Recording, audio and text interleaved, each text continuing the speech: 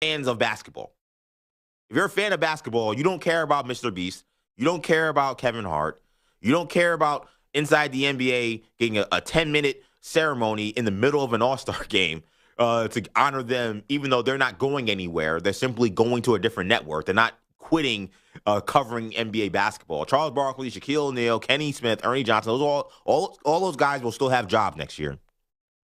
If you're a basketball fan, you didn't care about that. So at this point, it's about putting together something that the fans can actually enjoy. And I think what we did see during the Olympic Games, that when those guys put USA on their chest against the Serbias and the Frances and those teams in the Olympics, we saw very competitive basketball. Guys playing with a lot of pride. Guys playing with a lot of energy.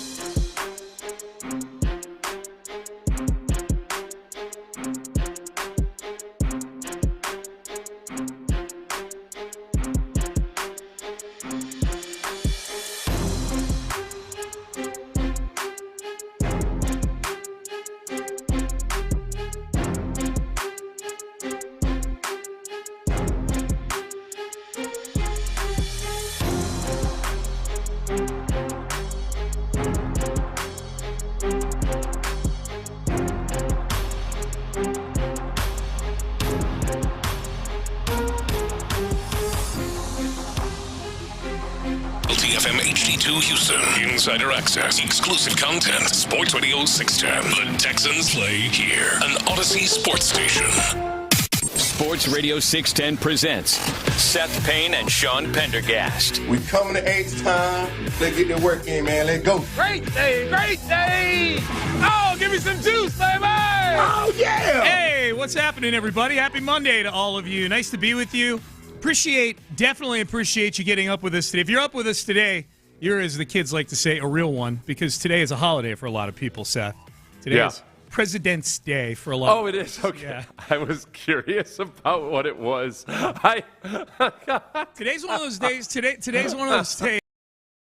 It was like, I don't remember. Today's one of those days where I like to walk up and down the hallway here, because we're a multi-station outfit here. And there's, 4 or 5 shows going on at any given time on the FMs over there. And I like to walk around the hallway and take attendance and go, okay, well, this show's in it to win. Yeah. This show is in it to take the day off today. And we're not one of those shows, man. We're not We're not one of those shows. We'd work 365 days a year if they let us. They'd let us. They refuse to allow us for our mental health. That's right. Idiots. Yeah. Oh, yeah. That would be here. Don't they know that my mental health is destroying this show? Listen, it's President's Day, where we like to pretend that at any given point in U.S. history there was like universal praise for any of these presidents. Right. No. They were roundly other than Washington, really, which no, all of them. There was, at any given time, up to 50% or more of people actively hated the president. So, happy President's Day to whichever selective presidents you think were good ones. Did you have a nice weekend, my friend? Did you have a good weekend this weekend? I did. Yeah, I did some work, like actual work, like physical labor. I was visiting my in-laws, and I helped my brother-in-law clean his bar. His bar it's more of a restaurant than a bar. He started off as a bar, and now he's more restaurant than that's right. bar. You've told me about that before. Yeah. Yeah, it's an awesome place. Yeah. But they needed some help, so I went in and I put in 3 hours of like hardcore manual labor. Nice. And Sunday, I feel better for it. I feel like a better man. Nothing of the sort. That's good. This show put in a combined 3 hours worth of manual labor. Then. Yeah. That's I was thinking. That's all I kept thinking the whole time. Like, man, Sean would be so lost. And just lifting things. Yeah, no, it's not hardcore. It's just cleaning, Yeah, but I'd have to show you how to use a mop and everything. Oh, yeah, steel wool. Yeah, what is this? Yeah. So today's a big day. If you're a Texan fan, today is the day that the Texans need to figure out what's going on with Stephon Diggs.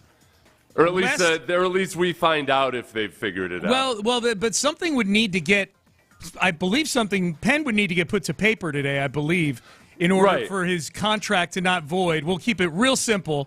If the Texans don't extend Stephon Diggs today, his contract voids. And bam, like a punch in the face, $16.6 million in cap dollars. So I guess what I was saying is you say they need to figure it out. They may have already figured it. They may have figured this out 2 weeks ago. True. We just won't know about it until the actual deadline passes. Yeah. And the whole question is, all right, does Stephon Diggs, is he open to whatever the Texans offer him without having the ability to test free agency first? And I would guess that Diggs wants to see what's out there. As a business person, he doesn't owe anything to the Texans in terms of that dead money or anything else like that. For the Texans, it would benefit them if they do want Diggs back, and if they can get him to agree to a contract that they feel good about, then it can help them out a lot. They're paying a bunch of dead money plus having to go out and re-sign him in free agency. Without getting overly complicated about it, I feel like if Diggs doesn't redo his deal before the deadline today, that he's probably not going to be back on the Texans next year. I think that's 100% true, and I think. Look, the $16.6 million, they're going to have to pay it at some point. And, anyway, like they're going to pay the piper at some point. What it allows them to do is keep Diggs and put that off. Keep it in future dummy years or whatever like that. So yeah, I don't feel super optimistic about it. I've seen more of Stephon Diggs kind of tooling around town with Cardi B over the last week or two. Yeah. For apparently, according to TMZ, they were together on Valentine's Day. And on Valentine's Day, which is not a day you get together with your platonic relationships. It seems like Cardi B is the type of woman who doesn't really give a damn about Valentine's Day, unless she can get a good song about how stupid Valentine's Day is or something like that. I don't know. I feel like in her world, she's like, listen, dude, this is what we're doing on Valentine's Day, and don't get all sappy and romantic about it. Even with Diggs, I could see that. Yeah, even with someone with as mercurial a personality as Stephon Diggs, I could see her being the boss in the family for sure. Yeah. Which should I don't want to. Immediately, my mind goes to Andre Rison and what's her name there? Lisa Left Eye Lopez. Yeah, Lisa Left Eye Lopez. She lit his house on fire. I don't know that we're. Yeah, but they were both big personalities. Yeah, for sure. Andre Rison wasn't afraid to, throw a tantrum here or there, just like Stephon Diggs. No. I don't know about the communication styles when it comes to those. When it comes to entertainers like that who have huge personalities and they're kind of known for their bluntness, I don't know if this is a relationship that's meant to last. It's a good comp. So this is interesting. So it is a good comp, I think. Like we're doing like the NFL draft game. Like who does this couple compare most to in the history of couples to you? Oh, definitely Lisa Left Eye Lopez and Andre Rison for sure. The Josh Allen and his girlfriend would be kind of like Aaron Rodgers and his Hollywood girlfriend. Yep.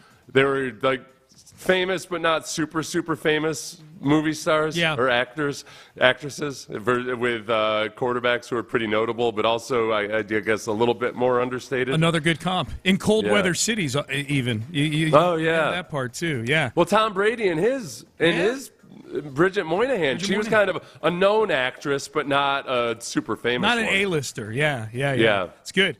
So the Diggs era might be over today, man. So if the Diggs era is over today, if they don't extend Stephon Diggs, I'm with you. Now, if they don't extend him, they could still bring him back. He's a free agent. They could re-sign him. But if he's hitting the market, the other thing about him hitting the market potentially, Seth, is it does give him an extra month just to show that his knee is getting healthier. With every day that goes by, presumably he's getting healthier, and presumably that's more money he's making. Right? Well, I also think that he probably wants to. There's probably a part of it that, hey, I want to be sure I go to a good situation. Yeah. So he might want to wait until his ACL gets further along in the rehab process, and then even wait until after the draft. If he's in that boat where he's going to be signing 1 and 2 year deals for the rest of his career, let's be sure we make it a good one and see what's out there. That's a good point. Diggs is not going to be in that aisle where he's got to make sure he's getting his chunk of the land rush on March 15th or whatever it is. Yeah. He's not getting the $30 million contract. Like last year, like when Christian Wilkins signed with the Raiders 15 minutes into free agency, it's because he's out there running in the Oklahoma land rush with his flag in his hand, trying to plant his flag in $100 million. Diggs is going to be more of the contract that teams will either still have space for or find space for if they want him badly enough. I'm with you on that. I think he's probably fully healthy, and if a team knows he's fully healthy and he's able to test out the knee, they're able to take a look at it, poke and prod it. He's probably still he's not $30 million or anything, but he's probably still $15 to $20 million, somewhere in there, or something like that. All right. So now the big question is, okay, how does Nick Caserio get judged for the Stephon Diggs trade in the future? I feel like it's 100% going to be one of those things where if the Texans have an awesome year this year and the offense improves, people will be able to write it off emotionally. I feel if the Texans' offense doesn't improve and there's all kinds of discontent, people will slowly and gradually turn to that was the dumbest in the history of football. Well, it's interesting because it's two separate arguments. It's how do you – because there will be people that say what you're saying right there, dumbest trade, get emotional about it. With stuff like this, it will have ended up, if he leaves and goes somewhere else in free agency, the Texans definitely will not have extracted the value out of Stephon Diggs that they invested both in draft capital and in salary. There's no way they didn't extract $22 million and a second-round pick out of Stephon Diggs because he only played in 8 games.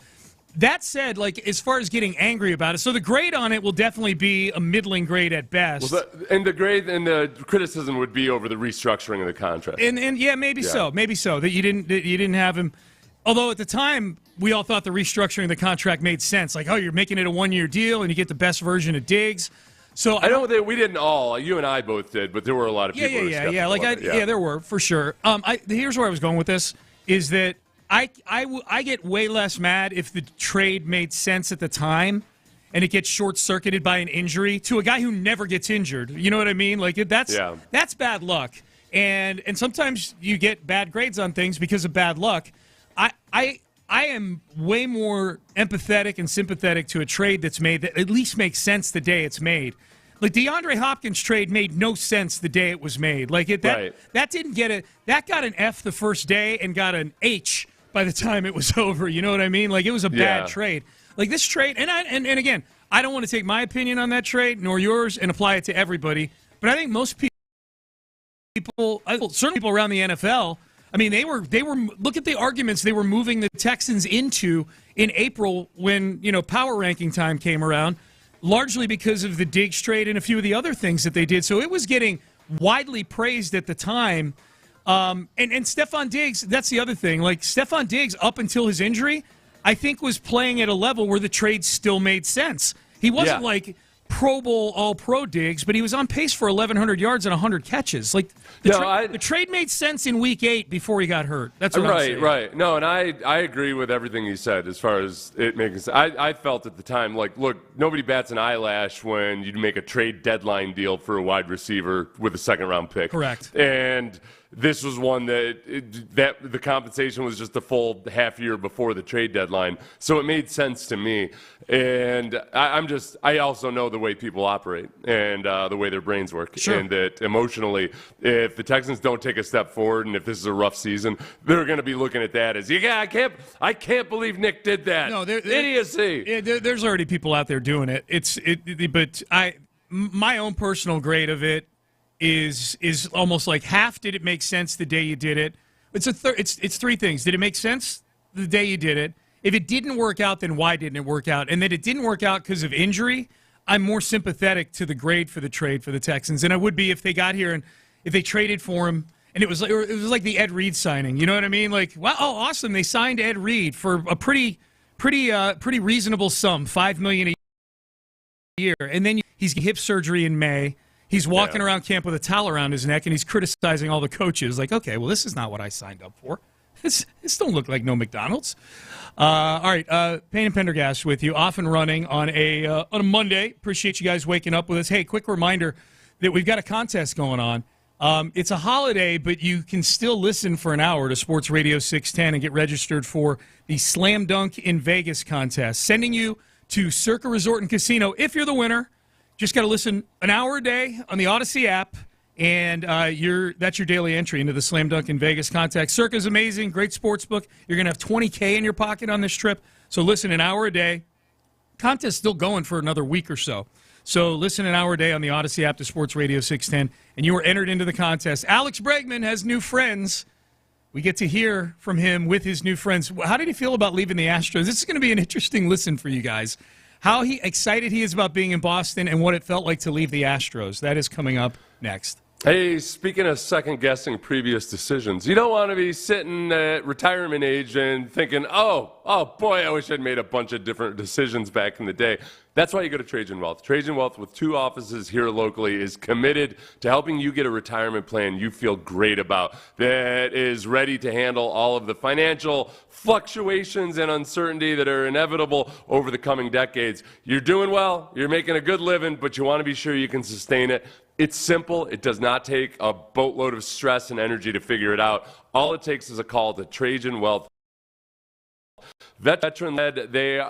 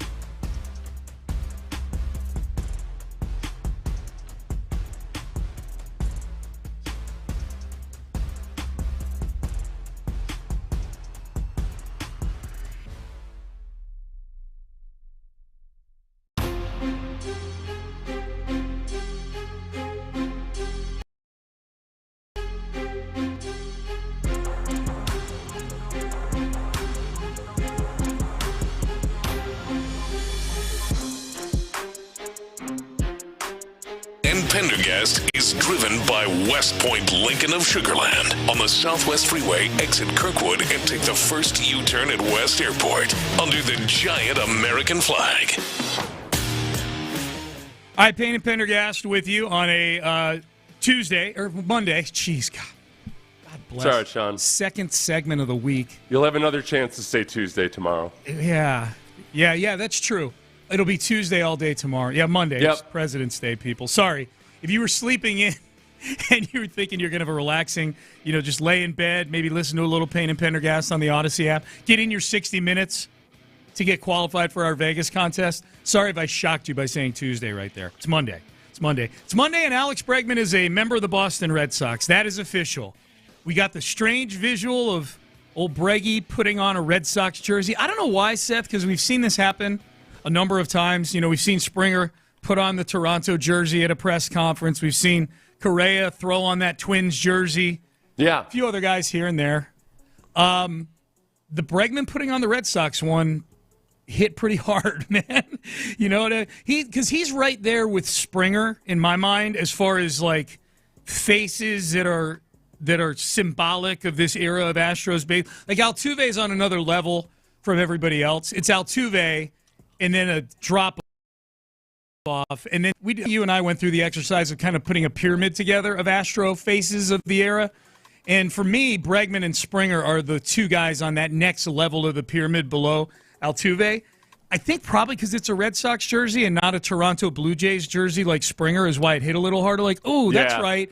We've had some postseason tussles with these guys before. They had to get through the Red Sox a couple of times. Well, they got through them in 17 in the divisional round. They got through them in 21 in the ALCS. They lost to them in 2018 en route to the Red Sox winning a World Series in 2018. So that's why I think this one hit a little harder. Like, oh, that's right. We've gone to war with these guys before, and he's on the other side now. That was the fun thing about the 17 World Series, where obviously the Astros still hadn't cemented themselves in our minds the way they are now. No.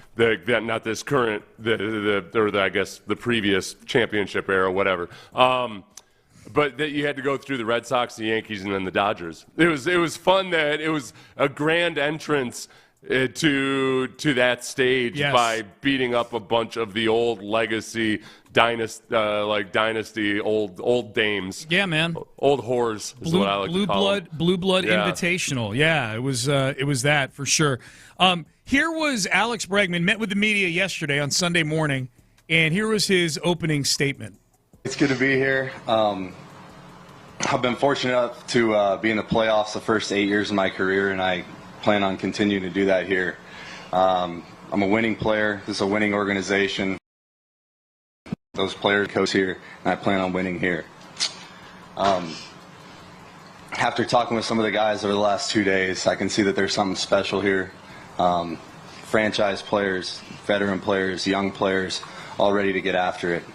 I'd like to thank Mr. Henry, Mr. Gordon, Mr. Warner, Sam, Brez, AC for their time and vision throughout this process. I'd like to thank Scott for his guidance, and my wife's going to love Boston as well. She was super involved in the process, and she is looking forward to starting her first semester at Harvard Executive Business School this year as well. Boo! Whoa. Boo! Boo! Boo! Elitists. That's what ultimately this was a place where we felt we could be really super snobby about things. And definitely these elite Northeastern intellectuals won't have a clue that my salsa sucks. Yeah, his wife's going to be there working on a business plan for the salsa and craft beers and everything else like that. Maybe she can get a plan for production. How about that? Distribution and marketing were just fine. Production, F-. Why can she not go to the executive school of avoiding long droughts and slow starts? Yes. Okay? Yeah, or to your point, culinary school to get the salsa tasting better. One of those, yeah. It was a really good it was a lot better than his 2020 press conference. The apology? Yeah. He's reading it off a piece of paper.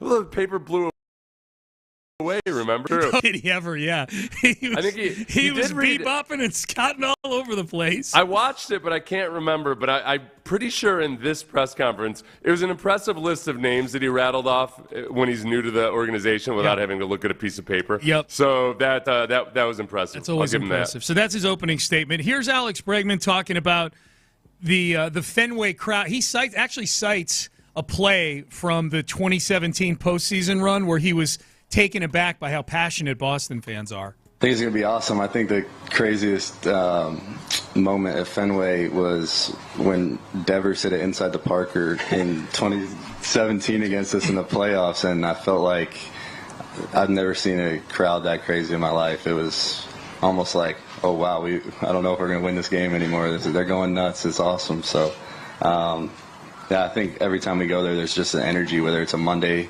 or a Sunday. It's a great atmosphere. He's right about that. I grew up going there. I've been there many times. You know, my daughter lives in Boston. It's a phenomenal place to go watch baseball. It is a great. Even when the team's bad, there's a lot of energy in that building there. He's gonna like it. As long as you're a white person, other than that, you gotta, watch out. It's who knows how many slurs are going to be thrown your way. Sure they do, Sean. Sure they do. That's let's forget about all the documented cases of racial hatred in Boston sports events. Yep. All right. Yep. So interesting that he chose the Devers play, because this is from the Athletic beat reporter, who says that the most interesting thing about the press conference and everything that the Red Sox have been saying is actually what isn't being said, which is, where's Rafael Devers, third baseman for the Red Sox, actually going to play this year?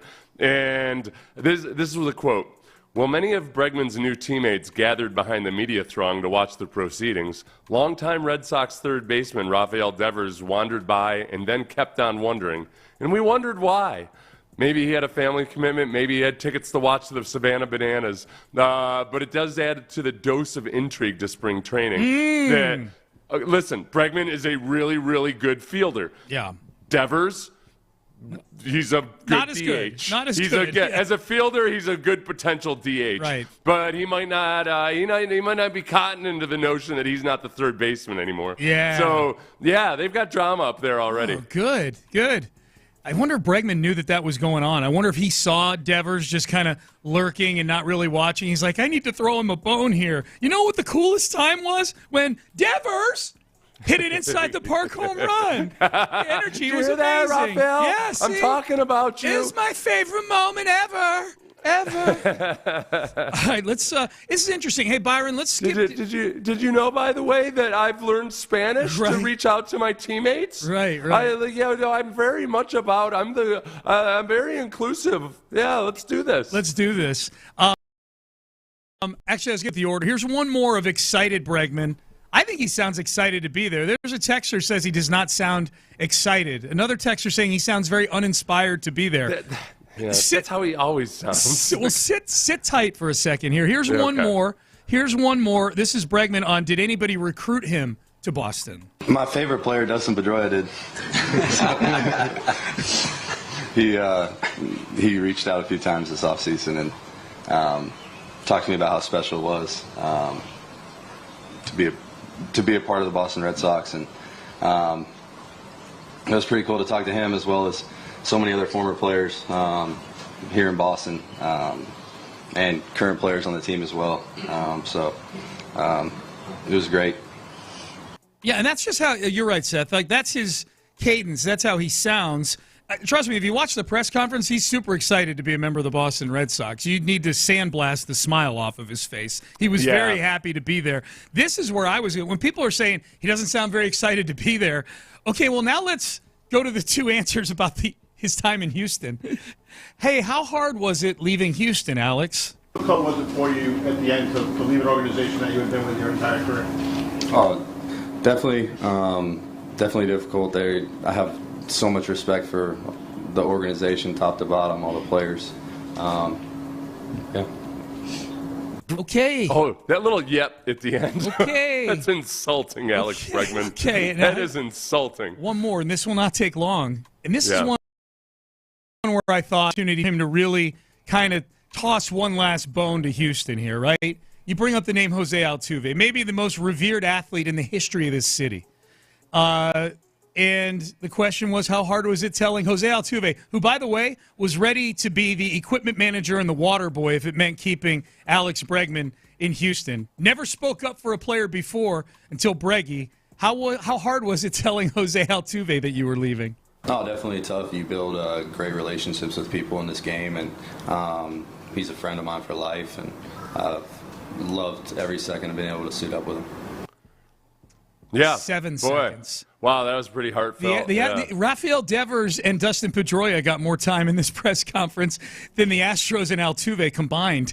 Yeah, but as far as like whether he sounded excited or not, I can't remember a single time ever where Bregman sounded all that excited about anything. No. Like that's the way he does it. Good, bad, indifferent. He keeps an even keel. Yeah. And by the way, it's probably, if we're being honest, like, if you live in Houston and you hear those answers, there was part of me that heard those answers. I'm like, man, this is like your opportunity to really like this is your first chance to publicly thank the Astros or acknowledge Altuve. I mean, it was a mutually beneficial relationship between the two. This is your first chance to really do. I know you posted your 5 paragraphs on social media, and that was all nice. This is a chance for you to at least spend 30 seconds or so talking about Jose Altuve, the Astros, and he just gave these 2 canned 7-second answers. Now, this is where I'll cut him some slack. Boston's a hard. This is Bregman's first chance to connect with the Boston audience. Yeah. It's far more important to Bregman over the ensuing years, over the upcoming seasons, that he connect with Fitzy and Sully from the docks than it is he reconnect with any of us back here in Houston. You know what I mean? Yeah. So I get it. I get it. I was just hoping, especially the Altuve question, because that is, I was honestly hoping we get a better answer on the Altuve thing just because it's a super compelling topic. Like that Altuve, this is the only teammate that Altuve has ever gone public for saying, we need to re-sign this guy. Not I hope, we need to. We need to give him a contract. And I was just hoping for a little more on the Altuve front, so that disappointed me, but I understand it. I get it. Right. No, yeah, I don't. It's not the time and the place, and it would be one of those things that you're saying. He's speaking largely to Red Sox fans. 100%. It's going to fall on a lot of deaf ears, and it's not like that's the fitting tribute. I'm sure he texted Alex Bregman. I'm sure he texted Jose Altuve at some point. Maybe even a phone call. I would hope a phone call. A phone call these days is more impressive than a handwritten letter. Kidding me? A phone call is like, yeah, dude. For me, a phone call. I may as well be wiring $100,000 to somebody if they're getting a phone call from me. 100%. All right. Payne and Pendergast with you on a Monday, President's Day Monday, mind you. We will get to headlines coming up next. It's Stephon Diggs deadline day. We will news in the NFL, more Justin Tucker news. An NBA disaster. We will get to all of that in headlines coming up next. Kirk Holmes is where you want to go if you're.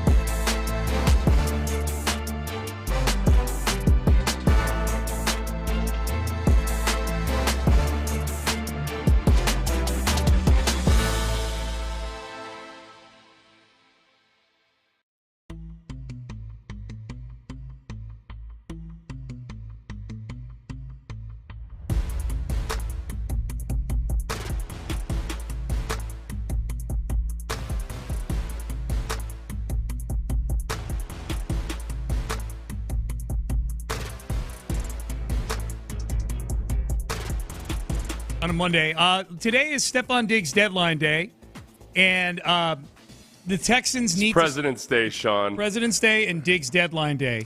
Dead President's Day. Triple D. That's day. what it is. It's Dead President's Day. Yep. He gets, which actually, even though it's not actually dead presidents for the body, So anyway, though, Stephon Diggs. Yeah.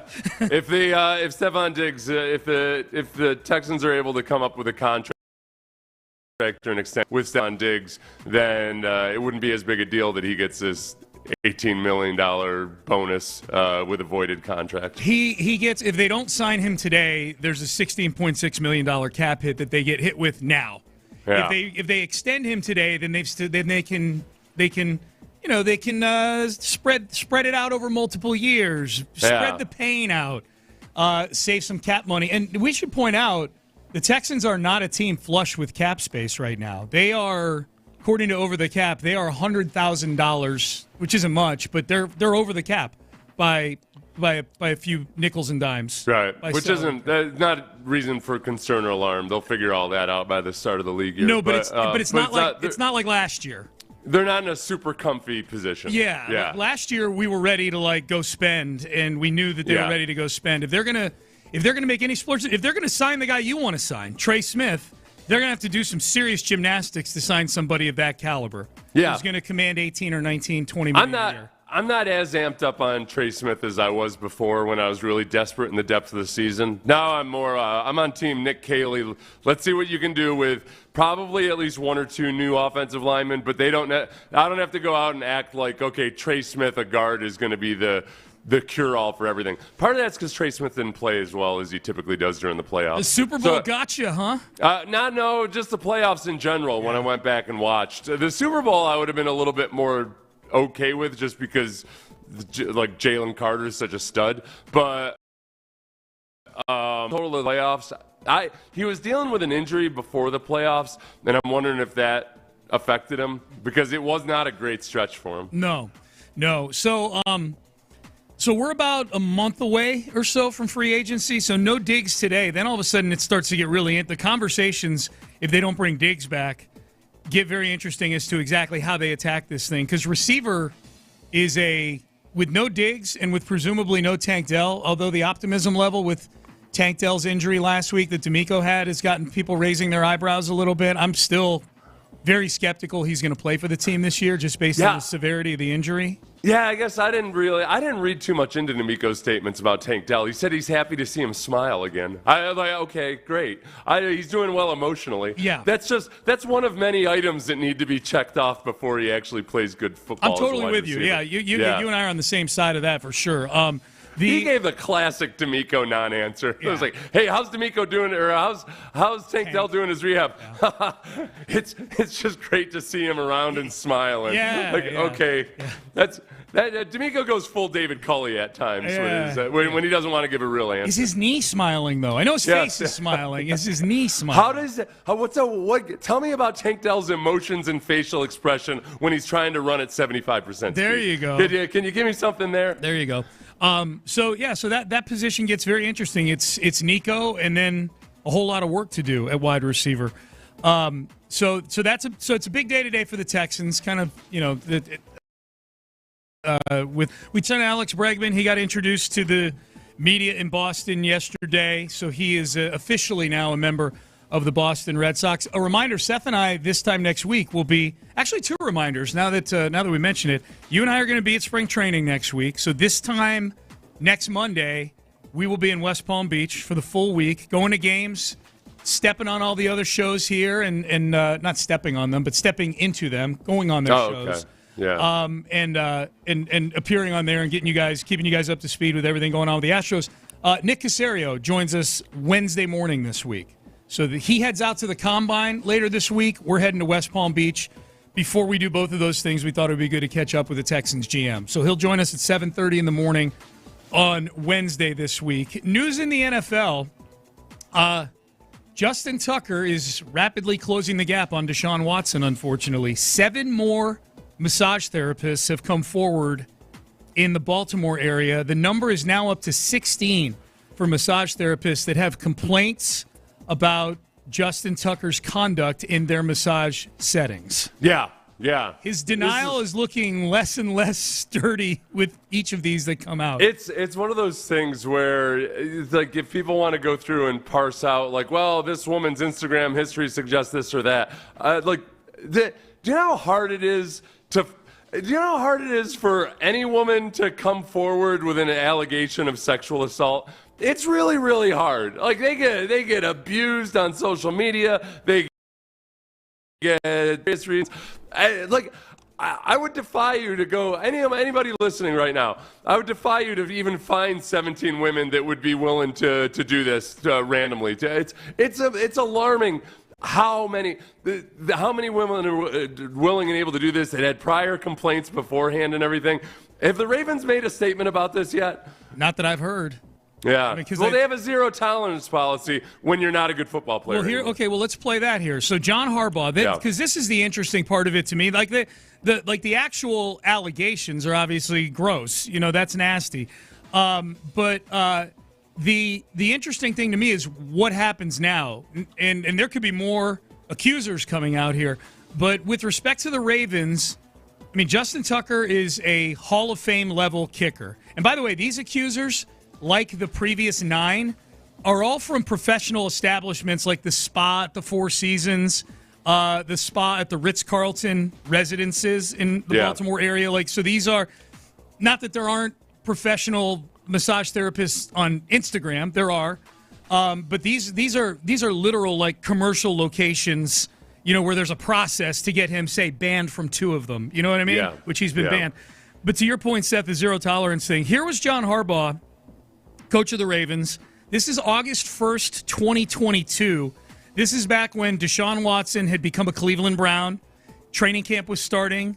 The Ravens are in the same division as the Browns, so Deshaun's presence now in the AFC North was a big, big topic. Here was John Harbaugh's zero tolerance policy for stuff like this. I do have a lot of opinions on it.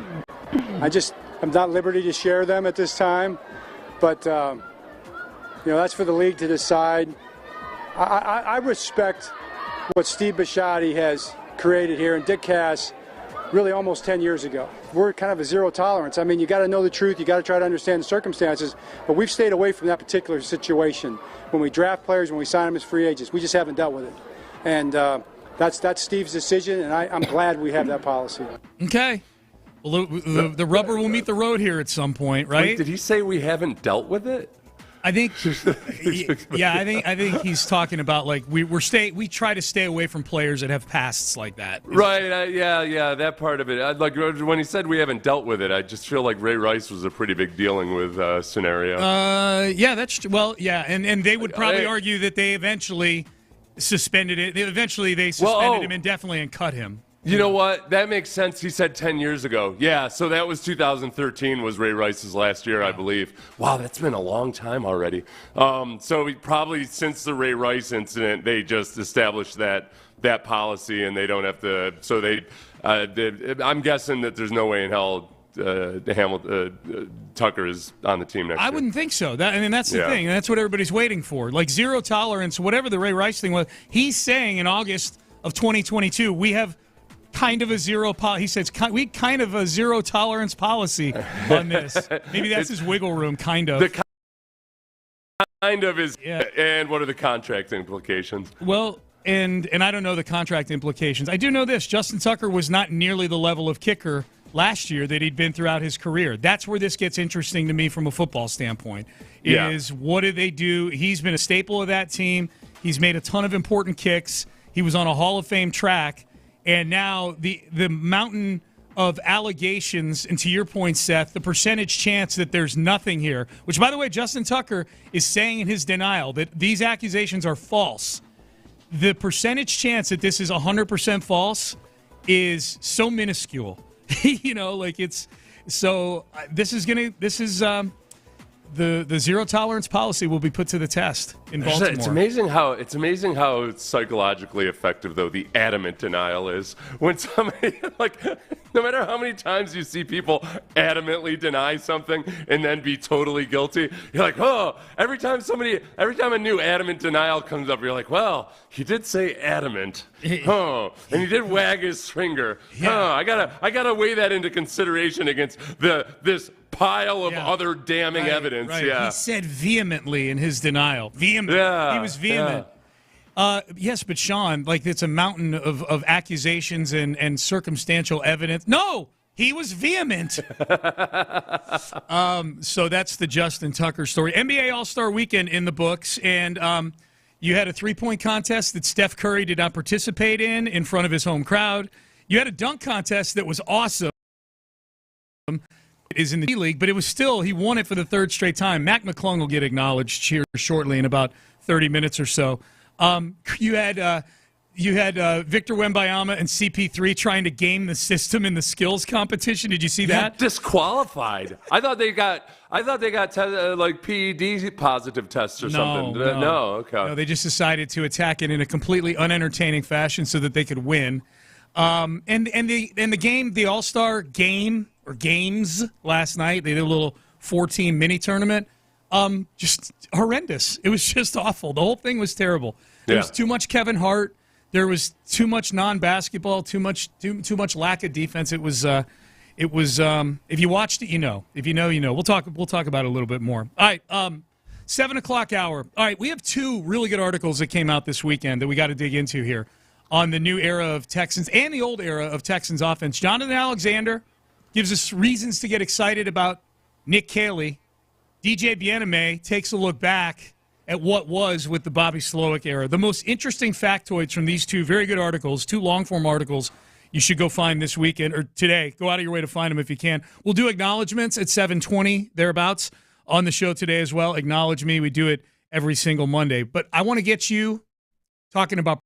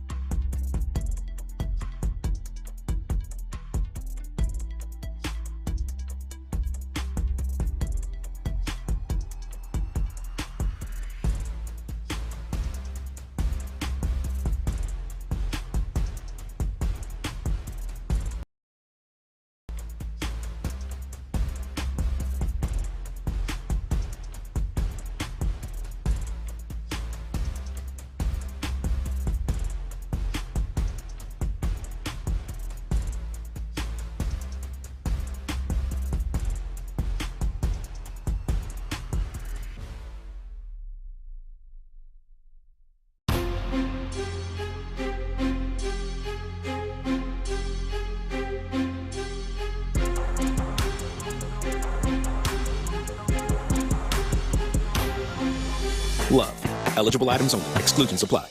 KILT FM HD2 Houston. Insider access, exclusive content. Sports Radio 610. The Texans play here. An Odyssey sports station. Sports Radio 610 presents Payne and Pendergast. Someone did there's a Reddit thread where someone tracked the number of actual basketball that was played, the minutes of basketball that were played during the 3-hour NBA All-Star game last night. 3 hours. It started at 7. It was labeled as starting at 7, and it didn't. They didn't tip off until like 7:35 because of all the stuff around it. It's like when there's a movie and like the producers realize that it's a bad movie, and they say, all right, at the very least, we need to appeal to as many dumb people as possible. Yeah. Let's make it 80 minutes. Yeah. This will be a 1 hour, 20-minute movie. They did the opposite last night. They were like, no, we need to have, let's put in everything. Victor Beast challenge in the middle of the game. With Damian Lillard shooting threes against a regular civilian.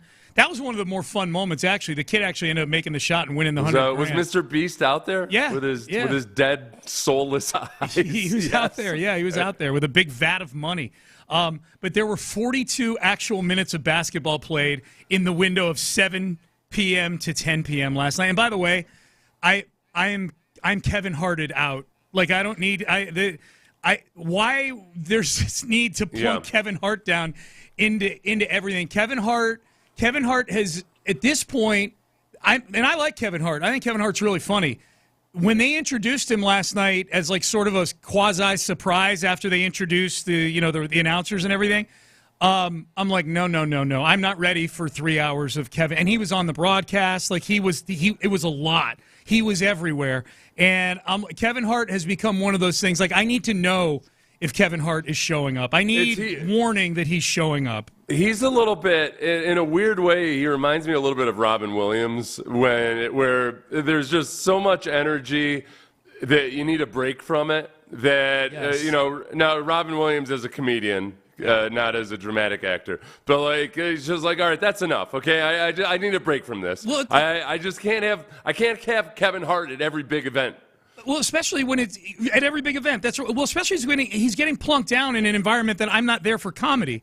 I'm there to watch basketball, and so like if I went to a comedy club and the marquee had 3 comedians on it that weren't Kevin Hart, and then all of a sudden at the end of the show they're like, and here's a big surprise, Kevin Hart to come out and do 15 minutes of comedy, I'd be like, yeah, let's go. Which, by the way, that's nice of Kevin Hart to show up last instead of first. Like, if you're those 3 comedians that are lesser than Kevin Hart, and all of a sudden they're like, but hey, opening up, Kevin Hart. I know, yeah, no, in my you're fantasy. Like, oh, crap. Yeah, no. So good job, Kevin Hart, showing up last. In my fantasy, yes. Yeah, there you go. So anyways, it was a mess. I don't know how much of our audience watched it last night. LeBron didn't play. But LeBron felt like, I'll still show up in all the pictures, but wearing street clothes. Like, they're literally taking the picture of his team in all their uniforms, and there's LeBron standing in the middle holding the basketball with, like, jeans and a T-shirt on. Like he's the manager, yeah.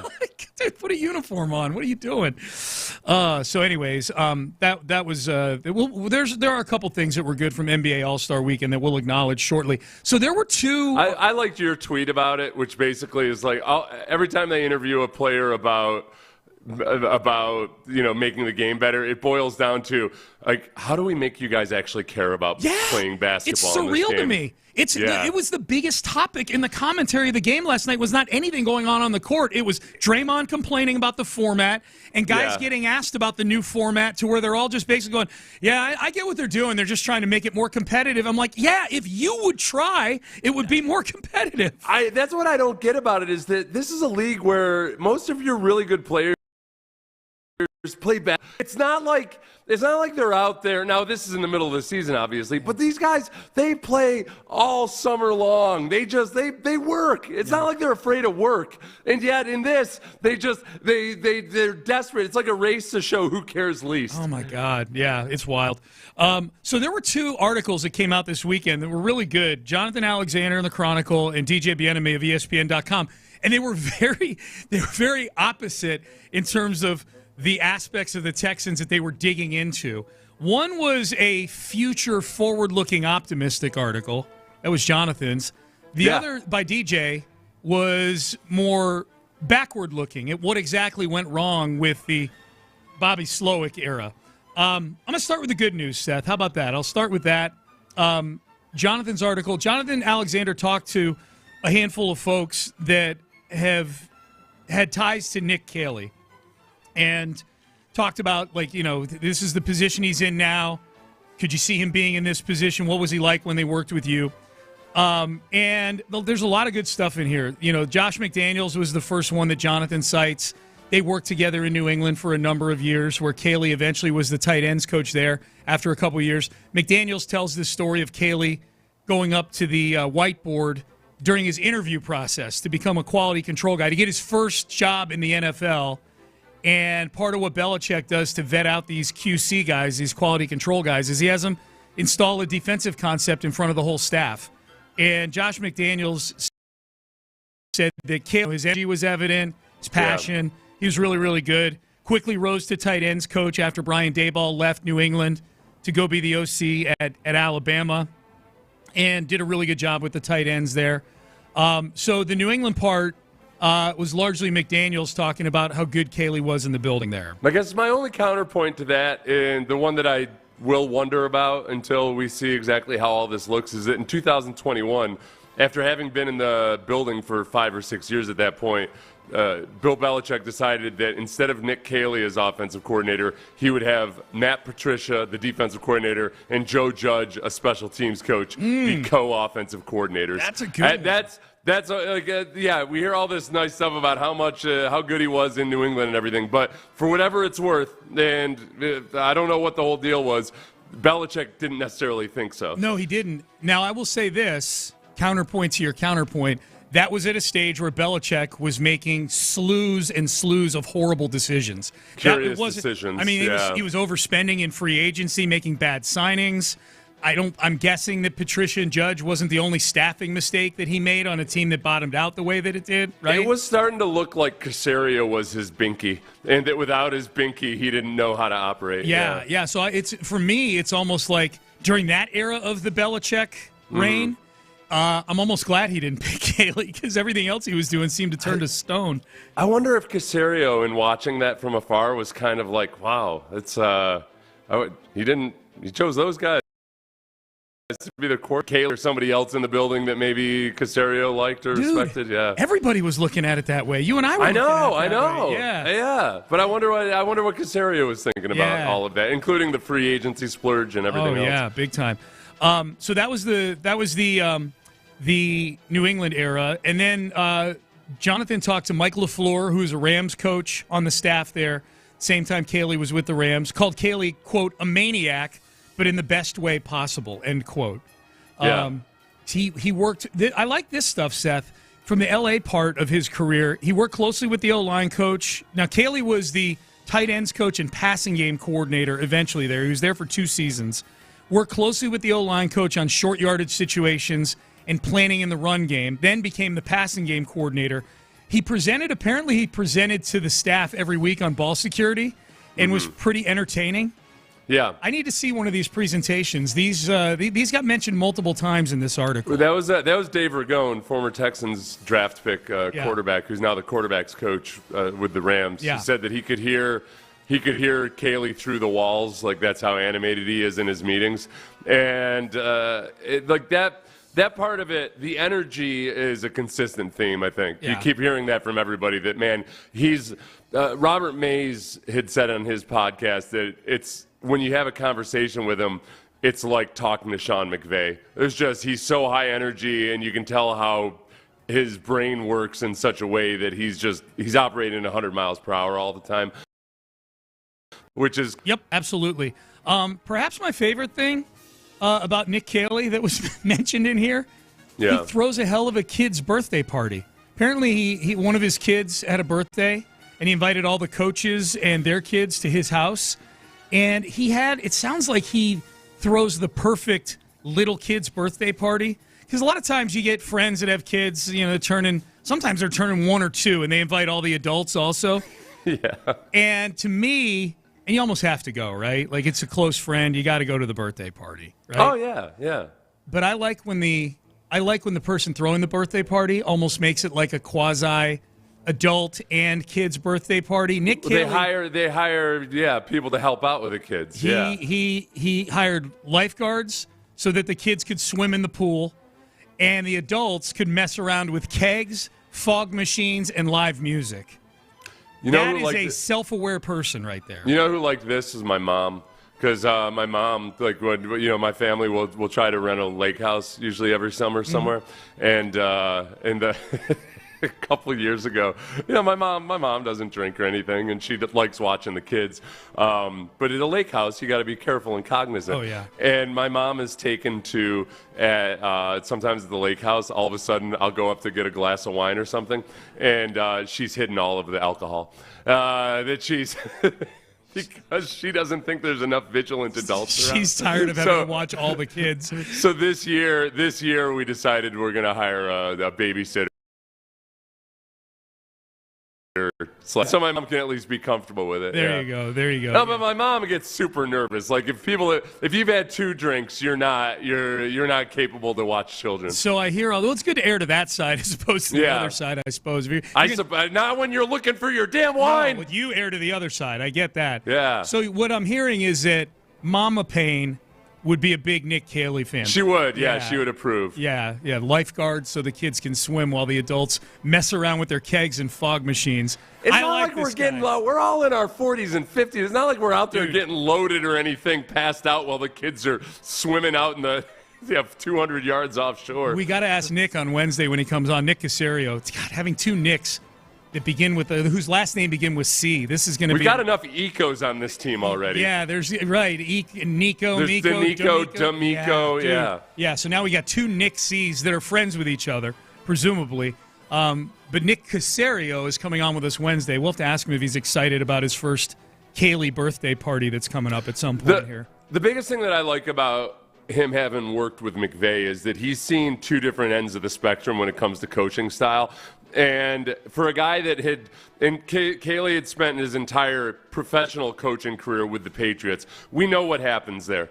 A lot of the guys that learn from Belichick think that they have to adopt everything that Belichick does, including his interpersonal techniques, and which are genuinely there's nothing about Belichick's interpersonal try to emulate. It's one of those things that he gets away with because he's so good at everything else. And yet these coaches like Matt Patricia come out of there thinking like, nope, that's the way you treat people. And it ends up being part of why they fail. So I like that he's seen both ends of the spectrum there, that McVay is a different type of guy than Bill Belichick is, that you can just be yourself as a coach. Yeah, I mean, this is one of a series of things, this article, that has me very optimistic about Nick Caley. That I listened to that podcast you were talking about, Seth, with Robert Mays. He was gushing about Caley. So I am optimistic. He's starting with an A for me, and he's going to have to earn his F, Nick Caley. So there you go. Now, on the other side of the spectrum was DJ Bieneme of ESPN.com doing a deep dive on why and how things failed under Bobby Slowick. And I know there's probably a lot of people out there going, guys, let's just look forward. And, well, no, we can't. If we are doomed to repeat the past if we don't examine this. It's good also in terms of looking forward. You hope that there were some issues that were so centrally because of Bobby Slowick that, making a change can make change, and that you're going to see a better version of these players. Yep. So I think there's some really interesting tidbits in this article. Just statistically, the playoff loss to the Chiefs was the second most pressure a quarterback has faced, 56% since they began tracking it in 2009. I think in a playoff game that was. So right. So that's the last impression with Bobby Slowick. Before firing Slowick, these are the 2 most interesting things in the article to me, Seth.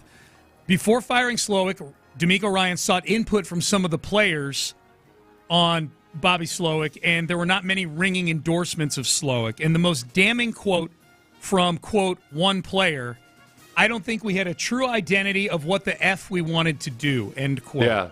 Yeah. No, I think that's fair enough. And that's it what you can see with you. That was one of our complaints throughout the season was, all right, what are these guys and what are they trying to do? Yeah. And the most damning quote came, when Landry asked Bobby Slowick about what, after the bye week, what have you learned about what you guys are good at? And what is your identity? And Slowick really couldn't give a good answer, other than that we're good at the explosive plays, and that was about it. There was no real there was no identity of that team. Yeah. CJ had little control. This is from the article again. CJ Stroud had little control at the line of scrimmage, changing protections. The blocking schemes were, quote, basic. There were communication issues that led to 52 unblocked pressures, which is the second most in the NFL this past season. Yeah. And that part, I saw that grabbed a lot of traction on social media this weekend. People were either surprised that CJ didn't have a lot of control at the line of scrimmage, or a lot of people saying, well, I told you so. I was the only person that said that. No, we were all saying that. My question is always, all right, to what degree and what level do you expect a second-year quarterback to hit at the line of scrimmage when it comes to pass protection and everything else like that? And that's where I'm always careful, because you never know outside the building whether it's because the quarterback can't handle more or because the offensive coordinator just doesn't want to give him that kind of control. And we still really won't know until you see it with a new offensive coordinator how CJ operates, given more control potentially of pass protection, audibleizing. It's not like CJ couldn't audibleize. It was just very limited compared to what many other quarterbacks can do. The war of I said it first on social media is very fun to watch from afar. So annoying. Oh, my God. Insufferable. Yeah. I was the one that said this. No, plenty of people come to my store. You'd have heard this 3 months ago. Ay. Nobody cares. Chris Strausser, quote, struggled to connect with the offensive line, end quote. Whatever that means. He struggled to connect with Laramie Titus et al., according to this article.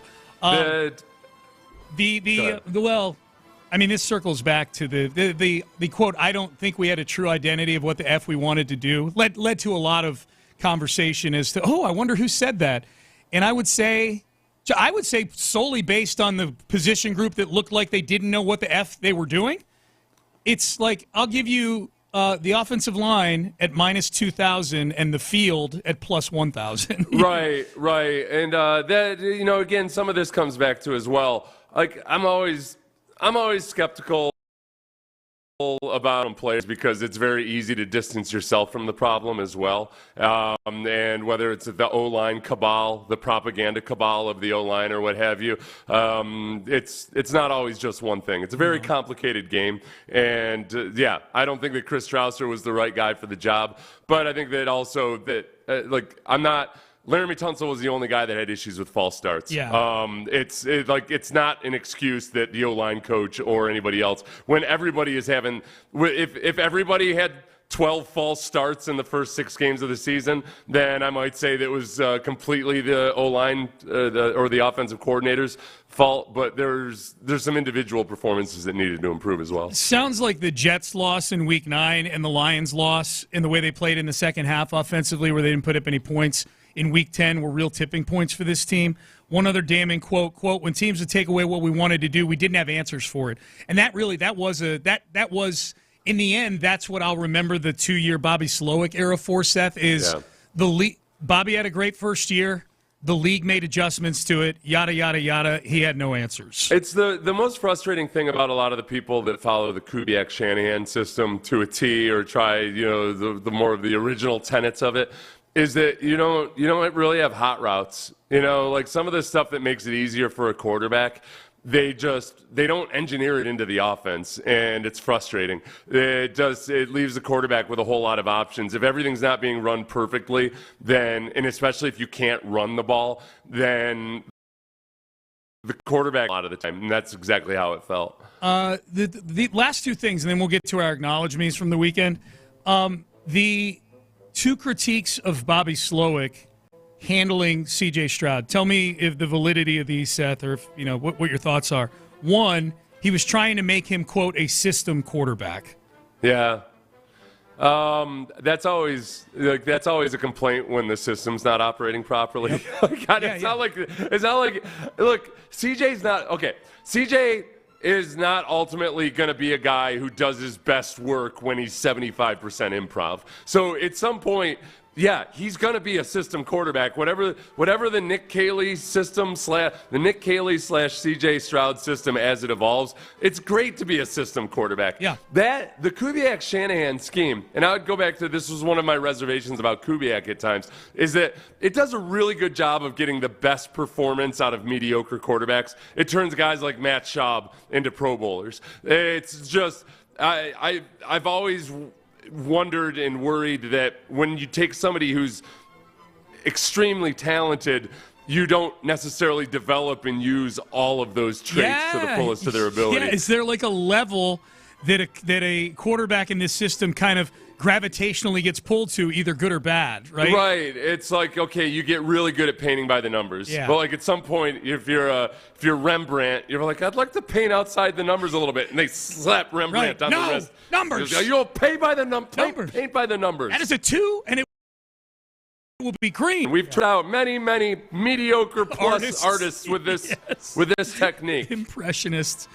All right, so that's number one. The other critique was that Slowick overcomplicated the reads and didn't allow CJ to play fast. Yeah. I think some of that goes back to just the way he was trying to, what I worried about during training camp was when they would talk about like, oh yeah, we got all these basic concepts down, so now we can go to the 300 level stuff. And it's never that simple. When you try too hard to paint a masterpiece, you end up with a finger painting sometimes. Yep. Yeah, it just looks like you're just trying too hard. All right, 2 good articles. Depending on what mood you want to get into, I would say, if you're feeling a little ornery today, then the Bobby Slowick one by DJ Bieneme is probably going to stoke those feelings a little further. If you're looking for a day, if you're waking up today as a cockeyed optimist, looking at that beautiful sunrise outside, then I would say maybe Jonathan Alexander's article is going to feed your mood a little bit more. Getting excited about Nick Caley. Both very well done, though, guys.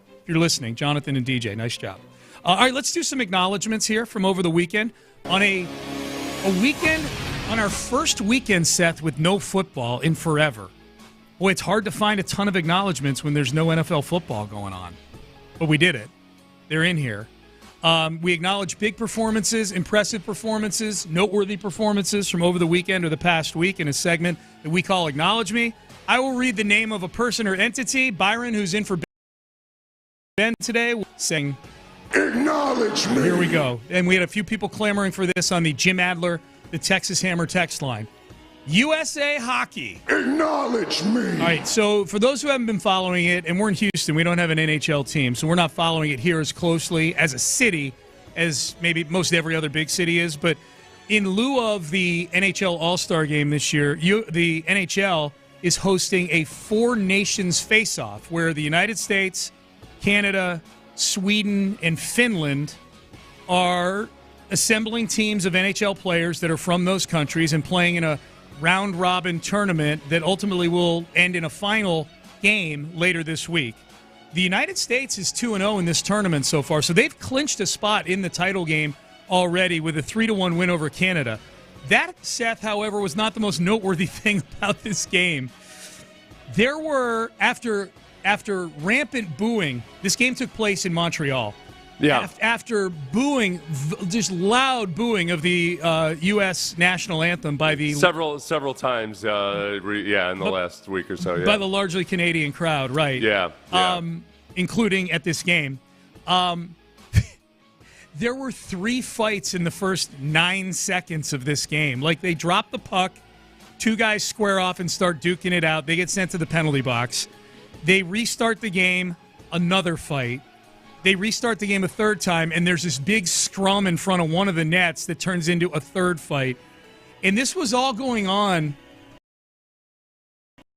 with the NBA All-Star Weekend, which had Wembayama and CP3 cheating at the skills competition. Guys, 4 no-namers taking part in the slam dunk contest. Every prominent NBA players sitting there in street clothes watching all the proletariat do all the other things out there, like the three-point shooting contest.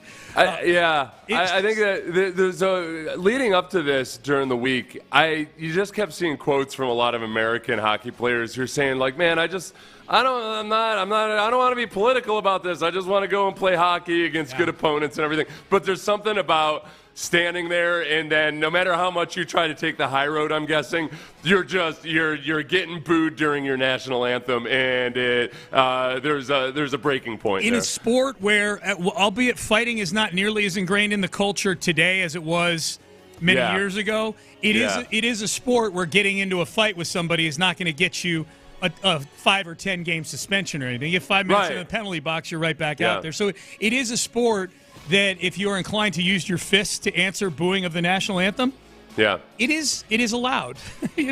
So look, we destroyed Canada at their national pastime. Right. And anytime the U.S. destroys Canada in their national pastime, Canadians will say, "Well, but we're only this is in Montreal." Yeah. So they say, we're only a nation of I don't know how many people, 20 million or so. Yeah. I don't know. Yeah. We don't do counting so well. They bring up the ratios. You got to remember this. Yeah. There's 436,000 in Canada, whereas in America there are 389,000. That's all that matters. This is their national pastime. They have more people playing hockey than we do. Yep. And we destroyed them at it. Yes. I think what's interesting to me. The 3 fights in the first 9 seconds are incredibly interesting and incredibly entertaining. But the NHL has figured something out here. If you're trying to make your All-Star format matter, I just don't know that a format exists for the NBA players where it's going to get them to play a level of basketball that's the equivalent of wanting to throw down with 3 fights in the first 10 seconds of a game. Like the national thing seems way more woven into the tapestry of hockey than it is in basketball. There's not the vitriol country to country, it feels like, with basketball that there is with hockey. It's one of those things too. I know, like, just in rugby, I can remember being kind of shocked and realizing, like, oh wow, there's like genuine hatred here between when these guys play. It's chippy as hell between Canada and the U.S. Yep. So if you remove all the political part of it currently, I think there is it's a natural rivalry because of the geography of it all. Yes. Mac McClung. We'll acknowledge him. Won his 3rd straight slam dunk contest. He, of course, the G Leaguer that is, I believe, part of the Orlando organization because that's whose jersey he was wearing in the slam dunk contest. 4 dunks, 4 perfect scores, and they were all deserved. I was actually out watching this game, watching it with a couple buddies, and it was fun. We were getting into some debate. Is that a 50? No, he had 4 perfect 50s. He jumped over a Kia on his first dunk, like literally jumped over a car. So that part was fun, and Stephon Castle was really good in this as well from San Antonio. But hey, man, 3 straight dunk contests. He's been the only reason, Mac McClung, to watch the slam dunk contest. And for those who don't know, he's a 5'9" white dude, so the visual of him doing all of his dunks is somewhat jarring, I would say. Being short is a big one, especially because when you slow it down and you see the still frames of it and everything up over the air. Yeah. It's good to be short in the dunk contest. Did you at any point though where you're like, oh my God, I can't believe he did that? Because he didn't actually jump over the Kia, did he? He vaulted himself over the Kia. He jumped up. And then it's hard to describe on the radio. It feels like he pushed himself off of the basketball. The guy who's holding, there was a guy holding a ball with his head out of the sunroof of the Kia. Yeah, and so he may have gotten a little extra vault from that, but it was impressive, man. Like it was crazy. So we acknowledge him for winning the dunk contest. Will Anderson Jr. Acknowledge me. Always a chance there weren't many actual sporting events going on this weekend outside of these 2 All-Star festivities. So I'm just going to acknowledge some of the discussion and talk about some players that I like. Will Anderson Jr., Jalen Milroe at the Super Bowl sat down with, I think it was at the Super Bowl. Jalen Milroe, former Alabama quarterback who's going into the NFL draft from here in Katy, was asked, who's the bad that you had at Alabama? I was asked this by Florio. While you were wearing the Alabama uniform that you encountered that was the baddest guy you've seen? Baddest guy. It's hard to narrow down one. You know, being at school, it was a lot of great dudes. But I'll say someone that challenged everyone to be better each and every day, Will Anderson. Yeah. Will Anderson competed his tail off. He was a great leader. Someone who was a captain for us. Someone that played early on, so he understood the standard of excellence that it took to being the best version of himself. And so the success that he's gained, you know, with his time in the league now, you know, it's no surprise to me. It just took the preparation in the dark. Now it's coming to shine. So I'm just happy for all his success that he's had. Badass leader, badass teammate, Will Anderson. So we acknowledge Will Anderson for what he did at Alabama. For being a badass, ago. yeah. And Good job being a badass 3 years ago at Alabama. And taking it here and fostering that. I'm acknowledging Jalen Milroe's quote right there and further acknowledging Will Anderson for taking that energy and bringing it here to Houston. Yeah. Yeah. So that's Will Anderson. Tom Brady. Acknowledge. Because Tom Brady doesn't get enough acknowledgement, having won 7 Super Bowls. Vince Wilfork gushing about Tom Brady as a teammate. Act like one of those bougie quarterbacks, you know. Yeah, that's what made He's him. a great team. Yeah, and he talked to and I would see Tom, you know, rookies coming in, and they would have a jersey, and Tom would sit there and sign. He would never tell nobody no.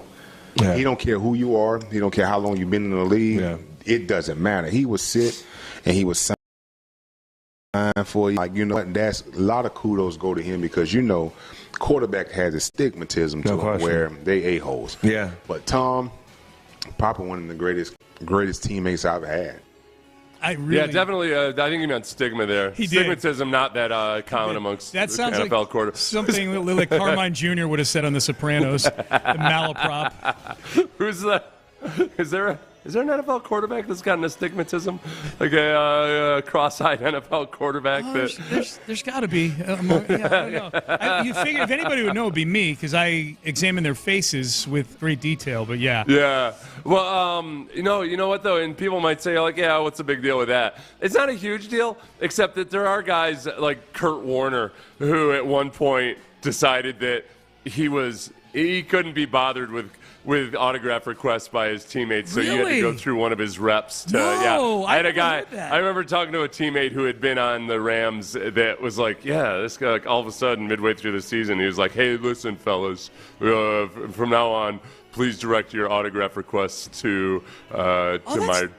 Yeah, that's disappointing because of where he came from. You know what I mean? Like he was a grocery bagger, right? And he try out. Oh, that's. But then he became Kurt Effin Warner. He did. Yeah, and then that was a whole different deal. Yeah. And now he spends most of his time on social media admonishing people to be more civil. He is. He's very insufferable on Twitter. That's a good point. Yeah.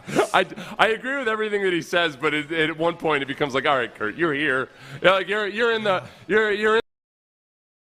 party. You're super devout, but you're also advertising gambling like the rest of everybody here. Yes, he is. Don't act all holier than thou all the time, then also not sign autographs for your teammates. This is an acknowledge me turn petty cast. All of a sudden, I like it.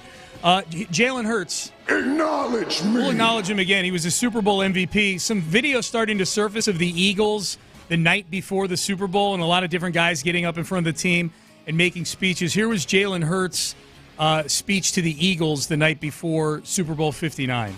Last time being here changed my life. It changed my life and it changed my mentality and it changed everything. Because for so long, I was seeking. What would I do when I got this moment again? What would I do when this opportunity met me again? On the biggest stage everybody watched. And I didn't get benched. I put on a good show.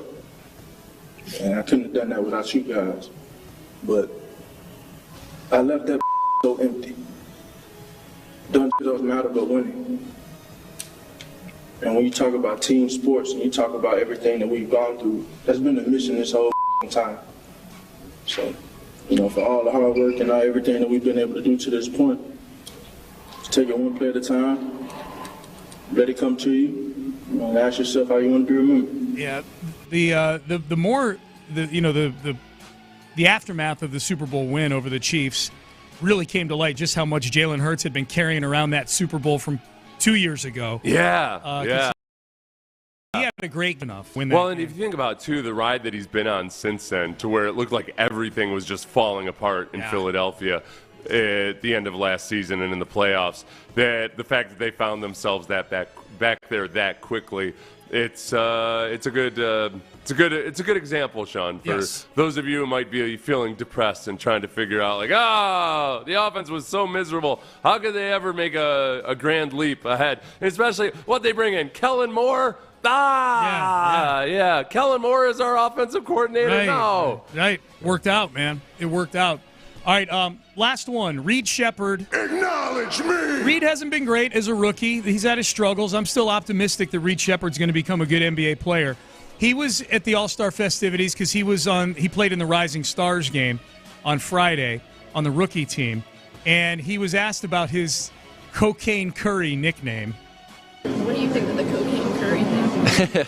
I think it's cool. It's funny, so I don't know. It's a good time, so it's cool. When did you first hear that? I heard it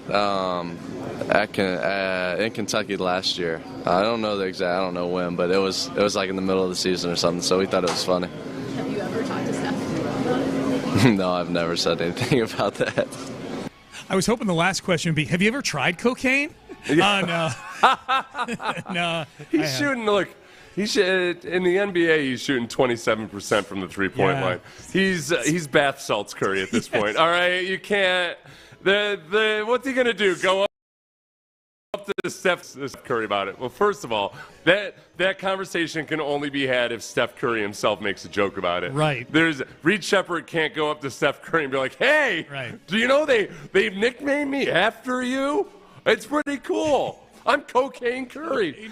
Oh, really? What's your three-point percentage? 27%. I gotta tell you, listen, they call me Cocaine Curry, and I'll tell you why, Steph. I'll tell you why.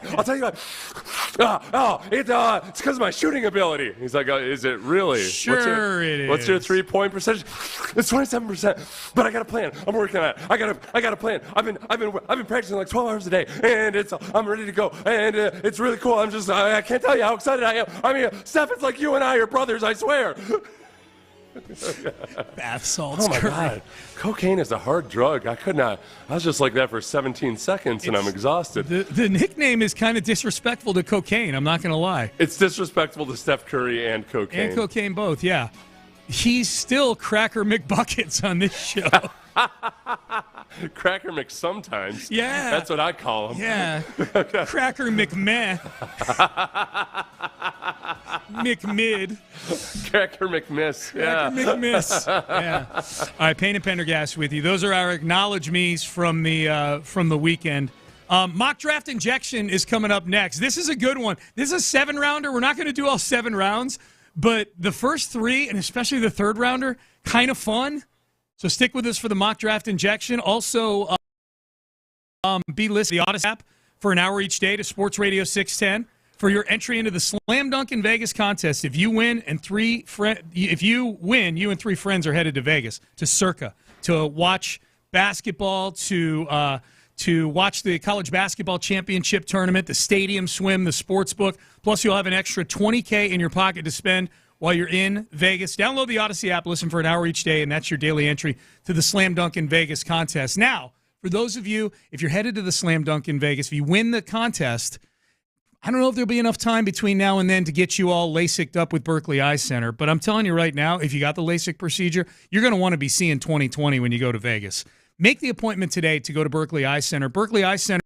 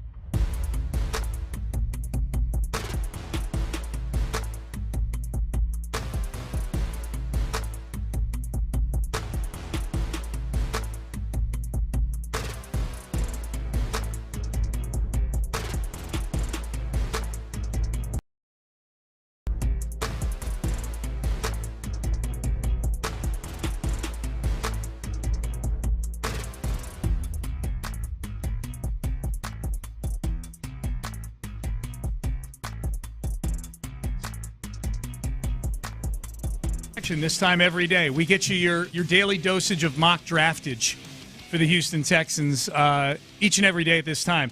On occasion, we find mock drafts that are more than one round. This one's a 7-round mock draft from the staff at Pro Football Network.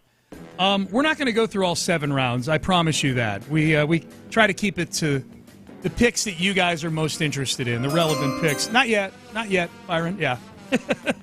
Just laying it out. Byron Matthews in for Ben Gary today. But Pro Football Network did a 7-round mock draft. So let's hit this thing here. And again, offensive line has been the recurring theme.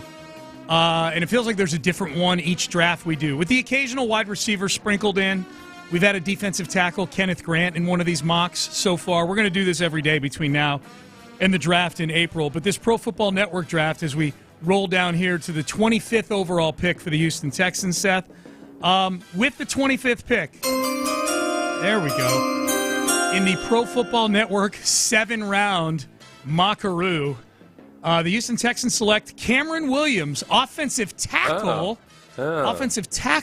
University of Texas. Now, this plays into something that you and I actually had a discussion about last week. I think I asked you, like, what line drafted for the Texans in this exercise. We haven't seen a true tackle who would actually play tackle at the next level drafted. Here's what they say about Cameron Williams of Texas. Texans need to throw everything at their offensive line this offseason. Some of that will need to be done through free agency, but they also need to add talent in the draft. Williams is somewhat of a risk, having only played 1 year as a starting tackle in college. Still, the size, athleticism, and raw talent will make him an intriguing prospect for the Texans. Putting him at the right tackle spot early in his career should help mitigate initial concerns, and he can learn from Laramie Tunsil. Oh, there we go. Williams has the potential to be a long-term left tackle when Tunsil moves on, but he could also be a more solid bookend opposite Tunsil to help protect C.J. Stroud entering his 3rd season. My only complaint about this one is it completely ignores Blake Fisher and drafting him in the second round. And also that I think Cameron Williams, he's a big, strong guy. And he does some things really well, but I think he's a project. Like, he's one of these guys that still moves a little bit like an underdeveloped, like an oversized teenager, which isn't a bad thing when it comes to offensive linemen. Lots of those guys start off moving like that, but like you want your upper body and lower body to move in conjunction. Mm-hmm. And I guess I'd be surprised if he goes in the 1st round at all. So, maybe he becomes this year's Blake Fisher. But then you're looking at, all right, Blake Fisher is still a developmental guy himself. And they like Titus Howard moving down to guard, but only if Blake Fisher is 100% ready to be the starting right tackle. It's just, in the 1st round, there's just too much uncertainty there for me. I'd love him as a 2nd-round pick, but I just don't like I don't like that notion. And I think in most of the mock drafts that have come out, since the new year started, he's more of a 2nd-round guy than a 1st-round guy. Yeah, I haven't seen his name floating around the Texans at all. Others that were on the board at the time of this pick in this mock draft, Kenneth Grant. So if I were sitting with you at the mock draft, or if I were sitting with you at the draft party, Seth, with both Kenneth Grant and Emeka Ibuka both on the board, and they drafted Cameron Williams, I would imagine there'd be disappointment there. I'd be disappointed, yeah. Yep. As much as as hard as it is for me to get disappointed by any draft, I mean, I am much more aligned with Nick Caserio, where I hate acting like how these guys are going to be the day after the draft. But, yeah, Kenneth Grant I get excited about when I watch this film. Right. Cameron Williams I'm more intrigued by when I see him. I think, there's definite upside there. But, Sean, I'm impatient. I want things now, and I want guys where I feel like, plug him in today. Let's go. I get it. So the other 2 picks that we'll do the 2nd and 3rd round picks in this draft real quick. Again, this is Pro Football Network's 7-round mock draft, just because they're interesting, fun maybe. This one is interesting to me. With the 58th overall pick in the Pro Football Network mock draft, the Houston Texans select Donovan Jackson, guard, Ohio State. Episcopal locally, so he's a local kid. It's strange to me, Seth, because I almost see like Cameron Williams and Donovan Jackson like flip-flopped. You know what I mean? Yeah. Like Donovan Jackson's the one that we've seen in more 1st rounds of mocks. But at any rate, that this particular mock has them throwing serious resources at the offensive line. Yeah, I think it makes sense, just given what the needs are. I just without getting too wrapped up in drafting for need or drafting for best player available. Yeah, I've got a real appetite for getting an interior offensive lineman in the first 2 rounds, especially if the best guy available amongst the defensive tackles, offensive linemen, and wide receivers there is at 25, and they take a tackle. I would feel upset about that. I wonder how the fans would feel about that, because the fans are clamoring, like, you gotta help the O-line. What if they threw their first 2 picks at the O-line? I could see a lot of the fan base, well, not that much. You know what I mean? I don't know. I think actually, it goes to show just how bad the interior offensive line has been in the playoffs, especially in elimination games the last couple of years. I think a lot of people would be excited about it way more than the typical team looking at it, because you've got Nico Collins at wide receiver. You've got Mixon. You've got running back. You feel good. Like at all the money positions. Yes, everybody would love more depth at wide receiver on any team. Last year we had 3 good wide receivers. Take another one. I don't care. I can't have enough wide receivers. Likewise, can't have enough offensive linemen. All right. So whereas the first 2 picks in this draft are very meat and potatoes, maybe be even boring to some of you because it's O-line, it's not sizzly new toys for C.J. Stroud. Now this one, with the 89th pick in the 2025 Pro Football Network mock draft, the Houston Texans select Cam Skattebo, running back, Arizona State. Hell yeah. Let's go. That was, the last time I saw him, he was all over the place.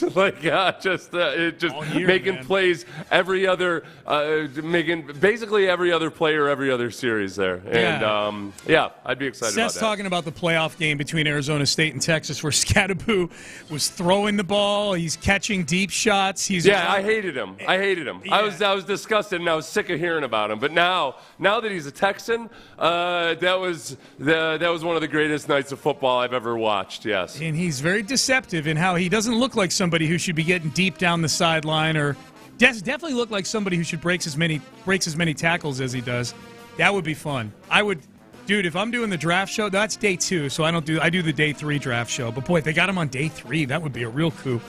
All right, so there you go. People are also noting, Seth, that Matthew Golden of Texas, the wide receiver, who we've seen mocked to the Texans once or twice, he's kind of going in that range. That in this particular one, he goes 22nd to the Chargers.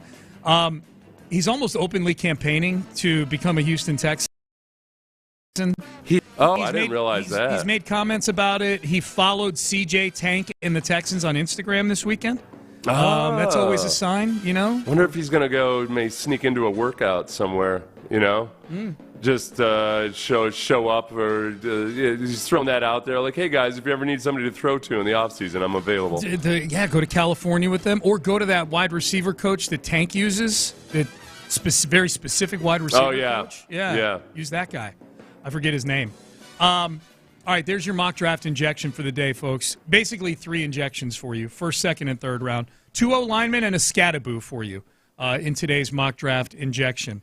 All right, up next, we head into the 8 o'clock hour. We love anonymous quotes on this show. There's a lot of things we love on this show. Pettiness, mock draft injections, anonymous quotes, especially when they come from NFL executives. 10 NFL executives rank the 7 NFL head coaching hires based on fit. There was a runaway winner in this one. Does this make us nervous at all as a Texan fan? We'll do that coming up next. West Point, Lincoln. Katy Freeway, exit Kirkwood.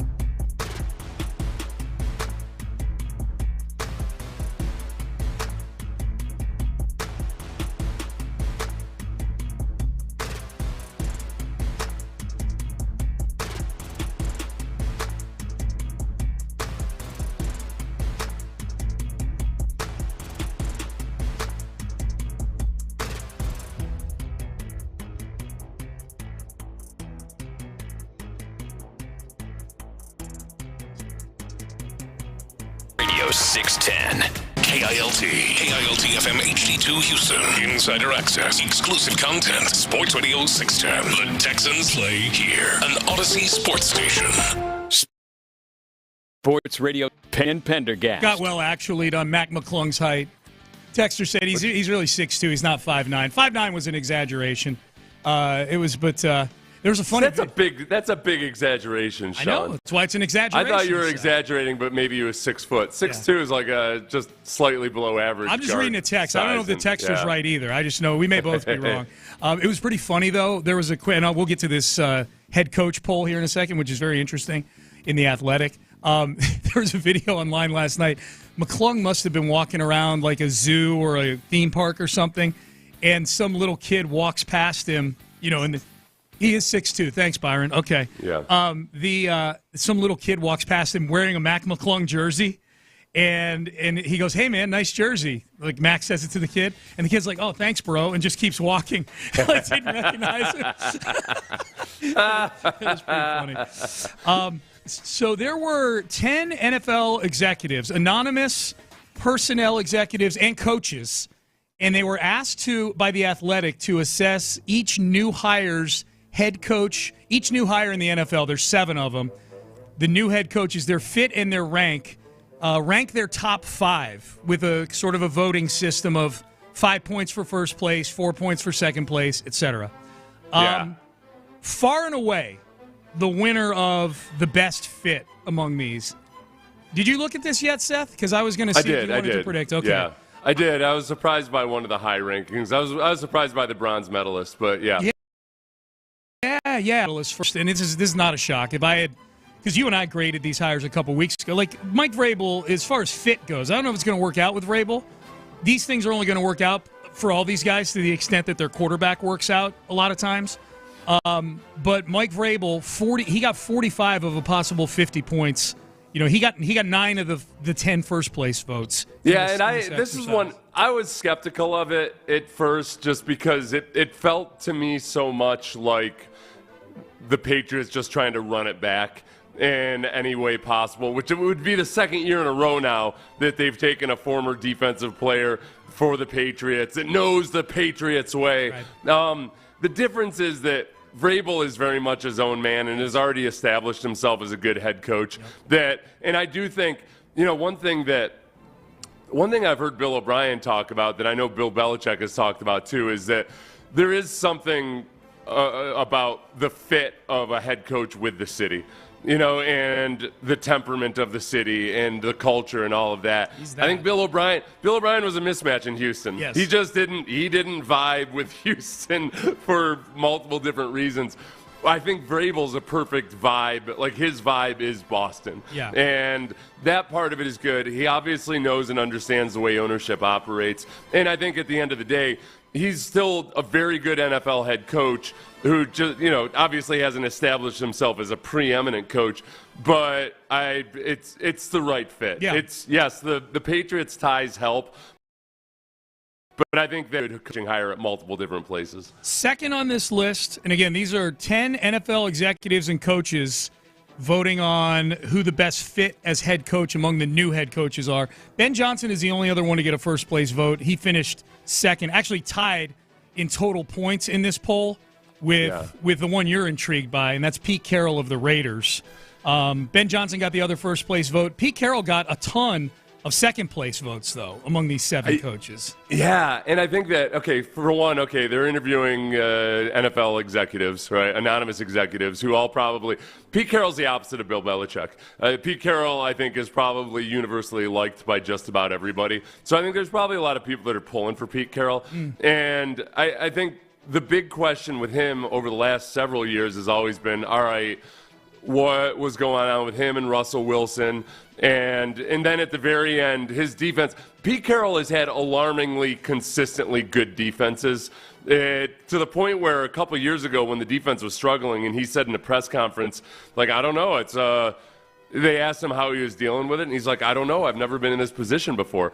And I was like, whatever, Pete. And you go back and look at it, and going back to his days with the Patriots, it was, they've always had good defenses. Yeah. I don't think he's not your typical 73-year-old. Like, in terms of energy and anything else like that. So the fact that he hired Chip Kelly is really intriguing to me, because he's, again, choosing offensive coordinators like Brian Schottenheimer and whomever else to get the most out of Russell. Never tell, is this a Russell Wilson problem or is this an offensive coordinator problem? And with the Raiders, maybe he's got a chance to be in a better situation if they find the right quarterback. I think what's interesting about this poll, Seth, is that literally all of the first and second place votes went to Vrabel, Ben Johnson, and Pete Carroll. There's not a single none of the other 4 head coaches were thought to be one of the 2 best hires. None of them. The next best one on this poll, and I know this is a guy you respect a ton, is Aaron Glenn, who's 4th on here. He got 4 third-place votes in this thing. And again, these executives and coaches that are voting 1 through 5 out of the 7, 1 through 5 as far as best fits go. So Aaron Glenn's kind of the guy right in the middle here. He's below the guys that are viewed as the A-listers, but he's a clear separation from the Kellen Moores, the Liam Cohens, and the Brian Schottenheimers. I feel Aaron Glenn got docked just by virtue of the organization that hired him. Yep. I think there's some people that just think, it's doomed anyway, no matter what. Nobody's a good fit there. Yeah, Belichick could have. Well, okay, Belichick is always tricky to separate. They could have hired Bill Walsh in his prime. And people would have said like, I don't know if that's the guy. Yeah. Whereas I think with Aaron Glenn, just as it is with Ben Johnson, you have to look and say, all right, those guys actually oversaw a turnaround of a really bad situation. They were a part of a turnaround that took multiple years. Aaron took over the defense when the Lions had been awful the year before. And there was a lot of pain along the way. They had to fire a defensive backs coach in the middle of the season. Like, Aaron had to be a part of some tough decisions to turn that into a genuinely good defense. I think the difference between him and Ben Johnson is that I know Aaron Glenn has the personality and the temperament to be a head coach.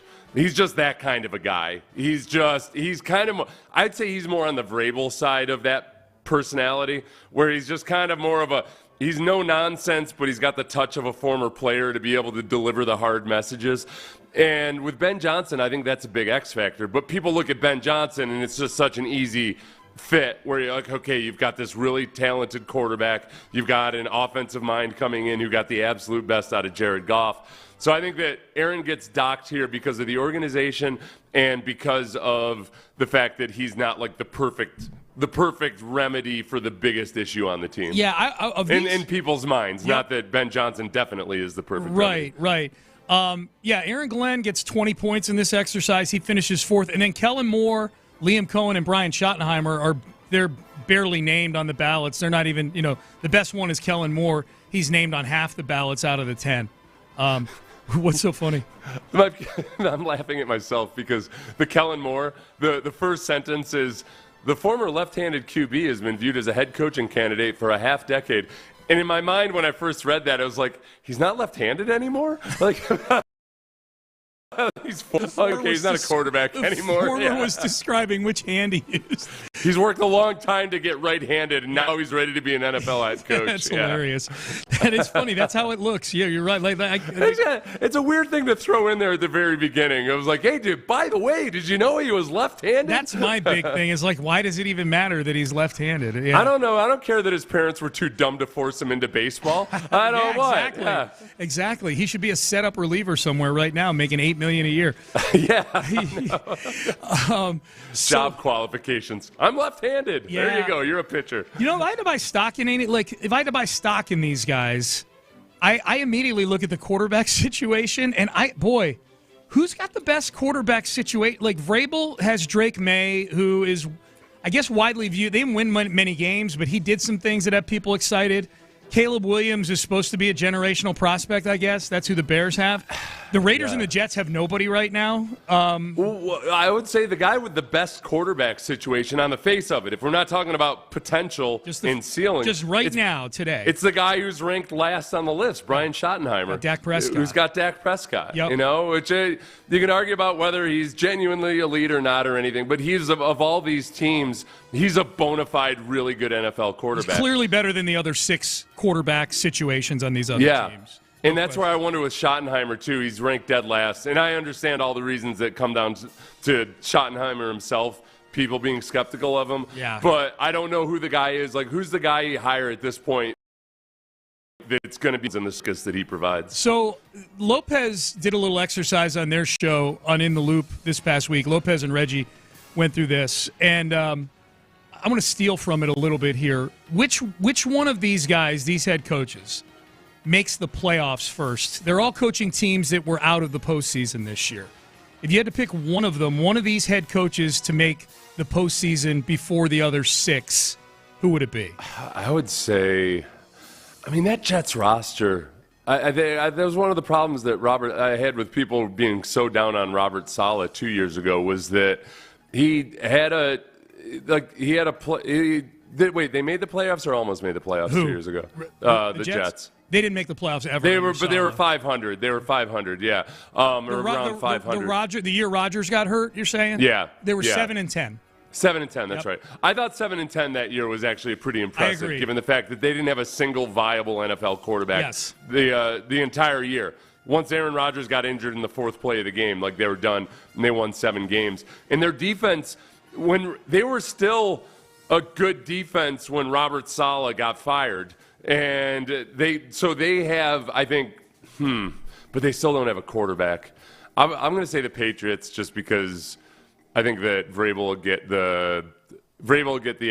an actual credible performance out of them. Josh McDaniels is their OC. I think it's a great pick. Yeah, and he's got, that's why that's another great hire, just in the fact that he's got the guy now that's a really good offensive coordinator. And Josh McDaniels, I could see Josh McDaniels being there for 15 years and never getting another opportunity as a head coach. Yeah, again, the question is make the playoffs. It's not win the division. So, yeah, they're in a division with the Bills, who are, they're in that clear tier of Ravens, Bills, Chiefs. I still put the Chiefs in that tier, even though they got their heads handed to them in the Super Bowl.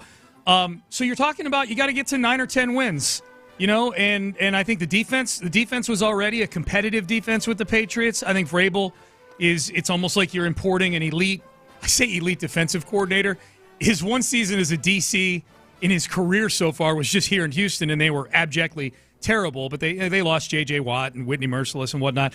I think, yes, I would pick Vrabel, and then I think second I might pick Brian Schottenheimer and the Cowboys, just because if Dak Prescott comes back and he's healthy all season long, again, I think that team can win 9 or 10 games. They've been very good in the regular season in the past. The one big difference is that now they don't just have the Eagles in that division; they also have the Commanders. They do.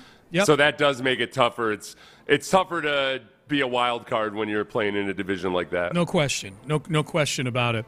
Well, the other question Lopez had that was good on that one for Reggie. Oh, which one will crash and burn? Which one do you think is the biggest disaster? Every year it feels like, Seth, in these hiring cycles, there's one like Gerard Mayo was it last year, which I would not have picked, by the way, just based on how hand-selected he was by the Patriots. But if you had to pick one to be a disaster, who would it be? I think Ben Johnson, and it would be a disaster, especially because there's only – Caleb Williams was responsible for a lot of his sacks, but he also it's the opposite of the situation with Stroud, where you look at Stroud and you'd say, okay, well, clearly it's really hard to operate with an offensive line like this. Yeah. And the offensive line or the pass protection got more of the blame. With Caleb Williams, it's not so easy to just blame the offensive line. There was a lot of Caleb Williams issues there too. So Ben Johnson as the offensive coordinator, but who hasn't established that can actually be a complete and total head coach, that'll be because it'll be more of the same if it doesn't work out. If Caleb, you lose, it's just the latest disappointment at a high round draft pick for quarterback. I want to pick Liam Cohen because of Duval and the optics of that, and just the whole thing, like how slimy the whole thing felt with him, like kind of saying he's going back to Tampa and then ghosting them the day he was in Jacksonville, lying about being in Jacksonville, basically. I looked at that Liam Cohen situation as though that, hey, he would have taken the job, except he didn't want that GM, Trent Baalke, there. And at the time he declined the job, it looked like the Jaguars weren't gonna budge on that. And then all of a sudden they budged. So, yeah, I guess it's not slimy the same way it was when Josh McDaniels accepted the Colts job. No. And then with no other developments, he declined the Colts Just job. goes back, yeah. After other assistant coaches had already left their jobs to be his coach. That was bigger on the slime scale for sure. I think but the other thing with Cohen is just, again, like his first press conference, had to point this out many times. The rest of it was pretty good. And the fact of the matter is that these guys who've had the disastrous moments, like Dan Campbell, his opening press conference was actually, by and large, like really conventional and good. He got attention for biting 3 kneecaps off, Nick Sirianni, his first press conference obviously had its disastrous moment. These are guys who've succeeded. Like if I'm going to use that as the benchmark, there's a better chance that Liam Cohen wins the AFC South next year than there is he gets fired after 1 year. Okay, bad opening press conferences that ended up being telling. Adam Gase might be the winner all time. Yeah. Because you could tell in there that, okay, this dude's got some kind of issue. It wasn't even when he was speaking. It wasn't when he wasn't speaking. Right. His eyes are like rolling into the back of his head like the Undertaker. Darting around all over the place. Yeah. Like, all right, I don't know what's going on with this guy. Yeah. Yep. So there you go. Vrabel. People love Vrabel. Morning, fellas. Text message. Jim Adler, Texas Hammer text line. Hard to see Bregman in a Red Sox uniform. That's how it goes. We should have traded him last year or the year before, maybe. Look, it's hard to say. Was anybody clamoring for the Astros to trade Alex Bregman back then? I think you made the best point on Friday when you said that, look, wanting to make a trade is different than just trading no matter what. When you trade no matter what, that's Bill O'Brien as your GM. That's when you're like, nope, I got to get rid of this guy. Doesn't matter. Clowney, don't care. Yep, we'll pay part of his salary. Yep. DeAndre Hopkins, he's got to get out of here. Brown has operated where, and I think you made the point on Friday where you said, like, I don't think it was predetermined that they were going to trade Tucker and not Framber. It's that they got an offer that they thought was a really good offer for Tucker. And that, and then maybe after they trade him away, then they'll be even more careful with how much they would trade for Framber. But they're not trying to tear down and rebuild. They're just trying to restructure and kind of reset right now. Yep. And they're gonna hit down the middle on it. So if there had been offers for Bregman that were similar, perhaps maybe they would have pulled the trigger on it last year. I don't know. Yeah, maybe so. They still view themselves as a competitive baseball team.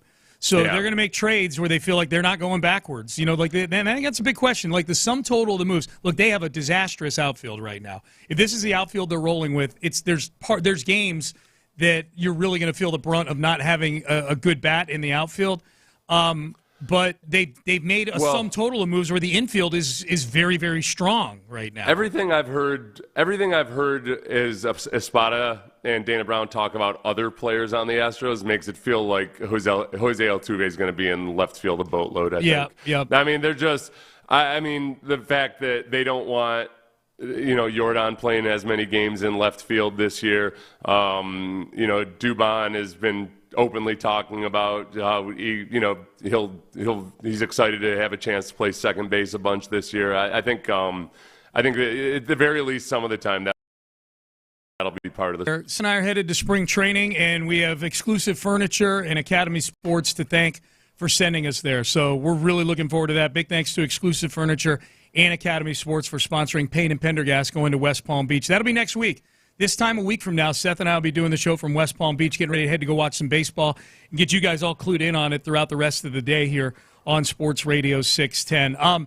Up next, speaking of the Astros, let's stick with that. Yeah, Bregman met with his new friends on Sunday. We'll hear from him, and I know this is gonna trigger some of you, but Lance McCullers spoke.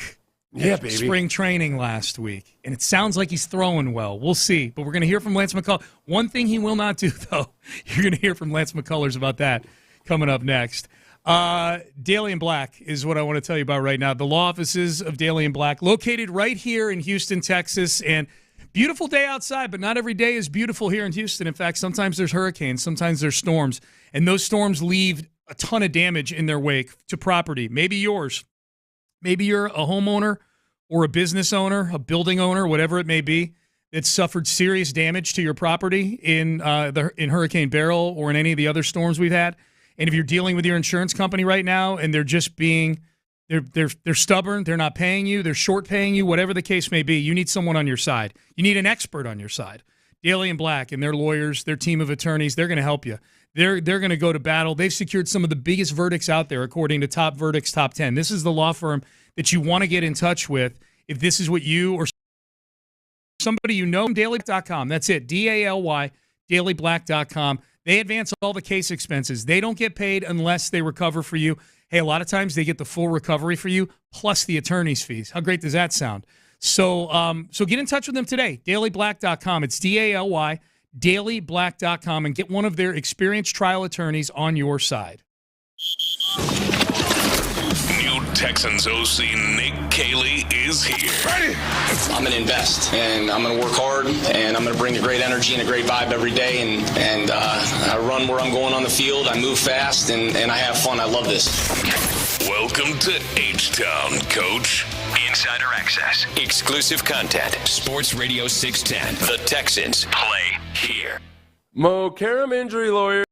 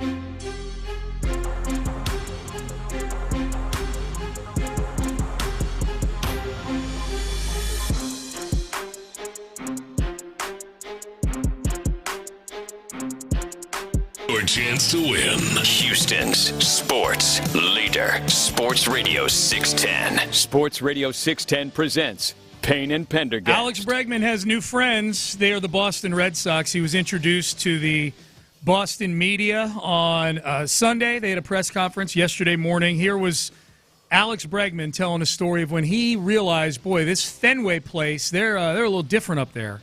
I think it's going to be awesome. I think the craziest moment at Fenway was when Devers hit it in 2017 against us in the playoffs, and I felt like I've never seen a crowd that crazy in my life. It was almost like, oh, wow, I don't know if we're going to win this game anymore. They're going nuts. It's awesome. So, yeah, I think every time we go there, there's just an energy, whether it's a Monday or a Sunday. It's a great atmosphere.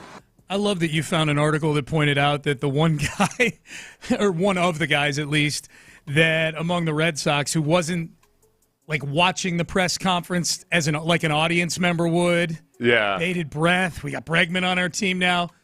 Appeared to be at least Rafael Devers, right? Their current third baseman. Yeah, Rafael Devers was kind of walking around and took a glance at it and then walked away. And I guess a lot of the assembled Boston media wondered, I wonder if we should read into that, because the team as of yet has not actually declared Alex Bregman second baseman or third baseman. Rafael Devers is a third baseman who's not nearly defensively what Alex Bregman is. They're trying to soft pedal that a little bit, and I don't know. By the way, that home run was courtesy of Ken Giles, that inside the park home run. Yeah, did you? They showed a video of it. There was somebody put a video together of Bregman talking about it on top, and the video, the play, and it was one of those. I didn't see. It was one of those kooky like Fenway Park plays where whoever was playing left field. Center field. It bounced off the monster and kind of rolled sideways. It rolled away from everybody. So it was one of those freaky things. Yeah. I think it was Springer that went after. That's what it was. Yeah. It was a Springer playing center field went off and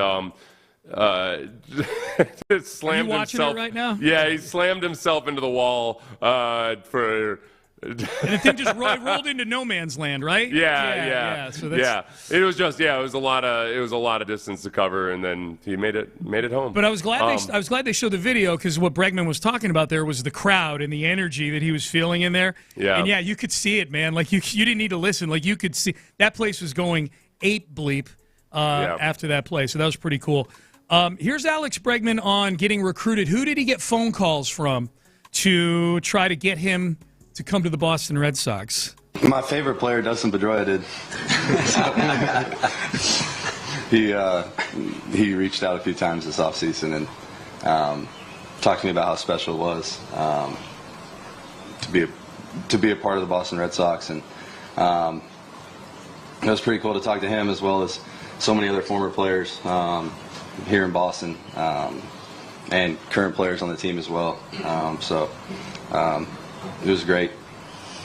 Dude, he might want to play second base as an homage to his hero Dustin Pedroia in Boston. Yeah, that part of it annoyed me. I guess Pedroia calling up and telling him all those things that you were annoying me last week, because you were telling me what a great fit it was going to be for Bregman in Boston. I was annoying you by being right. Yeah, you were annoying me. But just like this annoyed me, because, I think there's a lot about the baseball narrative side of Bregman that probably really likes the way. Yeah. It's a baseball town. Right. It's Houston's a town where we argue about whether it's a baseball or a football town based on and people will adamantly claim that basically whichever team is doing best at the moment, it's a football town. No, it's a baseball town. The Patriots won 6 Super Bowls, and at no point did anybody say it was a football town. It was a baseball town the entire time. Throughout. And as soon as they stopped winning Super Bowls, it was really a baseball town again. Yeah, it was crazy how quickly the Patriots became an afterthought and easily, because people care more about baseball up there than football. Baseball. Celtics are good right now. It'll always be a hockey town, too, no question. Let's make sure we get Lance McCullers in here, since we teased that to the audience. Okay, Lance McCullers, guys, is throwing. He's throwing off a mound. He's throwing bullpens. He's throwing really well. He will do anything for love, but he will not do that. And that is coming out of the bullpen. I thought he had a pretty good explanation as to why, though. I know this is something that we've brought up here us and many have brought up as a possibility for him, kind of in his whatever the post this surgery world looks like for Lance McCullers. Here was McCullers when he was asked about, are you a starter or would you consider being a reliever? Yeah, I don't know where that came from, but I don't think that's an easy job. And being a reliever, I think a lot of times, people almost say, well, just make them a reliever. I mean, that's not an easy thing to do, to be a reliever at the big league level. It's not like a fallback position. I think that guys who are in that role, it's very specific, it's very hard. And I don't think pitching, back-to-back days or even, 3 out of 4 days, for me, I think it's physically harder. I think the things that the guys in the bullpen have to deal with throughout a long season, the ups and downs of usages, not really knowing when they're going to be called upon sometimes, that's a harder, in my opinion, it's a harder job, it's a harder way to stay healthy. And so, like I said, it's not just something that you can just decide you wake up one day and feel like, being a reliever. It's a very specific job. I think suggesting otherwise is a disservice to the guys in the bullpen that have, in our pen and in every pen around the league. And so, for me, I'm interested in doing what I've always done. It's what I know. It's what I feel like I can give this team, the most success in. That Dana Brown was the guy that mentioned him being a reliever. That's where it came from. So Dana Brown had brought up the possibility of, or at least was asked and didn't deny the concept of him as a reliever might have crossed his mind. I guess it's not a huge surprise to me, and he makes some really good points there. Yeah. Lance is smart as hell, and he's kind of like Bregman. He's a baseball nerd. It's just that he hasn't been able to stay healthy for the last 3 years. I could roll with any of those. The problem is that he hasn't been able to. Yes, it's hard to stay healthy as a reliever, just as it's hard to stay healthy as a starter. He hasn't been able to stay healthy as a starter. Yeah. So that's where the argument loses a little bit of its luster. It makes sense. That argument makes sense in a vacuum. Why mess with what's working? Because it's not working. That's why you might mess with it. Yeah. It sounds like the routine is huge. I think there's two things that are huge to Lance. One, the routine. Two, let's face it. You as being a starter, he's going to want to be in the big leagues a little longer than this current contract he's on. You make more as a frontline starter than you do a really capable middle reliever in baseball. Yeah. I think for him though too, I think he's very driven, and at times I think that probably hurts him in his rehab processes. Like the guys that just want to go balls to the wall 1,000 miles per hour all the time. Sometimes that hurts you in the rehab process. But I guess at this point now I'll be surprised if they use him as a reliever this year. I'd be shocked. He's just flat out not going to do it. I'd be shocked. Yeah. Here is Lance on what the plan is for him right now. So I've thrown 7 pins, which is a good amount, just coming through like an off season. I'll throw another pin, I think Sunday, and then probably a couple more, and then looking to face hitters. I'd love to get in some games toward the end of camp, and from there probably break a AAA. It's been a little while since I've really faced competition. Spring training's good, but it's not. There's still a little bit of a gap from spring to the season, so I think we all feel it would be the best to try to get a game or two under my belt down here in Florida, and then probably go to AAA before making the decision to join back. So we definitely will not be seeing him, you and I, pitching in a game when we're down there. We're down there next week. It sounds like he's still a few weeks off from when he says, I'd like to get into a couple games, middle of March probably, What's more likely? Who do you get more? How many appearances for the year?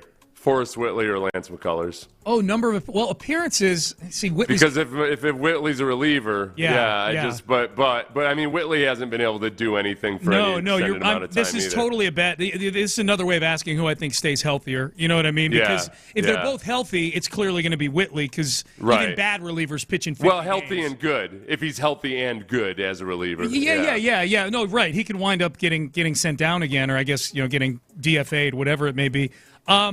I'll go with that's a really good question. I'll go with Lance. I'll go. Whitley's never been able to stay healthy like ever. Neither has Lance though the last few years. I'll go with Lance because it's what I'm rooting for. I think I would go. Yeah, I would go with Lance too, just because Whitley also hasn't proven anything in the major leagues. Yeah, Whitley. So it might not even just be injury with him. It might just be that he can't do it in the majors. Yes, there's that fact. Like, if Lance is pitching, he ain't pitching in Sugar Land. Yeah, I should have said that. I should have said that. I meant total appearances with the Astros. With the Astros, not with the minor league. Yeah. No, I was assuming that's what you meant, and I still kind of hemmed and hawed. Yeah, I'll go with Lance. That's a good variable in the whole thing. Like, there's a chance Whitley's not on the team for performance issues come June, you know? Yeah. It's a depressing question because these are two guys that at various points in their career, there was a lot wrapped up in both of them. It meant to the organization, you know? Yeah. And Lance has done some great things, no question about that. But the last couple of years, last really 4 or 5 years have been rough with the injuries. Whitley has just been, you know, that whole thing's been on a different planet compared to what, with Lance's situation. All right, listen to Sports Radio 610 on the Odyssey app for an hour each day for your entry into the Slam Dunk in Vegas National Contest. If you win, you and 3 friends are headed to Vegas. You're going to stay at Circa, go to their amazing sports book during the college basketball championship. It's a huge experience you're going to have there. The stadium swim is amazing at Circa. So listen, an hour a day to Sports Radio 610 on the Odyssey app. Download the app. You're going to get an extra $20K in your pocket to spend while you're in Vegas. So if you win that contest, it's going to be a whole lot of fun. Download the Odyssey app. Listen for an hour each day to Sports Radio 610, and your daily entry to the Slam Dunk in Vegas contest is secured. Up next, the final days of Aaron Rodgers as a Jet and the reversal, of one of the biggest stories from 10 years ago in the NFL. That is next. Underdog is one of the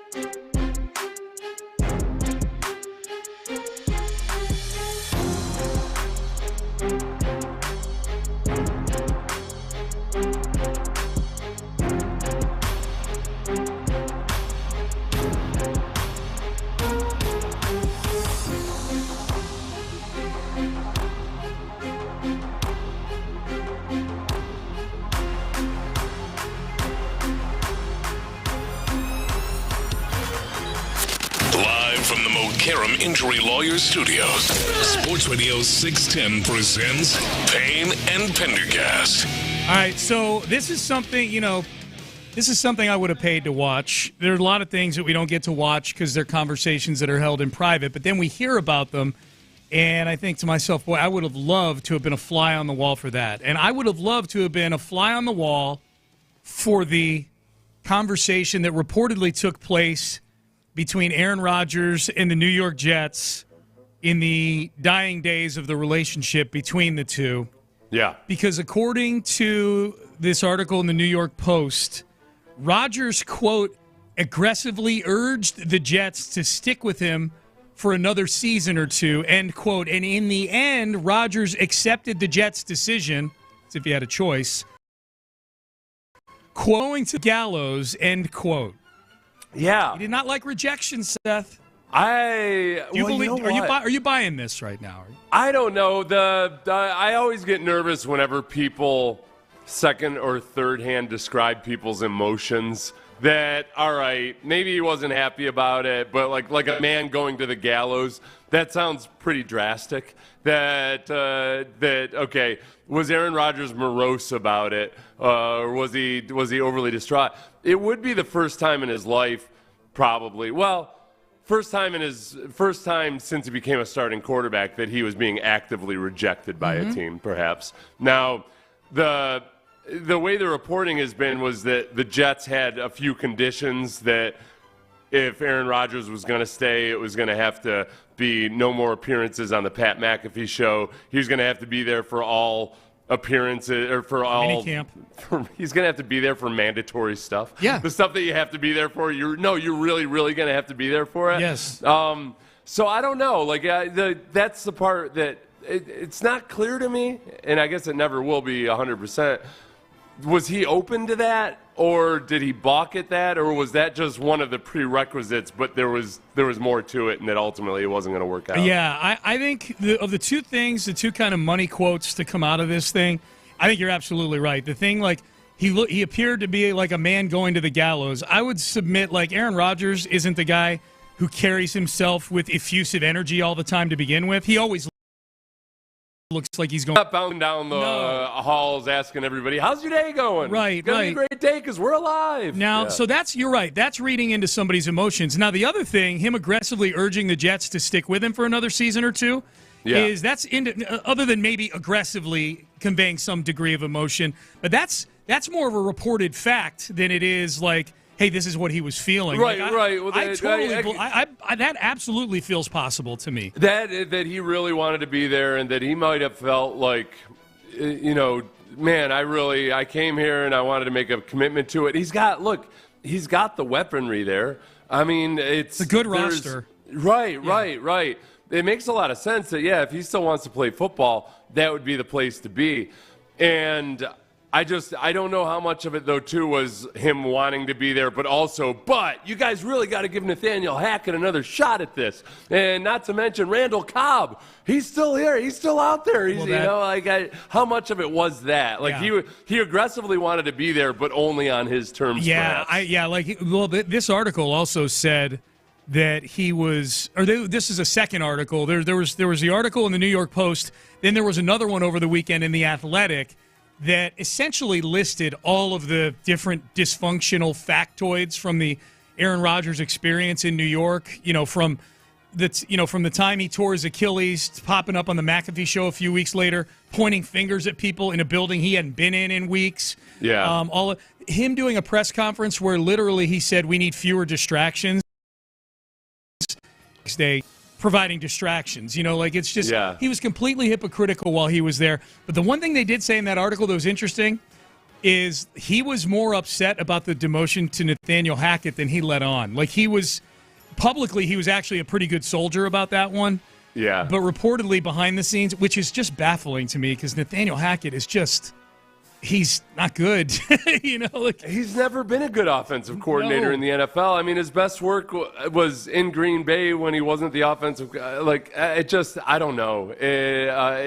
None of it, that part, I think Aaron Rodgers is one of those guys. He strikes me as one of those guys that he thinks he's trying to do the right thing, But he also, I think he doesn't understand the difference between loyalty to your friends doesn't always coincide with loyalty to the team. Yeah. And that he just can't see past that. So it's not like it's a bad human thing, but it's a bad quarterback thing when you're trying to wield power in terms of who the actual coaches are on the team or who the actual receivers are on the team, that he just can't see beyond his own veil of like what's actually right for the team. By doing what he thinks is positively impacting the likes of Randall Cobb and Alan Lazard and guys like that, he doesn't see the negative ripple effect that it's having on the other 48 guys on the roster. Right, and a lot of the things that Aaron Rodgers wants to do as a quarterback is kind of, if your offensive coordinator was doing it, you'd be asking him, why are you not helping the quarterback motion with all this other stuff? He's an antiquated. Aaron Rodgers, the offensive coordinator, is a bit of an antiquated offensive coordinator, and which was cool back when he could run like the wind and throw at a 45-degree angle as he's falling down and everything. But he's not that guy anymore. Nope. So, reading the article in The Athletic that listed all the things that he did behind the scenes that negatively impact, not even behind the scenes, like skipping mandatory minicamp isn't behind the scenes at all. That's very much out in front. But just reading through that, dude, man, and they fired Saleh 5 weeks into the season, and they're demoting Hackett. They eventually fired Joe Douglas in season. I'm like, how did the Texans lose to these guys? Well, it's of a different nature, and yet it's the same in some respects.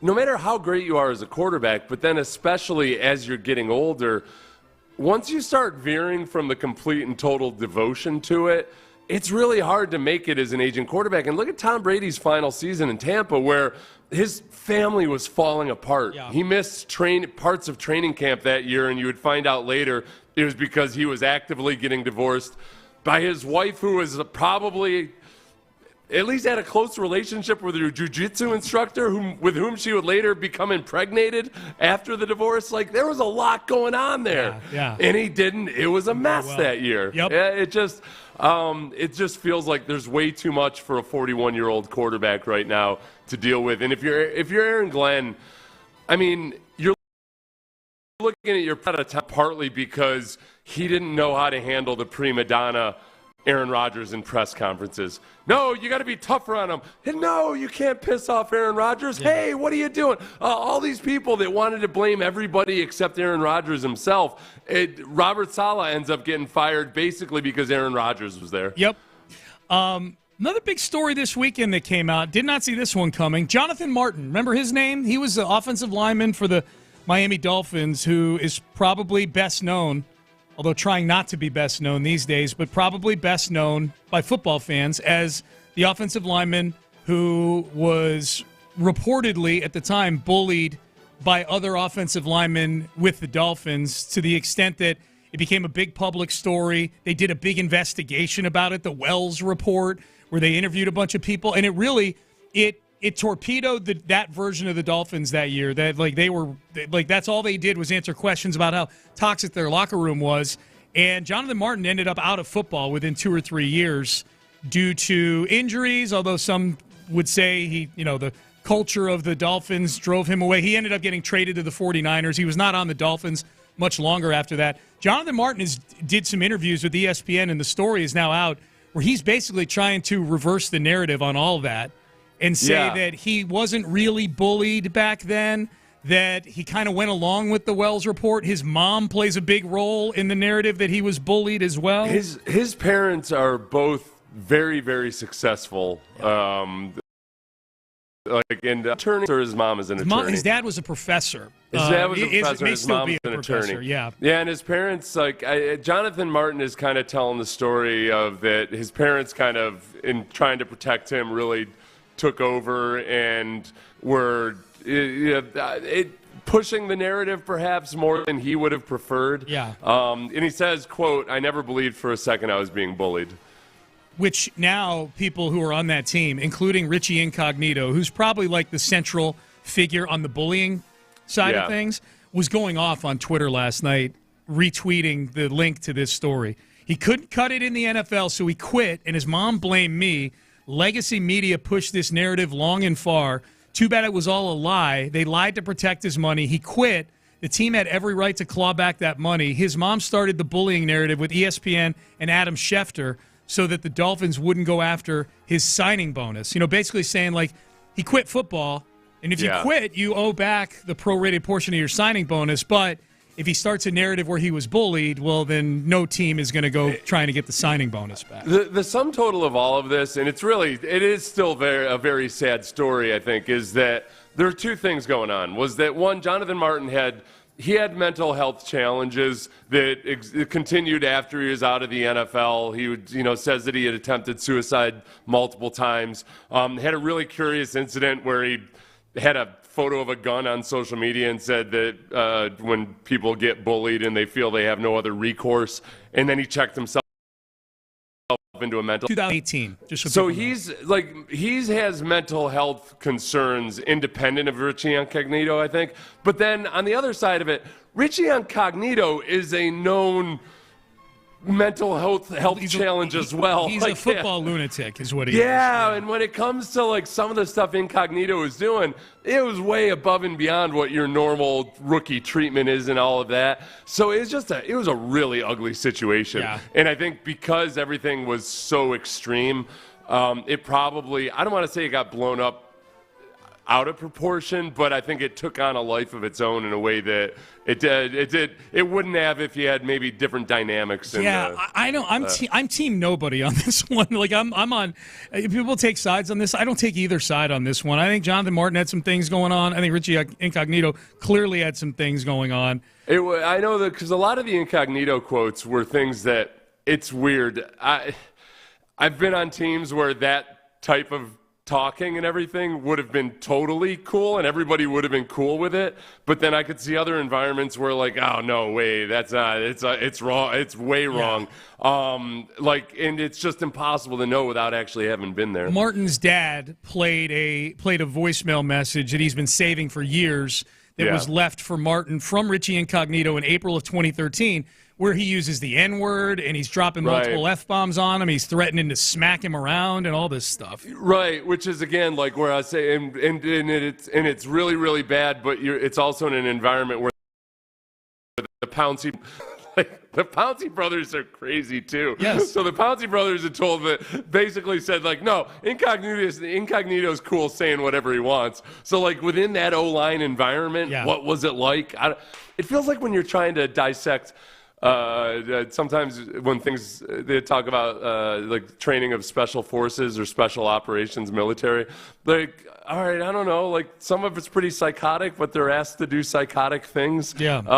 So I don't know. Yeah. I don't have a clue. I don't know what the dynamics were. All right, today is Diggs Day. This is a big day. If the Texans are of mind to extend and bring back Stephon Diggs, today is a huge day for that to happen. We will explain why and the ramifications if they don't, and who might some of the names be that they would kick tires on, especially now that Nick Caley is in the building, if they do need to fill, and they will need to fill that wide receiver room. We'll do that. We'll talk about that coming up next.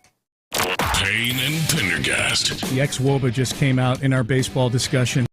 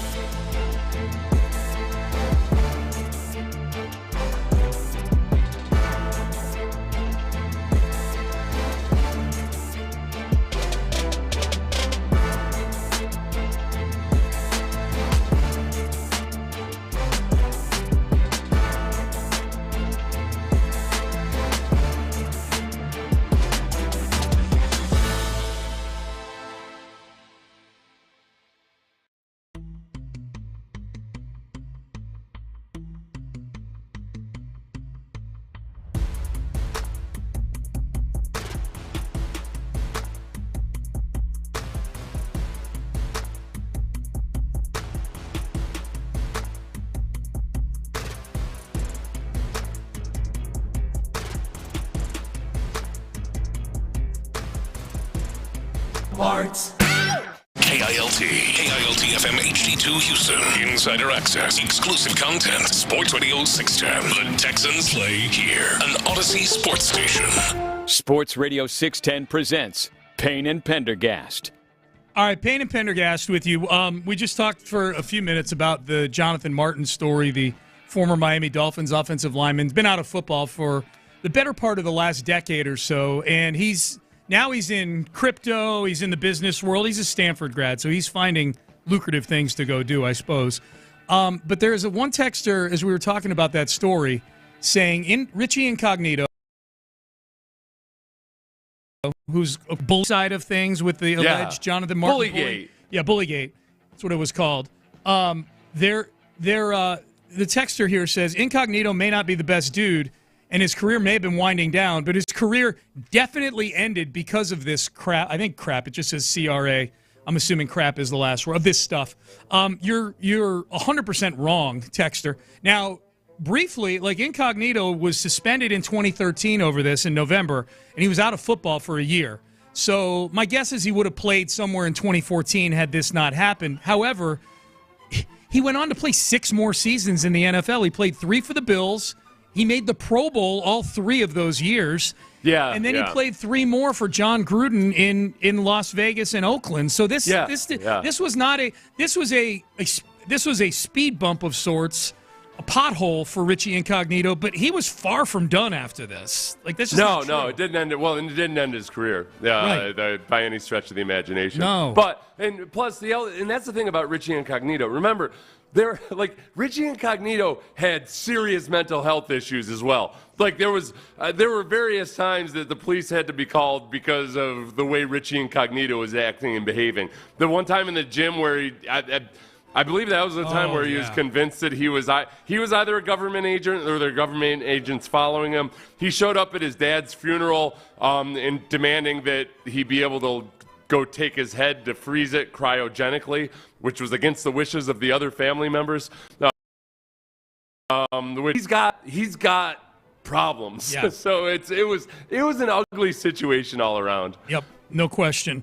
All right, today's a big day, Seth. Today is February 17th. It's President's Day, so it's a big day there. But it's also a big day for the Texans administratively. Today is the day that Stefon Diggs' contract voids if the Texans don't sign him to an extension. And I believe it's at some point in the middle of the afternoon. I was texting with a couple folks I thought would know, and that seemed to be the general consensus is, sometime like 3 p.m. today or something like that. But either way, I have not heard nor seen anything that even looks close to smoke that a deal is getting done. There have been no rumblings of anything with the Texans and Diggs. Right. Yeah. I'll be surprised at this point if all of a sudden there's an extension announced. Yes, me too.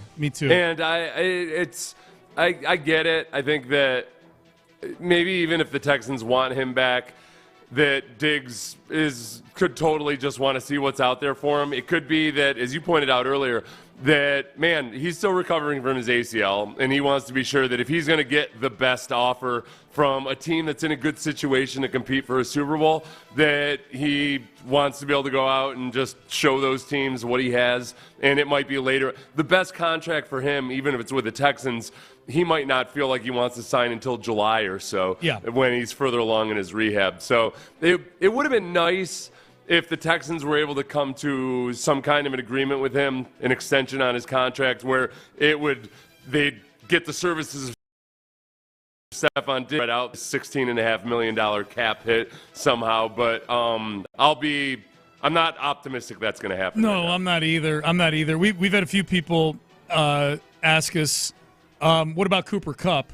Yeah, that would be a trade. There's familiarity there with Nick Caley and Cooper Kupp, to be sure.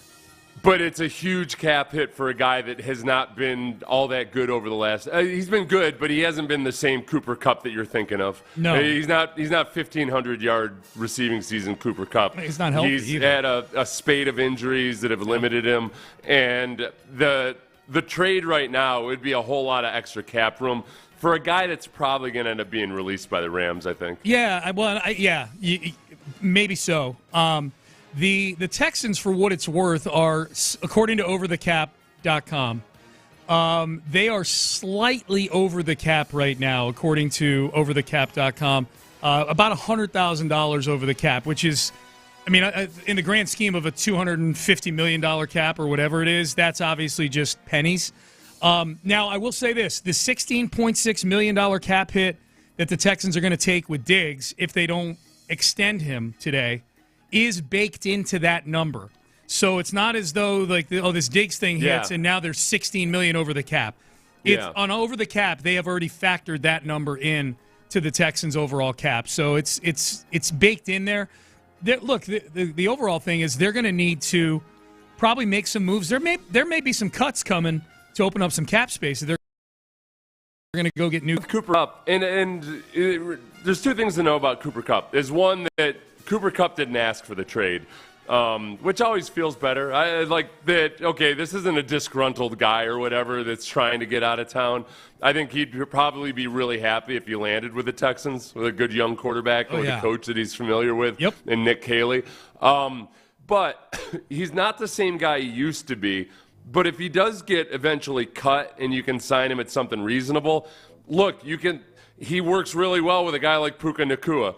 And he has a familiarity with Nick Caley that, I'm totally open to them signing him as a free agent at the right price. That would be really nice. It's just I don't get overly excited about it because he hasn't had more than 800 yards receiving in a season since that I forgot it was 1,900 yards that he had in 2021. Yeah, the year they won the Super Bowl. Yeah, he was on pace for over 1,500 yards in 2022, but that's when he got injured. Yep. And then the last couple of years, he's played 12 games in each of these past two seasons, and he's had just above 700 yards in both those seasons. Houston Stressens, Garrett, who runs Houston Stressens, came up with a list of guys with Caley/McVay ties. For what it's worth, the Caley thing is obviously the closer degree of separation when it comes to the Texans. I'll tell you the other, I know they have Puka Nacua. I know they have Cooper Kupp. Demarcus Robinson, who's on that team, he's a good player. I mean, he's not going to be a marquee level wide receiver, but you don't have to pay him like a marquee level wide receiver. That's a name that's very interesting to me. that Kale experience with. Some of these other names that Garrett came up with, it's a little, kind of a couple degrees of separation because of him pulling McVay into the argument here as a tie to this whole thing. Now, I'll tell you one name that comes up when you do this. I don't want Brandon Cooks back in the building. Why? I do. He's the archer. Oh, that's right. Do Never they mind. still allow that celebration? Never mind. I did. It's violent. Yeah. No, I don't know. Do they allow the archer or not? That's a good question, man. But it's a biblical archer. It is. Maybe that matters. Do you want Brandon Cooks back on this team? No, I don't need that resting Cooks face dude around all the time. He ditched you. He ditched. Yeah. And I'm not saying the Texans made this list. Garrett, and I'm not even throwing shade at Garrett. He's just coming up with names that have some sort of tangential tie to guys in the building now. Brandon Cooks, of all the guys on this list, he's probably better players than some of these guys. Tutu Atwell, Ben Skoranek, we remember him. He's actually got ties to the Texans from training camp last year. I don't want Brandon Cooks quit on this organization. Quit. No, he quit, and he was just good. He was good buds with Jack Easterby. Remember we did that little exercise last week about which of these former Texans would be most likely to bury the hatchet with the Texans? Yes. I feel like Brandon Cooks is the one who still has just actual reasons for being disgruntled with the. I guess in his mind he's got reasons to still be disgruntled with the organization. After they paid him way more than they should have, by the way. Yeah. They gave him a much bigger contract than they should have and then traded him away. And still remained angry with the Texans. Yes. No Brandon part Cooks of it. isn't allowed in the city. He's not allowed to make a connecting flight through Bush. Nope. Damn it. Nope. We gotta have the software at Bush that recognizes the retinal detection software, facial recognition. You will see no Bush in Houston, Brandon Cooks. That's right. No Bush for you. That's right. Richie Incognito's getting some attention on the text page. Incognito might be a little crazy, but I want him on my side in a war. Oh, yeah. Yeah, 100%. For sure. Yeah. Incognito is a psycho and a bully, but he was damn good. We need a couple guards like that. All right. Okay, that's the question, Seth. Do we want our guards to be a little more like Richie Incognito? Yes. Oh, 100%. Yeah. Maybe not all the way like Richie Incognito. Yeah, Incognito is one of those guys that I think he got better in his career when he learned to not try to be murdering somebody all the time. Yeah. Because guys like Antonio Smith was really good at this. Like, he would take advantage of Richie Incognito's over-aggressiveness. Would he ever? Yeah, and because the more that guy like that wants to kill you, the more he ends up lunging and being off balance and everything. Incognito got a lot better once he realized that he had to be a little bit less psycho. But yeah, you definitely want guys where you're trying to tamp down the psycho instead of like trying to encourage them to be a little bit more psycho. Yes. There's definitely a reason the Rams are selling on Kupp. Yeah, he's expensive and he can't play to that level anymore. They're hoping someone will take the contract off their hands. He's got a contract that's way more lucrative than since he got it. Well, since he got injured after he got that contract. Yep. Another question. Boy, the wide receiver topic gets people talking on the Jim Adler Texas Hammer text line. What's the likelihood they pursue Garrett Wilson instead? I think it's very minimal. I don't think this team is in the market right now to be trading multiple high picks, which is what the Jets are going to be looking for Garrett Wilson, and B, subsequently pay that person. I don't think they want two receivers that are making 25, 30 plus million. Nico's a bona fide stud, and we're in an era in the NFL where you can find whether they become bona fide studs or just studly enough, you can find those guys in the late first round and in the second round, which lo and behold, hey, look, the Texans have those things this year. Yep. I don't think that's. I don't need a huge marquee trade for marquee talent right now. Nico is enough as the alpha in that room, and then you try to draft really well or make reasonable free agency signings. I'm good with that. Yep. I'm with you on that one. Which is what I mean. Look, going into last year, where it was still a good wide receivers room. They didn't know. Bobby Sloak didn't know what to do with them, but you had Tank Dell, draft pick, and you had Stephon Diggs, which is a reasonably traded for veteran, not a marquee slam. Trade away your future type of trade. Yeah. Going to be interesting, man. Like if there's no contract for Diggs today, then the Diggs era is probably over, and we can Card on the Diggs trade. Yeah, I wouldn't rule him coming back, but I wouldn't rule out him coming back, but it's still on. It's heavy versus underdog. The field. It's much more likely that he goes elsewhere. Oh yeah. Because I would think that if he were of mind to come back here, then he would understand. I'm not saying he doesn't understand the argument. I think he would embrace the argument that, hey, if we do this now, here's what's a fair offer on February 17th. If we do this now, this is going to help us be able to go find more players, because of the cap hit that they're going to take today if they don't sign I wonder, in Buffalo, you heard a lot all season long about how, hey, it looks like we're doing just fine without Stephon Diggs. I wonder if by the end of that Chiefs game, if maybe they felt like, or by the end of the playoffs, maybe they felt like, having a guy like Diggs around might have helped. Yeah, kiss and make up between the two sides. Maybe. Yeah. Diggs was a model citizen with everything he said about Josh Allen. Yeah. Since then, and Josh Allen went out of his way to not say anything. It really made the run up to the Bills game super boring. Remember, we were hoping week 5, someone's going to say something. These two sides hate each other. And everybody was all kumbaya. Diggs with the Bills and Allen with Diggs. And it was, maybe they need to get back together again, the two sides. I don't want that, but, yeah, it could happen. Yeah, I don't want. I want Diggs back here, man. I do. I'm hoping for a little Hail Mary at this point that something happens today. I want Diggs back here. Mostly to see if Cardi B will show up at training camp. Simone. Yeah. Yeah. Oh, Cardi B at training camp would be that would be dope. That would be awesome. Yeah. No. James Harden's worst season as a Rocket, well, in seasons in which he actually wanted to play basketball, was the year that he was dating the lesser Kardashian. Chloe, I think. Chloe, yeah. Was that not his worst season as a Rocket until the final season? I think that was the same season. I'll have to check the timeline, but it was that one season. There was only one season that Harden was here. Man, people forget how great he was in the regular season sometimes.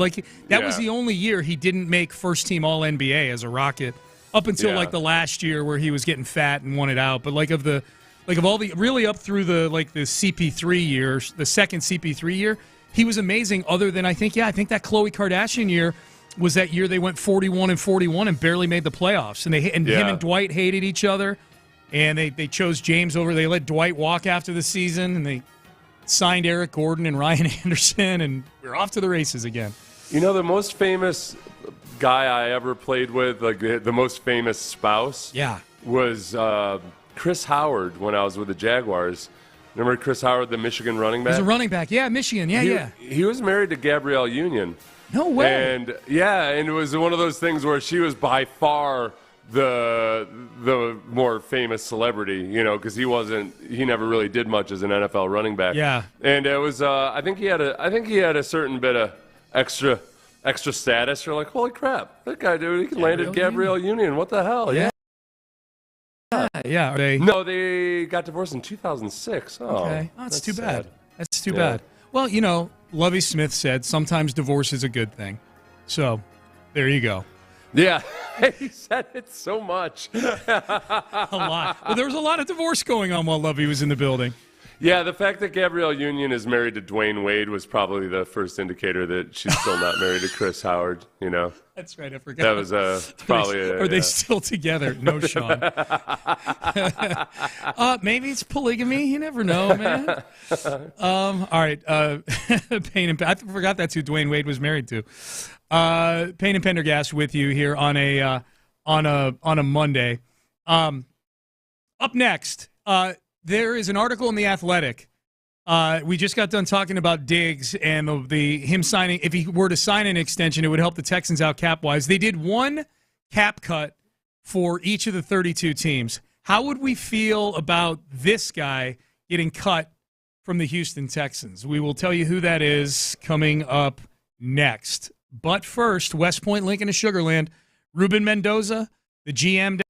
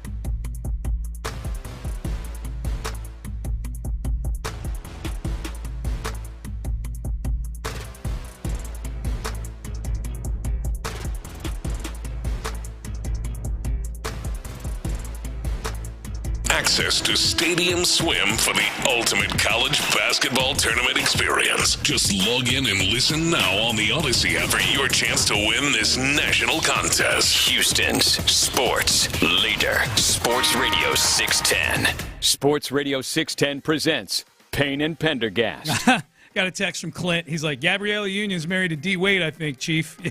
Yep. It was pointed out. Thank you, everybody. I appreciate that. That's got to be extra. That's tough when, your ex marries somebody in your own profession of sorts, professional athlete, who's your job in you. It's one thing if she goes, so Chris Howard was her previous husband, who was when I was in Jacksonville, they were I don't think they were married yet, but they were together. They were an item. She around? No, he ended up getting married. I never met her or anything. Yeah. She was around, like people would, she was around. But I think it was more like, no, she was mostly in Hollywood and he would go out there. Yeah.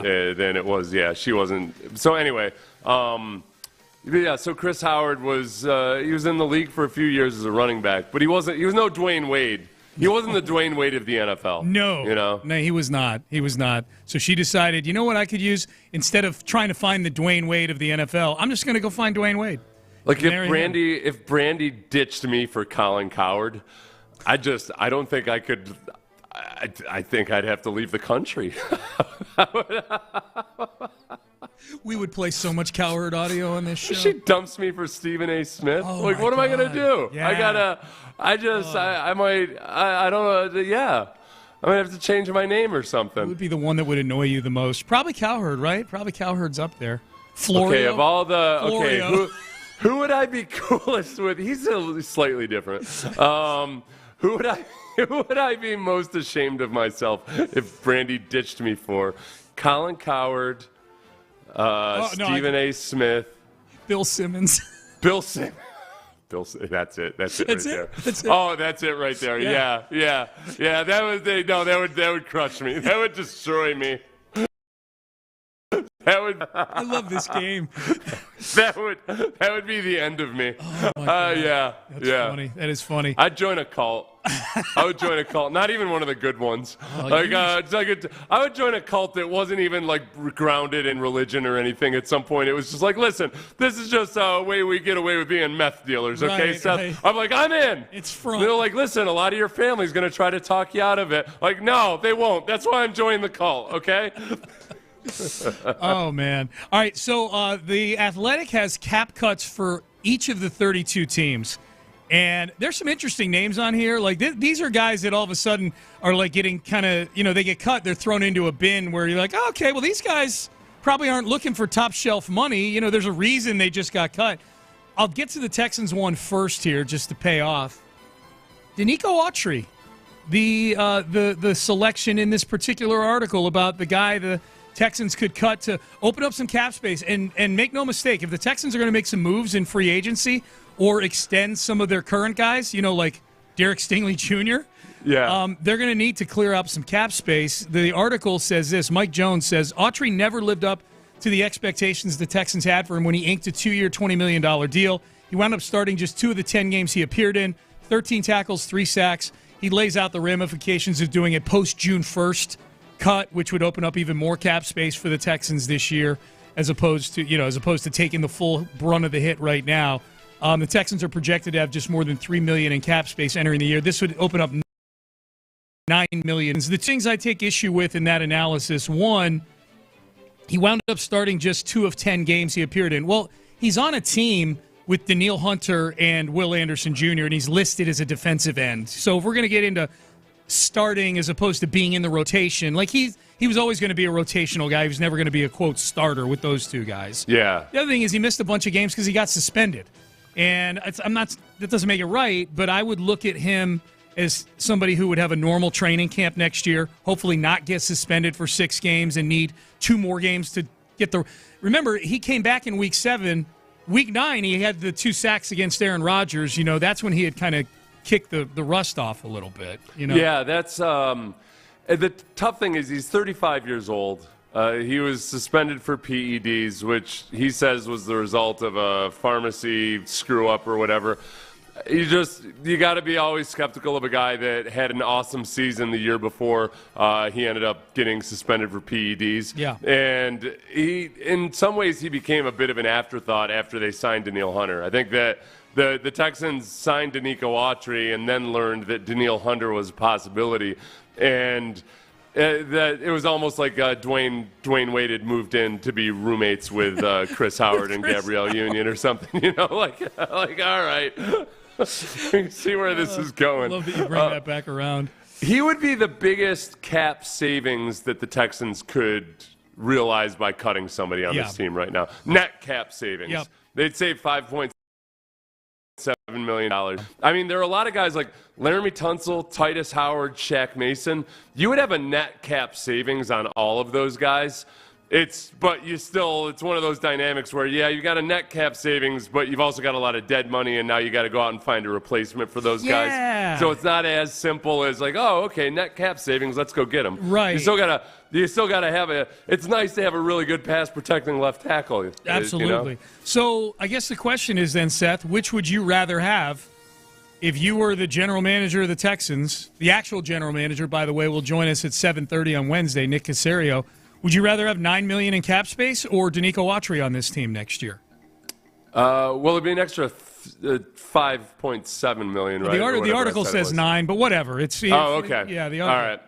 All right. I would say that I would rather have. He's 35 years old. Yeah. I think it's time to basically look at it like it was a 1-year deal. Yeah. And move on. Yeah. I'd love to have him on the team, but I think this team needs to make moves. And right now, they're kind of at salary cap gridlock right now, especially if they don't extend Stephon Diggs today. You know, that right. whole $16 million's hitting this year's cap of the money, the voidable year money that they gave to him. I think the guys that are probably most likely to either be, I don't even know if you want to call them cap casualties, it's that you can cut them without too much pain, are Danico Autry, where you're going to get a good sum back of net savings, but then also Shaq. I think he's showing all of his age at this point, and you got to move on, and you can save. You can have a net savings of $2.1 million by letting him go. Yeah, you just like that. I know there's people who be like, "Well, what's Titus? What's Laramie?" Laramie's not getting cut. Okay, he's not. And Titus is fine. Yeah.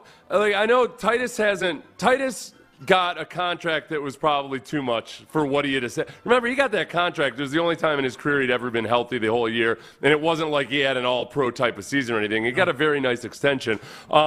But I like having Titus there. He's not my ideal offensive lineman, but it's not like he's a bad offensive lineman. No. There are some interesting names in this article for other teams. How about Sheldon Rankins being the guy who'd get cut in Cincinnati in this exercise? 1 year after going there to sign, he signed a 2-year, $26 million deal, something like that. And that he would be the guy that at least according to Cincinnati's beat writer, they would move on from, Sheldon Rankins. I think that Sheldon Rankins is a guy, though, that I'm guessing the team, I didn't check in on how Sheldon Rankins was doing this year or anything, but the team didn't sign Sheldon Rankins expecting him to be a huge impact player. And I'm guessing they're probably, again, without having looked at how he did this year on a defense, it was very, very bad. I don't think they're a guy they're looking at as like, oh, he's part of the problem, we got to move on from him. He disappointed, the 31-year-old did, when healthy this season, managing 1 sack and 4 pressures, and he missed the second half of the year with an illness. Oh, that sucks. But they get sounds like this guy's anti-illness. That's right. Sorry, it's his fault. He caught the exactly. I'm just looking to see if there's names. If I were the Texans, I'd kick tires on. You know what I mean? Like Christian Kirk. You know that'd be he got paid in Jacksonville, and he's at that stage with his contract where he's very cuttable. Yeah. Would you take Christian Kirk as a guy to play the slot receiver here at a reasonable wage? Would I take him? Yeah. Yes. Would you sign him? Yeah. Would you? Yeah. I think any of these guys. I don't need marquee guys. I need guys that are dependable pros at this point. And I do think we almost got spoiled by having big names or exciting names across the board with all of your 3 starting wide receivers last year, that you forget that, like, okay, wait, no, that's not the standard. There's plenty of really good offenses that have 1 stud wide receiver and then a couple of really good or, above average receivers, and that's plenty as long as you've got other good things going on in the offense. This article has Cooper Kupp being a cap casualty, so not trading him but cutting him, as you just kind of alluded to in the last segment. They've got Devontae Adams as a cap casualty, which if they can't trade him, he's definitely getting cut because he's supposed to make like $35 million next year. Yeah. It's not unguaranteed. And then they've got Derek Carr and Joey Bosa in this article getting cut as cap casualties. Big names, man. Bosa minor? Bosa minor, yeah, the lesser of the 2 Bosas, the older. Bosa the elder, yeah. I wonder what the discussions were with Kellen Moore when he took the job with New Orleans about exactly what he thought of Derek Carr and how they wanted to treat him moving forward. And they've got a pretty good feel for it. I don't know. And if you're trying to be competitive but also churn through all of this dead money that the Saints are still in the middle of, I could see Kellen Moore wanting Derek Carr around. Just having a veteran quarterback to where you can put, you can actually run an offense and start to establish a culture. Cutting Carr would add more dead money to the Saints' league-leading total, but the franchise has a lot of those contracts coming off the books after next year to provide some relief. Yeah, the Saints, it's coming back to roost, man. Like all the money they kept shoving into future years with Drew Brees and Sean Payton and everybody, like it takes people a while. saying the cap doesn't exist. Yeah, you can do whatever you want. Nah, you got to pay the piper at some point. You do, and the Saints are there. The Saints are at that point. I would, you know what? If you can get out from under it, God, if the Saints cut Derek Carr though, that's a good way to tank. Give Spencer Rattler the ball for 17 games and see what happens. It's a good way to whatever, Spencer Rattler hater. I know. I wanted the Texans. The preseason number 1 overall pick from 2021. What, 2017? Yeah, something like that. It felt like forever ago. That? Yeah, remember those days? All right, Payne and Pendergast with you here on a Monday. Good to be with you. Appreciate you getting up with us earlier this morning. Not getting up with us, but appreciate you sticking with us today. A lot of you are off today and back in tomorrow. Interesting articles from Jonathan Alexander and DJ Bieneme about the forward-looking, the future offensive coordinator and the past offensive coordinator. The big money quotes and story from these two articles, we'll have those for you coming up next. But first, Dr. Ben Salento, Texas Sinus and Snoring. Thank you. There we go. That's me snoring from several years ago. Fixed it. Got it fixed thanks to Dr. Ben Salento. Fixed my deviated septum, he did, back about a year and a half ago. I was breathing through one nostril for many, many years. But getting your sleep fixed is a huge, huge deal. Sleep is the gateway to improving all other aspects of your life. And when you get bad sleep, you're affecting your health so negatively, especially when you have sleep apnea. And because that can kill you. And we don't want that to happen. We do not want that to happen. And Dr. Ben Salento sure as hell doesn't want that to happen. That's why sleep is his passion. He's helped hundreds, thousands of Houstonians fix their sleep, and I'm one of them. Make the appointment today. If you're someone who suffers from bad sleep or you know someone, you have a loved one that does, make the appointment. DrBenSalento.com is the website. 346-413-9313. That's 346-413-9313. Or again, online, DrBenSalento.com. Area 45 with Bijani and Creighton. Guy that I think could fill that role, Yainer Diaz. Of being the vocal leader? Yes. Oh, I think he's another one in waiting, too. Yainer Diaz is a guy who could fill the role as vocal leader. If Yainer learned anything from Maldi, it was the preparation, the communication, and the leadership from Martin Maldonado. Radio hits different at night on Houston's sports leader, Sports Radio 610. Love me some Beck's Prime. You guys know that Beck's Prime, my favorite place to go get a burger here in the city of Houston. I'm lucky enough to live about 50 feet from one over there at Kirby and in between Westheimer and Alabama. There's 10 locations around town. And here's what makes Beck's Prime different. A lot of places you can get a burger in town. There's not many that can tout the accolades that Beck's Prime does, though. Award-winning burgers. And I don't know how many other places do it as fresh as they do at Beck's Prime, but I assure you right now, they are in there at all 10 locations, chopping up the veggies, grinding the meat, getting ready to hand spin milkshakes for you right there in front of you. Everything is done fresh in the store. So whether it's a burger and fries and a milkshake you're looking for, or maybe you're looking to eat a little healthier, they've got amazing Cobb salads with a ton of ingredients. And definitely a nice lunch there. An ahi tuna sandwich, perhaps. A loaded baked potato. My wife loves those from Beck's Prime. So stop in at any of those locations. Grab a beer. Sit on the deck. Watch the world go by as you eat a delicious burger from Beck's Prime. You can order online at Beck'sPrime.com. 40 years they've been doing it. It's Beck's Prime. From Attorney Pete Lee Traffic Center, 713 call Lee. Super light this morning. Little bit of activity, not much. We've had a problem, I-610 South Loop eastbound, right before Stella Link Road. That one involving an 18-wheeler was in the right lane, now off to the right shoulder. 47 degrees on Laura Houston, Sports Radio 610. We all hear the radio ads about the IRS. They tell you to be afraid, to be scared, and they try to frighten you into calling. I'm not here to do that. Tax Relief Advocates is different. TRA is here to tell you that if you owe money to the IRS, whether it's $5,000, $50,000, we have a solution. It doesn't matter if you're sitting in your car, at work, or with your kids. No matter where you are, call now. 800-507-9701. Don't lose hope. TRA can eliminate or reduce what you owe to the IRS. Generous programs are now available that can give you a fresh start. Our passion is taxes and helping individuals fix their IRS problems. We have over 1,000 5-star reviews on Google and an A+ with the Better Business Bureau. You don't need to be afraid of the IRS any longer. End your tax nightmare today by visiting us online at TRA.com or call 800-507-9701. That's 800-507-9701. Tax Relief Advocates. Real solutions for real people. The stars are out. Riley Green makes his Rodeo Houston debut Wednesday, March 5th. Full lineup and tickets at rodeohouston.com. Let's rodeo.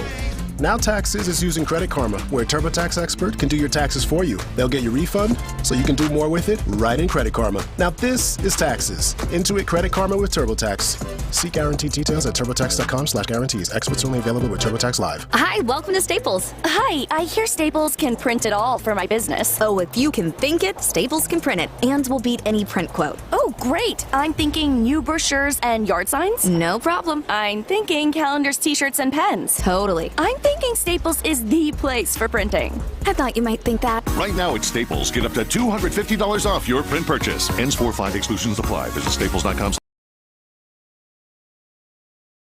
for offer print. Visit staples.com/price match for details. We're back in Miller's front yard, who recently switched to True Green. Their lawn started looking like a golf course, and PGA Tour golfers started showing up. Like this pro, lining up his next shot from this pristine grass. Has to clear the trampoline and a kiddie pool. And lands in the middle of this beautiful True Green lawn. Even the Labradoodle next door wishes this yard were his. Get a PGA Tour quality lawn for as little as $1 a day. Sign up now at truegreen.com. Exclusions apply. See truegreen.com for details. Live from the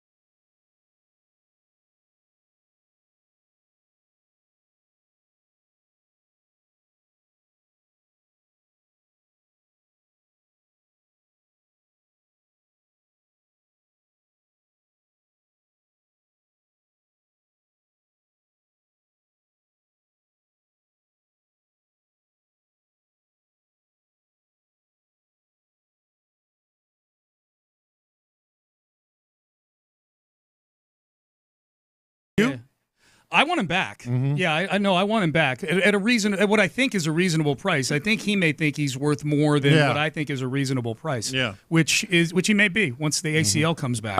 And I think that Sean had made the point earlier that he's still recovering from an ACL that wasn't that long ago, and that he might just want to wait until July or so when he might feel he gets his best value there, and then he can kind of cherry pick the best situation. And as long as the Texans have a good relationship with him, that kind of can put the Texans in a position where, okay, we'll see what the draft does, where we end up in the draft. Maybe they draft a guy with a 25th overall pick that they feel good about, and then they don't have to think about signing Stephon Diggs. But maybe they don't. Maybe they don't get a guy in the first 2 rounds, and they don't really like any of the free agents they've out there to potentially come in if they want to, if they have a good feel for it. So I'm open to anything. Am I reading you right there that you're kind of putting that as one wide receiver, whether it's via draft or re-signing Stephon Diggs? Because I've been under the impression you kind of just need to go ahead and get 2 in this offseason. I think one is fine. I mean, very few teams have 3 studs at wide receiver. So I'm really cool with if you have a couple of guys that you feel good about, and then the guys who are currently on the roster are then more of not a superstar or not a huge name that you sign in free agency. I'm good with that. As long as you got 2 guys that you feel good about, then then the Mechie Hutchison, the law firm of Hutchison and Mechie. Yeah, Mechie, and they'll bring other. There'll be other bodies in camp. I think they'll draft 1 or 2. Like if you told me, like Diggs isn't here anymore, Tank can't play this year. The next 2 best receivers after Nico Collins are a guy they pay like $15 million a year to, and a guy they draft in the 2nd round. Yeah. So you're not shopping at the tippy top end of either of those aisles, free agency or the draft, but it's those 2 guys. Then I would be fine with them. You better get it right. Yeah. But the bottom line, this team doesn't have the resources just to go, we'll go get this guy and get that guy and get that. They're cap strapped this year compared to the past couple of years. But if that's the 2 best new guys coming in are like a viable cost controlled number 2 and a 2nd round pick, if that's their next 2 guys, then you got to hope that hope that Mechie or Hutchinson or somebody else turns into something for you there. And that's the thing is if you go to being a team that kind of utilizes a little more 12, but I mean you'd have to feel very comfortable that your tight ends are which we're hearing we hear he likes 13. Yeah. That's a sexy number. Just Nico and tight ends. We're good. Yeah, man. All right, we are done. Seth, antibodies to you, my friend. Antibodies and so forth and Thank whatever. You. Appreciate that. That's very Monday. Done. We're out of time. You're listening to KLT AM, KLT FM HD2.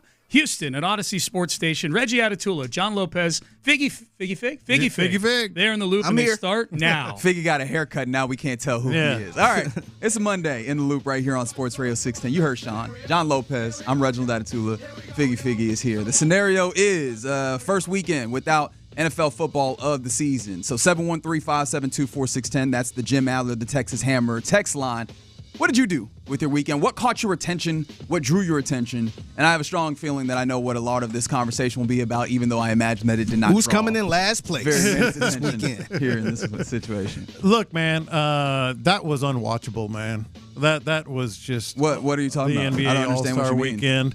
Oh, I thought you talking about SNL. No, I'm gonna get to that. Been watching. I'm gonna get to that. There's no question about that. But just for your first point.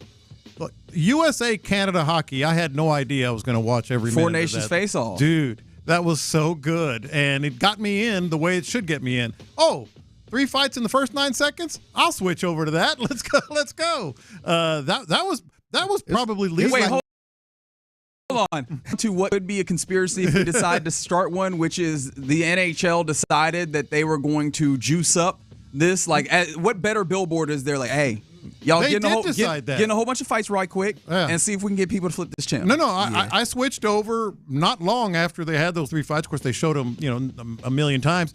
And it worked. And we see you, NHL. We see you, Bettman. You're not slick. No, that was good. It worked. I thought they was carrying the Kendrick Lamar and Drake beef over. I thought that was spilling over. Hey, I was in on that game probably. I mean, if we're going to be honest, there's a possibility that there's geopolitical. Things that have to deal with that. We won't talk about that. But there's a possibility. There is quite a possibility that there's geopolitical remedies. They should have played not like us. They interviewed Kachuk like about 5 minutes. Which one? Because both of them got in there. Both Kachucks got in there. Yeah. And then JT Miller came through as well. They interviewed one of the Kachucks, okay? A Kachuk. A Kachuk. And he said, do you want to go first to his other brother? He said, I asked my brother, do you want to go first? Like they planned. They knew what time it was. They planned like as soon as they didn't even put on the gloves. Why put them on if you don't drop them right As soon as they dropped the puck, they dropped their gloves and their sticks, and they knew it was on. And it worked. I watched that whole game. It was badass. I mean, we did stumble upon something. So that was probably front and center for me. Then, I'll set aside the Genesis Invitational because I'm a golf nerd. Hey, man, if you got some support, if you were watching the Genesis Invitational, go ahead and text in. With the great win. But anyway. Who? Auberg. I'm sorry, what was that? Auberg. Oh, okay. Yeah, he won. Spell that for me real quick. Okay, very good. First win on the tour. Okay. So he gets to go to the Masters. That's neither here nor there. I'm learning. But Ludwig, ooh, that's a fun Ludwig name. Auberg, yeah. Okay. College basketball, man. I mean, Saturday and Sunday. Oh, okay. I thought you were saying that Ludwig Auberg was somehow. No. I was like, I'm lost now. But yes, college basketball was popping. It was all over. Auburn, whew, man, they look good. I really should continue to hold out my reserve judgment here. Auburn looks like they might be the best team in the nation. They have the look. Isn't it wild though? Like it all comes back to how bad the NBA All-Star Weekend was. The only reason I saw Mac McClung do his bearded lady, dunking. Bearded lady? That's all he was. He was a sideshow. Yeah, I mean, he was a novelty. Okay. The only reason it was. I mean, are we being honest? The dunk contest in and of itself is a novelty, is it not? But not like that. Not with jumping over cars. But was that the best? Oh well, I mean, you've been around. What was like the late aughts Griffin? to the early teens? Yeah. That was what we was doing. We was out here jumping over cars. He's and a G-leaguer, blowing out candles and putting stickers on the backboard. Yeah, man, of course. But this is our fault. And I say our very hesitantly because I don't think I'm the problem here. However, this is our fault. Yeah. We are the ones that come to the table without having any level of we are difficult to impress. Mm-hmm. So yes, it's gonna have to be bearded lady for us to get in because if you're gonna get out here just doing regular dunks, ain't nobody happy about just that. Yeah, but here's the point. The only reason I saw that is because the dunk con in between the second and third period of the hockey game. It's the only reason I switched over. So it all comes back to how bad All-Star Weekend was. But, dude, if you want to talk about the weekend, I know you were in on UConn, South Carolina women. I watched some of that. You watched more than I did. Not because not for lack of wanting to. Moms was in town. Yeah. And so it took I feel like I wonder how many people had this effect where it's like, hey, there's not NFL on that usually commands your attention. Mm-hmm. Maybe there's not as many events that you're like, hey, I absolutely must plan my time around this. Mm-hmm. How many folks just kind of spent time with the folks and with family? Because Mom had me all over West and Southwest Houston on Saturday and Sunday. To be completely honest, good for her. So I was watching a little things quality time on the phone as much as I could, or I caught things and tried to catch up in various different places. She told you to put your phone down? No, she knows what time it is. She understands what I do for work. But we're eating here. But I also tried to very much be attentive and spend time. Hell, Daytona 500. Yeah, which that was a little tough because I mean we're getting into the racing of it all, which is that rain start coming down and now we push it and we get these cautions and we get stoppages. We got some crazy wrecks as well. I think it was a Priest had a flip happen, which I mean two or three, not good, but I mean it's always good when you're like, hey, is he fine? Okay, now we can talk about how wild that was. Yeah. But yes, the Daytona 500 happened, and that was kind of on, but I didn't get a chance to like watch it as closely as I didn't watch it. I just watched a little bit in the middle and a little at the end. But again, it's coming back to the NBA has a problem. Yeah, and this is supposed to be their weekend, right? Yeah. They're supposed to be the headliners on the weekend with all these things we've talked about. By the way, shout out to Darius Fulgham who had a boxing match that I was trying to watch. That'll be Mom wouldn't let you. That's not why. That's actually not why. But yeah, man, there's a lot of different things that are happening. But this is supposed to be NBA All-Star Weekend. It's supposed to carry that weight, and it just doesn't feel like it does. And some of it, I think, also is like we go in anticipating that it's not going to, but then it's not like they come out here and change our minds. It was worse than I thought it would be. No, that okay. The entirety of the weekend. Certainly the game. The little All-Star tournament, I guess, is the way that we should call it. Lord Almighty. It was a little bit tough. Could you understand it? Oh, yeah, I get the tournament. But I'm also somebody who's more inclined to latch on to what they're doing there. And for those of you that did not understand it, they had the normal group of All-Stars that they voted in East and West. They separated those out into 3 teams of 8. Yeah. And for some reason, they did kind of a little theme. They did kind of the international players. Yeah. They did like what they called the OGs, and then kind of the young All-Stars were the 3 different teams. Plus, then they brought from the Rising Stars little tournament game that they had on Friday, they brought one of those teams in to fill out a little group of 4, which that team included a couple of Rockets. So you had 3 Rockets playing on Sunday, which I don't know, did that give you any level of intrigue? Obviously, Alperen Sengun on the international team, and boy, did he look like a child. He looked like a happy child getting to spend time over the weekend with Nikola Jokic, who is kind of like one of his favorite players, if not his. You got Reed Shepherd, who was on the G League kind of Rising Stars team, obviously with all the G League time that he's had this year. And then Amen Thompson was selected by Candace Parker to join that group when they went playing on Sunday. So he got a little taste of playing on Sunday. I think Alperen Sengun was giving him a little hell about it. They were wearing their jersey. He's like, no, you're a rising star. I'm a full thing. You know? So they were having a little fun back and forth. I think that ended up on social media. But all those guys got to play, but then they had 2 of those teams play a quick game, 240 specifically, right? So they didn't have a time which, kind of dictated the minutes or whatever. So I think Alperen only got like 4 minutes of game time, but it wasn't timed. It was just 240, which I actually thought helped the actual game of it. Figgy, I think we were talking about this morning. Yeah. The actual gameplay in the minutes that the games were playing looked more competitive. There was more defense because it's not like, we're just running out the clock and then we'll lock in. It was that I felt like they had actually some incentive to try and play a little bit more defense. It still looked all-star. There was still a little disjointedness with some bad passes or whatever. Yep. But at least there was a lot of blocks that happened early, which I know blocks aren't inherently defense, but I mean, there was a little bit of effort on the kind of the scale of NBA All-Star games. The actual games looked better, in my opinion. Here's all you need to know, and you referenced it during the toss. They had 42 minutes of actual basketball in a 3-hour show.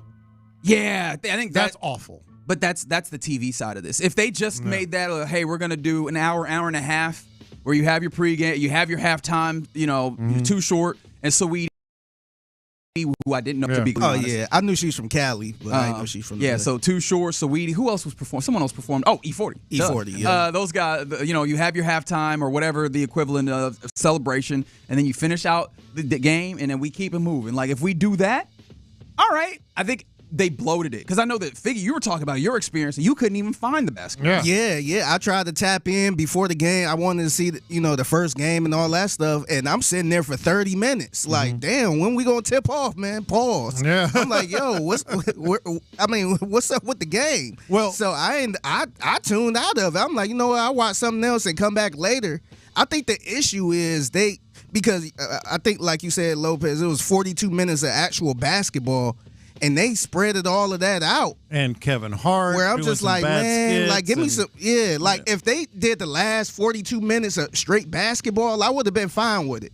Well, it was just all over the place. It was, and here's all you need to know about how bad it was. And I do have a hot take on this that I'm curious what you guys think. Jeremy on the YouTube agrees with me. Haven't seen that much trying in an All-Star game since 2003. I think that number might be a little bit too far back in my estimation. But still, no, there was definitely a little bit more trying in this because of, I think, the way that they went about it, just a little bit. But here's what you need to know. If you take away college basketball, which was playing at a very high level, going down the stretch, entering tournament time, if you just eliminate all of college basketball over the weekend, you still it still ranked at best 5th of things you wanted to watch. With the hockey and the we're gushing over the hockey. Yeah, and everything else. And I walked away from the weekend thinking Adam Silver needs to be replaced. Damn. Well, he needs to go. He needs to go, man. If you come to it from there, like there's other ways you can get there as well. I think one of the things he was talking about was, and I got to recall exactly, because he has, just like Commissioner Goodell in the NFL, like these instances give them the opportunity to step in front of the media and have some of these kind of state of the league type addresses. And some of his answers in certain circumstances were patently unsavory, right? Yes. Just like unsatisfying. Yes. On some of the answers, I know that officiating was something that came up, and he was, kind of talking. I think his first statement was just, talking about the fact that they have a union as well. Like it just feels like you get to places where, when you're hearing things from the commissioner, you're not hearing things that are satisfactory. You're not hearing things that are going to give you any level of solution to the various things that the NBA rather is plagued with. Steph talked about how he'd like to see a grading system for the refs, and Adam Silver said the officials have their own union, human resources issues. Nobody necessarily wants to have their employment record published. And yes, I understand that, but he's right. But that's not going to work here when it comes to trying to satisfy and satiate your fans. Let me give you two reasons why I don't think it's outrageous to say we need a new commissioner. The first one comes from a current player talking about the weekend. Scale of 1 to 10, your thoughts of 10 being the best. Yes. A 0 sucks. Say basketball. I just wish you were more honest. That's Draymond. Well, can Zero. I give you a little bit of the precursor for that? Because I think that for Draymond, there's a perspective there that informs, rather, is the word I'm looking for, why he gave it a 0. This question leads to where he wants to go. You work all year to be an all-star, and you get to play up to 40, and then you're done. This is so unfair to Victor Wembanyama, who just took this game really seriously, Shai Gilgeous-Alexander, who just took this game really seriously. When you talk about chasing after the points records, Melo and Kobe and all these guys who've had great scoring nights, they don't get the opportunity to do that with this game. Also, we can watch some rising stars. We're about to watch the Olympic team. Now we get the treat of watching the Olympic team play against a U19 team. Come on, what are we doing? This is ridiculous. So from his perspective, the problem was, they had rising stars involved in it.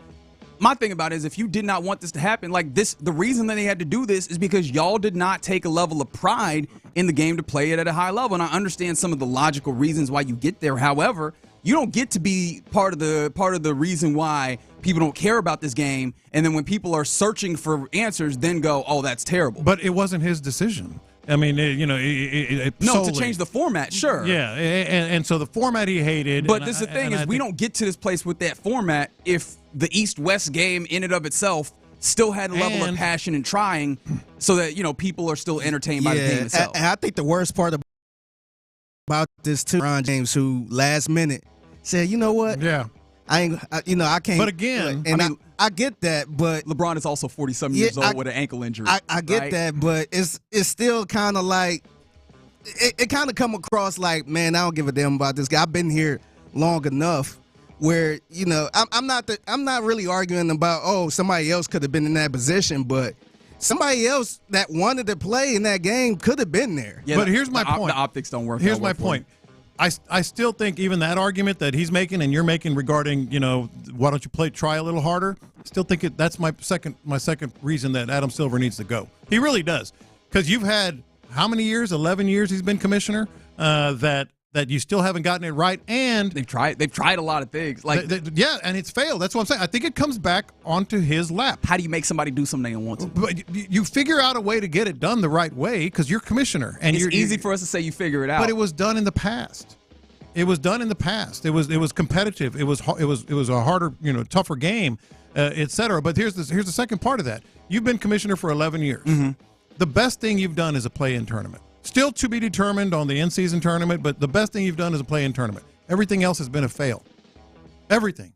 It comes back to Adam Silver. I mean, you've got to make a change there. I think that you would find yourself, I think there's reasons to make the case. I don't think the All-Star game is the reason. No, I'm saying not just the All-Star. No, I hear you. But the fact that all these things that he's done, they've all failed. Everything has failed. And it's time to realize something else. He gets to play in an All-Star game, though, because I was yesterday, it was early that morning, they played the 2009 All-Star game. And so it's a lot of you had Kobe Bryant, rest in peace, Kobe Bryant. He was playing and all that stuff, and it wasn't like the same. It wasn't like defense in that game either.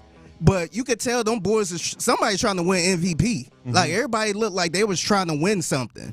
And I just don't know how you motivate these guys to play like they want to win something. That's what I'm saying. Because they literally don't care. The money is big enough, right, that there's not really an incentive that you can have besides pride.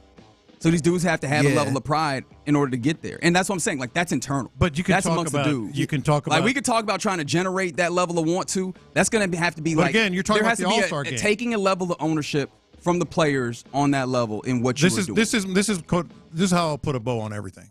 In any other industry, if these things happen on your watch, you get replaced. Like I'm talking about, everything from just the way load management to the style of the game, the 3-point stuff. Draymond went on, talked about that too, and quoted. I guess he quoted Kobe at one point, saying it's like it's not good basketball. No, I don't care how it happened. It happened under your watch. In any other industry, any industry at all, this industry, any industry. If it happens under your watch, you get replaced. And I think one of the things in order we got to wrap this up. Here, but I think one of the things for him though is like also we have to talk about what the metric is of success. And for him and for a lot of commissioners, I understand that while we want as the viewing public want it to be, it seems entertaining enough that it's still garnering all of the money that ultimately the owners want, and those are his bosses directly. And so that's where Silver continues to be. But I think it's a fair point also made is that none of these real all-star games have a huge level of interest anymore. I think that we are in an era where we get to see all the games, and so the idea that, we finally get to see our favorite players, that doesn't exist anymore. Mm-hmm. That's what all-star games were created for. It's like, you never get to see the people who play in the AL, so here when they come together, you get to see the NL and the AL, all the best players. We don't need that anymore. We get those straight to our phone when they happen. Yeah. So I do wonder if we're just in an era where this is an antiquated thing that we maybe need to leave the vestige of. All right. You're in the loop right here on Sports Radio 610. I guess passionate about the All-Star game. Maybe not in a good way, but it's there in some ways. All right, we're getting going on a Monday here in the loop. Let's circle back to the Texans. There was a couple of really interesting pieces that came out this weekend. Unfortunately, being myself, I'm going to focus on the negative one first. There was a lot of things that have come out about Bobby Slowick, and I feel like in a way we could do the thing where we go, there was negative stuff, and let's see how we make it into a positive moving forward. Let's talk about some things that we heard out of the building about Bobby Slowick's tenure next.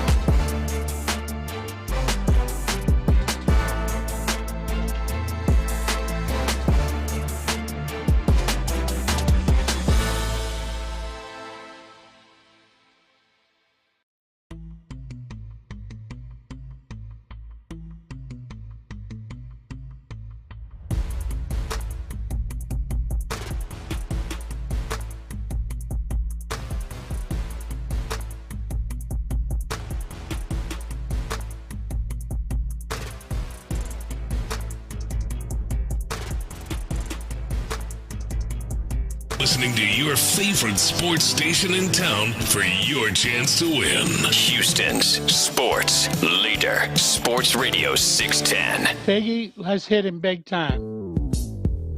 Houston, let's get in the loop. You better get ready because we're going to show John Lopez. It is what it is means nothing. And Reggie Atatula. And that, my friends, is a scoregami. Always live, always local. 713, what's the damn number? 572-4610. You're in the loop on Houston Sports Leader, Sports Radio 610. Yeah, you're in the loop right here on Sports Radio 610. John Lopez, Reginald Atatula, Figgy Fig here with you. As everybody is diagnosing what's wrong with All-Star Game, All-Star I'll tell you what's wrong with the NBA. Right. Hold on to that. We got a little bit something for you in the question of the day. I'll tell you what's wrong. Question of the day you'll enjoy. Yeah, question of the day. We'll get into fixing it. We'll put together the In the Loop Brain Trust. We'll put together a focus group. That's a reach. And what? Brain trust? Well, I mean, we got listeners. They got brains. Such as it is. Yeah, man. That's the way the show works, man. The listeners also are included in this via the Jim Aller, the Texas Hammer text line, 713-572-4610. Also, shout out to Mokaram Injury Lawyers for our live stream. There's the YouTube, Sports Radio 610, and then 610 Houston on Twitch. Both of those available to you. Man, an interesting piece. I thought a very insightful piece.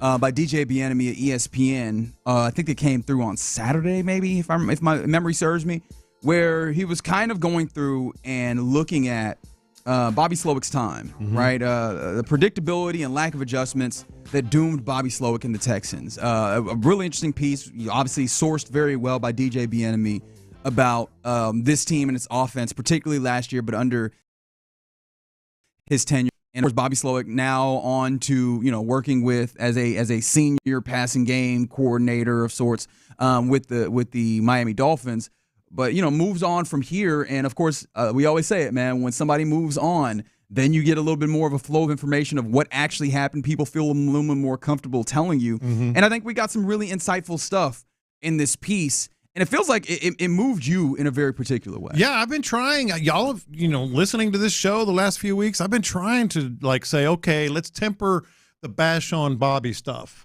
I'm not going to try anymore. Oh, wow. I'm really not. Why you ain't doing when he was hurt? I you ain't say it to his face. I gave the man the benefit of the doubt, I'm like, everybody does that. Oh, he's gone now. Like, oh, we played an up-tempo basketball style. Now we're going to slow it down. Oh, of course you are, because that sucked, or he was a disciplinarian. Now we're going to be more player-friendly. Of course you are, because that sucked. People just automatically, default to, yeah, that guy was awful. I'm not going to defend him anymore because it seems like that guy was really exactly what we speculated that he was, and that was not very flexible, certainly not very adaptable to the players, because sources around the league and in that building and a player, have flat out said, a lot of times the anonymous quotes, you sort of like, we'll see, I believe it. I believe that was a strong player. I mean, a player who stated a strong opinion when they said, I don't think we had a true identity of what the bleep we wanted to do. Yeah. So that's not, that's not just sort of like backhanded insult. No, that's direct. Right. No. And I mean, these are things that you could see and that various people who, cover the team and watch this team discussed over that time period. It's interesting to get like that interior sourcing via DJ Bijani and ESPN to kind of confirm that that's what they felt in the building. I think that these things can be insightful also and helpful. All right, what were they feeling, right? Or did they believe in this and then ultimately, just move on? Or did you see things? And I mean, some of the quotes in a segment I like to call reading. We simply weren't good enough offensively, as team source told ESPN. We had all season to make adjustments and improvements, and it never happened, which that is a hugely damning thing about this team. And you could see it again. Like, you could see it time and time again. We didn't see real adjustments until real late in the season, when it's fair to assume that somebody stepped in and forced those adjustments to be had. Otherwise, you were in the same place doing the same thing and not seeing results. And then ultimately you mentioned that a player told ESPN, quote, I don't think we had a true identity of what the bleep we wanted to do. And those might be the biggest indictments. And, of course, those were the things that I think people latched onto most from this article. And there's a lot more in there that I found to be interesting, right? And there's some more quotes that I'll read. But more importantly, like, What does that then do for you in spinning this forward, right, and trying to make this a positive? Because it does feel like in hiring Nick Caley, they found somebody to at least address those things in particular. Well, one of those things, because I feel like the idea of adjustments feels like something that Nick Caley will do. I mean, we heard similar things in his opening press conference. I will say, we don't really have a great idea that there is going to be a solid, because as of right now, at a very early juncture of his tenure as the offense coordinator, we haven't really gotten anything near concrete on what this offense will look like, which is fair. No, however, it is a space to watch as we go through. No, we haven't, but we talked about we didn't know what the bleep we wanted to do quote, and that's the one that's grabbing the headlines.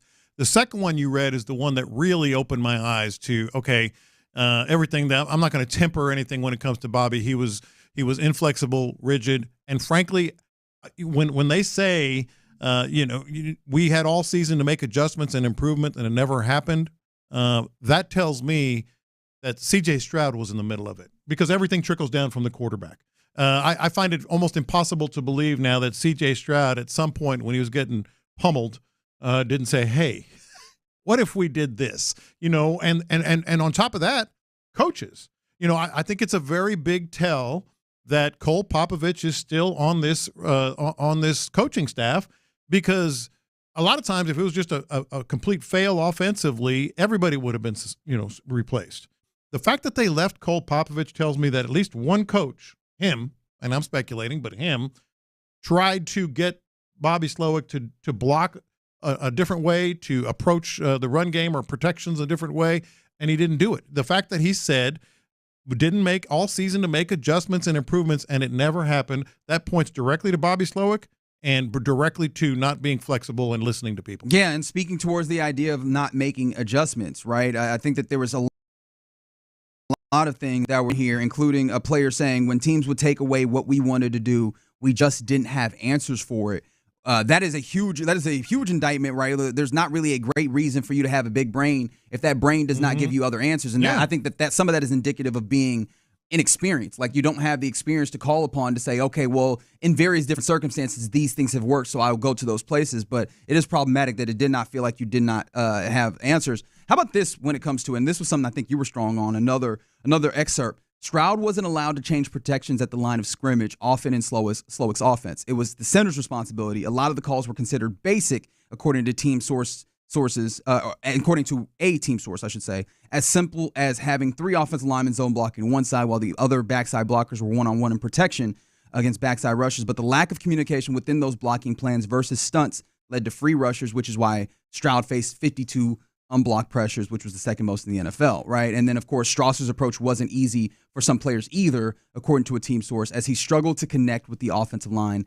But the woes weren't all on Slowick or Strasser. Sometimes the players just failed to execute. And that last part we agree with. But going back to the first part about the idea of, like, hey, the protections at the line and it being simple and there not being communication within it, like, that is so damning. He treated C.J. Stroud, from what I can gather and from what we've heard and speculated about on this show for the last few weeks, is he treated C.J. Stroud like a high school quarterback. No, you do it this way. Here's your first read. Here's your second read, etc. And that's not how you should treat a quarterback like C.J. Stroud. And in fact, this whole thing is encouraging to me, like, because there's no way that Nick Caley's coming in and saying, "Oh yeah, we're going to do that. We're not going to trust the line. We're not going to change our blocking assignments. We're not going to trust C.J. Stroud to help with protections and such." It's encouraging because I feel like he's going to get with C.J. Stroud or the quarterback coach or whomever and say, "Listen, we're listening to you now. Your voice is going to be heard, and we're going to allow you to do this, this, and this." It's actually an encouraging thing. But boy, I'm done defending Bobby Slowick. It seems like it's pretty obvious. Yeah, and I feel like that's a good way of looking at it. And, of course, if we're willing to take Nick Caley at his word, which I imagine we probably are, especially at this early juncture, it seems like, again, player-focused approach. It's going to be not forcing a square peg into a round hole. It seems like very much a lot of what he said will combat kind of these things. And so it was really insightful to kind of get some real confirmation from the interior of what this is looking like. How do you feel about this, John, though, before we move on from 713? I put a lot of this blame on the head coach. Hold D'Amico accountable, too. He knew he was who he was, and the character not a good sign. I don't know that this speaks necessarily fully to Bobby's character. I feel like that might be a bridge too far. But I think that yeah, D'Amico probably has a level of accountability to be held on allowing this kind of to operate in the way that it did. But how much is there to be said for letting that man do what he wants to do while he's in that position, and then judging him accordingly when you get to the place when it's time to? I think D'Amico would tell you his biggest mistake was he just trusted Bobby Slowick. And I don't see that happening again. I could see his head in some of these early week meeting rooms a lot more, asking coaches and assistant coaches, what do you think we're doing? Having a better communication. Because let's keep in mind, he's the defensive coordinator with Matt Burke. And I'm sure he spent a lot of time on the defensive side. Yeah, but I mean, but that's not his job. But that's not his job. The job is head coach. Yeah. If you want to be the defensive coordinator, that's cool. The responsibility ultimately still falls all the way around. I think you're going to see a lot from D'Amico this year because now it's like I think he's calling the plays on defense and all that stuff. He got a lot of hand in the defensive stuff, but now you kind of got to overlook everything now. I think D'Amico will tell you that. I think that's going to be the biggest change. Yeah. So we should see what D'Amico really is as a head coach, overlooking everything now, rather than I'm gonna focus on the defense and I trust you to have the offense. Totally agree. And it does seem like he's accepting that responsibility. That the hectic nature of trying to do all of these things are relatively new. Head coach, I think that he's learning, hey, man, there's a lot more to it, and there's a reason why this job is a job in and of itself, right, outside of being a play caller. He's definitely going to have to, answer for, or maybe not answer specifically for it in a way that I think we would talk about, but he's definitely going to have to account for how to be better at managing those things and being more hands-on and more attentive to what's happening offensively. But I think that, look, if we're willing to take the entry-level press conference for what it is at face value, it seems like some of these things at least will be there will be a focus and a clear effort to make sure that these don't happen again next year for your Houston Texans. All right, you're in the loop right here on Sports Radio 610. Coming up next, let's get into our question of the day. Agree that the All-Star break doesn't work, but let's bring some solutions. Let's not just be Debbie Downers. And I'd like to have fun with this. So what's the most outlandish way that you would fix the NBA All-Star game? 713-572-4610 is the Jim Adler, the Texas Hammer text line. Text in your most outlandish way to fix the NBA All-Star game, and we'll talk about it next. 7.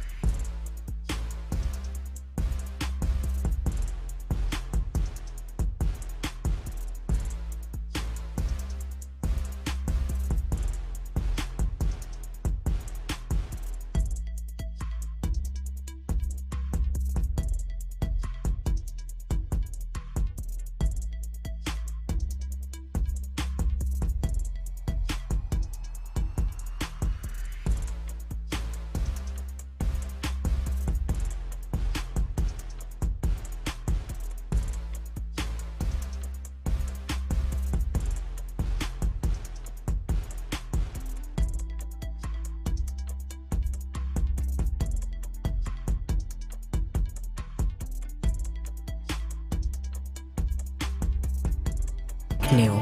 Call, click Granger.com. Granger, for the ones who get it done. Live from the Mokaram Injury Lawyers Studios, Sports Radio 610 presents In the Loop with John Lopez and Reggie Atatula. I didn't realize it was a Tribe Called Quest Monday. All right, very good. You're in the loop right here on Sports Radio 610. Let's get into our question of the day. Everybody wants to talk about how bad the NBA All-Star Game is. Let's try and see if we can fix it here. 713-572-4610, the Jim Aller, the Texas Hammer text line. What's the most outlandish way that you would fix the NBA All-Star Game? I'm not looking for just like reasonable, level-headed answers for this. $5 million a player. That's fine. Yeah.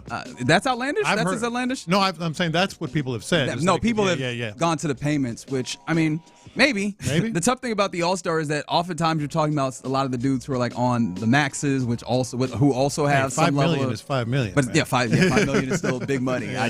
Where that $5 million coming from? I don't know. Yeah. But I guess that is not your concern. But that's not the outrageous one. That's not the outrageous one. But yeah, let us know. What are your outrageous, or outlandish ways that you'd fix the NBA All-Star Game? All right, I got you. You got it. It's so crazy. It just might work. And when you say that, you know it's going to be out there. Crazy like a fox. Yes. Yeah. I don't know. Our fox is crazy. Like, why is that? I don't why know. Does that statement that's one of those. Yeah. Why is that one out there? All right. Well, now I'm about to be on a side quest while you're talking here because I want to find that out. All right. So you pick your All-Star teams, East versus West, right? As always. Yes, please go back to East versus West. You pick as it used to be. But what you do is you don't play a game. Series, let's say 10. I know there's more than that on the roster, but you can kind of pick it and do other stuff with them. It's 12. It's 12 apiece. Yeah. Oh, you can go 12 then. And you play a one-on-one tournament. In other words, you line up who you're going to play, and you play one-on-one 12 times. And the winner gets the All-Star Game trophy. You also have an MVP. You also have much more money. If you win your individual one-on-one, you get a certain bonus. If you win as a team, you get a certain bonus, because here's why one-on-one will work. You would truly like. Is this basically like what?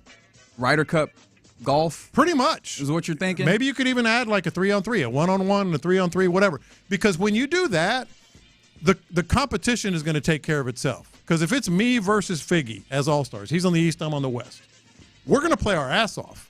Because that's one-on-one. Yeah, no, we're talking ego stuff. That's ego. That's one-on-one. And we're going to play for our teammates. And the teammates are going to be on the bench cheering us on, and they're going to be arguing with the refs about calls and all this other stuff. You play to 5x1s, either 12 times or 7 times with a 2-on-2 and a 3-on-3 in there somewhere. If you just pick East versus West, one-on-one tournament takes care of itself. Okay. That's interesting. Yeah. And I mean, we just saw a one-on-one tournament with the Unrivaled They go League hard, that I thought it was really interesting because, I mean, there's not egos, and I feel like they have that, what we're talking about, that pride, because they feel like they're trying to grow the women's game. So, like, they're out there, they're putting their pride to the side. And we saw some upsets in ways that I did not anticipate on. But, I mean, it led to some interesting stuff. If you found a level to do one-on-one stuff, one of the things I always throw up is King of the Court, because I know that's a game that they play where it's just like whoever's on, you score on them, or if you stop them, hey, and then you stay on and you keep this thing rotating. Like, that'd be cool. But, yeah, some level of one-on-one, man. I'm not going to mail anything in a one-on-one. All right. I like what we're doing here on the text line from the 713. Take the three-point line and make it a half court. Add hand-checking, hand slaps. Do that for the sport. Oh, just in general? I feel like taking away the three-point line might be an interesting concept where, hey, we're not doing the extra numbers of it, and that might incentivize people to, hey, just go and try and dunk on somebody. Right? Like, just go and try and get to the rim consistently. I understand that that's not everybody's game, but maybe that'll do something. I like what we're doing there. Somebody said USA versus World might be interesting, but still don't think that they care. Steph said that he kind of likes Isn't that what Jokic wants? I think. Well, they did a little something similar to that. It wasn't inherently that way, but in picking the little 3 teams, you had kind of an international team of sorts. That's the one that Alper and Şengün ended up on with Jokic and Giannis and those types of things. Yeah, man, they've talked about the possibility. I think Wemby had talked about kind of liking the idea, or he seemed somewhat indifferent, like, hey, it's cool, I enjoyed it, and if we did that, that'd be something. Steph seemed to be a proponent of it. I don't know that they actually go that way. But maybe that's a way that you can go. I don't know why I start going to props. I'm like, hey, man, basically make a slam ball. I want to see some trampolines in here. I don't know. Yeah, hey, that's outrageous. Yeah, definitely outrageous. They definitely wouldn't do that because everybody be worried about injuries or whatever. Somebody said the only way to be competitive again is money. Like, okay, but how can we do money on very particular stats, right? Hey, man, you get $300 for every block that you get. Or if you dunk on somebody's head top, that's $1,000 every time you do it. Right? Like, could we do it like that where we're saying, man, for each particular stat, you just run up your tally, and we'll see if you can make some money on this day. I think there are some possibilities to get it done. The skills competition. Well, we saw that this year. It's just shout out to your boy Wemby. How about Wemby, man? he's what do you like to say? That third eye, man. He's got it. He had it working. And by the way, he and Chris Paul, they actually asked an official, "Can we do this?" And the official said yes. Well, there's a little clarification on that. I was going to play it later, but let's get it here. This is Draymond Green giving you a little bit of insight from his perspective because Wemby did say that he asked. This is what Dre had to say. Wemby walked around the court asking everybody, because they say, make 1 or 3 attempts. And Wemby said, oh, so I could just get all 3 of them up there. And he's like, yeah. So he asked. Now, he may not have asked the right people. But I will say, in Wemby's defense, he did ask a lot of people. I heard him ask maybe 5 or 6 people, like, so you sure I could just throw the ball? See, that's a lesson. Know the right people to ask. Yeah. He was just asking the rest of the dudes, and that sounds like if somebody came and asked me, hey, that's what they said. That's what it said in the rules. Yeah. You better go and ask the refs or go and ask the commissioner because it was so funny seeing the video. And if you don't know, in the skills challenge, there's a portion where you have to get up shots. And it's but in order to kind of keep this thing moving, they've added an additional rule. Like after 3 attempts, you just move on to the next thing in order to kind of keep it flowing. And they tried to cheat the rules. They were gaming the system. And then eventually they had a really fast score, but the league came through and was like, "Hey, y'all DQ because y'all was." I think the league made that up on the fly. I mean, probably, but I don't blame them. They did the right thing. Have some damn pride. What?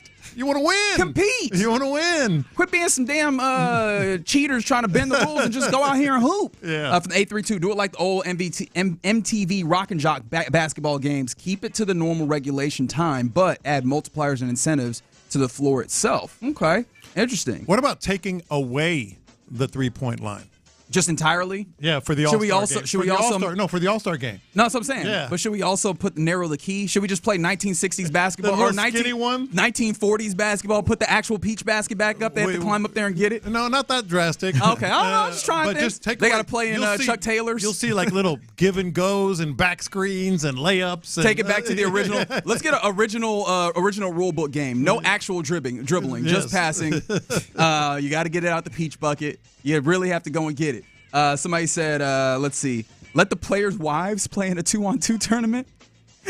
That would be fun. Ratings would be better. That would be fun. Ratings. The wives and girls fence tournament. Yeah. Oh man, that woof. I feel like one of the tough things is just getting some of these dudes to declare. Yeah. Some dudes will have the same girl. I mean, the 3 different players pick the same girl. I would like to see Anthony Edwards. Yeah, about 3 or 4 of them. Yeah, how about that? I got a whole team over here. Okay. Somebody said, forget about playing the game. 3-point challenge, slam dunk competition, skills challenge. That's Saturday. So Saturday night on Sunday instead is what you're doing? Yeah. Okay. Pretty much. I think what they should do, go back to East and West, and at the end of it all, I think they should kind of do how they do with MVP racing where they had the top 5 people. Mm-hmm. They should have their top 5 players of that game and go for it. Whoever's number 1 should get a nod at the All NBA team. Whoever went MVP should be on the All NBA team. Number 2 should probably be on maybe the second All NBA team. Oh man. But they should do something like that. We're doing the baseball thing where we put actual stakes on this exhibition game. I would do it. I mean, I feel if somebody won an All NBA thing, they'd be out there balling out, man. That's right. It's deflate the ball. All right. We're trying. We're trying things. I don't love it, but we're trying things. Red light, green light basketball. Yeah, let's get spicy with it. And the actual house lights will change. Yeah. And you have the regular lights, and then when it turns red, everybody have to stop. And then if you're not, you got to get your ass to the sideline. That's right. Make the ball bigger, or play with the women's ball, just a slightly smaller ball that's a little bit off. 190 to 188. Nerf basketball. Yeah. I like what we're doing here. All right. Somebody said all the same position: 5 centers, 5 point guards, 5 forwards. Well, we're there right now. All right. That's what we do. I will say that's the what one we do right now. That's the one thing I did like game is seeing like Shaq taking the 3-pointer against Allen Iverson or something like. I did like some of the stuff like that. Seems like people are getting real traction on the wives versus side chicks. That's all right. I'll run that up the flagpole and see if Commissioner Silver will go with it. I have a strong feeling he might do it. It. You know, you never know. You never know until you ask. He needs something. That's right. All right, you're in the loop right here on Sports Radio 610. I think we fixed it. I think we did. All right, coming up next, let's go around the NFL where we're getting more in the Justin Tucker saga, and also I think someone had a really interesting thought on the DJ Bieniemy piece about Bobby Sloyd. We'll talk about that and more next. Why did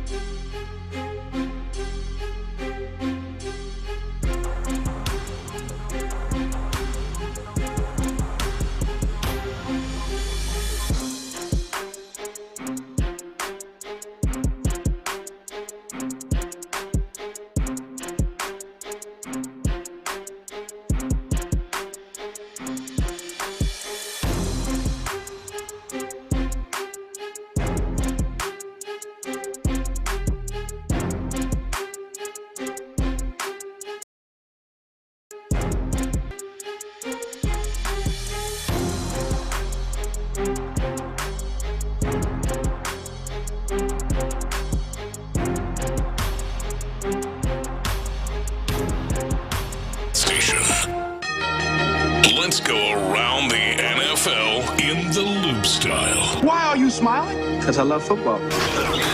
Here's John Lopez and Reggie Adetula. I'm going to tell you all about how much fun you're going to have this season. On Houston sports leader, Sports Radio 610. All right, we're about to go around the NFL here. A couple more scragglers coming in on the question of the day. Somebody said for the All-Star game, they should add a basketball goaltender like in hockey. Just make the games really low scoring. That will surely drive up interest. I do like the idea, just FIBA rules. Take it off the rim, baby. Goaltending. Just take it off the rim. If it hits once, it's fair game. Yeah, take it off the rim. Don't let that thing go down there. Yeah, maybe that'll help.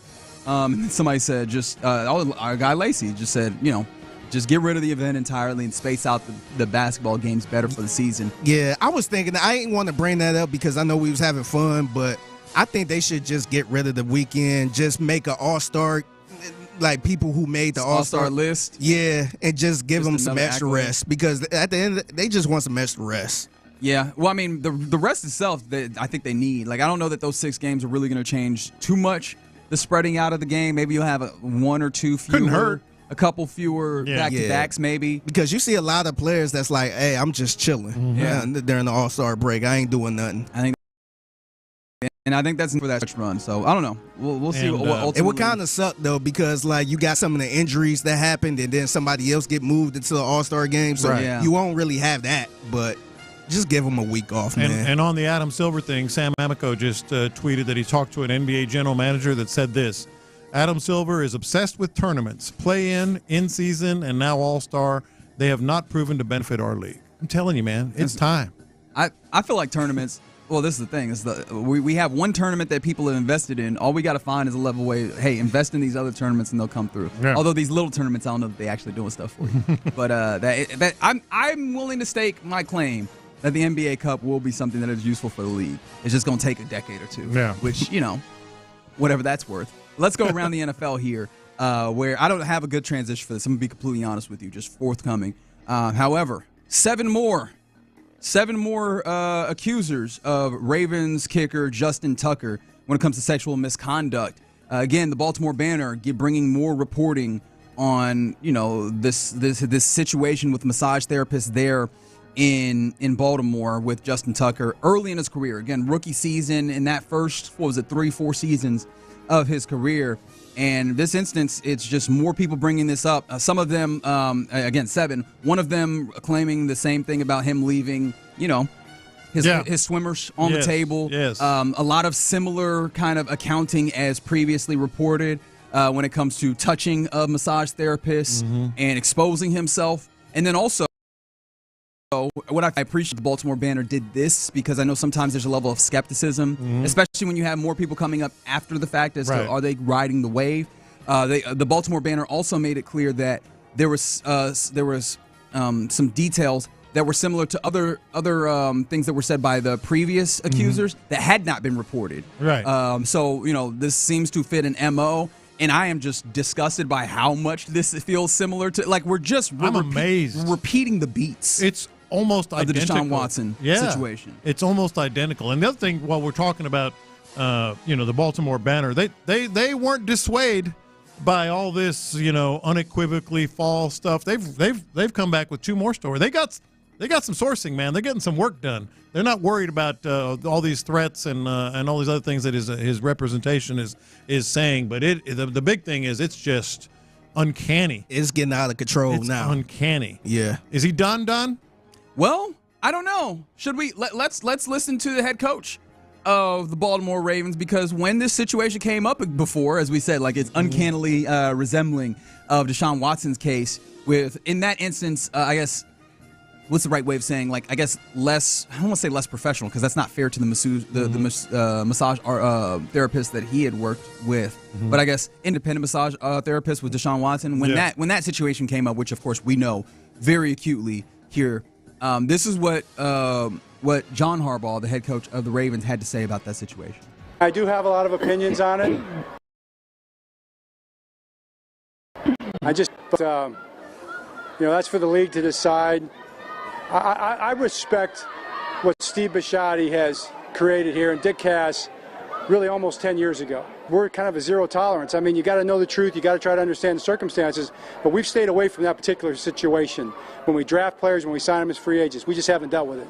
And that's Steve's decision, and I'm glad we have that policy.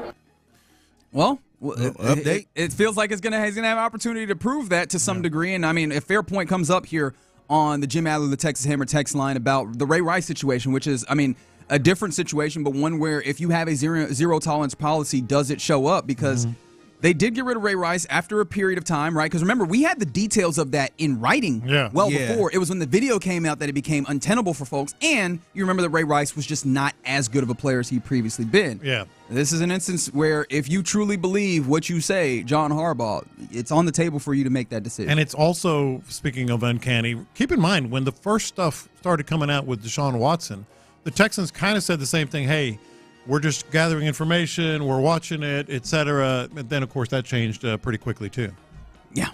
Zero tolerance is always an interesting thing when it's said, because I don't think you actually mean zero tolerance. Zero tolerance just sounds a lot better than we got like about a 20% tolerance. That's right. It's not high. Don't get me wrong. It's a low tolerance, but there's a little wiggle room. There's something in there. I will say it would be probably easier for them to move on because first he's a kicker, and plus he didn't have the best year last year. No, he did not. So if this stuff didn't happen, or probably would have moved on anyway. I think so. I do too. I think he would have been done even without this stuff, man. He did not have a good year, and at least I think he would have been fighting for his job at least this year. In a deeply kind of callous way, right? This almost ends up being fortunate for the Ravens, and of course, I don't say that again. I say that with all. No, you're right. With all care, this was a way and consideration for the various people, the massage artists that had a level of trauma that they had to live with for all this time, right? But this does offer them a way out of a deal where that's a franchise legend, right? And it's always weird to say that about a kicker because some people don't even consider them football players. That's a franchise legend. Yeah, probably first ballot Hall of Fame. Not first ballot, but he definitely a Hall of Famer. Yeah. Yeah, and so if, with what it felt like was a declining capability of doing things at a position where there's not really room for you to miss.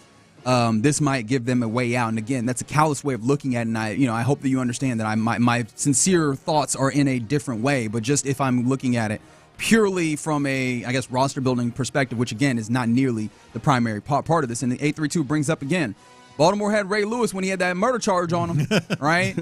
So yeah, we'll see how they play this. But yeah, it just keeps getting worse. There keeps being more people that come to the fore.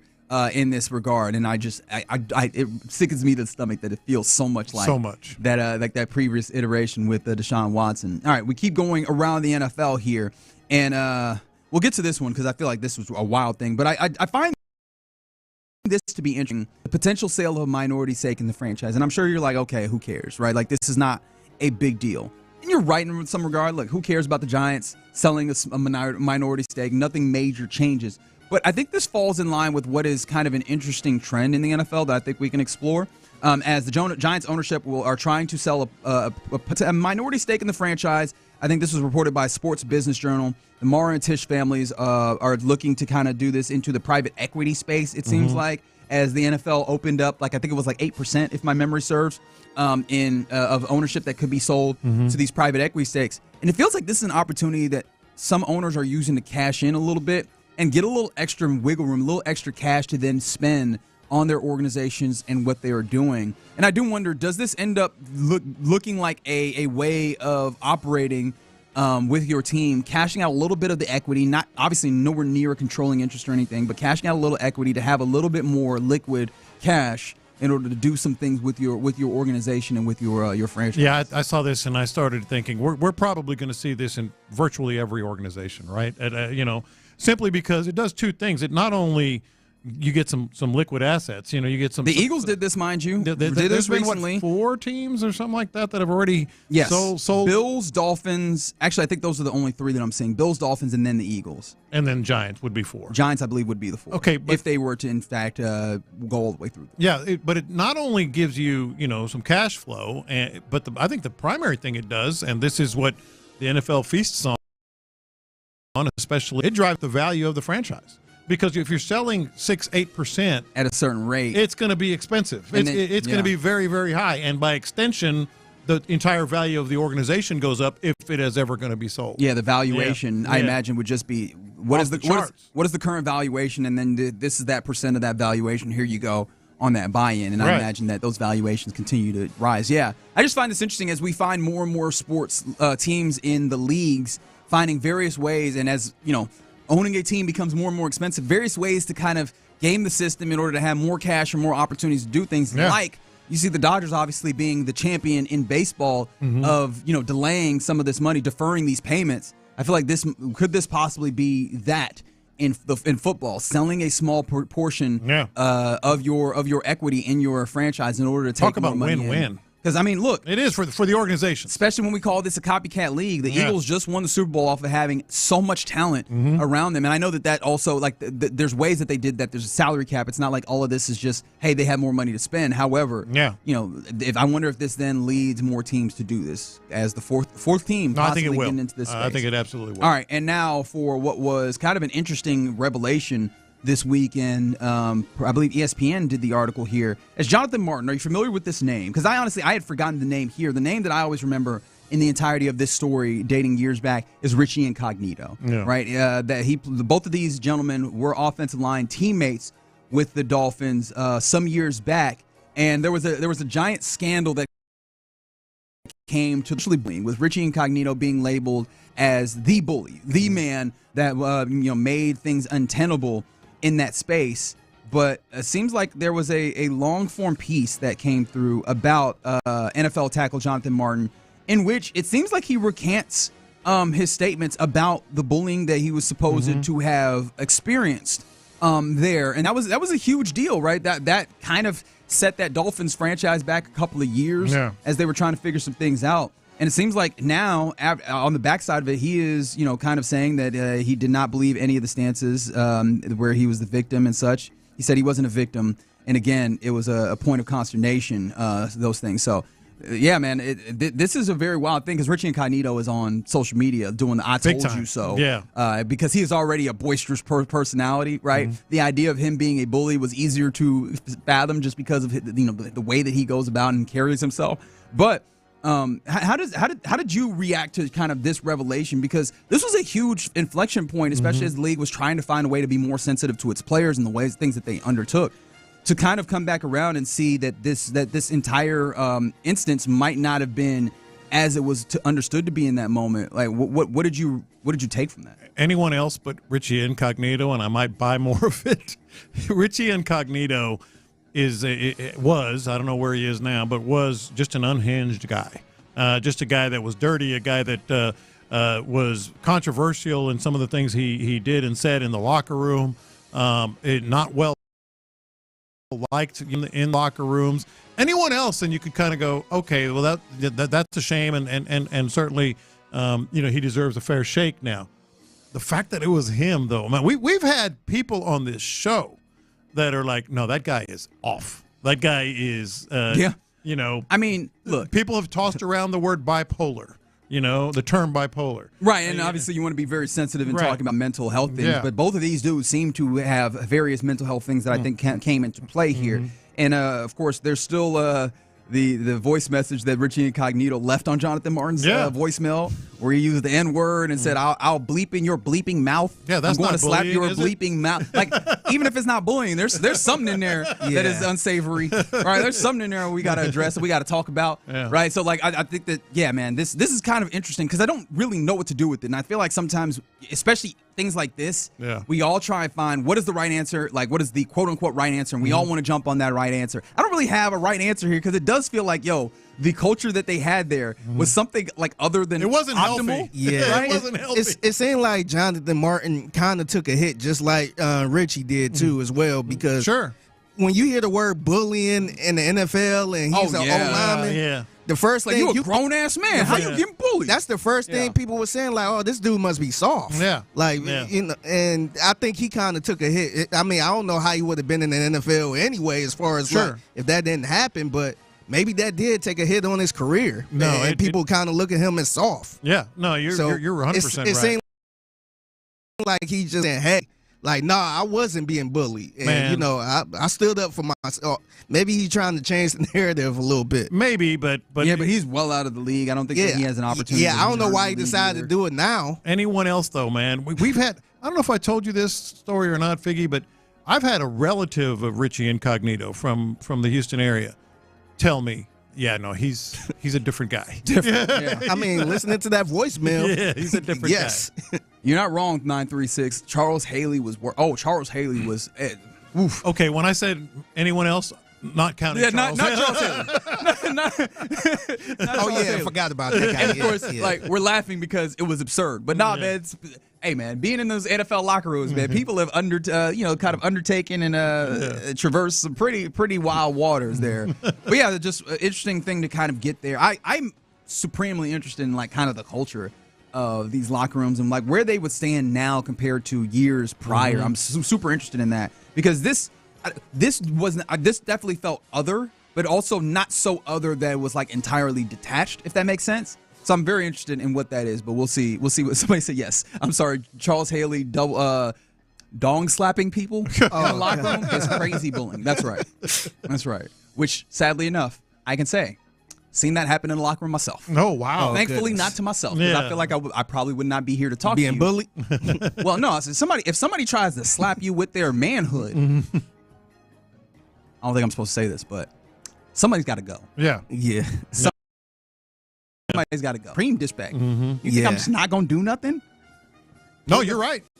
You are correct. Although I guess if it's Charles Haley, you might not do nothing. All right, you're in the loop right hey, here. Hey, man, stop that. I don't. Hey, man, I don't Come like on, that. man. As you're backing up. What you doing, man? Stop it, man. Come on, man. I'm telling coach. You treat me with some respect. You're running out the locker room I'm telling the door. coach. And I agree with you, 713. Private equity buying into the NFL they say it's going to be a horrible idea as long as you can keep them from having a controlling interest. Yes. But private equity, they're not concerned with anything else besides making their investment. And the one thing that I think gives me a little bit of solace is that that's what the NFL is all about. Hey, can we raise this valuation year over year over year? That's what they're most involved with. Yeah. And if you keep them into that minority stake and those valuations continue to go up, I think you are in a good there. But the problem is, right, when it comes to money, it's always, well, now that we got more money, how can we get even more? And I think that's where it will get dangerous. But I feel you. All right. If you did not know that I do not meticulously plan out exactly where around the NFL goes, it's the fact that I use the words dong slapping in that segment. Just know. All right. You're in the loop right here on Sports Radio 610. Let's coming next. Let's do this. I think there was another fantastic piece this weekend, in this instance in the Houston Chronicle by Jonathan Alexander. Man, we're blessed with some really good beat writers. And I feel like there's more reasons now to be even more excited about offensive coordinator Nick Caley. Let's talk about those next. Payne and Pendergast.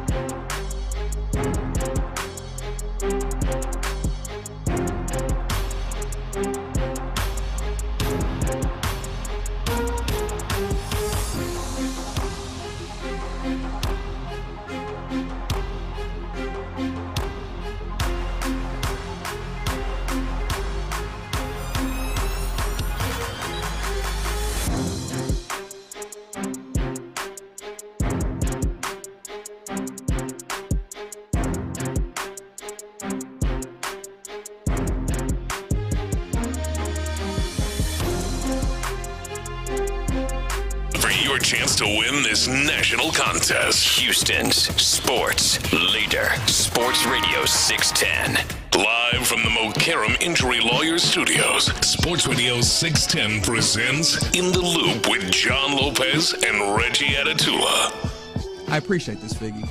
I believe that you're picking this music for me. I sincerely do. I got it in the Serato, man. Hey. All right.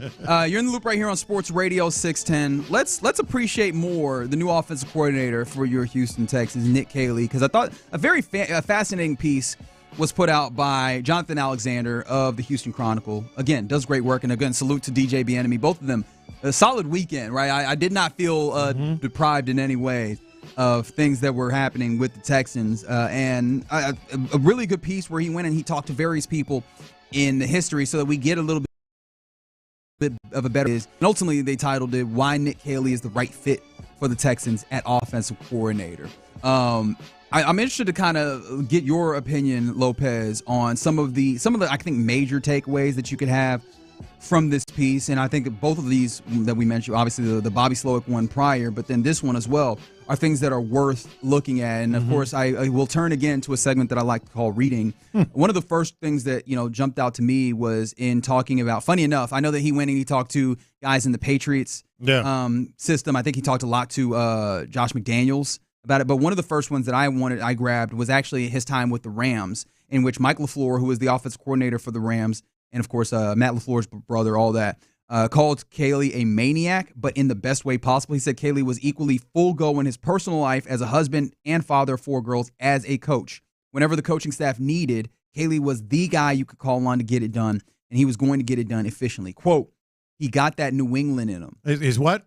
He got that New England in him, okay. LaFleur said. Wait, well, hold on. He qualified it. They just work. They don't know any other way. Yeah. And close quote. And I think horse on offense. All right. Hold on. Wait a minute. But I did appreciate that. I did that just for you, Figgy. I did appreciate that because, he came in, he said, I move with a purpose. I have this energy. And some people just be saying that.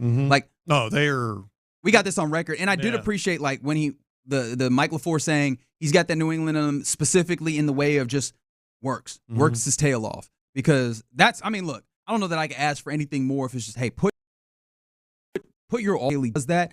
And I remember stories of Bill Belichick and his staff, they have them just charting. And I feel like if you do that, the idea of, hey, we don't have answers, we don't try some stuff at least, right? If you have that level of work, we are going to find answers and solutions to what we have here, and that gave me a level of. As you know, I'm passionate about performance. That's right. It gave me a level of kind of confidence in what you're doing here. I just love it. Look, we don't know how that's going to play out, but no, of course not. But I do like that it triggers capital P, capital E, capital A, capital M. It triggers Figgy in the best way. Okay, so you asked me what were my biggest takeaways? I read this and it became very, very clear to me. It's all about how he builds relationships across the board. Yes. It is he going to be able to do, and we talked in the first segment about, or 1020, about, can he allow CJ Stroud to have a little more, voice? Is he going to be able to get this offensive line, going the way it does and be flexible and adjust the his approach and his style to what the personnel is? Hell, he said that. But I think it all begins with, sort of the way that it was mentioned in this story about, him being a maniac and full go, and he said even in his personal life, with family, kind of like that good OCD, the good OCD that's out there. I'll let you say that because I don't know that I have the wherewithal and leeway to be able to say that. But we all know that guy or that girl that is going, not missing any details, and I got to take care of this, and then I got to do that, and then I got to do that. And it starts with building a relationship. And then the second part to that, the most key part, will it resonate with this locker room, with this offense? We know about some of the offensive linemen, and maybe they're not as necessarily bought into everything, every aspect of what Bobby Slowick was preaching. Can it resonate with them with Nick Caley, preaching it and adjusting it and talking to them and building those relationships? That's it. Build a relationship. That's his number one thing right now. Yeah, and I mean, that's one of the things that he said he learned from Sean, but it seems like he's had some levels of that since early on. Apparently, one of the things that Bill Belichick has anybody do if they want to, he has a test for all his quality control coaches. So if you want to be a quality control coach, which was the way that he was trying to break in in the NFL with the Patriots, they said that his eagerness showed, right? Belichick has a situation where he makes his guys install a defensive coverage concept for the entirety of the staff so they can see kind of how he does that. And quote, this is per Josh McDaniels, as you can imagine, for a young guy that had never been in the NFL, that's not always the easiest setting in the world to handle, but he did very well. Clearly, you could tell how much he loved football. He was a very, very clear communicator. That's two varies, mind you. And he did a nice job in his presentation. Like that ability to kind of impart your ideas and get that through. I know that that's not the fullness that's not the entirety of creating resonation, having it resonate and creating relationships. But that's got to be a good feel that, hey man, at least their communication from top to bottom of getting these things across of whatever they're trying to do, which is going to be important, especially if you actually are going to be this game plan offense that you claim, where depending on game to game or situation to situation or portion of the season to portion of the season where you might be changing some things, having a clarity and this is what we're doing and let's make sure that we're all on the same page in how we're doing it, that's going to be super vitally important. It is, and I think, when I talk about building the relationships and communication and trust, it's not just the players on this offense, specifically C.J. Stroud. I think it's coaches. Let's keep this in mind. I think and I hope that Nick Caley is smart enough to realize what he's not great at right now, and that might be quarterback coaching.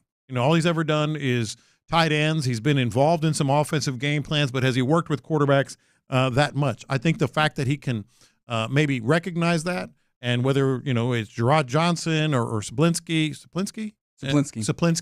that he brought in, being able to recognize what he can't do and giving them the sort of the rope to build that relationship with the quarterbacks and then listen to them. Yeah, and so look, I'm encouraged by this. It was a kind of a deep dive in some of the the backgrounds of Nick Caley, and of course it's going to be glowing in these instances where it's like, hey, he's coming in and he's new. What do you have for us? But I thought that it was glowing in the right ways, and again, falling in line with that presser, the introductory presser on Wednesday. It does feel like we're still in this place where, hey, I'm hearing a lot of good things. Maybe there's a few things that you go, all right, we'll see how this ultimately goes, right? We still don't have an actual hardline idea of what the offense absolutely looks like. But I think there's a lot of things that you can have optimism for when it comes to Nick Caley and this offense as they move forward. But all right, you're in the loop right here on Sports Radio 610. Somebody said they should do a talent show in talking about the All-Star game. Yeah, I don't think you would enjoy that. I'm going to be completely honest about that. And 713, no UH basketball talk? If this team was on the East Coast, that would be the talk of the town. Well, you know what? I got a little something for you because I feel like the University of Houston getting a big-time win on the weekend in Arizona, like at a building where it's not very easy to get a win. That is one of the things that is popping. We'll talk about what's popping next. Texans new OC Nick Caley.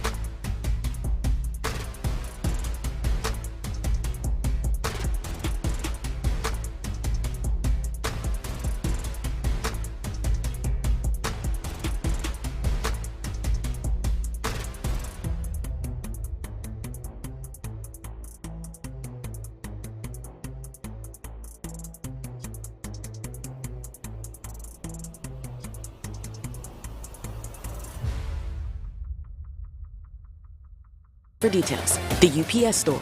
Be unstoppable. The biggest stories in sports and entertainment. Sports Radio 610 style. In the Loop presents What's Poppin'. All right. You're in the loop right here on Sports Radio 610. Lopez just said in the break, Happy President's Day, and I completely forgot on his President's Day because I'm at work. The holiday does not really do much for me if I'm at work, to be completely honest. But you know what? Still happy to be here. Good for you if you're off. Yeah, absolutely, for sure. Huge if you have the day off. I'm sure the kids are off from school because they're off every other week. What's going on in this world? You want to get something off your chest? Man, wow, you want the babies to be in school all the damn time? Back in my day, we went to school all the time. Okay. Dude, they had a fall break last week, or whatever it was, winter break, for a week. Well, they usually have winter breaks. My thing, when me growing up, we never had a fall break. Then you had a fall break, then you had a spring break, then you got all the holidays. Back in my day, we went to school. But I bet you walked uphill both ways, huh? Of course, in the snow. Of course. Even in South Texas. Yeah, exactly. In San Antonio. That's right. All right. Let's get into what's popping. I did mention that this is a big thing that was popping. Saturday, University of Houston Cougars went on the road to Arizona. I always forget what the name of the building is there. Come on now, this is your thing. Yeah, who gives a damn? Yeah. Well, I mean, that building. I mean, look, they went to Arizona. I got a nice. It's the McHale Memorial Center. It's McHale. Of course it is. Yeah. I'm not, again. I didn't know that. I had to duck go that thing. But they go out there and they get a win, right? And they get a win, 62-58 over another top 25 ranked team, Arizona 13th, Houston 6th, and of course this keeps them with, I believe, a 2-game lead in Big 12 conference standings, which is important because the Big 12 is a tough league, but then also just giving yourself a little bit of distance between Arizona and Texas Tech is important. But for me, Lopez, I think the big thing for me was the way that they're telling you break. I think that this is a game that over the last, 2-3 seasons that they absolutely lose. And the reason why I say that, this is a tough Arizona team, and you know that you have defense. That's something that a Kelvin Sampson team will always have in tow with them, which is an ability to keep the other team from scoring a crazy amount of points. What they don't always have is offense in spades, and really offense, particularly when you have a major offensive element of your team not going. In this game, LJ Cryer was fine, 6-12, 3 of 8 from deep. I think that was solid. But Emmanuel Sharp has been huge. He's been a sharp shooter, if you'll allow me to make a very bad pun. But he's been a huge on your team, knocking down shots. And in this game, he goes a whopping 0 for 6. Does not record a single solitary point as a starter. He only plays 22 minutes, but still, that's a guy that you usually depend on to get some offense going. And in a game against the Arizona team that's really tough, this is typically one of those games where it feels like, all right, you got a lot of defense, but if one of those dudes doesn't show up, you're kind of SOL. Enter Milos Uzan, I believe is how you pronounce it. Yeah. And he comes in, and he was, the Jamal Shed replacement, but I don't think the replacement was expected to be like, hey, you need to get out here and score all this offense. It was, just kind of run what you're doing here. I was reading, I think it was Danielle Lerner's piece, or not Danielle Lerner, it was someone's piece, and was it the Chronicle, I think, talking about how Kelvin Sampson went up before this game even, and during this game was telling him, no, you have to kind of decide to be the star. He told him, you go out there and you take a step back 3, and you think about college basketball, telling the dude, hey, I want you to take a step back 3. Feels like wildly antithetical to what a college coach would typically do. But that was the right button to push. Step back, he ultimately puts in 19 and leads scorers, and that's what gets you over in this game. And it feels like this is a more robust University of Houston team offensively. Not saying that they're the best offense in the nation by any means, but this was a huge development in my estimation for this team. Well, and Kelvin Sampson has called him, the best talent as far as point guard coming into the program. That includes Jamal Shed. So certainly, not only is that big, but it's big at the right time. And they've won 11 straight road games, which is another indicator of a team that can get it done come tournament time. And we're bearing down on tournament time as it is. The Cougs are flirting. There's some competition with a number 1 seed, but at minimum a number 2. Yeah, and I mean, look, it's one of the things about the tournament because you have so many teams. Like the seeding doesn't always necessarily matter a ton, especially when you get to those places. But if you get 1 or 2, you're in good shape. Absolutely, and it feels like this Houston team, 13-1 in Big 12, has that good opportunity. They're next in action tomorrow evening at Arizona State. In fact, you know what? I got to remember, Saturday is the big game back at the Fertitta Center versus Iowa State, now currently number 10 Iowa State. I need to go ahead and see if I can get out there because I want to see this team live and in person. But no, huge win after they had already gotten a pretty big win last week on Monday versus Baylor. Man, doing a solid thing. I think the teams that remain on the schedule is top 25s. Obviously, Iowa State Saturday. Next week, a week from today, they get Texas Tech in Lubbock, and then late in the season they'll get Kansas. But Kansas has been a little bit. They lost. Yeah, they look a little nasty. Lost to Utah a little bit. It was just such a good weekend all around. And for our purposes, I think Texas is in the tournament. That was a nice big win they had against Kentucky. I think they're 16-10 now. But in that conference, they're going to be able to make some noise. I think Texas got in with that win and the win over A&M. I think they're heating up at the right time. Do you feel? Yeah, huge win by Rodney Terry's team. Do you feel like?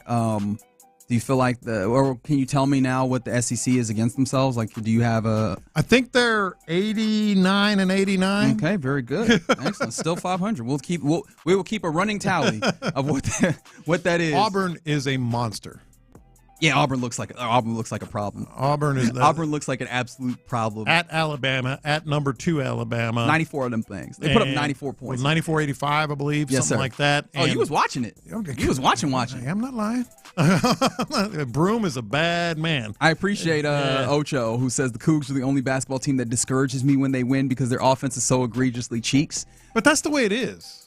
And look, there's different ways to cook chicken, is what one of my middle school teachers used to say. And like in this instance, yeah, there is a path to victory where if you can be solid defensively, you just need to make sure that you have enough offense. And I think that's one of the stumbling blocks that has been there for the Cougars. And, it's possible that it could still be there, right? The tournament will give you some level of insight. But it feels like they have more than they have had in the past, which, depending on the calibration, might be enough this year, in my estimation, to give them a better shot at going and hoisting that title. Because it feels like, man, it's been a long time. Good team, man. Here's the other thing about U of H. If you're looking at all the bracketologists and the algorithms. Bracketology, yes, sir. Bracketology. It refers, it actually helps the Cougs.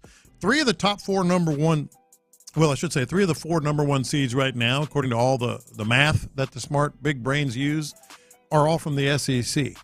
Well, 1 or 2 of those is going to drop out of a number 1 seed just because tournament and it lost playing each other. The number 1 seeds right now are Auburn, Duke, Alabama, and Florida. Well, that's going to leave a space for either Houston or maybe another SEC team to pop in to that number 1 seed. So they're in a really good spot right now. Yes, they are. They are in a good spot. All right, so there you go. A little bit of UH Cougar talk. Excited for that team, man. They've been really, really good, and honestly, I need to find a way to get out there Saturday. I need to. It's going to be a wild Saturday, but that's neither here nor there. We'll get there later on. Some other things that are popping. I do need to shout out Houston's own Darius Fulgham, who got a big-time victory on Saturday against Winford Harris. It was a 4th-round TKO, in fact. It was a technical knockout, and he retains the WBA Continental USA title. And I guess the story for me about this fight is that because Moms was in town, I was out and about with her, and I happened to be out, I believe it was at my aunt's house. And so, this is like one of those fights you got to get on. I think it was DAZN or whatever. And I typically go for my less than legal ways of watching my boxing at times. Except I didn't have my laptop. I didn't have like more availability. So I was trying to do it on my phone. And the place where I was watching, and I was like, here comes the Fulgham fight. Ready to go. Crapped out. Oh, wow. Yep. Wow. Crapped on me right at that moment. Right at that moment. And I did not get to see any of this fight live. I tried to watch, obviously, the moments that ultimately led to it. But I guess salute to Darius. I wish I could have seen your fight. But I guess I was being cheap. And then also, things did not work. Well, I didn't see it live. I'm not going to lie. As much as I watched basketball, I didn't see that. But but you don't have multiple TVs. I do not so have multiple TVs. You need to work on it. See, this is why you need that. That way you don't miss important boxing matches. But catching up on it, he put the work in, man. Watching the highlights and some of the things he did. He was handling it. He was handling it. He was handling old boy. Old boy didn't have very much to be able to say in that one. So, again, shout out to a Houston guy getting another victory. And I believe, I'll talk about that later in the week. I think if you like boxing, you might want to keep your eye out on Area 45, where they're having a 1-year anniversary party, a home run dugout in Katy on Saturday. All right. As well. So I think that there's going to be a special guest. 3-time world champion Juan Diaz is going to be there as well. And then they'll be watching. There'll be a Bevo 2. That'll be out there. Baby bull action? Yeah. So I fully anticipate being out there. Let's see. Somebody said UH hoops are like pretty pricey. Yeah, man. Yes, I know. They've earned it. I'm going to. Yes. Yeah. I'm going to do my best. Is what I'm talking about. I don't know that I'll be successful, and that's why I'm kind of surprised that I waited this long. But you know what? We will do our best all week to see if I can get out there and see, especially with Iowa State in town. I imagine those tickets are crazy. Oh yeah. Some other things that are popping. Remember, Astros in West Palm Beach, and salute to Exclusive Furniture and Academy Sports and Outdoors, who next week will be helping our guys get out to West Palm Beach for spring baseball. It'll be Sean and Seth, Payne and Pendergast, out in West Palm Beach, giving you some insight. But until they get there to give us the boots on the ground, we've been kind of keeping an eye on things that are happening. And one of the things, one of the big stories of the offseason, Altuve playing left field, he went right out there. It's getting more and more. It's getting more and more real as he was out there taking fly balls today. Working off the fungo bat or whatever. Mm-hmm. And talking about it. In fact, he's using Yordan Alvarez's glove still, and he was using it here at the ballpark here. Mm-hmm. Now that he's out there, he's still using it. I think a spot a week ago. Thereabouts was saying that he was using Jordan's glove because the glove that he had gotten, Altuve had not been broken in. How long does it take to break in this glove, dog? Talk to any Little League dad. They've been breaking that. They spend all their time breaking in that glove for the kid. He's just going to wear Jordan's glove, ain't he? Well, Jordan apparently is not going to need it. One of the other things that's happening over at spring training is Jordan's flat out said he's willing. Speaking of willing to go to left field, maybe this all plays in. Jordan is willing to just do DH. Yeah, I'm willing to do less work. Yeah. Hey, I'm talking directly to the boss man. Mm-hmm. If you wanted to, shorten our show to 2 hours, I'd be willing to only do 2 hours. I'll do it for the team. Just for the team, just because I love you guys. Yeah, of course he'd be willing to just DH. No, but he was talking about it just this morning, saying that he's ready to make the nearly full time. Frankly, I don't mind it. That's clearly something that the team has wanted, right? Like it's preferable. In fact, to that end, I think that Jordan had a kind of a funny moment when it comes to Altuve, where Altuve's wearing his glove, and I guess he was asked, Jordan was, whether he had any advice for Altuve, and if Altuve had asked any advice, and Jordan apparently smiled and then through the interpreter said, "I don't think I'm necessarily the best person to be giving defensive outfield tips."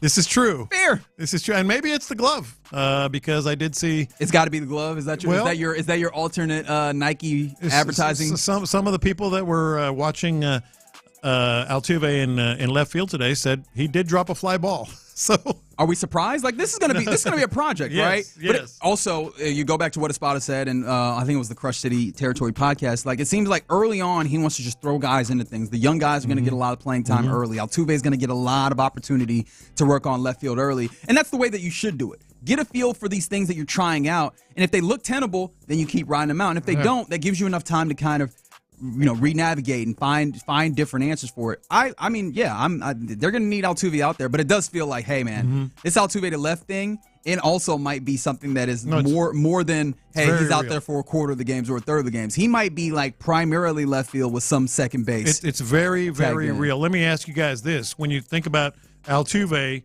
going to left field right out of the chute, taking all those fly balls and grounders and all that stuff, with Jordan saying today, hey, I don't mind going strictly DH. And then Mauricio Dubon kind of excited to maybe play more second base. Over under now on Altuve games in left field, 101. Is this you're setting this? I'm asking. Okay, I was like, is there actual numbers here? I'm asking. When you think about it, he's going to left field. There's no doubt about that. And Jordan might play majority of his games at DH. It sounds like they'd rather have Jordan at DH. I would too. And Altuve in left field than Jordan in left field. I think all right, so you got what? 101. You got 81 at home. Yeah. Let's say he plays what? 70, 75 of those. Mm-hmm. You just need 30 on the road. Ooh, that's tight. I'm gonna go over. I'm going to sit just under right now, and of course, I reserve the right to move above that line. When I just really want to see spring training. I want to see some of these games in order to make that decision. But it does feel like he's going to get a lot. Do you feel like Altuve will be his title will be left field? Yes, like left field. Yes, over second baseman. Yes. Because right now I feel like he's a second baseman. Right. Do you feel like they're going to change his title to left field? I feel it. I kind of feel it happening. The only qualifier, and none of us obviously want to see this, if he just isn't good. If he if he's just not good. If it just can't happen, then But I mean, Jose was talking about this earlier today. In fact, that this was broached at the end of the season. So just abundantly clear, this is something that the Astros have been working on to possibly, move it. And from the 619, why wouldn't Dubon just play in the outfield? What am I missing? I don't think you missed it. I think you saw a lot of baseball last year, and it's becoming less and less tenable at a very important middle infield position for Altuve, that he's just defensively not able to hold up in that way. And it seems like that this is a tacit acknowledgement of that. So I hope that it does work as well as possible, Altuve in left field, because that's where we're moving. Also, real quick before we move, I think Buster Olney put together a list of the top 10 catchers in baseball.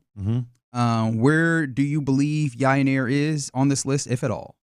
Oh, I think he's on the list. You are correct. I am not looking. So I kind of gave that away, didn't I? I'm guessing. I'm going to say 7.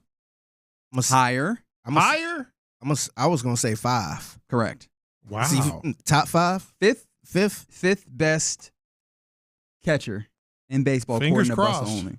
Take that, Dusty. Yeah, you hold that. A lot of love and respect to you, Dusty, by the way. I just want to make that abundantly clear. All right, you're in the loop right here on Sports Radio 610. Somebody said Astros need more speed and better outfield play. Yeah, but at least one thing you will say, offensively, if Altuve is in the outfield, that definitely makes your outfield a lot of bats, man. A lot more tenable than what it had previously been, especially if you get White Boy Chaz bouncing back and playing a lot more akin to the season that he had in 2022 as opposed to 2023 as opposed to the 2024 season. Yeah. Man, we getting old. Where are these years going? All right, coming up next, how should the Texans go about addressing wide receiver? Because today could potentially be a very big day in part of that, what that looks like. Addressing for the team. I'll tell you what I mean next. Seth and Sean are heading to the beach.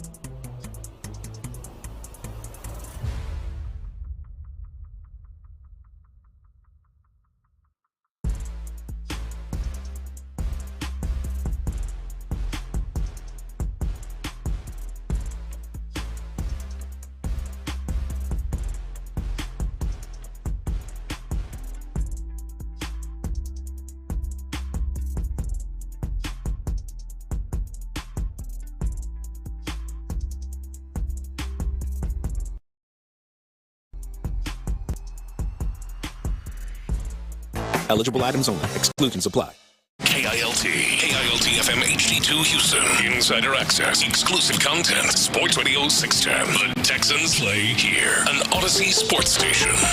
Sports Radio 610 presents In the Loop with John Lopez and Reggie Adetua. All right. It is indeed President's Day. It's a Monday, and you're listening to In the Loop right here on Sports Radio 610. John Lopez, Reginald Adetua, Figgy Fig, hanging out with you. I appreciate y'all getting involved on the Jim Adler, the Texas Hammer text line, 713-572-4610. The Texas Hammer! That's, oh, wow, I like that. That's good. I need to use that more often. Including someone from the 832 really breaking down how they would fix the outfield, including trading Fromber and Jake Myers in order to get some things popping. We'll talk more about that. 1240? We got some Astros stuff in there as well.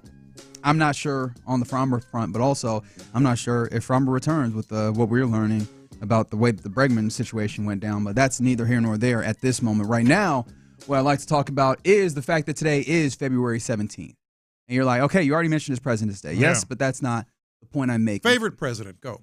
That's all right. You know I'm a dork, right? Okay, let just real quick, pre the last 15 years. What, to keep ourselves? Yeah. Pre the last 15 years. Come on, Figgy, give me your favorite president. Let me see.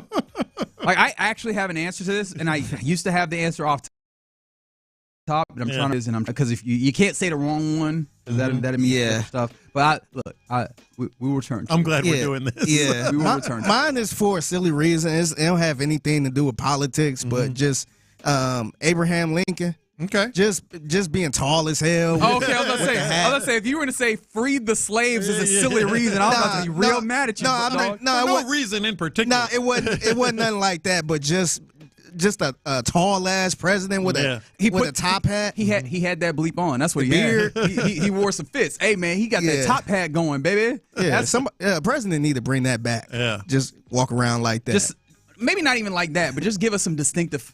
I missed the time where we had distinctive styles. Yes. For our president. That's the monocle president, right? Like, where did that go? Where did that go? Anyways, that is, President's Day. I just threw it out there. February 17th is the day in which, at 3 p.m., where I think a majority of teams' voidable years begin. And that is pertinent for your Houston Texans because Stephon Diggs, remember when he came in, you traded for him. He had multiple years remaining on his deal, and you did a little bit of a restructure in order to create it so that it was a one-year deal in essence. It was a contract year, and unfortunately in that year, while he was playing well, he got injured. But what that means is that you had a void year in order to kind of manipulate the situation. And yes, we're getting into the weeds of the contracts and the salary cap, and I'm not trying to get too deep because I feel like I will also drown with you if we go too deep. But that void year has with it a 16.6, if I remember correctly. Actually, I should double check. 16-ish. A 16-ish dead cap hit that you are going to have to just eat if that void year goes into effect. Now, if he resigns here, you can maybe do a little bit of restructures to that so that you can kind of find a way to do the cap accounting in such a way that it does not hit you for that exact number. However, if you get to 3 p.m. today, or 3 p.m. Eastern time, 4 p.m. Eastern, 3 p.m. today, I had it right, you are going to have it to where that void year hits. $16.6 million is what you are having to account for on the salary cap without him even playing here. And if you decide to sign him back, if he ultimately signs back later, whatever his cap hit is on top of what you have there. And I think that the reason why I bring this into a conversation that we're supposed to be having about how you address the wide receivers is that's absolutely – I imagine any team does a little bit of their accounting based on we have this much accounting or this much of the proverbial pie set for kind of positions in some ways. And that's going to eat up part of what you're talking about. Chunk. Or just in general, if you don't have to do kind of positional allotments or allocation, just as a team, you are looking at the projection is that you'll have, $3-4 million in salary cap space. That's salary cap space that you're going to need to find. You're going to need to find some space, whether it be for your rookie class to be signed or the numerous free agents that you have to have some this accounting there all the way across the team, but specifically with wide receiver, I have been of the opinion that you're going to need to bring in two because Tank Dell's not going to be available to you. You probably are going to draft one early on in day one or day two, and I think you probably want someone with a little bit of veteran feel to be brought in and signed as a free agent. And that makes it a little bit, it just inherently makes it less maneuverable to do this. Well, okay, so just to sort of kind of muddle through all the details of this thing. So basically what we need to look at is if they can re-sign Stephon Diggs today, which is a little bit hard to fathom that they will. Well, there's been no reporting on communication. Now, it's possible, and we know this about the Houston Texans organization. They move in silence like lasagna, right? They do. I think that there's I guess you have to say the whole thing, otherwise it doesn't make sense. Real G's move in silence like lasagna. Because otherwise, it's like lasagna ain't silent. But the idea is like there's stuff out here in the public very often. Like there's not a lot of leaks that happen necessarily, and so it's possible that maybe there's some level of kind of conversation. But it does not seem like that. I would not have any particular indication of the case. Now, maybe something like this could happen to help you navigate this, because I think it's fair to assume that Stephon Diggs probably wants to play the market a little bit and see if he can find a space. I know that he was happy here. I know that he, seemed to grab on well to the culture in the locker room, whatever. However, what if something happens like Aaron Jones is doing, where the Vikings and Aaron Jones, and this came down, I believe this was Saturday, the Vikings and Aaron Jones agreed to move the void date of their contract to just before free agency. Bingo. That'd be something that would be huge. Yes. Give you an opportunity to get closer to free agency, and I know that technically it's tampering, but we know what happens in these leagues. Where tampering? Steph can get a little bit of an idea of, hey, what's out there, and at least if that void year, if you're going to ultimately carry it, you'll ultimately carry it. But if you get closer and you give yourself more of a runway for once, and this team to figure out what they want, and maybe come back around and make a deal that kind of helps you better address your salary cap, because this is not where you were last year where you had a whole bunch of money and you just spend it like you were in a supermarket suite. This is a little bit different. You have to be very cognizant, and 16.6 going on your dead cap is something you have to be very deliberate about in my mind. Yeah, so what you're looking at here is if somehow they were to sign him today, I think it'd be a little bit of a surprise, as we mentioned. But I also feel, obviously you would have an answer because the contract, they would be able to save more cap space by retooling his deal today. But you're kind of selling both sides short, including yourself. Like Stephon Diggs may have a better gauge, as you put it, like where he might land in free agency and what is out there.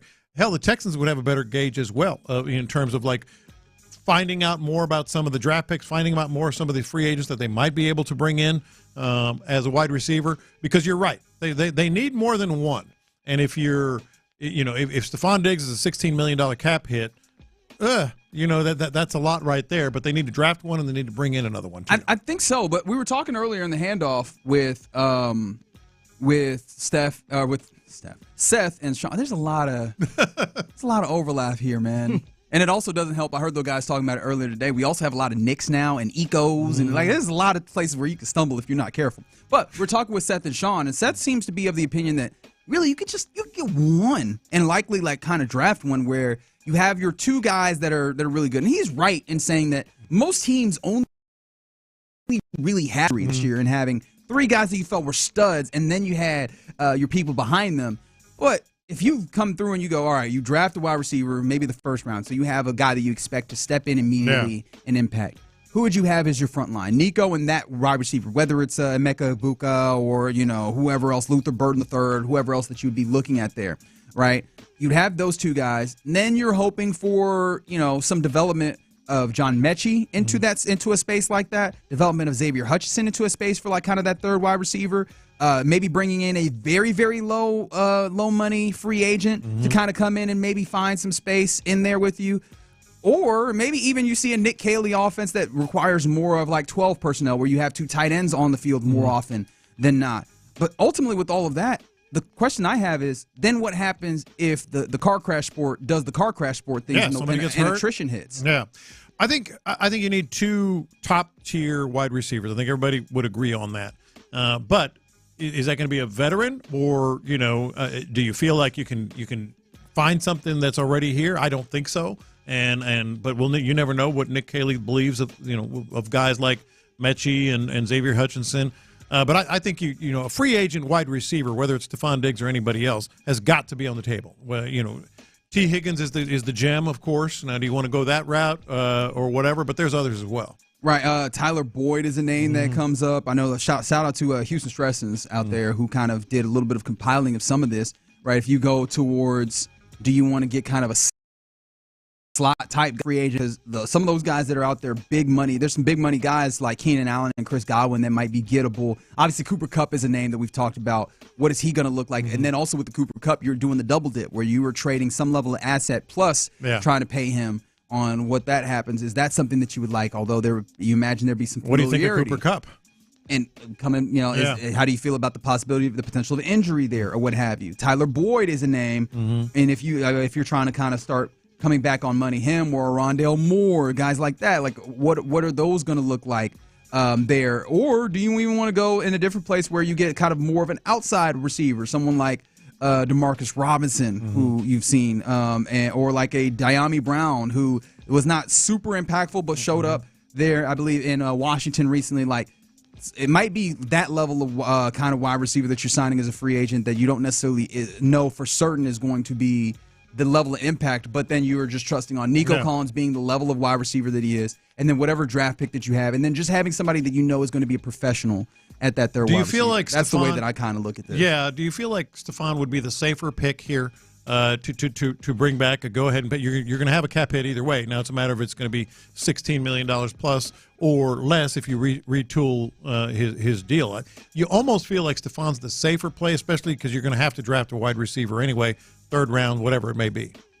I wouldn't go. I'm thinking first and second round are the other places maybe where second. I'm really looking. I mean, and I think first round they're going lineman, but that's just me. It. I mean, offensive line, hell, it's gotten a lot of love from a lot of these mock drafts on places that they can go, and I wouldn't want them to be locked in on we have to take a wide receiver here to be fair. Plus, we've seen second, third round wide receivers come in and be very impactful. So I'm not trying to completely, but I could see very early that happening.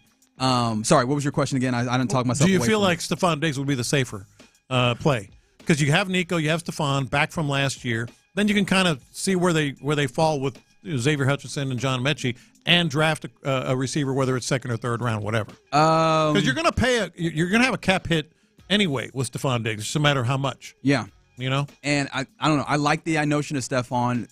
Yes, Cardi B might be showing up at games. Well, you know, I mean, for me personally, considering it's not my money and also I go to games, I would personally benefit from such things if those things were transpire as you've laid out. Yeah. No, I like it. It would be the safer if we weren't talking about the injury. That's the big elephant in the room there.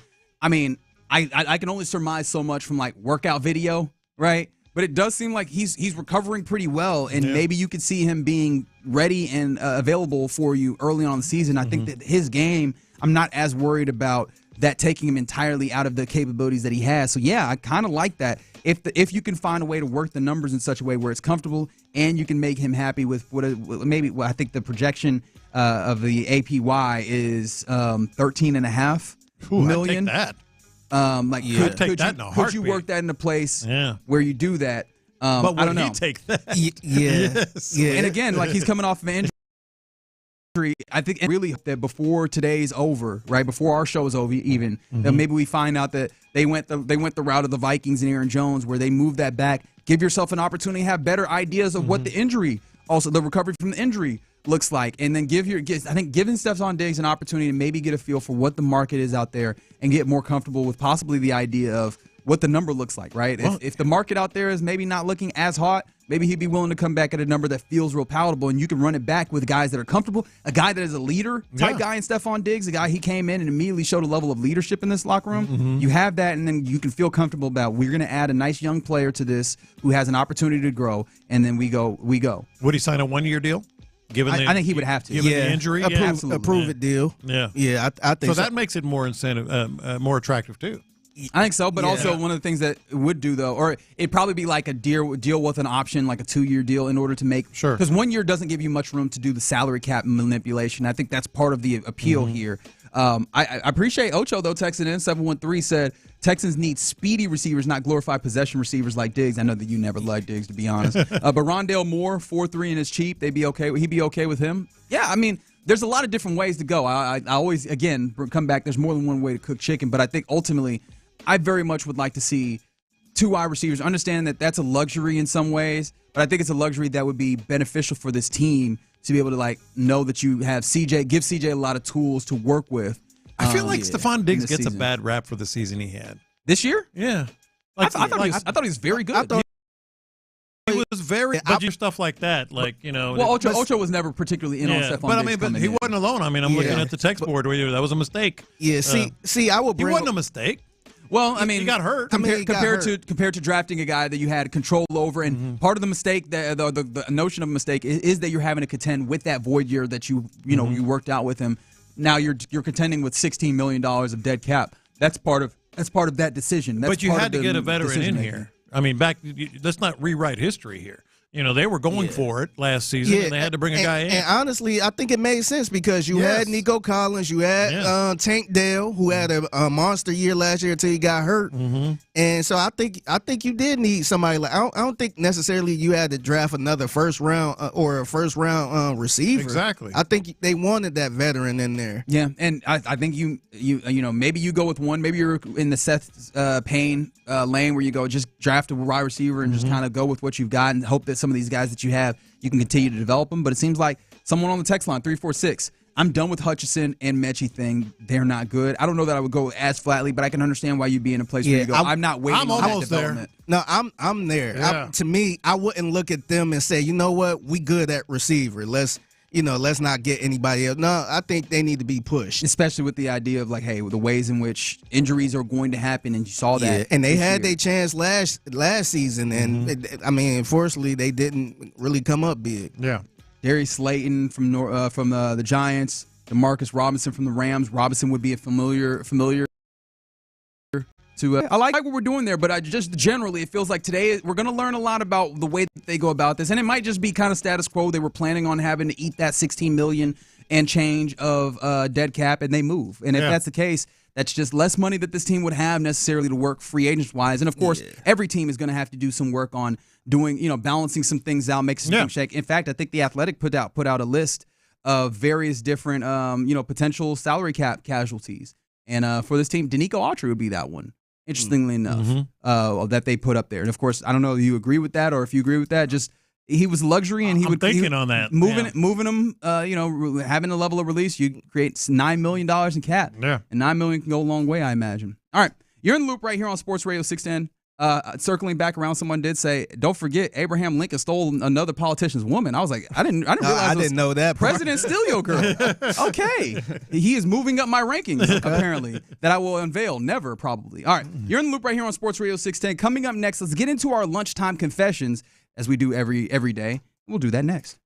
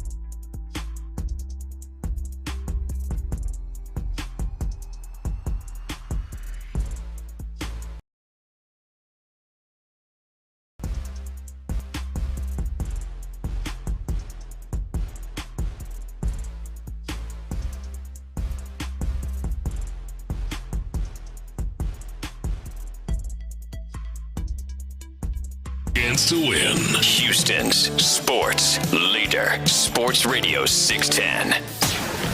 Sometimes it's sports, sometimes it's not. Whatever it is, Reggie and John are keeping it real. It's In the Loop's Lunchtime Confessions on Sports Radio 610. Watch this. These are my confessions. So I was doing some research on Zachary Taylor and Chester T. Arthur during the break. Zachary Taylor is, I think, is one of mine. Because he was kind of Zachary Taylor wasn't there for long though, right? He's like underrated, right? Like, or just forgotten. Same thing with Chester T. Arthur. Yeah. Anyway, that's neither. We were those are presidents, by the way. Okay. You were just like, who are these country singers? That's why I'm saying, like, yeah, Chester T. Arthur, Zachary. Y'all Taylor. deep in the sticks, man. Underrated presidents. That's on President's Day. Anywho, what you know about Calvin Coolidge? Huh? What you know? I actually don't know anything about Calvin Coolidge. To be completely honest. Let's get to the confessions, though, and so my first one is really kind of like, I don't know if I should be ashamed about this or not, because I've always been such a big fan. But one person has got me all in on the Saturday Night Live 50th anniversary show. Just from the stuff I was watching on social media, Twitter. And part of my confession is I wish Eddie Murphy did more. Like he's just kind of faded away, and he doesn't do a whole lot as much of things like this. He's rich. So maybe he's chilling, man. Maybe it's selfish of me, but also we might have gotten to a place where we kind of got entitled because when he was in the 80s, he was doing anything and everything he wanted to. Yeah, the 80s and 90s. And 90s, true, yeah. But he still has his fastball. I mean, I saw this clip and I'm like, all right, I'm all in on the SNL when I get home tonight. Big dog gonna make some big money.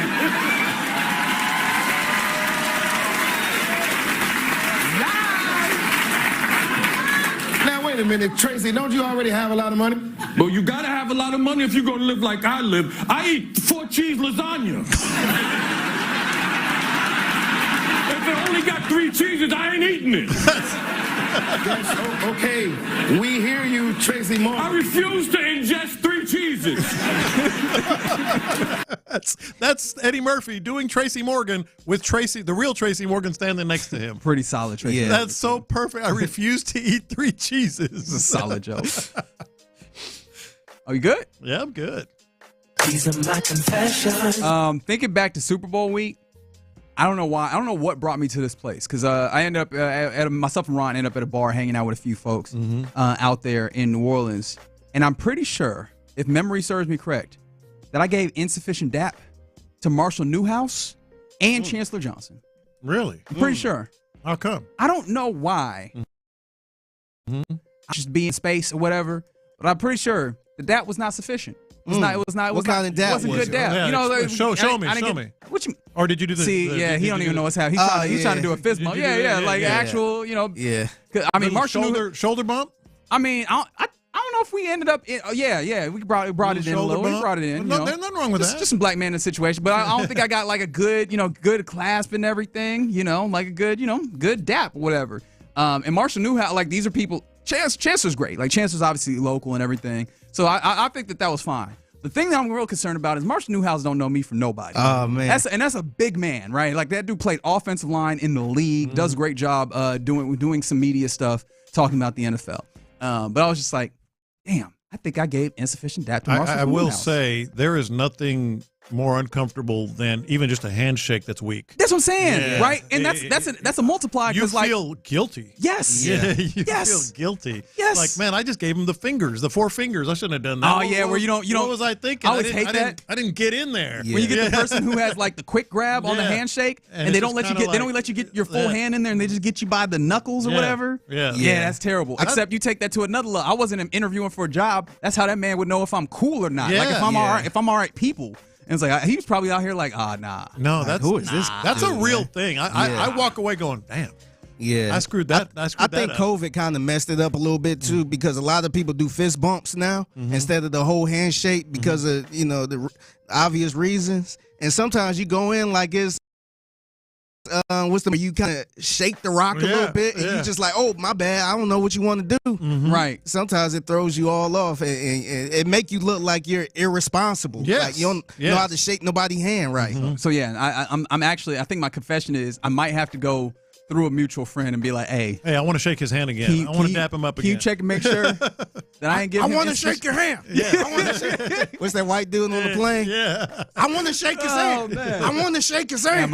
Next time you see him, you got to go overboard. But that's too much. Overboard. Yeah, but you can't do that. That's also bad. Like double guns at the end. Super high. Too eager dap. Yeah, you got to go like this at the end. You got to go in like you actually know this dude personally. Just imagine, you raise your hand like, you know how you got to raise it. Hey! Oh, you cocking back like you about to windmill dunk or something. You got to go in like my man. What's good? My man, 100 grand. My man is it. My man. Yeah, you can't mess that up. It's a real thing, man. It's a real thing. I feel for you. Thank you. I appreciate it. Because he's probably passing judgment. That's right. 100%. These are my confessions. So I think I got to confess this.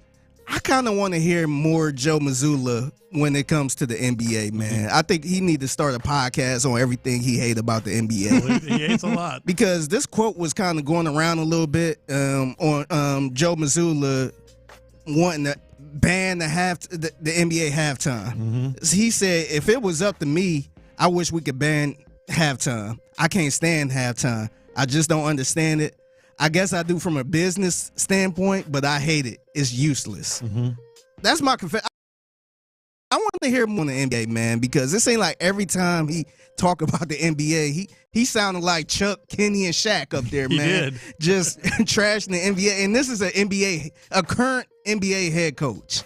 And this ain't like everything he had to say about the NBA is not like great. I want to hear more from him when it comes to the NBA. Yeah, he's just built different. Like he's just a different dude. I think it was he's a cyborg. Was it? Yes, kind of. Yeah. I mean, honestly, I say this like without judgment because I don't think that it's like inherently a bad thing or anything. Mm-hmm. I think he might be on the spectrum. Like I think he might just kind of operate. What gave it away? Different. Well, I mean, look. I mean, like he's just the blank stare. If you sat there and watched him coach on the sideline, yeah, his eyes kind of give it away too, where he kind of looked confused a little bit. Yeah, he just thinks about things different. Like I think it was when he had won Coach of the Year. I think it was Derek White who'd been like, "Hey, congratulations, coach." He's like, "Nobody cares."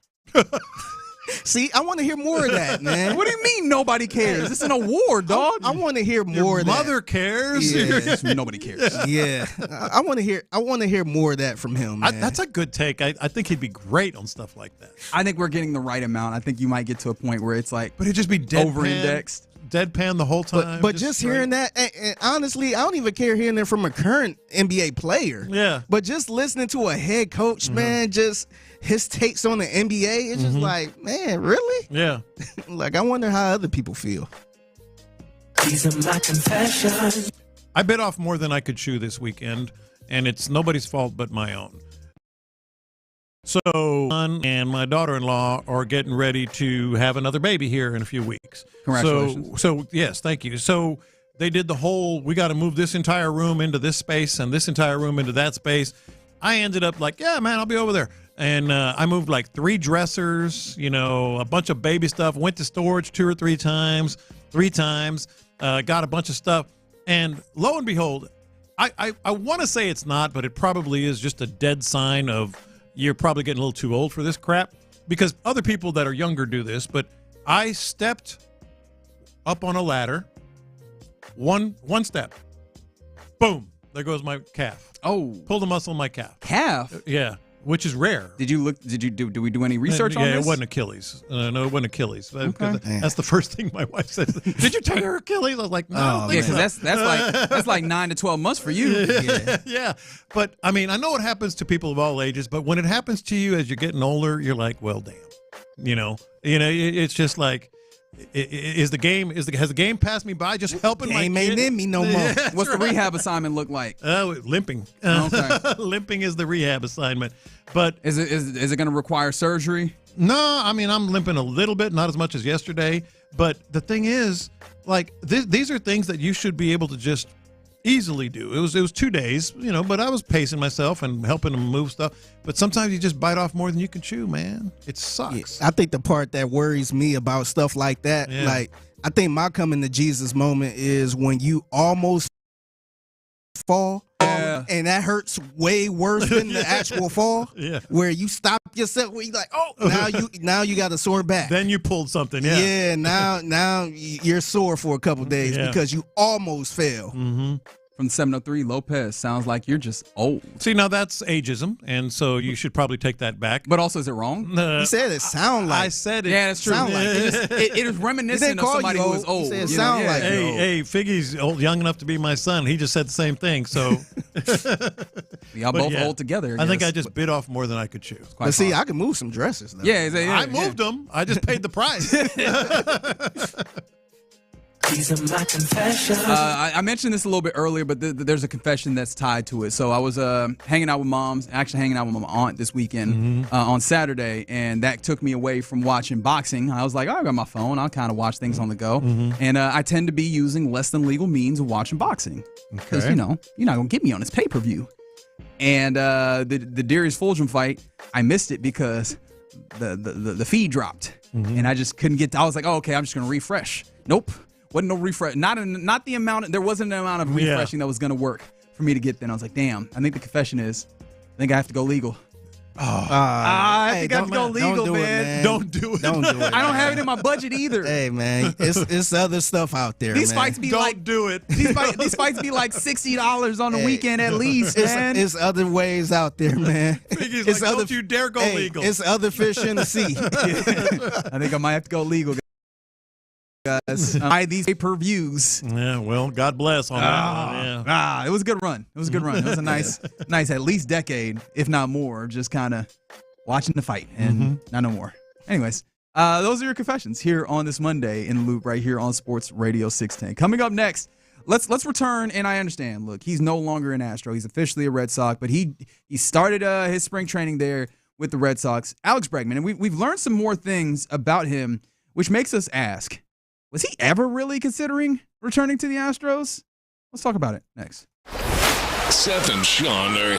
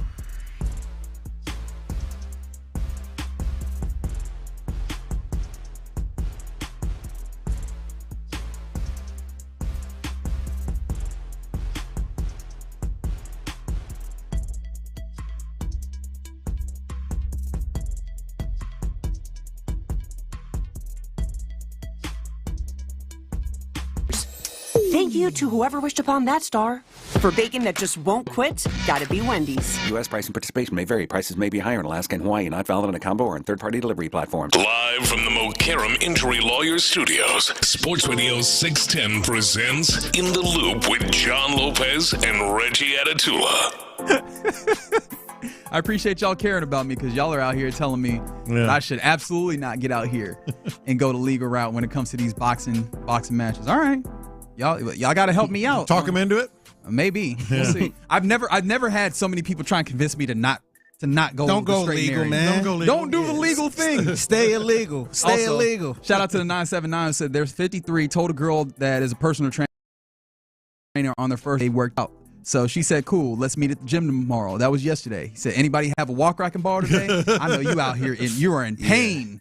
Yeah, I work out a little bit. Okay, I'll meet you tomorrow. Even if you work out a lot, yeah. Man, them women work out. I feel like they work out harder than this.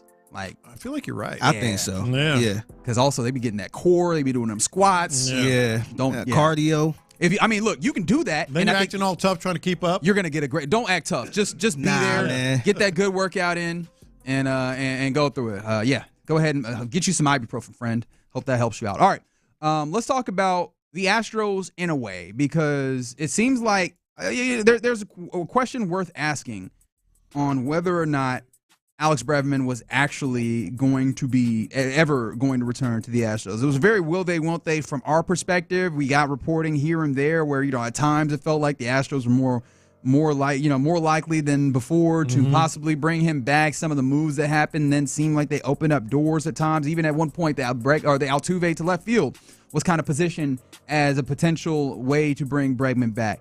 But all of those things now aside, it seems like that might have never really been a possibility as we had thought from the outside looking in. I don't think there – and of course, I'm not trying to, now that he's gone or whatever, as a texter said, don't let the door hit you in the back. I'm just being – We ain't want you anyway. No, I'm just being honest. We wanted him. I don't think there was any chance he was going to come back to the Astros. No, I don't either, especially when you Jen McCaffrey, who covers the Red Sox for the Athletics in recent piece. While the Red Sox felt good about their approach, there was still a significant uncertainty in weeks and days leading up to Bregman signing. The free agent weighed offers from Detroit, Toronto, and the Cubs. Period. Someone's missing there. Wait, what? That'd be your Houston Astros. Right? And look, I don't know if that's just, you got incomplete or whatever, but I'm willing to believe that that's a fair accounting of what happened because that fully establishes a ironclad trend with Jim Creighton and this organization, which is when it comes to their big ticket players, they'll put out there, they'll do and I got to give Adam Spillane his credit because he called this. They'll put out, they'll let it through the back channels be known. This is the offer that we have out there, but it's not an offer to be taken seriously. And we saw that on the back end of this. And when it comes to, we saw the same number of years, 6 for 171.5 from what was that, Detroit? Was that? And you had 6 for 156 that was out there, early, and that we knew was not the best offer, and that it never changed. And this is in the same line that we saw with Correa, and the same way that we saw George Springer walk out his door. And it feels like this is the way that they handle things when it comes to their big ticket free agents. And I don't think that's acceptable. No, I don't either. And I think the reason that it has been sort of not ignored, but sort of you cope with it, is because they've continued to win at the highest level. Like if this is a season where it doesn't happen, it's all going to come back down on the Astros. And specifically, if we're being honest, it's very obvious. It's Jim Creighton. He gets his people, and Brown is saying, yeah, we're still having discussions, even though they're not. Well, and then there was times they was like, we haven't talked to Boris. It's internal discussions. Yeah. But it's going to bite them eventually. They've just been very, very fortunate to always either have the pieces in place, like Jeremy Pena to replace a Carlos Correa, or they've just managed to continue to win or add smart pieces here and there.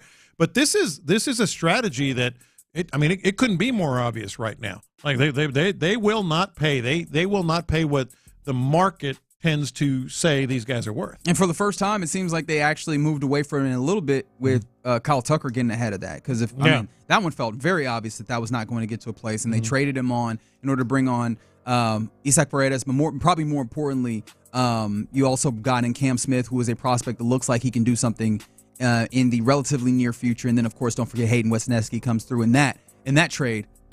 But that then turns my attention a little bit to the next big free agent. I'm looking at it right now. You knew exactly where I was going here. Yep. Framber Valdez. Yep. He hasn't even – he said, I believe, Thursday or Friday that they haven't even had discussions yet. Yeah. And he's I don't know if this was a fake quote or not, but he said he's looking forward to free agency. Mm-hmm. They got to trade him at the trade deadline if they're going to do this. If that's going to happen, they have to. Like you just, and that's wild because that is your ace right now. Mm-hmm. Yeah. But I will be so sick. And I understand I'm getting myself riled up for something that's going to happen a year from now. But it seems like this is a trend that it's impossible to ignore. And I'm going to be well, we offered him 4 for something. And it's like, what are we doing here? Yeah, we know now. I mean, it's too obvious. We should have known before. We should have. And Adam Spillane, who is our insider, and I should have trusted him as such. I just let the hopium get me high. He said it, man. Not a real offer. And it was Thursday. Jason Bristol quoted him saying that, or paraphrased, saying that his people have not been approached by the Astros about an extension. I mean, that sounds about right. That's what they've been doing. It's kind of hard to be mad at the Astros, but it's also okay. It's okay to be mad. I was like, like the Astros continue to win, but I'm mad that they still continue to do this, and I think it's going to come back and bite them. It seemed like they kind of operating on how the Patriots used to operate whenever it comes to players. Like they never really paid nobody huge like that, and it's kind of like, do you want to come here to win or not? Yeah, right. But at least in instances where it felt like you had somebody of value, send them somewhere and get value back. And this, like, the talent drain is what gets you. And look, maybe I am being, it's possible. It's very possible that I'm just being greedy here. And you know what? I'll be greedy in this instance. Like, I feel like, yes, you've gotten a decade of, really great baseball. But why not 2, right? Like, if you have an opportunity, keep that value in-house and, trade that player on a little bit early in order to make sure that you continue to return value. Like, I'd much rather that. And we're still dealing with losing these great players. Yes. We're still dealing with it. Yes. I'd rather deal with it, in the way that, hey, we're dealing with Kyle Tucker, and at least now you have an Isaac Paredes, and you can look forward to come in and add more to what you're doing. You didn't get an opportunity to do that in various instances, and you're not getting an opportunity. Well, you know what really did it for me? Like, Alex Bregman had his availability with the Boston Red Sox, okay? And we knew that was coming. Keep in mind, Alex Bregman, iconic in this city, drafted number 2 overall by the Astros. All these, 2 world championships, all these big ALCS championship moments. So they asked him about leaving Houston. How difficult was it for you at the end to leave an organization that you had been with your entire career? Oh, definitely difficult. I have so much respect for the organization, top to bottom, all the players. Yeah. That doesn't sound a guy that was. That's a glowing endorsement, ain't it? He goes, yeah. That's it. That sounds more like a guy that was frustrated. That it didn't even come close. It sounded like he was frustrated, but he also sounded like, your phrase, it is what it is. It is what it is. This happened to all the players that was here when I was here. I interpreted that. I don't know about you guys. That's a shot at the Astros. Because, 9 years, all the memories, drafted number 2 overall. And he's like, yeah, I got a lot of, respect for him. Got a lot of friends over there. Yeah. Okay. Yeah. Yeah, what more is to say? And, honestly, considering that we never got to a place where the offer actually really and truly rose, I think the only thing that happened was Ari Alexander's written kind of that they had raised the offer, increased the useful. Right. What does that actually do? What does that do? Yeah. Right. I think it might be fair to assume that this thing drug out in part because, Bregman wanted the opportunity to maybe find something that maybe, just maybe, they'd come through for him. I think that is a way that you could interpret that. I don't know that I'm willing to say that that's definitively the interpretation that you can take away, but I think there's room for you to maybe hypothesize that might have been the way that this went. And they ain't come through for him, for him to be able to be an Astro for us. I also wonder, look, Jose Altuve, another icon, maybe the most iconic Astro ever, probably so, but he was bending over backward. He was very, very public. He was adamant. He put his foot down yes, publicly. We're going to bring him back. In a way that I just did not realize that he was capable of doing or willing to do. He's fantastic in every way for this organization. I find it very hard to believe that this doesn't bother him. I mean, he's human. You know, he that's his guy. He was on the record. He was doing everything he can to sort of lobby for Alex Bregman, and he knows what happened. You know, he had to have been out there just going, "This is frustrating." You know, and maybe not telling the world, but he's got to be frustrated. Yeah, I think it is, but also I feel like the Astros, like, even though I'm frustrated too, but they always still been in contention, man. Mm-hmm. They still been pretty good. So it's hard to really complain about that now. But I think it'd be really bad if they let somebody like this go and then they just fall off a cliff. Yeah. Where it's just like, man, we could have kept the core together and probably won another World Series. Spoke about losing Bregman today, and also about being in the outfield. Yeah, we lost a big player, obviously, but we got to focus on the guys that we have here. He's obviously one of the best that ever played in Houston, and we're all gonna remember him and we're gonna miss him. But we're also happy for him. He's on a great deal, man. He's the $40 million is not a lot of players can get to that, and he got it. So we all happy for him. And same thing, we got to move on and focus about the players we have here. Keep moving. We have great talent here, great players. They're definitely gonna do everything to win, and we see Alex down the road when we play in Boston or Houston. That's about as candid as you'll ever get from Altuve, because, man, he got his. He got a great deal. He got a great deal. And that's one thing when it comes to players, no matter what, right? No matter what the sport is, kind of the thought is, hey, don't get between a dude and his money, right? Like, don't hop in those places. And ultimately, right, there's a kinship when it comes to teammates, but there's also a kinship when it comes to, like, being a part of the union and being friends or whatever. And they looking up like, hey, you did right. Like, you went and got yours, and I appreciate that. And I think that you could hear that from that aspect, and then just like, that's clearly a dude who, that's my friend over there, and I'm happy that he got what he was able to get. Do this kind of worry you a little bit? Because I know we got some time to think about Jordan hitting free agency, or when that time comes. Do that kind of worry you that they're going to have the same approach with him? He's going to be one of the most expensive players. That's what I'm saying, man. I had not even gotten to that point. Yeah, I know. We got some, but when that time. All right, go ahead and trade. No, I'm just playing. No, that time gonna come, man.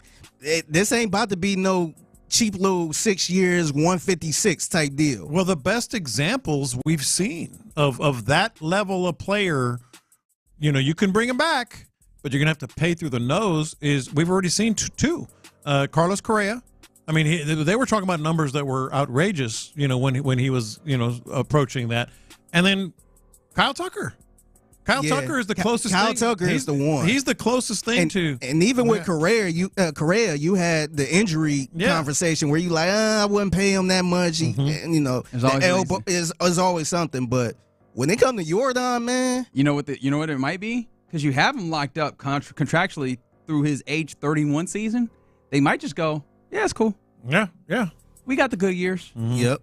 But of course, that is not till 2029 when he's a free agent. We got some years to talk about that, but it is something to think about, man. I mean, at the very least, they do have him locked up for that time period, right? And so that's where you rock with. Hell, as a team, I don't know. You might not even be in the same kind of portion of the natural cycle of a team. And they got a really good deal for him right now too. They pretty damn good deal. Gotta admit. But Alex Bregman officially not an Astro, but the Astros are in West Palm Beach getting themselves ready there. And you mentioned Altuve, still in left field, still working on his fielding, seeing how that works, how that's going to go. He went straight out there. You want to hear that real quick? Him talking about the outfield? Oh, sure, why not? I want to play. I want to be in the lineup. Kid helping this team win, kid hitting doubles and triples and homers for this team. So it doesn't really matter what I play. I'm going to try to do my best. And, we have a lot of talent. We have a great new players that definitely gonna help this team, and so that's what I'm excited about. He said, I don't want to make it in the lineup. I just want to play, man. Which is like, hey, sounds like there wasn't an opportunity to be in the lineup to be a second base every day. Yeah. Interesting stuff from the Astros right now. All right, you're in the loop right here on Sports Radio 610. Let's head into the final hour of our show for this Monday. And we begin by talking about the winners and losers of the weekend. Who do you think were winners or losers on the weekend? 713-572-4610 is the Jim Adler, the Texas Hammer text line, and we'll discuss that Next. Why did D'Amico choose Nick?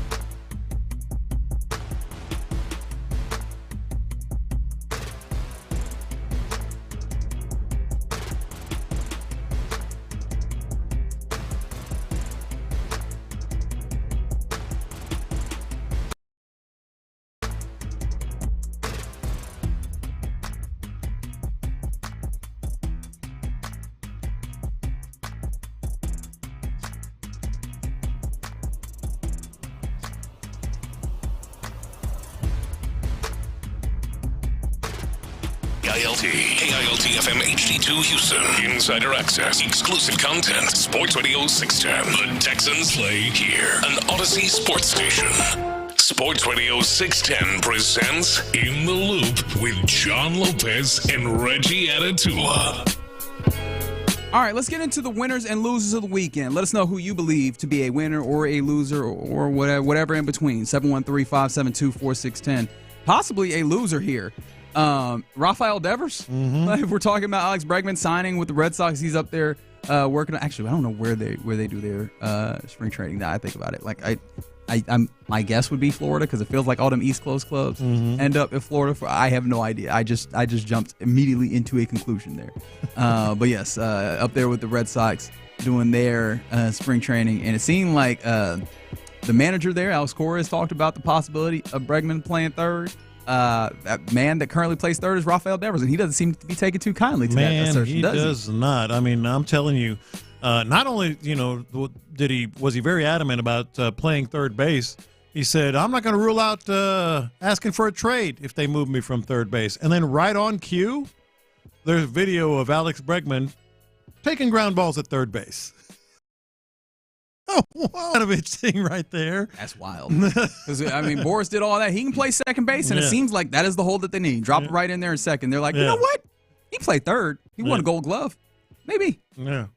Salute to Rafael Devers. Best of luck, buddy. We'll see how that ultimately plays out. He was adamant. Yeah, I bet he was. All right, let's get into some more winners and losers here. How about this? For me personally, I wanted to start here just because this one, I think this is the first one that I wrote down in my list over the weekend because, I try and keep a running tab so I don't have to remember as much. And losers, shame. Shame lost. Chris Paul, Wemby, get out of step here. to the have some damn shame getting up here on All-Star Saturday night, the skills competition. They have this little, it's a little obstacle course of sorts. Yeah. And part of it they made up requires you to shoot three-pointer or shoot shots. Yeah. And the idea is, hey, you try and make it, and after 3 attempts, you move on. And they were like, well, you're trying to make it, just throw the ball up there. Yeah. Like, just get the 3 attempts. Not even attempts, because those weren't attempts. Oh, there was like. That's not actually attempts. Yeah. Hey, man, this is one of the easiest things that you can do on the All-Star weekend. Have some shame, man. Yeah. People are paying to watch this, dog. Yeah. Have some shame. And apparently it was Wemby's fault more than Chris Paul's, but Chris Paul. It was his idea, I guess. If it's the spirit of what Chris Paul is a nut puncher himself, but I'm like, hey, dog, I thought you were supposed to be the elder statesman. I thought you were supposed to be the veteran. How you going to let the young man walk you into not showing your audience and your paying customers a little bit of respect? Have some damn shame. The thing I liked about it is, like, y'all want us to play these stupid games, and I'll show you. We'll game the system. Yeah, but who are you sticking it to? You sticking it to people. You sticking it to the people who had the audacity to. How many people were glued to the skills challenge? Well, this is why they not glued to it, because you ain't got no damn shame. There might be a lot of reasons. This is the last one. No, this is part of the reason. I ain't got no damn shame. Even outside of the people, it just looks bad. Oh, it looked bad. It looked so awful. Like, is this what they're really doing? Well, I think they were saying, is this what y'all really want us to do? Like, it was an editorial statement, kind of like, all right, we'll win it. We'll win it. But again, with a loophole. Who are you trying to make this point to? Yeah, the league. But it's not. It's not going at the league. It's going at the fans, man. Oh boy. They will always get up here. Oh man, All-Star Weekend. We're doing it for the fans. But you doing what? You cheating for the fans? you cheating the game for the fans? Get out of here. All right. On the text line from the 281, unequivocal winner, USA Hockey and hockey in general. That was mine. Canada. My winner, actually, within that vein, judgmentless scrapping. Because there were 3 fights in the first 9 seconds of the Four Nations face-off matchup between the U.S. and Canada. Both the Kachuk boys got theirs in, plus JT Miller got a little scrapping done. And I appreciate, I'm sure the hockey itself was fine. I didn't get an opportunity to watch it, as I've already detailed a few times. I was out and about, and it made it a little hard for me to watch all the things that I wanted to watch and get a feel of them.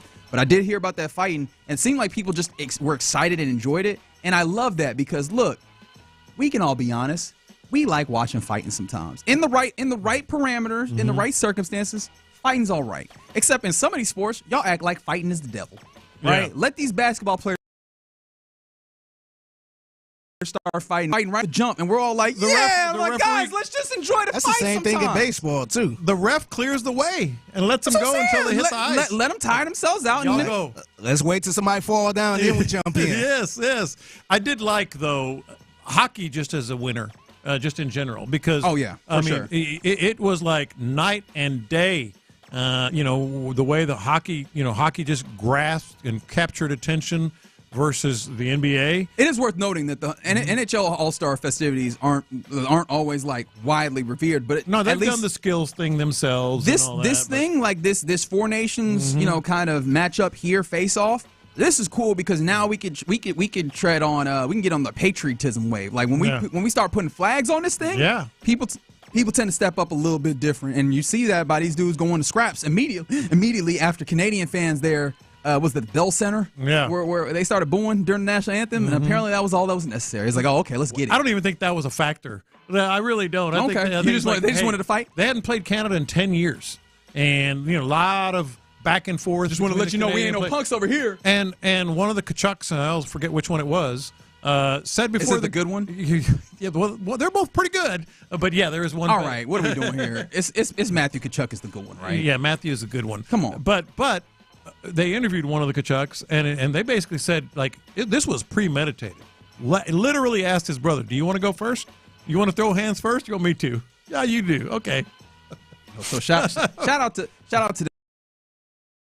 Shout out itself seemed to get a lot of attention. I saw all sorts of people of pretty solid repute tweeting about it, excited about it, juiced up for it. And so I think that's obviously a huge win. How about this? Min Thompson is a winner in my book. Selected to compete with Reed Shepherd and the G League Rising Stars in the All-Star Tournament. He had a nice 4 points, 4 assists, 3 boards in 10 minutes in the All-Star Tournament playing on Sunday when he had no plans of doing such. So shout out to Min Thompson getting a little bit more shine. A little bit more shine on the weekend. No, I definitely agree with that. Also, in terms of, we talked about the losers, being Victor Wembanyama and Chris Paul, although no, they are not the losers in the notion of shame, because this is another instance of the fact that we don't have shame out here. Have some damn shame.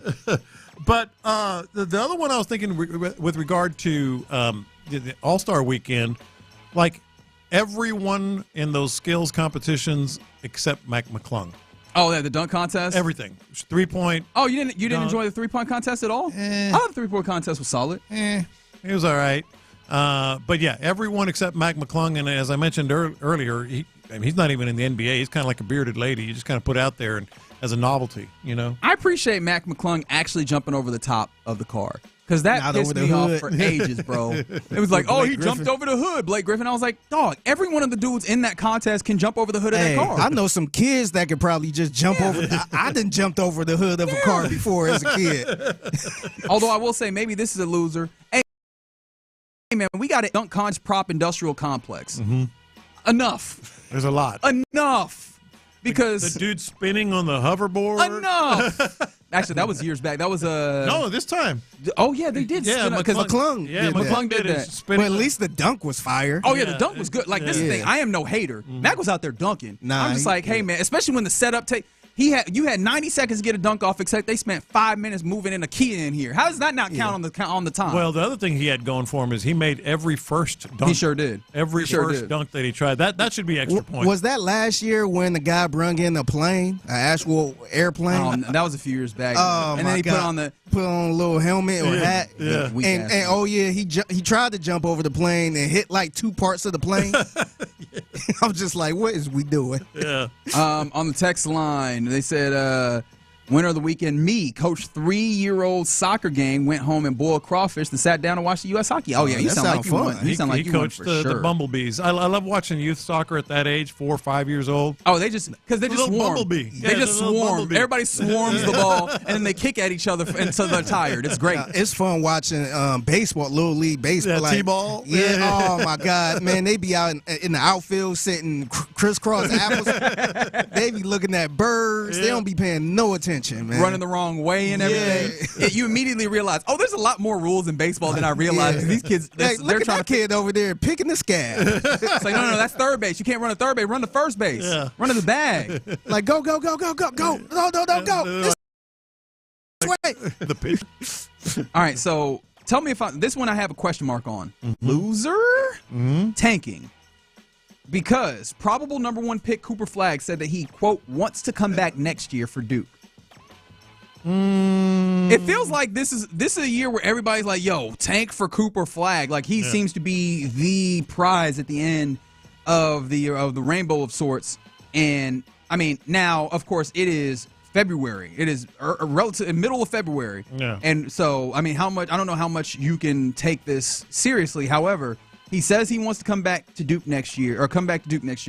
And that would be the guy, I guess, the guy that people are taking for specifically. Tanking is a loser? Question mark? Yeah. Keep in mind, he says he wants to. He didn't say he is. No, I know. That's agency 101 right there. Yeah, I mean, I'm not all in his pockets or anything, but how is NIL looking?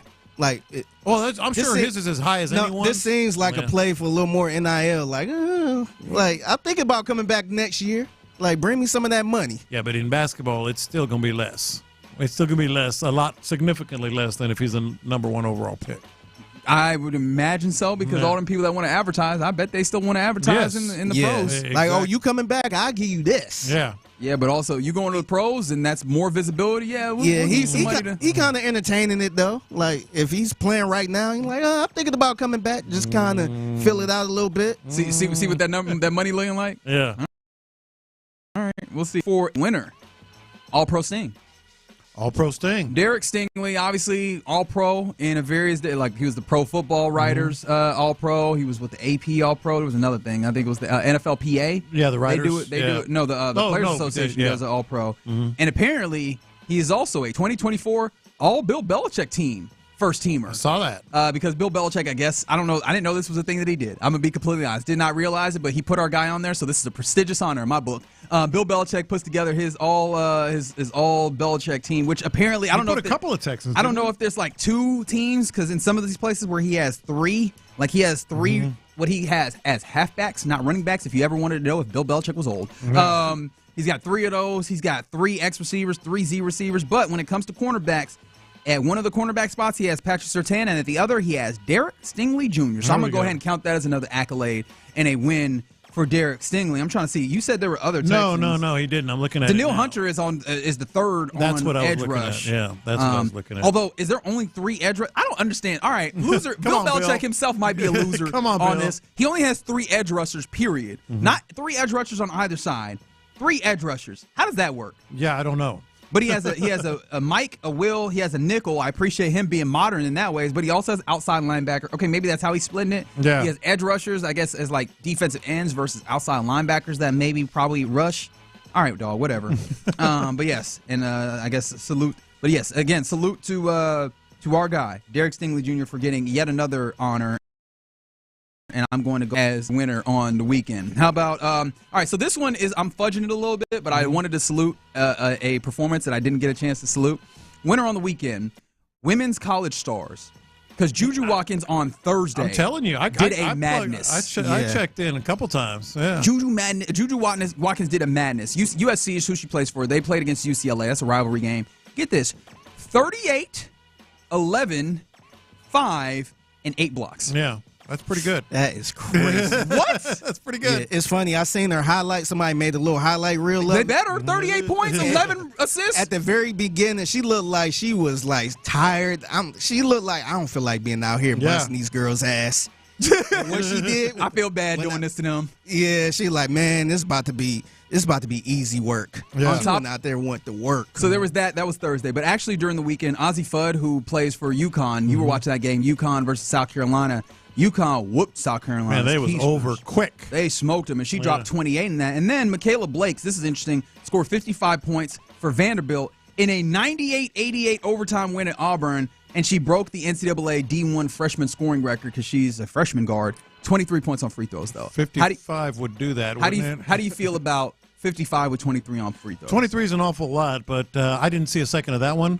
But I can tell you she was probably getting to the rack. She was probably getting to the rack and drawing those fouls. All right, so does this count as a winner as somebody texts in? It's looking like we might be getting the rematch Thursday night of U.S.-Canada in the final for the It depends. It's still not done yet, right? No, it's not done. But if we do get an opportunity to see that thing circle back around, do they scrap again? Because apparently, you know, the Chubbs and Miller, they did the whole, they did a little conversation to see how that would happen. Yeah, do you come back and scrap the second time? You got to take this game a little serious at this point, right? The interesting thing about the game was after the fights, it was solid, rough hockey. I mean, the checking was like very, very physical. So I think that's where they're going to end up. Just a really physical not game. Not at the beginning, though. Yeah, like, really physical game, but not necessarily the fights. Oh, and I forgot to get this one. One more loser here as we're running out of time here. Is jersey retirement. There's a loser here, or jersey installation, I guess, as at Illinois in college basketball, men's college basketball. Terrence Shannon Jr. was getting his jersey retired. Mind you, Terrence Shannon Jr. played there last year. Mm-hmm. I found that to be interesting. However, his jersey was going up in I believe what is called the State Farm Center. I did not realize this until this moment, but he was going up, and when they unveiled his jersey, the whole thing was upside down. The jersey, his name, all of it, upside down. And because, but if you turn your head like exactly. If you stand on your head, it looks right side up. Yeah. And because it's a period in the middle of the game, it's halftime where you don't have that much time. Mm-hmm. Because that way. The game had to go, so they had to just lift that thing up upside down. Yeah. Now, we don't have time to play the audio, but at the very least, the athletic director Illinois came out and said, we take full responsibility. It's something that obviously we wanted to make sure that we celebrated. He said it was a regrettable situation at halftime, a regrettable moment, ashamed of what happened and all that. He said, I do appreciate him saying this. Of course, I didn't hang responsible for everything. Yeah, we know. Of course it wasn't me. We know. I just want to make it clear. Yeah. I ain't do it. I ain't do it. I'm going to take the responsibility. It's like, I'm top dog. When you say that, you're not taking responsibility. Yeah. That went all out the window. Yes, he said, hey, I personally didn't do it. Yeah, Terrence Shannon was having his jersey retired, which, again, I still find it weird. He was there during the 22-23 season, and he was he's Illini leading scorer when it comes to per game.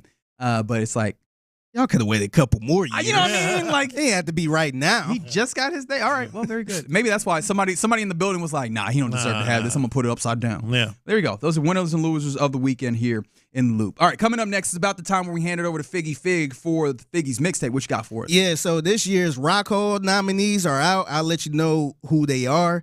Plus, we got a new best-selling car in America for the first time in 42 years. All right, so what's the best-selling car and some Rock and Roll Hall of Fame? I can get down with that. We'll do it next. All right, D&M Auto Leasing right now. Speaking of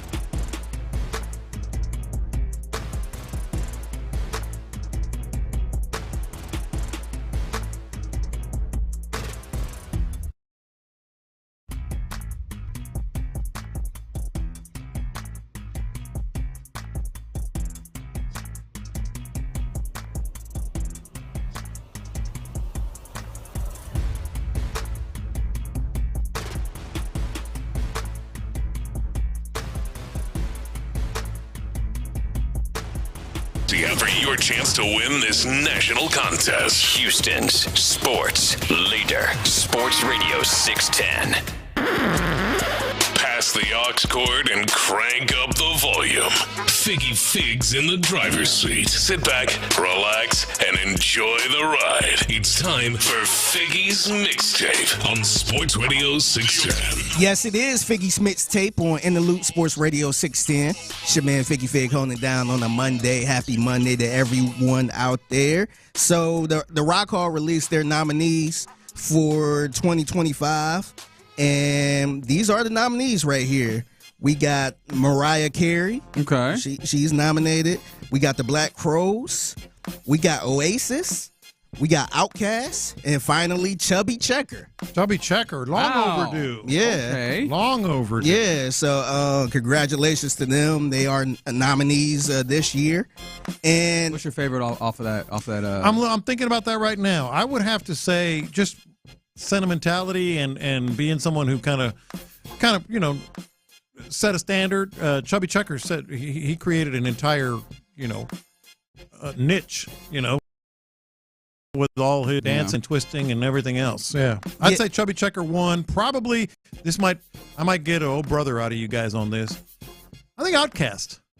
Why would we old brother that? Yeah. Because they really didn't have it. I mean, their shelf life has not been as long, but I thought they were pretty transcendent. They're incredible. Yeah. Absolutely. I mean, I love Outkast. Mm-hmm. I did not realize Chubby Checker's still with us. I'm going to be completely honest. Yeah. Did not realize that was a thing. Shout out to the Wikipedia making it plain to me. How about you? Mariah Carey should probably be a lock just on Christmas alone. I mean, she's got a lot of. Yeah, she's got a ton. Yeah, she's got. You said Mariah. You said Outkast. You said Chubby. What were the other two again? Oasis. Oasis. Black Crows. The Black Crows. Yeah. Okay. Yeah.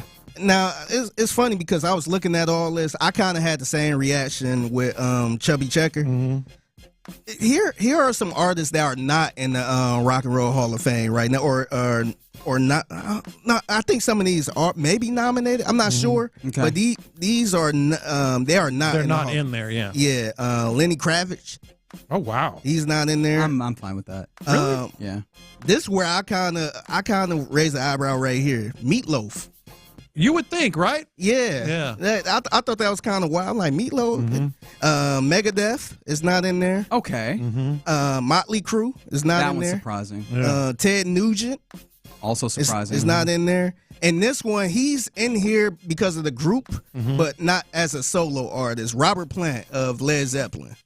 He's not in there as a solo artist. And I felt like solo career. Yeah, he had a great solo But career. he's not in there as a solo artist. And it's a lot of people that have groups that are in there as a solo artist as well. Is this the same guys that vote on the NFL Hall of Fame? Or are they just holding grudges and stuff? I don't know. I think never thought about what the one criteria? that I think the one that is holding a grudge. I think, and I think he was very outspoken about this. I think Ted Nugent has some issues with. I don't know if he has some issues with the Rock and Roll Hall of Fame or something, but it's kind of wild he's not in there, man. Yeah. But this kind of, and I wanted to bring this up too because this kind of got me thinking about this wild stat when it comes to the Grammys. So this is why I really don't. I kind of take the Grammys tongue in cheek a little bit. If you win it, that's good. But I don't really use that as your resume to explain why you're so good. Yeah. So Queen, how do you feel about Queen? One of the greatest Legendary all band. time. 100%. Yeah. Did you know they were nominated for 4 Grammys and didn't win not one? I never would have guessed that. They have no Grammys at all. Queen.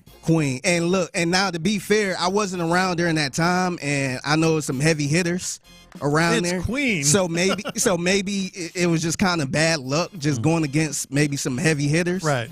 But it's Queen, man. Yeah. They have no Grammys. That's wild. I would have bet the other way every day of the week. Yeah, and that's why I kind of take the Grammys and stuff like this. Like, I kind of roll my eyes a little bit when people say, oh, this person is better because this person got 20 Grammys.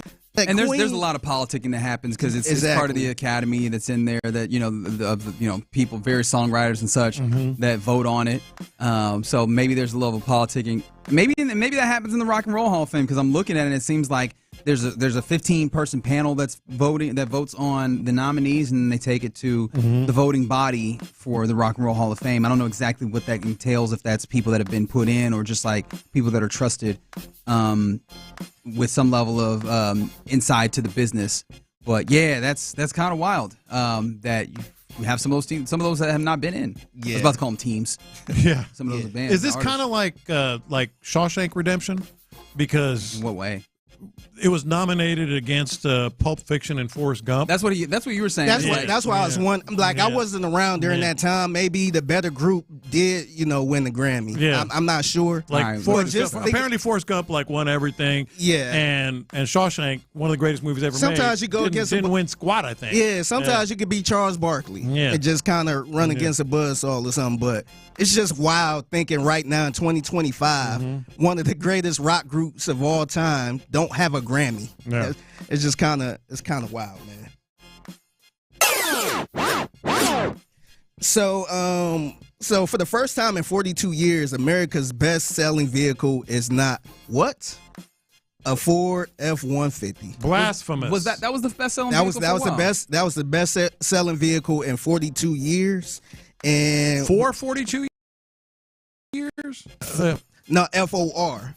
Yeah. 42 years. Yeah. So they've been the best-selling American 42 years in a row, huh? 42 years in a row. That's wild. And I wouldn't have guessed, but I mean, it makes sense when you say it. But I guess on the good side, they are number 2.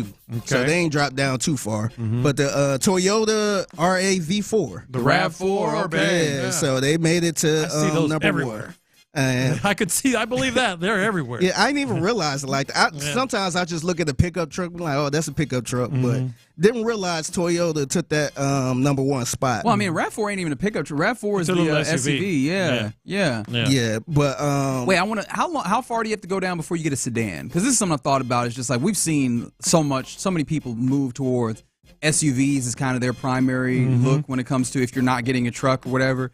The sedan seems to be dying a little bit out here. It is. Yeah, so this is the list right here. Number one, the Toyota RAV4. You got number two, Ford F-150.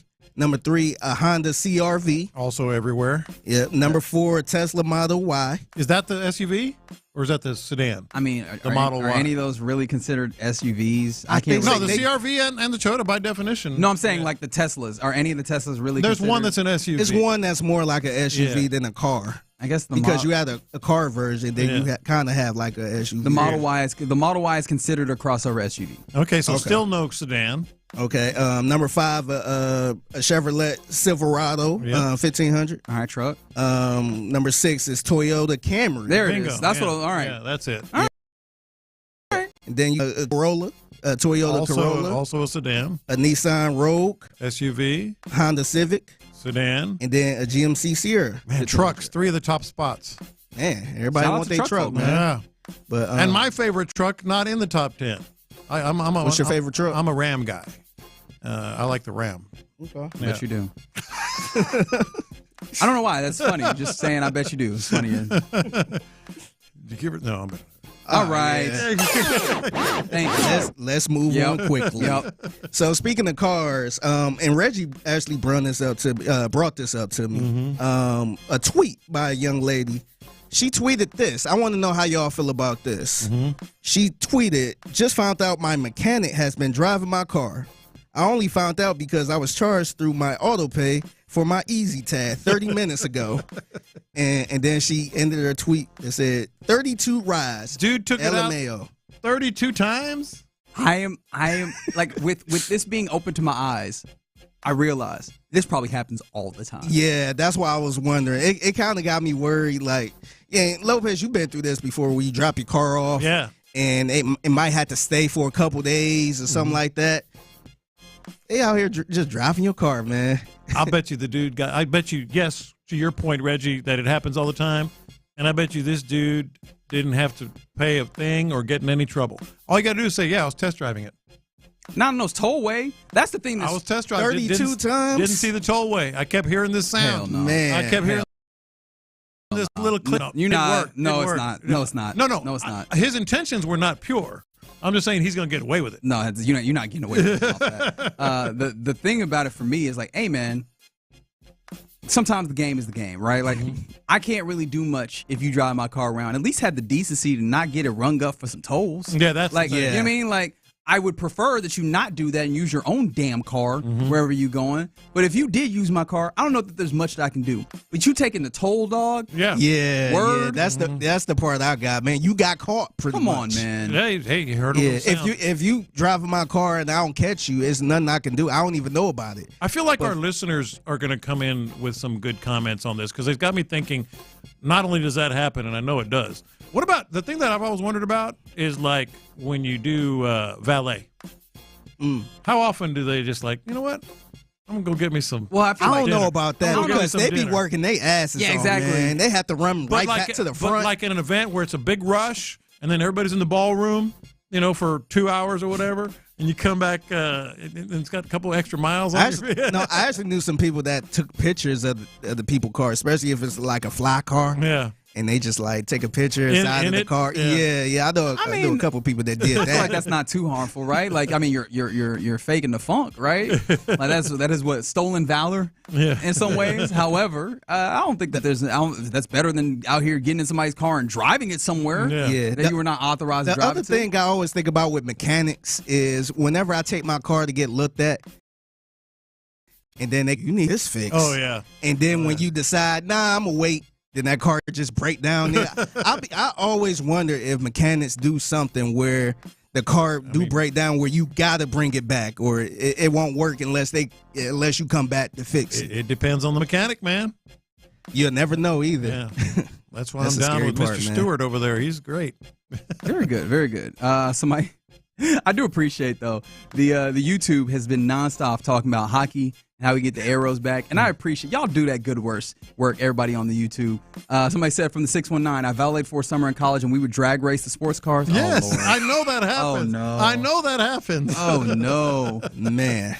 Somebody said I always document my miles before I drop it off at the mechanic shop. I like that. I do wonder what's your recourse if they go and do it anyway. Like, what do you do? Like, you know what I mean, like, who do we take? The Better Business Bureau? Who do we take this to? That's wrong. Yeah, you shouldn't do that. Well, I mean, I guess the thing that you would do is just I take my business elsewhere. Yeah. Like, that's all you really have available to you. Yes, never leave anything valuable in the valet. Yes, they look. Oh, okay, very good. I'm sure they do. That's excellent. I don't leave nothing in the car, It's like man. Uber Eats always takes a couple of fries. Okay, but here's the other side. Yes, and to be fair, No, they do. If you're Uber eating fries, you don't got no care for yourself anyway. It's gonna take longer than 15 minutes to get there. Those fries are useless. Yeah. From the 281, I worked valet in the Woodlands during during paramedic school. Completely different word than what I was gonna say. And we had the time to do we'd never had the time to do anything like that. Oh, so there you go. There's maybe some people saying that valet story that you're talking about is not really. It must have been a smaller event or something. And another did. Yeah, people I'm seeing, man, they be hustling trying to get back to that front. Yeah. Like, I don't know how you got time to do anything, man. Yeah, I don't know either, but there you go. So no longer is it the 4.1 F-150. That's the most Toyota popular car. RAV. Toyota RAV4. Okay, well, all right. Yeah. Excellent. I imagine I'll start seeing a whole bunch of those on the road today, and I'm sure you will too. Yeah. All right, you're in the loop right here on Sports Radio 610. Coming up next, we get ready to hand it off to the fellas of the drive today, and also I got to find out if Lopez is sleeping on the couch or not. We'll do that next. Texans new OC.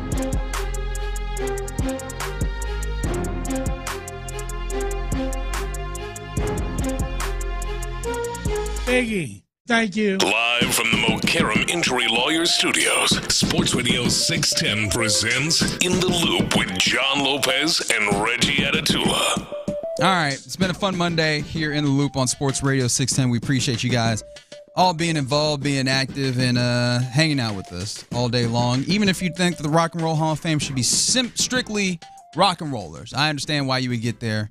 But for some reason, they treat the Rock and Roll Hall of Fame like it's just kind of the Music Hall of Fame. It's what we've been doing, and it's kind of the way it works. I don't make the rules. As they should, I think. I don't make the rules, man. Yeah. I sure don't. And I appreciate all the people doing like our in the loop PSA, basically, is what I like to call it. When we get a whole bunch of people on the same page, always take a picture of your odometer before you let someone use or work on your vehicle. PSA. Go ahead and I'm just wondering, what do you do though? I don't know what my recourse is, but I'm gonna start doing that. Like, what if it was like somebody drove like maybe 5 miles? Yeah. Like, do you kind of complain about the 5 miles? Why is it 25 miles extra? Where'd you go? Exactly. Yeah, I don't know what I'm going to do. I'll tell you that damn sure. Somebody said, check your mileage. In the late 90s, me and my friends worked for a valet in New York, and during weddings or bar mitzvahs, we drove every fly car there. See, that's what I'm talking about. Like, when there's an event, no, I bet you they go. Okay. Drag racing down the Long Island Expressway, they said. 3 at a time. Had Nextels just in case. Wow. That's a lot. They had this all planned out. I would be so scared to do that, man. Yes. I don't even like to drive nobody else's car. Yeah. And someone else was like, mechanics have to test drive before and after they work. Exactly. I mean, yeah, there's that's fair. deniability. But it's just like, what? I don't know about those easy tags, though. Yeah, exactly. You going on that tollway, me and you gonna fight, or I'm gonna get that money back somehow, some way. All right, you gonna take some of this money off of the car? Exactly, 100%. So you did it for free then, right? Yeah, because you get the toll tag. 32 of them. Some other things. This is per Tom Pelissero as of about a half hour ago. Apparently, the Texans are signing long snapper Tucker Addington to a futures deal. Includes $10,000 in bonus money. Mm-hmm. So he appeared in 10 games with a few teams, including New England and Miami last year. New England, you say? You're just gonna do this? Is this the bit? That's the bit. That's the bit, Lopez.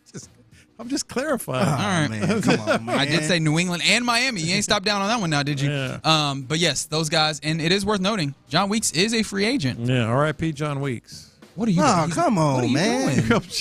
Damn, man! You have to go there. No, look, they I think it was 2, maybe 3 years ago, they brought someone in to compete with John Weeks, and he put him in their place. Put him in the dirt. He put him in their dirt. In the dirt. You feel like he's going to do it again. He's Mr. Automatic. So we don't have to worry about it. But a futures contract, have that in the back. Yeah, just let's see. Get a feel. Is this you need the some next type of competition, right? Yeah, always. And competition in theory breeds, better results. And so we'll see. But I mean, that will be something that we will watch. I admittedly probably not very closely, but it will be something that we watch to see. As there's again, and it's a futures contract. There's not a lot of stakes on that. It's just kind of, hey, come in, we'll see what it looks like. Speaking of seeing what it looks like, I need to revisit the weekend because Friday was Valentine's Day, and where we left you with John Lopez was he had a terrible, and I'm not saying this for effect, he truly had a terrible plan. Yeah, I did. For Valentine's Day. I thought I was going to make it through and the day. we tried to help you out, and so I kind of want to get a catch at like what did it end up looking like for you on Valentine's Day? I thought I was going to make it through the day without having to revisit. All right, so yeah, I know I gave you the hope. Or I did you the favor, really, that you didn't have to talk about it early, and then we just hit you with it all day long. So let me explain. Oh, that's never a great place to start. Hear me out. Oh, no. Hear me out. Oh, no. Hear me out. So I ended up having I'm not going to say great. I had a good plan. I did she likes to garden, so I got her these little garden flags for every season. Like, she had a Valentine's one. She just put out the Mardi Gras one. Then comes the Easter one. Oh, okay, got you. So you have a sort of I thought it was a very thoughtful. So it's not like a utility thing. It's like it's decorative. Yeah, it's decorative for her garden. She spends a lot of time in there, and it's kind of seasonal. Sort of. She loved it. The problem was, of course, there's always going to be a problem in there, ain't it? However, I never really made any plans for dinner. And because I thought, okay, so I got her that, she liked it and all that. So I thought, okay, so we'll talk about it. Now, I know the reservation thing, you're screwed, but we can always find a place, go have a drink and sit and wait and all that. Ended up, we go back and forth. Long story short. Oh, you were talking to her on where to go? Yeah. No, on Valentine's Day? No. because we talked about. I asked her, and I thought about. What do you want to eat? No, it wasn't that. It wasn't that bad. You trying to eat some tamales? But No, it was I don't bad. feel like tamales today. But I gave her a couple of suggestions, and it ended up being I don't know. Whatever you want. So so it ended up being that after all. But long story short, and this is where I maybe dropped the ball. Maybe not. Maybe. I'm just asking. We ended up Uber Eats. Oh man, you spent about $200 then, man. Wait, hold on. So earlier in the show, when you said Uber Eats some fries and they take some fries. No, it wasn't fries. It was God bless. I was about to say, if you got a burger, I swear to God. But yeah, so we Uber ate. What kind of restaurant? We ended up getting, what was it? It was Teotihuacan. We got some that great good Mexican food restaurant I like. But I felt bad because she says, "Well, just get me what I usually get." Oh yeah. Yeah, now you messed up. She tired of you.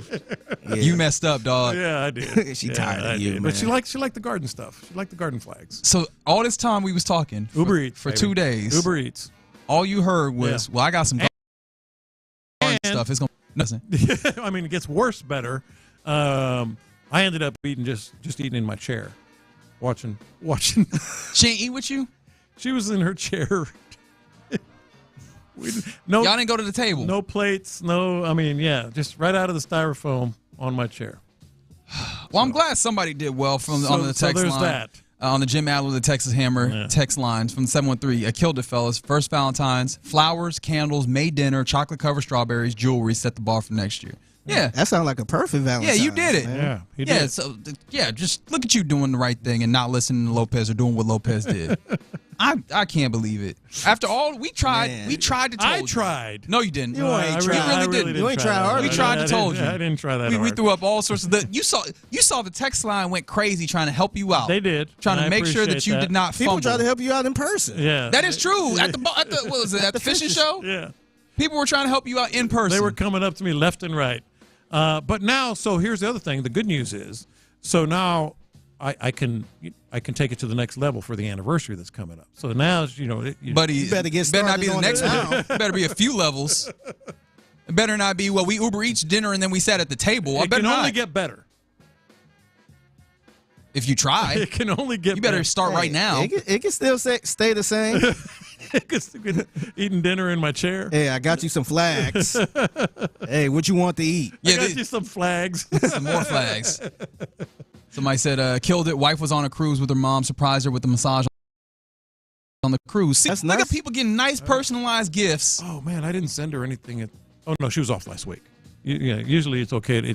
They always like when you send stuff to the office. Yeah, so everybody can see it. Yeah, but she was off, so that was off the table.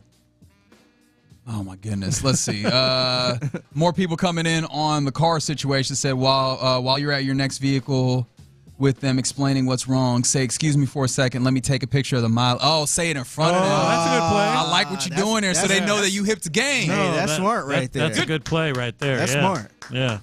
Good job. Shout out to you. I like what you're doing there. Yeah. And then somebody said, I set the bar, but I might have a crying Scorpio getting in the way next year. What is that? Oh, baby boy. Baby. Okay. Got a baby coming in the way. That's a good excuse. Hey man, yeah, solid. That's solid. Look, if that's what it is, then that's what it is. Somebody said ball on the ground, Lopez. Yeah, man, you really did put the ball on the ground. We gonna need to. We're gonna run you through some drills to make sure you don't fumble again. And shout out to Rob on the YouTube, said they watched hockey together. Talk about it. First Valentine with the first girlfriend post divorce. Going to a fancy restaurant, but she called an audible. Got crawfish and beer instead. Saved you $400. See, it's okay if she calls the audible. Yes, you can't call the audible. I gave her that opportunity. No. You got to start with the plan. 3, 4, if she 6. says I'm not trying to do that, then you're good. You didn't do that. I did okay. No, you didn't. You didn't. 346 says profoundly, appreciation is shown, not said. Correct. Yeah. Correct. Yeah. And how'd you show that? I appreciate her every day. Mm-hmm. Here's a flag, honey. What you want to eat? Here's a styrofoam.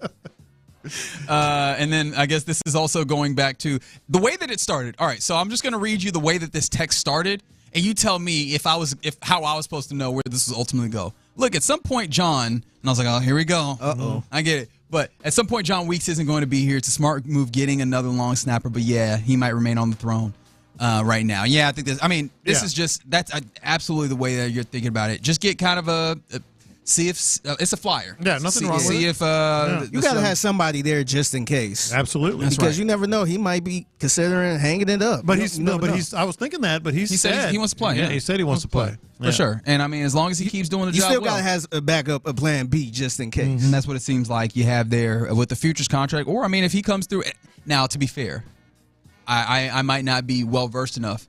What's the next, like, what is the high level snapping compared to the mid level snapping or what have you, right? Like, I don't know what's he came out and blew the doors off this mug. That long snap right there. You see the zip on that snap? I don't know what that is, right? I don't know how you come in as the new guy and dethrone necessarily, but maybe you get some level of that. I'll let Frank Ross handle that one. You got to have a stopwatch in your hand to know how good a deep snapper is, and that's it. Not a lot of highlights. Not a lot of highlights. And I guess maybe this is a person who did not have or who had a worse Valentines than John Lopez somehow from the 832. Valentine's Day, my girl gave me the flu. Had to get her car out of the tow yard for $440. Hey, yo! It's none worse getting your car towed. Man. Yeah, because you out there feeling stupid in front of them. Yeah. Trying to figure out how to pay it. All right. Yeah. All right, we welcome in the fellas of the drive. We got Clint. What you doing Valentine's Day? Oh yeah. You tell him the nonsense that you did. You said talking about him sleeping on the couch. I missed it. Yeah, well, it was just a miscommunication. No one. I got her a good gift that she appreciated, but then I started suggesting places for dinner, and she gave me the old, you decide. Well, I didn't have any reservations. I'm about to say, when did you start suggesting places? Yeah, no, I didn't have any. I dropped the ball there. So long story short. We got Uber Eats.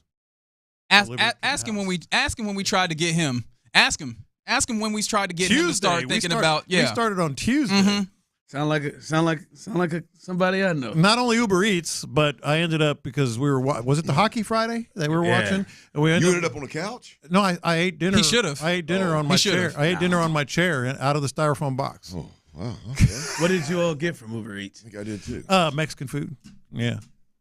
The usual. My wife had Papados crawfish etouffee. Look at you. Look at that. See, that's a winner over there. Yeah, look at that. Handling up with his lady. I had to heat it up a bit. Yeah. But she had it waiting, boy. And gumbo. But there's only one way to go now for my anniversary, which is coming up next week. You got to get after it. Only one way to go up. That's a tough one, boy. Anniversary backing up Valentine's Day. Yeah, it's a tough So he one. decided he was just going to really set the bar low. Yeah, so you can on the front end, really blow her doors off. Because that's the smart way of handling this. Apparently, you're a hell of a cook. That could have been an option. It was. I was watching hockey. You could have done. I was watching. That's why I'm saying he should end up on the couch. I almost hit you up this weekend. Yeah? Yesterday, John? I ended up talking to the experts at Texas Star Grill Shop. Okay. Yeah, man. What was your dilemma? Oh man, I did a pork butt. It came out fantastic. Mm-hmm. Gave it 12 hours. But the first 3 hours of the cook, and I started at about 6:45 in the morning. Mm-hmm. I'm guessing it's the wind. I don't know but my temp was just that happens. Running up and down. Yeah. I had it set at like 250. Mm-hmm. It just was for the 3 hours. It was just I was just watching it. Do you vacuum the bottom of your? Yeah. You got to. I just cleaned it. I was one cook in from the clean. You'd have had me. But it was. Yeah. I mean, it was flowing 225 to 305. Ooh. Just going up and down for like the first 3 hours. And then it settled in. It settled. Well, when the wind started to die down a little bit, then it settled in. But I'm like, what the hell? Yeah, that's a problem. What the hell is going on? Yeah. But you got to figure it out. I ain't got. It's gonna take me a couple of years to get that, pay for that thing. It can't be broken, huh? It can't be broken. Hey! I started looking up potential problems. I said, well, it ain't gonna be that because I'm not paying for that. Yeah, that's right. I've decided that is not what's wrong with it. The baby's good? No, yeah, baby's good. Baby's good. Baby's good. Younger one never got sick. Can't believe it, but the babies are good. Mm-hmm. Okay, very good. Because I was out here like, oh, he about to be in Disney World. No. But just had to cancel that one for the second time. Ooh. But at least the babies are good. That's what we can hang our hats on. All right, fellas. In the loop done for this Monday. We'll be back tomorrow on a rodeo ticket giveaway Tuesday. But until then, we leave you with these fine fellas. You're listening to KILT AM, KILT FM, HD2 Houston, and Odyssey Sports Station. And right now, The Drive is live. That's right. The Drive is live. And The Drive is live. Yes, we are back. Tyler will be back soon. He is out today, but that's all right. We got young Chris Santiago here to hold it down. And you could be a part of this thing with the Jim Adler, the Texas Hammer text line 713-572-4610. Those of you on YouTube and Twitch, you can jump on and participate that way as well. There's Clint Stoerner. You hear me? It's a nice little hoodie you pulled in there. I'm on the Legends game, man. They got a solid product. They got a real solid product. I've been doing their workout shorts and trainers kind of deal for a while, and I went ahead and got on the. It's a full tracksuit, man. I got the pants. You too. got the pants too? Yeah, I didn't pull it off today, man. It was a little. You got it. I was in a hurry to get out of the house. You got to pull it. Yeah, you got to pull the whole thing off. Damn, yeah. And nothing like a good tracksuit. Not like a good tracksuit. There you go. Well, again, appreciate you joining us here on a Monday. A lot to get to. Clint, today is a big day. Today is a big day for the Texans. And, yes, I do have to get back. I missed a few things in the 3 days I was out. Missed a little Nick Caley. You had to let me know that old Nick won the press conference for you. Missed a little Nick later as Bregman finally decided. We'll talk about that, and we'll hear from others coming up in a bit. Jose Altuve spoke, so you want to hear that. And then this charade is, I guess, no longer a charade. It's continuing. We'll discuss that in a bit. But, Clint, today is a big day because it is decision day with Stephon Diggs. The dead money is going to go up to $16 million if the Texans don't sign Diggs to a contract today. So that is why today is a big day. And I'm curious, we'll kick this thing right off the bat. Is this a hard decision for you as a Texans fan with Stephon Diggs? There's a thought that you could bring him back, or there's a thought that you could go ahead and wash your hands with it. But is this a hard decision for you, 713-572-4610, YouTube and Twitch? Is it a hard decision in terms of making the decision on bringing Stephon Diggs back or moving on? Is this a hard one for you? No, it's not a hard one for me. I mean, I think you have several options that could fill the Steph Diggs role if that are out there, whether it's a trade option or a free agent option. I think you got a lot of those, veteran players that are savvy, that are hard workers, that are grinders, that are going to be leaders, that are longer in the tooth and maybe not who they once were. I think there's a lot of those. There's a lot of those out there available one way or another. So no, I don't think it's a difficult question. The difficulty in it is right now, which you mentioned, is they gave him the $22 million. They made a 3-year deal, a 1-year deal, gave him a couple extra million for that 1 year. It was $22 million. Well, they paid it out over 5 years, right? And I believe in 2024 they're going to pay him $4 million in 2025 and so on. So there's 4 more years at a little over $4 million per year left on this contract that they spread out. Well, when you don't sign somebody or you cut somebody or for whatever reason you don't retain their services, all that money that was spread out over the next 4 years, it accelerates and hits the cap when you make that cut or when you decide that they're no longer going to be with your football team. And so the way his contract, I don't know if this is all contracts, but the way his contract is worded, it's 20-some-odd days before the new league year begins. The new league year begins in mid-February, I think it's 10th through the 12th, somewhere in there, of March. And so today apparently is that day to where I don't know that it means anything other than if the Texans were serious about, like if it was as much a no-brainer to bring him back as some folks think it is, then you would bring him back, pay him whatever you're going to pay him, and don't accelerate the cap, the 2025 cap, that's $16 million. You could leave it spread out, and you could pay him over the years to come on top of whatever you would pay him in his new contract. And so the thought is that if the Texans are serious about re-upping him, and if he's serious about coming back, they can form the contract in a way where they can do more things. They would get it done before close of business today. So I think it's actually 3:00. I don't know if that's Eastern or Central or what, but they would get it done, avoid the acceleration on the cap, and we keep this thing moving. Now it could be very like you say. I want to go ahead and get my money. I want to hit free agency. I want to let the league dictate what my market is, and then if y'all want in the game, then you can come back. That's probably the smarter business from his angle. But the today marks a day where that cap's going to get accelerated, which, by the way, I did hear Pendergast and Payne and him talking about it this morning.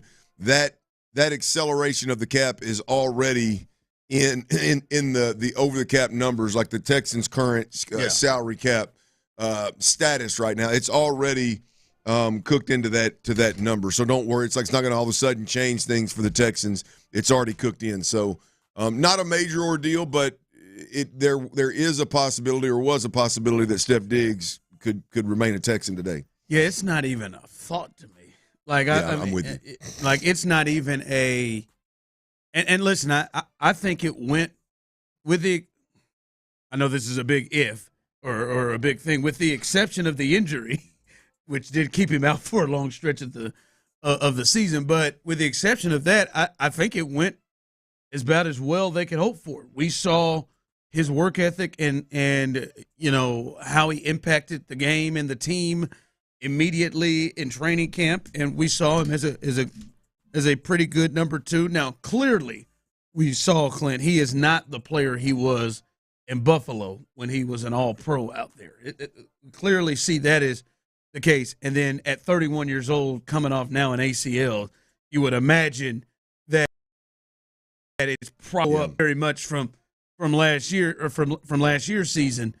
So this isn't hard at all for me. I like understanding, hey, we knew this was going to be a one-year deal, and we were going to have to probably eat this. But I'm not itching to have to try to bring him back. Not itching, no, but he's definitely going to be in the conversation. I do think Nick loves him. I do think that D'Amico loves him. He didn't pull the Brandon Cooks and burn the Texans and burn Nick Caserio on his way out the way Brandon Cooks did. I do think Brandon didn't the first year either. Yeah, right. Well, yeah, he just Brandon. No, I wouldn't imagine he's going to be welcome back in the building as long as Nick is here, and Cal and Hannah for that matter. But nonetheless, I do think, Ron, he will be in the pool of players, the pool of wide receivers, because that they need a true 2, they need a true 3. Now, whether they go spend an early draft pick, I'm talking about a true 2 and a true 3 that's ready to play, not a gamble, not a roll the dice and hope this draft pick. I love hearing conversations about wide receivers. Oh man, hey, you can find wide receivers in the 4th round. Ain't no big deal. Look at Nico Collins. You can't approach this thing that way. Well, Nico Collins did become Nico Collins for right. That's my point, years. Right? It's it's not quite as easy. I think as you hear a lot of people say, oh, you can just find a receiver here, to me. When you talk about the Texans' needs right now, if you're not going to waste if you're not going to use a 1st or 2nd round pick on those needs, then let's pump the brakes on those. For every Kalen Bullock that's out there that became a super rookie, there's also a Juice Scruggs out there that we don't know what position he's going to play. Right, not to mention the Kenyon Greens out there who are complete busts and are probably aren't going to be with the team moving forward. So it's always interesting this time of year when we start talking about needs, especially of a 10-win football team that's going to the 2nd round of the playoffs.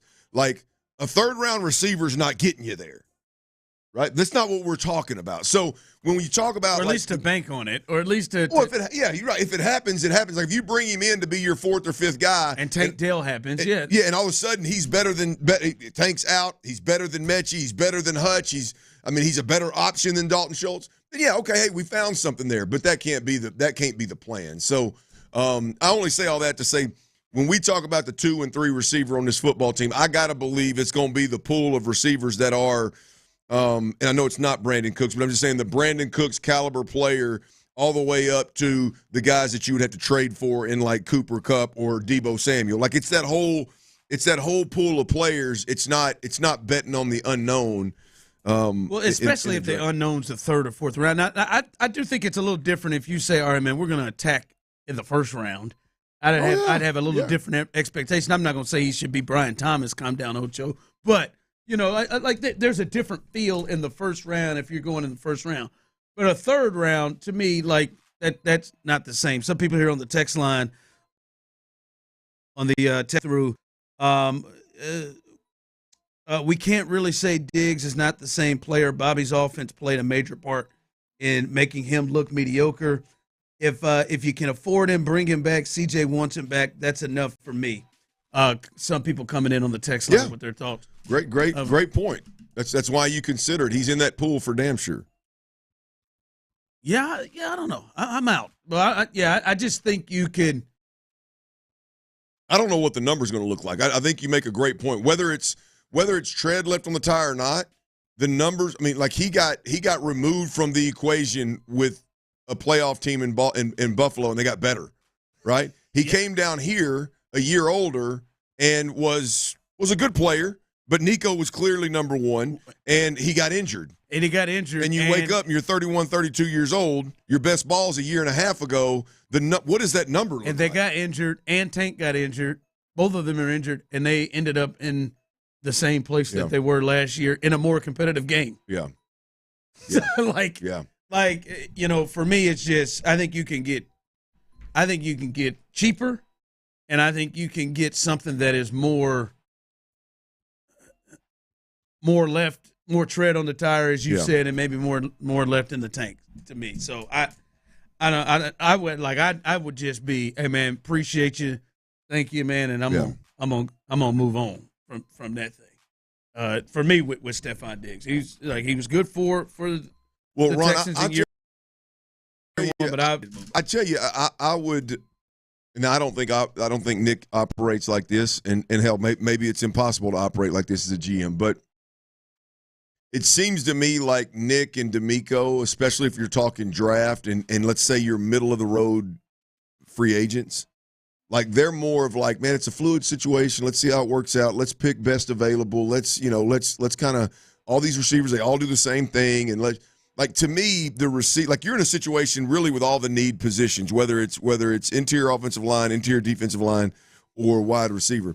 To me, I would rather you go, okay, let's sign a really good number 3.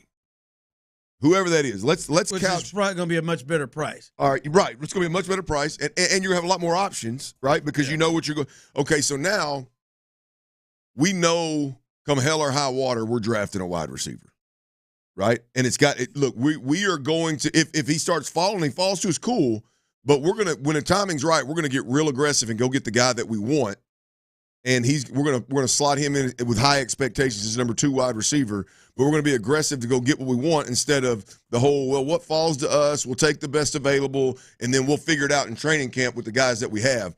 Like the Texans are in a spot with the 3 positions of need where boy, being very, very intentional with their moves and their money, I would think is where they're at, right? I mean, I could see where a year ago, hell, you had so many needs where even though you're going out there and getting the Danielle Hunters of the world, it's like, hey, I'm going to go pay one of the top free agent at a position need for my football team, right? I mean, last year that's where you were at. Now now your draft picks have played better. Your win now moves have panned out well.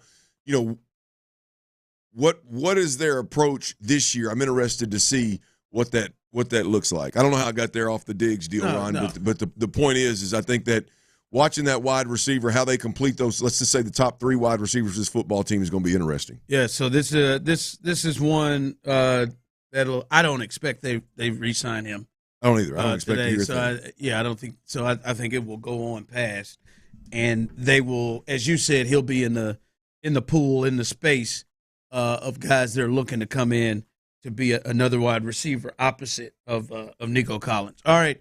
Clint, we'll get more into Nick Caley in a bit, but I don't know if this has been discussed, and the people can jump in with this. By hearing Nick Caley and kind of understanding where he's coming from, who are you seeing that's going to be impacted the most by his arrival? Right now, who are you seeing that's like, all right, this guy, this group, whoever it is going to be impacted? I got to believe it's the O-line. I've got to believe it's the O-line simply because what they were being asked to do, they clearly – fair or foul, I'm getting tired of hearing about, well, they were getting asked to do things they could – look, all players get asked to do things that they're not capable of doing. Most good coordinators will then adjust and find a sweet spot of what their scheme is and what specific players can do. That was a major, major struggle last year for this offensive line. Like, well, I don't know how good some of these guys are and aren't. Like, I don't know how bad Father Time affected Shaq Mason. I don't know how, like, Blake Fisher really is as a rookie starting at right tackle.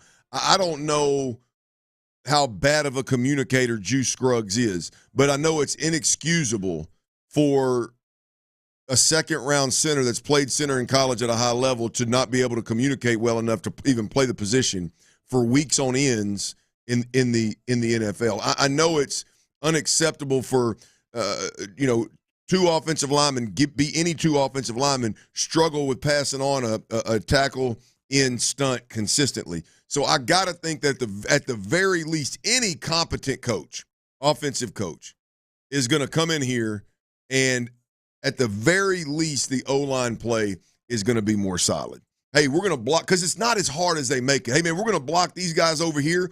And even if the defense schemes up right and they got 2 free runners to the right, if I'm the quarterback and I know it, then I can do something. If maybe throw the ball away, but I can do something. The problem with the Texans were doing was CJ didn't have any control or ability to dictate which way they were going to protect, and CJ had no idea who was coming free when he snapped the football. Is it an A-gap to my left, A-gap to the right? Is it coming off the end where Dalton Schultz can't block a soul? Is it, what's going on over here? Like, he had no idea. So it's not for a Nick Caley to come in and shore up the protection to the point where it's not great, but where CJ knows what the hell's going on. So I'd say O-line. O-line. All right. I was going to say, man, his background, them damn tight ends, to me, should be impacted. That's his background, what he coached. Good point. And obviously he's the OC now, but from New England to L.A., he coached tight ends. I would hope another group that struggled along with that other group. You got plenty of room to improve. Like you would feel and hope. I mean, you got a $12 million tight end that if you can just get him running routes, get him a little separation, if you can just get him to just fake a punch every now and then. I mean, just a little bit, man. Chris, we should do this every day. Chris, Tyler, if you're listening, we should put a timer or at least something on to see how long it takes for Clint. Well, you teed that one up. I did tee that one up. But how long? But I mean specific things, because $12 million tight end, that specific verbiage comes. I mean, that like, I feel like we could set a timer to see how quickly you get to that on a daily basis. Not just Dalton in particular, because right now Clint has replaced Dalton Schultz's name with $12 million tight end. Yes. Like that, like it's not even Dalton. That's the respect the play deserves. I was gonna say you don't even say his name anymore. You just say that's it. How much it is. I think we need to look and see if it increased this year, because he may be making more. It may be your 12.5. It might be a little bit more going on that. All right.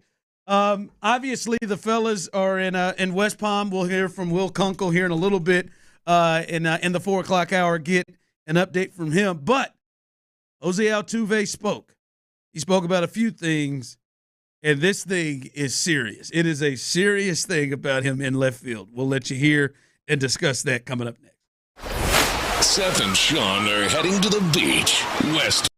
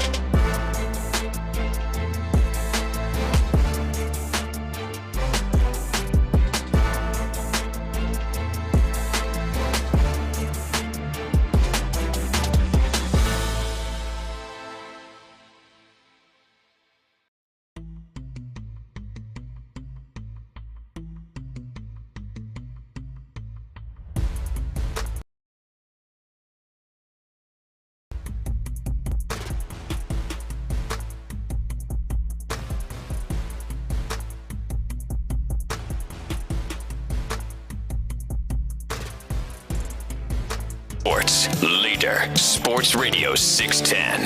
Live from the Mokaram Injury Lawyers Studios, Sports Radio 610 presents The Drive with Stoerner and Hughley.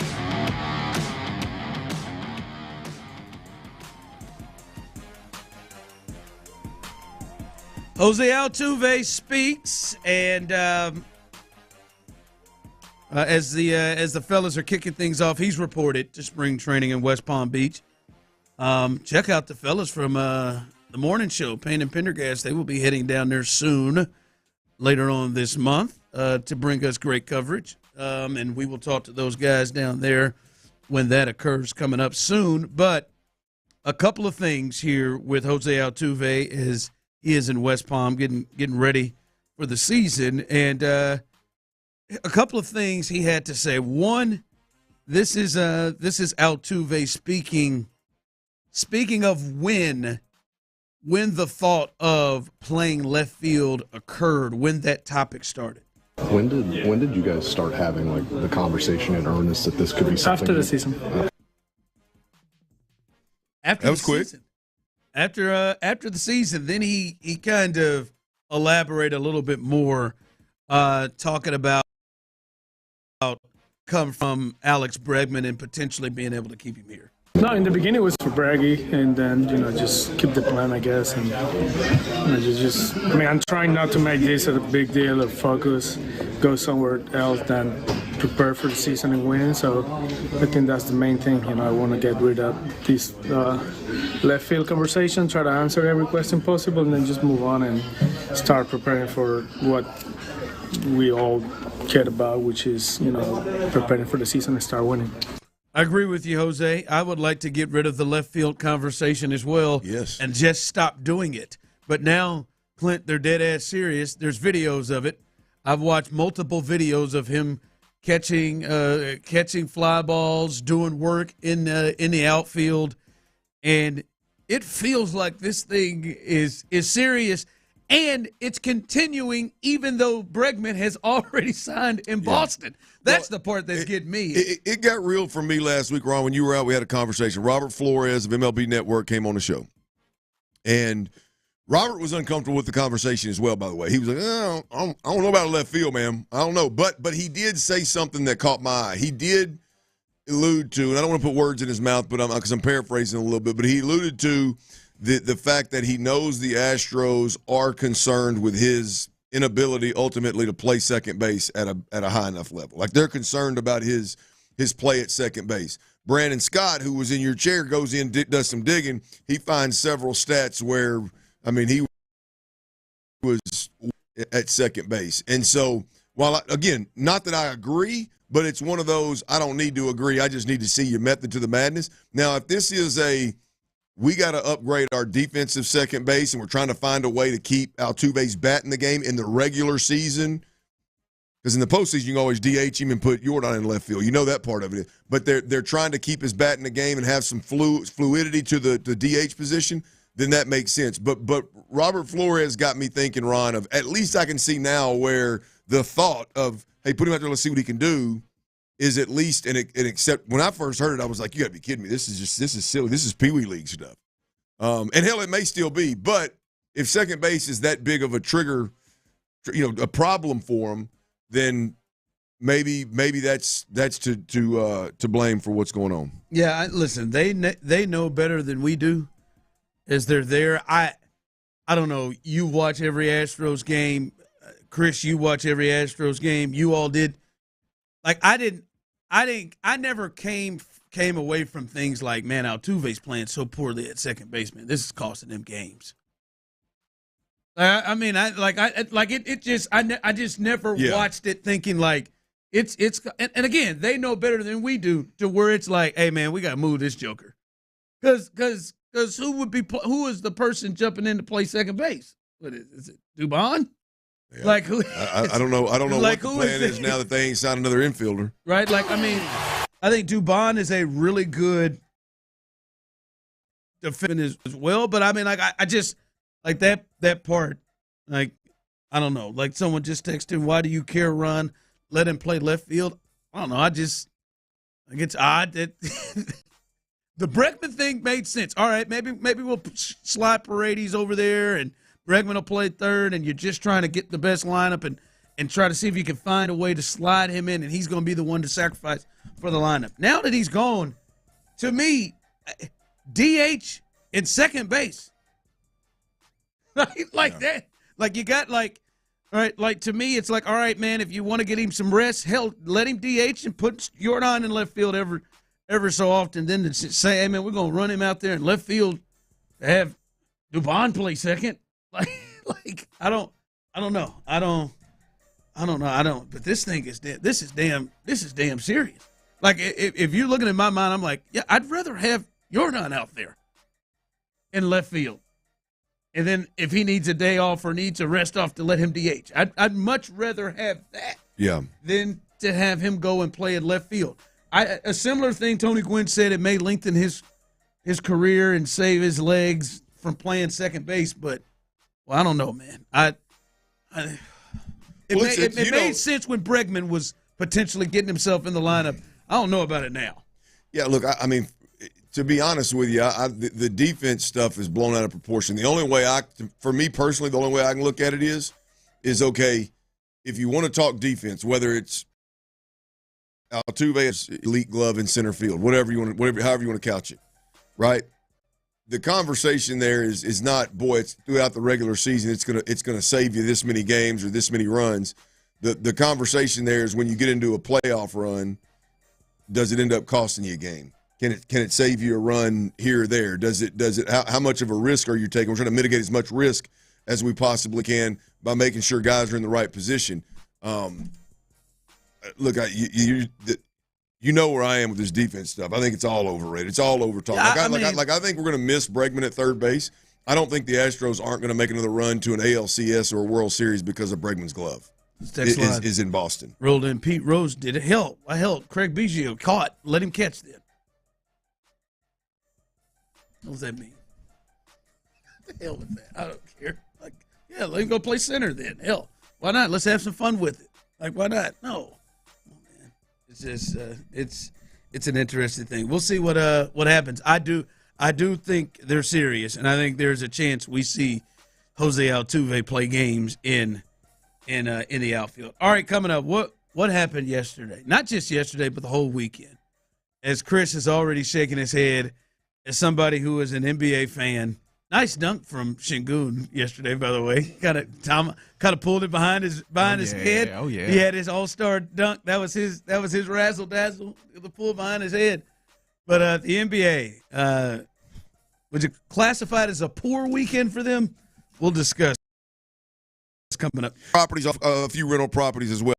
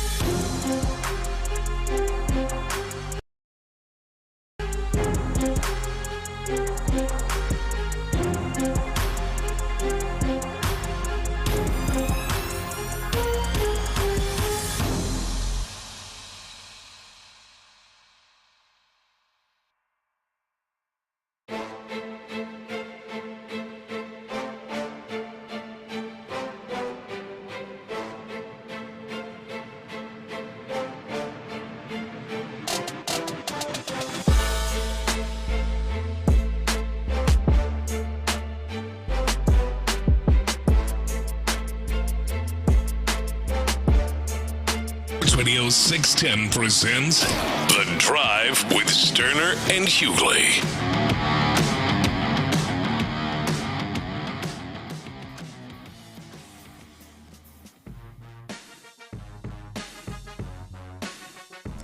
Yes. Got the email coming up tomorrow. It's a chance to get you some rodeo tickets. And if you want to go to Bun B, that night you'll have a chance to win tickets tomorrow. Just saw that coming up in the 3 and the 5 o'clock hour, really all day long on the station on Payne and Pendergast, in the Loop, and with us tomorrow on this show, The Drive, specifically 3 and 5 o'clock hours. You'll have a chance to win some tickets to see Bun B. Usually a very, very popular night. We'll see what else he is able to do coming off the previous years, but locked in at 3 and 5 o'clock hours on The Drive, your chance to win some tickets. All right.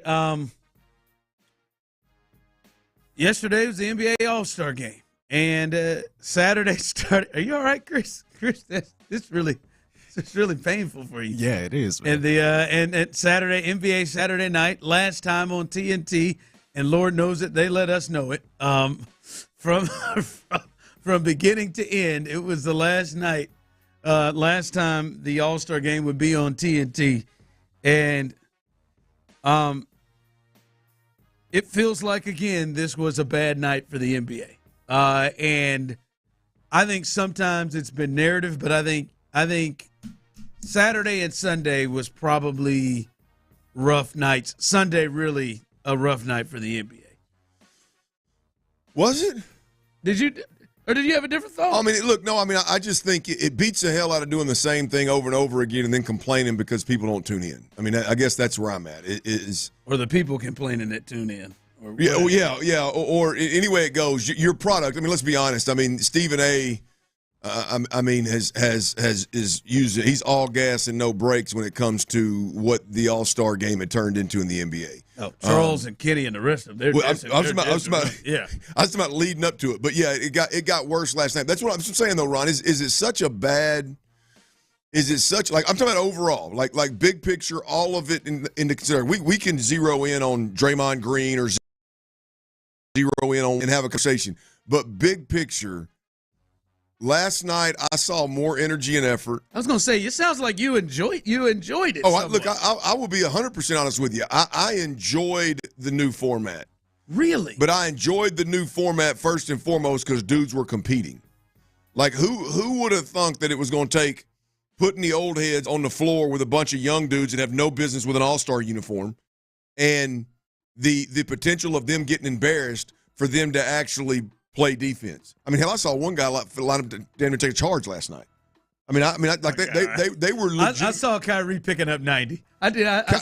There was. I'm telling you, there were several. I don't know about no charges being taken, but there was like it was wild, man. To me, and again, I'm a casual fan. I've never been like, boy, I got to watch the All-Star Game tonight. But it got to a point where when I tuned in, I was like, what am I?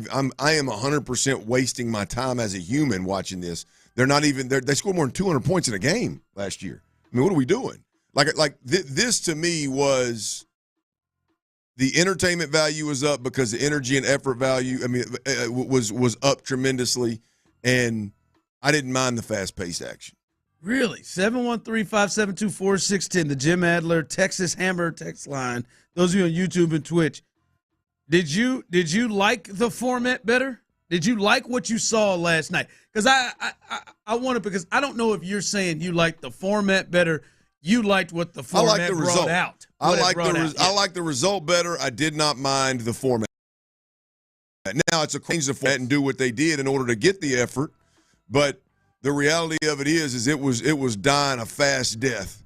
And I think last night was a move in the right direction on that one product, as well as creating a lot of conversation around the game of what they need to do and maybe they don't need to do. Yeah, because to me, like, I wasn't a big fan of the format. It was starting and stopping, sitting down, and you're right. Those rising star guys, hell, I didn't know some of those dudes out there. They or I had seen some since college.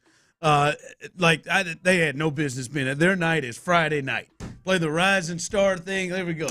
Friday night. Now, if there's a few Rockets out there that you want to see, but that's what their thing is. I think you got to earn to be on the court of that, and I don't know that they did that yet. But I still think you saw some stuff like what Steph decided to pull up from half court a couple of times. Yeah, he did. And there, which that's one of the things people complained about is they're banging threes, and they still just shot a ton of threes out there. I will give you that there was more intensity, but to me that's just what it is just slightly more intensity. Like, to me, they were in the game, getting in the deal of coming down and just, hey man, we're not playing any semblance of defense at times, or hey man, we're just gonna shoot. We're just, like, there are points in the game where Dame Lillard and Steph will just get into, let's see who we can shoot it the furthest the game. Well, I think it's always going to be an all-star game, but I tell you, in my opinion, it didn't get all-star game sloppy until the last game took place. To the last when they took the floor again after whatever the hell they were doing, honoring the TNT guys. The long for 30 break minutes. in the middle of the final game. The only bad break they had, I thought the NBA did a tremendous job with other intermissions, if you will, but like that was silly as hell, and it didn't land at all. It was not good. Other than the guys, they were actually the subjects, the topic of conversation. That the execution, the plan was bad, the execution was bad, but like I thought the last 5 minutes of the game was your typical NBA. Is why you were in this situation anyway. Because the game had gotten out of hand, and they were just leading up to that point, I thought all the way across the board, I thought it was significantly better. Like, I thought it was, like you said, there was guys defending from like the inbound pass at times. There was. I mean, they were trying to block shots.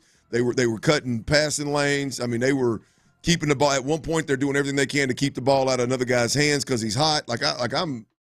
I'm good with it. Yeah. To me, Chris, I know you're a big NBA fan. I know you've appeared disgusted for what you watched last night. But if they brought, like Clint is saying, that level, and I don't even want to use intensity, but because I think that's a little too aggressive. But just that quality of play.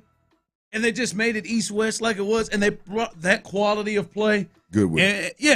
And you're good with it. I think there's a little – I don't know what the hell some people are looking for in an all-star game.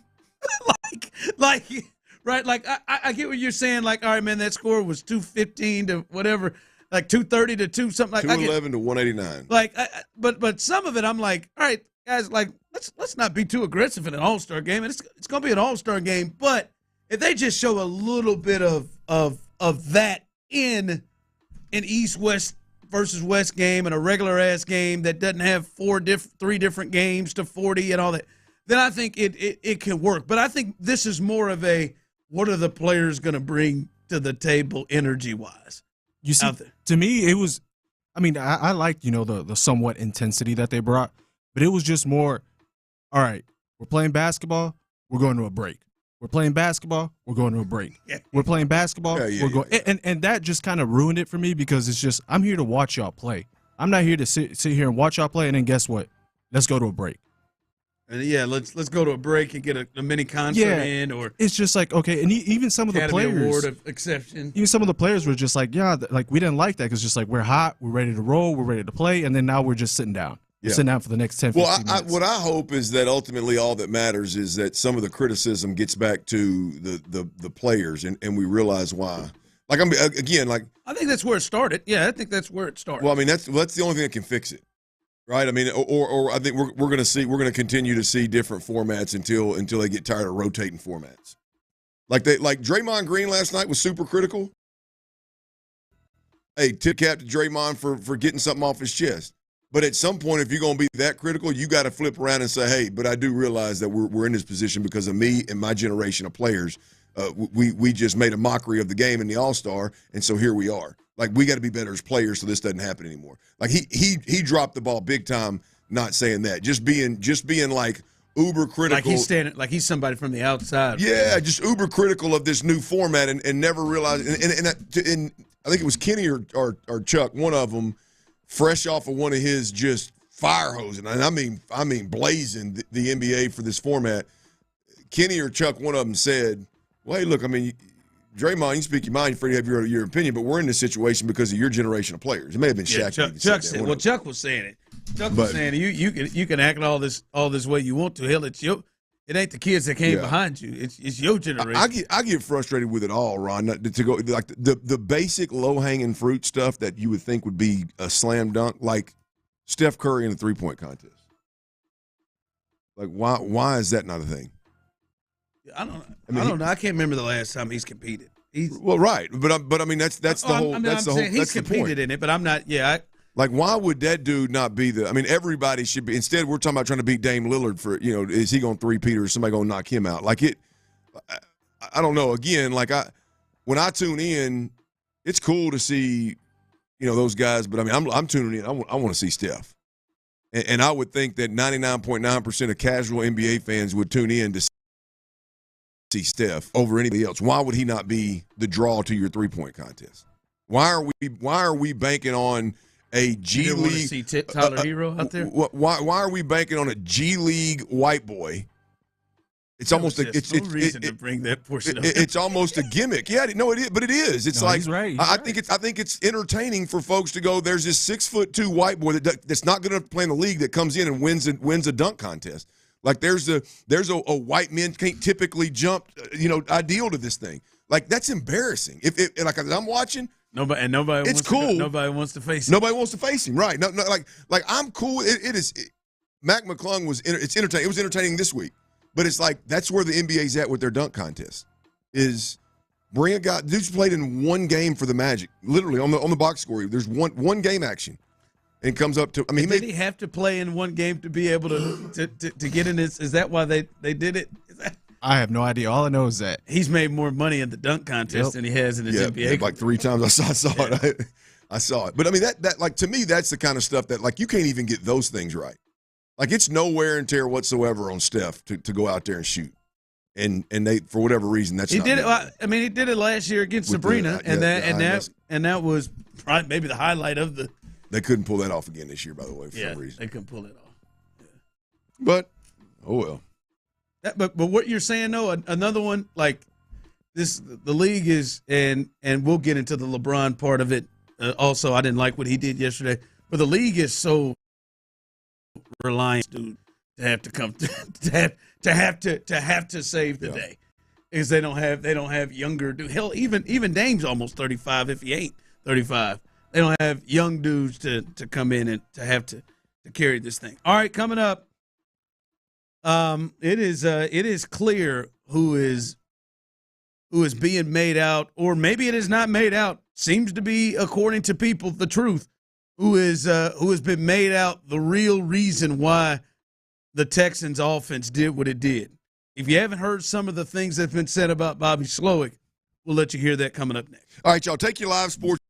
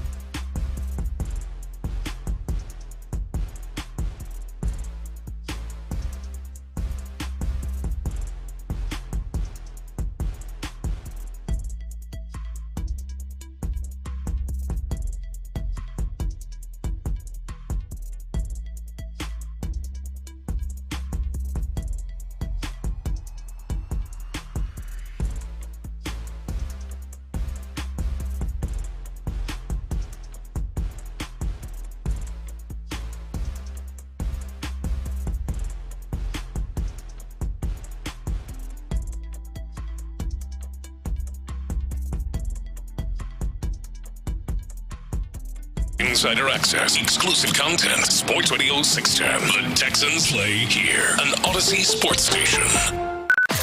Sports Radio 610 presents The Drive with Stoerner and Hughley.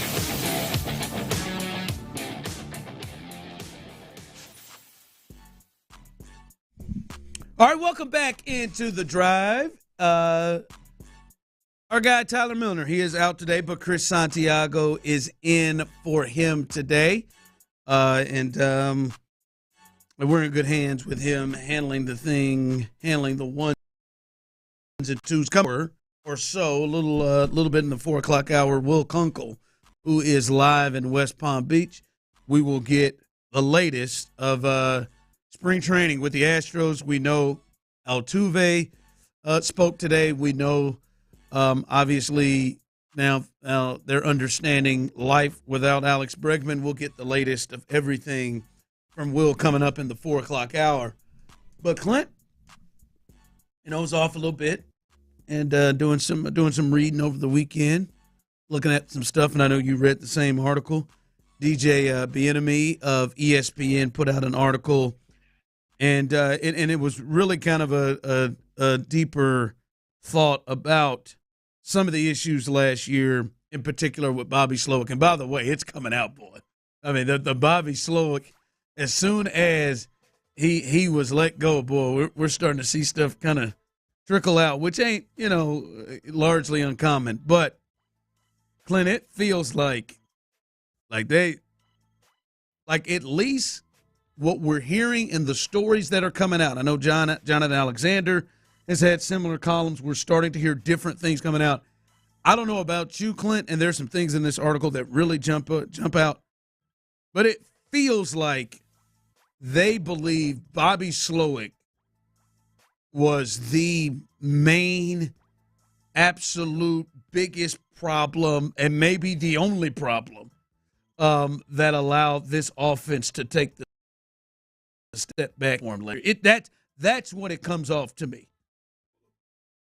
I mean, we talked about it, man. When they first fired Bobby, it's like, well, they're going to show their hand when they, based on who they fire and who they don't. And they clearly, from jump, have thought that Bobby was the biggest problem and really the only problem. The Chris Strauser stuff is interesting because a lot of the conversations as the Texans' offensive line struggled was Strauser was going to retire or be done anyway. So it's kind of one of those. I wonder how much of this Chris Strauser was based off of the actual O-line play. Was this always the plan to hand it over? To hand it over to his assistant, to Cole Popovich kind of deal. But yeah, look, there's no question about it. I mean, they're again.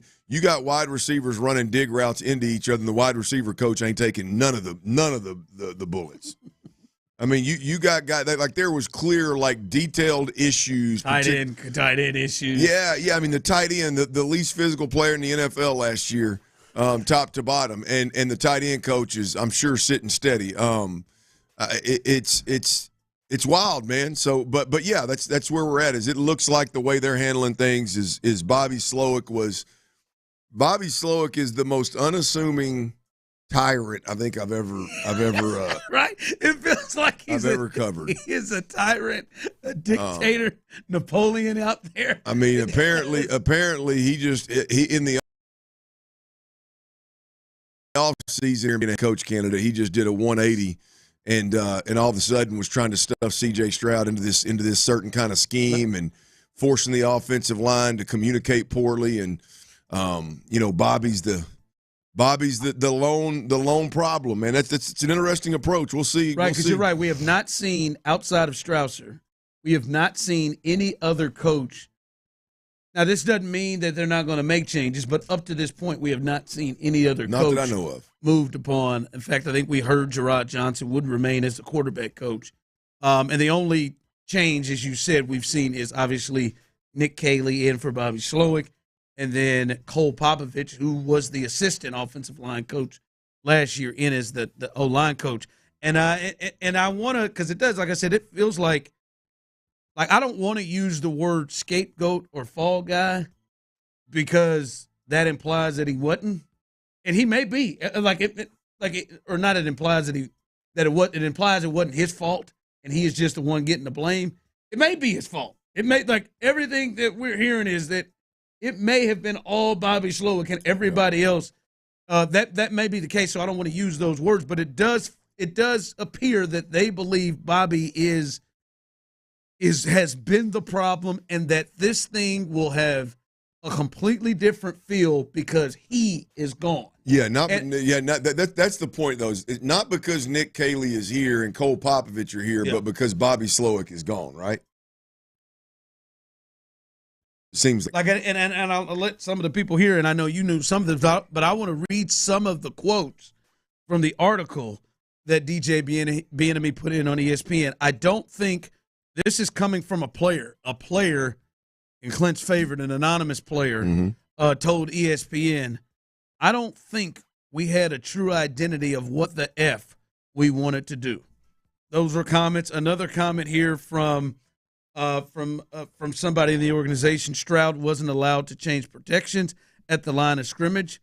Often in Slowick's offense, it was the center's responsibility. A lot of calls were considered basic, according to a team source, as simple as having 3 offensive linemen zone blocking to one side while the backside blockers were one-on-one with backside rushers. Multiple team sources believe Slowick was trying. Here's your favorite, Clint. Multiple team sources were saying that they believe Slowick was trying to make Stroud a system quarterback versus getting him to play more naturally, which is being a playmaker and pushing the ball down the field. I just didn't see that. I felt like that was the thing that was getting him in trouble. I felt like Bobby was coming, and people were getting annoyed every time Bobby was coming to the podium saying, "What's the one good thing that you do?" And that's push the ball down the field. I distinctly remember that. But this is coming from team source. Also, a team source said Slowick overcomplicated reads, which didn't allow Stroud to play fast. I just felt like a team source told ESPN, just felt like the offensive coaches were putting a lot of pressure on him, being C.J. Stroud. So those were some of the comments that come out of this article, Clint. Again, when you read that, drives home and I'll just say this may be true about Bobby. Okay, they're there, they believe it, and obviously the moves they're making is of such. But, Clint, I just think we should see a completely different thing than what we saw last year. We should see an offensive line, all of this. We should see something completely different. Yeah, if the answer is clearly you're confident enough in what you're doing that you feel like removing Bobby Slowick and removing Chris Strouser and replacing them with ultimately one of McVay's assistants and Chris Strouser's assistant in those 2 positions – then yes, you clearly D'Amico and Nick Caserio are making the statement of we don't need sweeping changes. We need more energy in the building. We need a better vibe in the building. We need C.J. Stroud to have more rapport with his play caller, and that's it. Right? I mean, that's sure. Would you like to establish a little bit more physicality up front and establish the run game? Do you need to figure out pass protection? Yeah. But this is not a move of, holy hell, we were bad. We couldn't protect. We couldn't run the football consistently. Our routes are all at different. We lack physicality. Like, let's get somebody in here that's going to change the game for us. It wasn't that kind of move. It was very minimal rocking of the boat, very, very minimal change, and you expect that to take you from a 10-win team to ultimately a Super Bowl. We'll see what happens. It was definitely a move that screams Bobby was the problem. Get Bobby's toxic ass out of the building. That's what it feels like. And we will be a much better offense. We'll see. We'll see. I mean, you just look back at it and you just think, we were told it was a collaborative effort. A lot of this isn't Bobby's offense. It's a collaborative effort. You got a lot of minds in the game. You got a great quarterback coach. You got Bill Lazor. You got a great wide receiver coach, and everything's collaborative. But then when it's time for rubber to meet the road and somebody to hit the high road, It's Bobby Slowick, and the world's supposed to change. I hope they're right. I hope that they were very minimal changes away from a Super Bowl. They know better than we. Yeah. They were there every day. And I'm listening to you say it, and I think you're describing it well. I don't know why they let him continue. Yeah, you would think if it was that bad, mid-year, you'd be like week 9 when he's talking about identity, it's a fluid situation. You'd remove him from that. And I'm not kidding. I don't and maybe they had some serious conversations. I don't know. I don't know why they let him continue. Yeah. And not let Bill Lazor or let somebody else take over. Like, I don't know why. Like, as bad as it's rolling out since he left, you still had a chance. Yeah, I mean, you were 6-2 and lost to the Jets, and that's when a lot of the locker room rumblings started. Apparently, at 6-3. All right, maybe you want to go a couple more weeks. All right, but hell, then you got to the Chiefs game. Was that Detroit? Were they 6-2 the Detroit game week 9? That sounds right. The Detroit, yeah, that Sunday night game. But I just even like you said, a tyrant. A guy that was rolling and running this. As someone texted in, the way that people are describing it sounds like Bill O'Brien at the end. Yeah. Bill lasted 4 ball games. Yeah. For Cal said, hell no, we got to stop. We got to move forward. Yeah, Bill fighting J.J. Watt at practice. Listen. That guy. I will, and again, Clint and you all, we don't know what happened. I will and I'm reading all of these things, and Clint, I know I've heard you talk about it. I think you agree with some of these things, especially the center being the responsible person to make calls and not the quarterback. You've brought that up before. I think that was made to thought to be public. I know some things you don't agree with. I don't think you agree with the trying to make him a system quarterback versus play natural. Every quarterback ultimately is a system quarterback. I mean, there's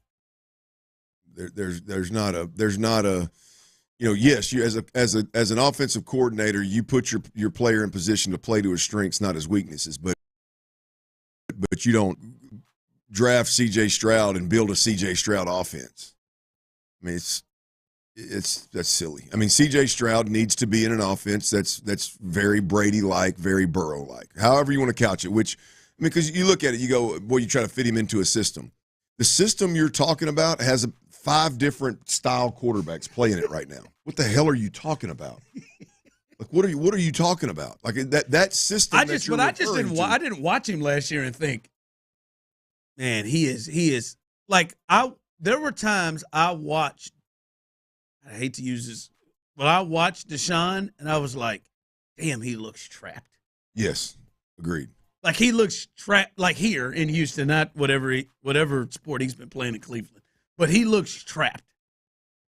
Like they're not like, how come they're not using everything? They're not using this. Like I didn't in 2 years didn't watch. I felt like CJ was getting screwed over by protection. Mm-hmm. I felt like CJ was not given a chance at times to explore things, whatever. But I didn't watch it and think, man, they got the cuffs on him. Yeah. I felt like he was pushing it down the field. Yeah, it appeared in what they were trying to do was have him hold the football, drive it down the field, and it wasn't working because he was getting hit so much. Now, you can blame that on Bobby as well and say the protection was bad, but what you can't do is say, well, they weren't letting him try to drive the football down the field, letting him get, from the pocket stretch the field. No, they told us from jump do, which I think it's a major mistake. I think you should have squeezed his ass into the system that he got the Rookie of the Year award off of and led the league in all the different stats and won 10 games as a rookie and over-exceeded as a quarterback and exceeded expectations. I'm sorry, as a team, as an offense, as a quarterback. Like I think you should have squeezed his ass into that instead of talking about being all this, aggressive that. So. Yeah, there's just it's always interesting, the conversations around adversity, and it looks like every bit of it's being laid at the feet of Bobby Slowick, and I hope like hell that they're right. The last thing I'll say on this right now is I just and maybe you all did. I did not watch the offensive issues, like that little stretch where they couldn't score in the second half of games and everything we saw. I didn't watch that and think, damn, man, that's one dude that's screwing all this up. Yeah. Oh, I agree. Like, I just, like, it may be. It very well may be. Like, and it appears they look at this and see this is going to be the major change. It's just from the outside looking in, and maybe from the outside looking in, you all felt different. I didn't watch that and say, that what we're seeing, that's all due to one person. Yeah. Like I did that just came to look for me. All right. It wasn't just Nick Caley who spoke. D'Amico Ryan spoke as well, and I see some people talking about D'Amico. He said that was his call, and it was his decision. It was a tough process for him. What's your confidence level now? He hired Slowick, brought him in. I think it was a mixed bag. What's your confidence in this decision coming from the head coach, D'Amico Ryans? That's next. All right, y'all check it out, man. I got to tell y'all about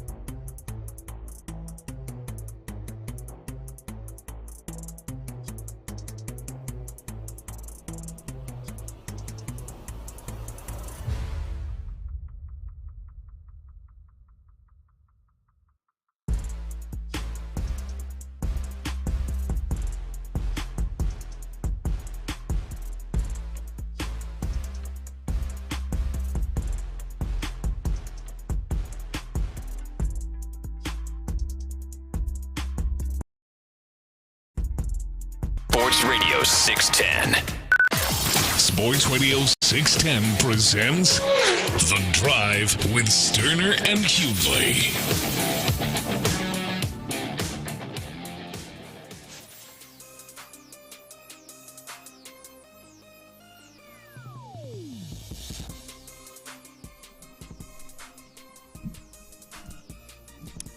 All right, D'Amico Ryans, you heard that promo there as we jumped out of the break. Said, "Hey man, Nick Caley said this guy has the ability to tailor the offense towards the players and get us over, as he said, the hump." And I do wonder where fans are. 713-572-4610. Those of you on the Jim Adler, the Texas Hammer text line. Those who are on YouTube and Twitch, I see you, Kick Rocks, and Sally in the building. Everybody over there. Now that we've seen D'Amico, we know, and I'm taking him for his word, right? As he said, this is his hire, man. He made this decision. It was a tough decision. He wouldn't make this decision. He made the Nick Caley decision. He also made the Bobby Slowick decision, right? That was his guy he brought with him from San Francisco. And clearly year one, it was a home run decision, right, based off what happened with C.J. Stroud, what happened with the offense, and this guy getting head coaching opportunities at least once every year, won a home run. Obviously, last year he felt he had to make the tough decision to make the change on Bobby Slowick. How are you feeling now that we're already here year two? And it's his second selection here. And based off what he brought in, and like I said, you hear from the people as well, how are you feeling in your confidence that D'Amico can pick the guy that this offense needs? Well, look, I not good. I mean, the confidence level is low. It's when we hired D'Amico Ryans, a defensive-minded head coach, I immediately said the fear is that you get a turnstile in the wrong direction at the offensive coordinator position. Even if the guy wins, he moves on, you got to find the next replacement. And it could be in a year like this year where you find yourself without an offensive coordinator and there's nobody out there. The old heads that are on the streets, they want to take the year off, and Mike McCarthy. Doug Peterson doesn't want to coach. All these, a couple of other guys got, Chip Kelly's making too much money, right? So it's one of those scenarios where you look up and you fire a guy and you go, well, damn, what am I going to do now, right? This is precisely why the defensive-minded head coach from jump scared the hell out of me. And now that we're 2 years into this thing, everybody out there, all the listeners out there that called me every name in the book when I said it, this is exactly what I'm talking about. Now, I'm not sitting here telling you that I don't like to hire D'Amico Ryans. I'm just telling you this is life with the defensive-minded head coach, is you're constantly trying to get the most important piece, the best support you can, which is your quarterback. You found the quarterback, and now, unfortunately, you can't find the play caller. Right. And when D'Amico, in D'Amico we trust, he hires his first guy. It's his homeboy. Again, not some established, older, pelt on the wall, coaches with an iron fist, my way or the highway type offensive coordinator.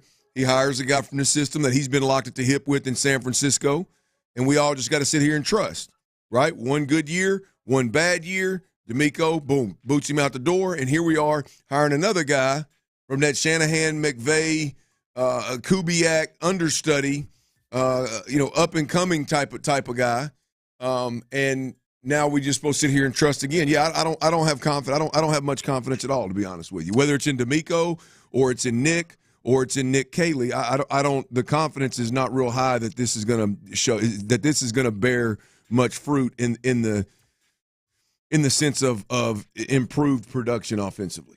Because, there is a wait-and-see element, which I think we are squarely in. But sometimes the wait-and-see. It's the only option you have. But sometimes it is made different if you feel like, all right, I've got a real good – I got a good feel that based off history or whatever, the direction they're going to go is going to work out. Yeah, and I tell you, you talked about the confidence in D'Amico. I don't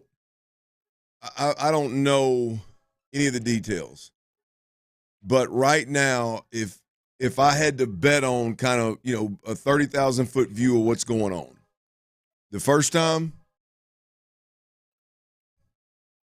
You got it. Hire your guy. He hires his guy, and it's Bobby Slowick. And this time, it's hard. It's hard for me to not go Nick Caserio. Let's collab on this thing a little bit more. Let's go your route. Who do you got? Well, we got the old New England, good buddy of mine, New England, John Carroll guy from New England, O-line coach. Let's just make him we already got him the assistant. Let's make him the O-line coach. Let's go get this guy. It's been he's been hot lately. In a time, by the way, let's make sure we include all the context. Yes, he's been hot. He's turned down some interviews. I get it, but we're living in an era where anybody and everybody that knows Nick Caserio gets an interview. And I'm not shooting at Nick. I'm just saying, generally speaking, like if you have a connection to an organization, we got guys out here that have no business getting head jobs, that ain't even coached in the league getting interviews, right? So let's not oversell a guy being a hot candidate at the head coach position. We're interviewing anybody and everybody under the sun in today's NFL. So, but it looks to me like this is Nick's turn to go out and get his guys in here and do it his way, do it the New England way, because the San Francisco way didn't work out. There's too many dots. The stars align in that direction. You can't tell me that Nick Caserio didn't have a very, very, very strong – all of a sudden, a guy in D'Amico and Nick that the first thing they do every time they speak is, man, we work together. We do things together. Now all of a sudden Nick's nowhere to be found. Yeah, no, it's like I don't care what anybody says. It's hard for me to not go to a place where it's Nick's turn to make the decision and see if he can't get the offense. I definitely think this is a much more collaborative effort in figuring out who the coach is. And I don't have a problem with it, right? Like no, after, you know what I mean. After it's Slowick and that didn't work. Yeah. Well, hell yeah. Maybe we. And he talked about it, talked to other coaches. I'm certain he's got a relationship with Sean McVay. Certain he's probably talked to his mentor and Kyle Shanahan. I'm sure he's talked to multiple guys. Listen, I trust that D'Amico, for the most part, like, can identify good coaches. I feel like he's been around enough of them so much, from Kubiak to Andy, Chip Kelly, even in Philly, and then obviously with Kyle in San Francisco. To me, and still we have not seen everything shake out. We don't know if the staff will completely stay the same. Right now, we have only heard of the one change, and it's not really that much of a change because he was on the staff last year outside of Cayley.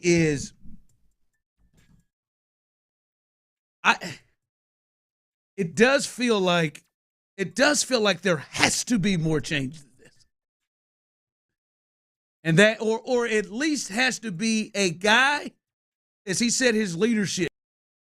There's a little bit of guys saying, "All right, I'm going to be the OC, but I do need to bring somebody or some people that I feel good about." There is no way to me that Nick Cayley can come in here and say, "Yeah, that's the tight end coach I'm gonna roll with." If you were a tight end coach your whole life and you watch on film and you saw what you saw from tight end, like, no disrespect, brother, I gotta get my guy in. Absolutely. Right. Like, to me, there is something to the thought of, hey, and sure, maybe there was a connection, but hey, man, before we even hire you as the OC, we're going to hire your offensive line coach. And that is clearly, that's the number one thing he was questioned about. Nick Cayley, that was coming more than anything in the presser. And that, like, there's something to the fact of, it does feel like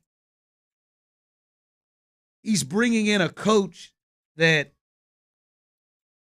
he has made a lot of decisions for him, and you just come in here and coach. It's interesting. That's the only thing that makes me check up. Nobody wants CJ put in a system. You want to build a system around CJ, but you want to stick Nick Cayley in a system.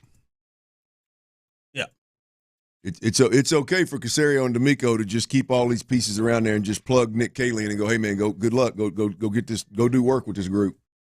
But but CJ Hey, CJ, it's interesting, man. Nick and D'Amico got an interesting way of hiring. It works on the defense side of the football because D'Amico's running all the. Obviously, D'Amico is a elite alpha leader of men and a great play caller. But finding that elite alpha leader of men, great play caller on the offensive side of the football seems to be. Have had a tough go at it so far. We'll see if Nick Caley can rise to the challenge. Yeah, and they think highly of him, and I cannot wait to watch and see what things he brings to the table and how this thing looks. And I do, like I said, I think D'Amico can identify good coaches, and I think it's just a bit of the process of it. Like when you think about good coaches, the other part that comes to mind is. Well, yeah, man, I'm gonna bring guys that I feel really good about. But here's the deal: like like I agree with you. D'Amico and Nick are. I mean, I would say on the elite side of hiring guys that cleats in the turf, sweat my ass off, leaving it all on the field, coaching. Like I think that part of it, and that's part of the reason why the Texans are going to win this division. They're going to be a 9 or 10 win football team until D'Amico decides to hang it up, right? But again, the interesting thing is you've got to have more than that in a play caller. Like he's got to demand the respect of Bill Lazor and Gerard Johnson and Ben McDaniels and all these guys. He's got to demand the time, man. Even when you can't get the protection right and your quarterback's like you got to demand the respect of those guys. And it's clear Bobby may have been a damn rocket scientist with play. He may have been a genius with the playbook. But if you don't demand respect in them adverse times, everybody's going to turn on you, and it's going to get uglier and uglier and uglier, and that's obviously what happened with Bobby. All right, Alex Bregman, he spoke from Boston as he was introduced as the latest Red Sox, and he spoke about the Astros organization. We'll let you hear what he had to say coming up next. But, fellas out there, if you are struggling with ED,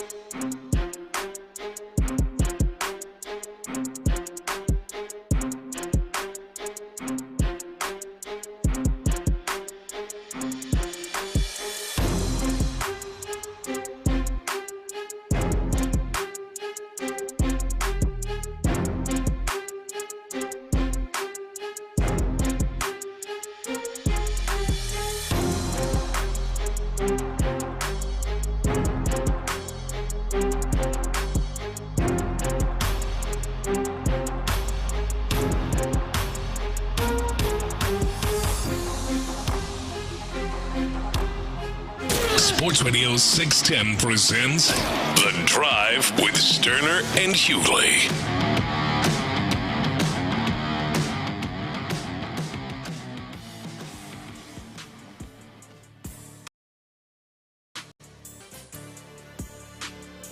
Real quick, we will get to Alex Bregman as he spoke. Kick Rocks, we appreciate you and everybody on YouTube and Twitch. Says, you act like it's been tragic.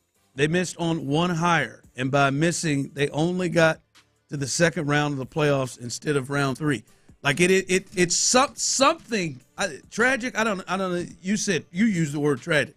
There is something up with a guy getting fired after he helped bring a rookie to finish 8th in the MVP race and back-to-back, win Rookie of the Year, back-to-back 10-win seasons, back-to-back blowout playoff wins, and then get closer in the postseason than he did the previous year with no Tank Dell and no Stephon Diggs, and 2 years in a row not having the full complement of guys. Like, there's something happened. There's something up that in that quickly of a span that you're making a move, right? Yeah. From the guy that was always your dude that you knew was going to come. We heard that whenever I got a job. Everybody knew it was D'Amico and Bobby Slowick is like that was going to be the package. And it looked like a great package. Like, you're calling it tragic, but there is something that is not normal. As I said to Clint a couple weeks ago, what do you think would have to happen for Cliff Kingsbury to get fired at the end of next year? I mean, they had to go sub 500 missed playoffs. You wouldn't think if they went. It'd be solely on the offense. You wouldn't think if they went 10-7 and won a playoff game the next year that it would result in Cliff getting fired. Be hard to see it, right? I get what you're saying. It's something. Yeah, look, I'll respond to it. I'm not saying anything trash. I'm stating what I believe is the obvious and what I believe the minute you hire a defensive-minded head coach. That is when it's all said and done. This is the hurdle. This is the obstacle. This is the constant change that comes with the defensive-minded head coach is the offensive coordinator. And if you don't get it right, then everybody struggles. And the reality of it is D'Amico's the one that admitted that he got it wrong. I mean, I know there's a lot of fans that were disgruntled with Bobby, and rightfully so. I'm not saying you shouldn't be, but D'Amico's the one that decided to throw in the towel. D'Amico's the one that said, hey, man, like right now, you talk about Cliff Kingsbury. Like, Cliff and Jaden Daniels had a really good season this year. If you stack it up statistically, I mean, CJ was still better.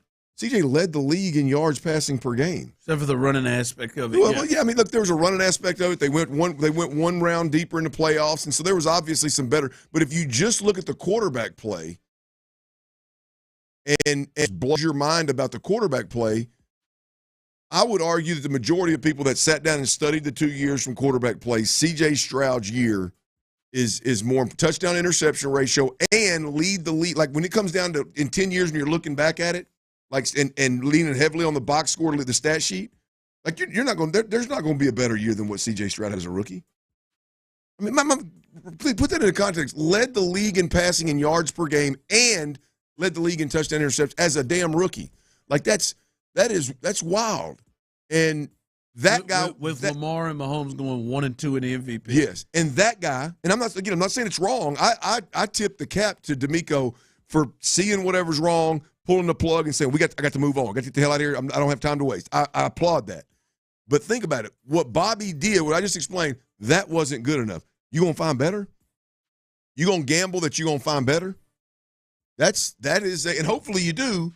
But that is a tough ass gamble. Or that Bobby pushed them to feel like they needed to find like that quickly. Right. Which is that's all I'm saying is, I'm not saying it's tragic. That is just not normal. Oh, no, there's nothing normal about it. No. That scenario, if you just say it out loud, that's not normal. I will guarantee you, if Jay Daniels and the Washington Commanders win 10 games next year, there is no way in hell and make the playoffs and get to the divisional round. There's no way in hell. Cliff may be gone. He may have become a head coach. There is no way going to turn over there and be like, you know what, man, we got to roll. Mm-hmm.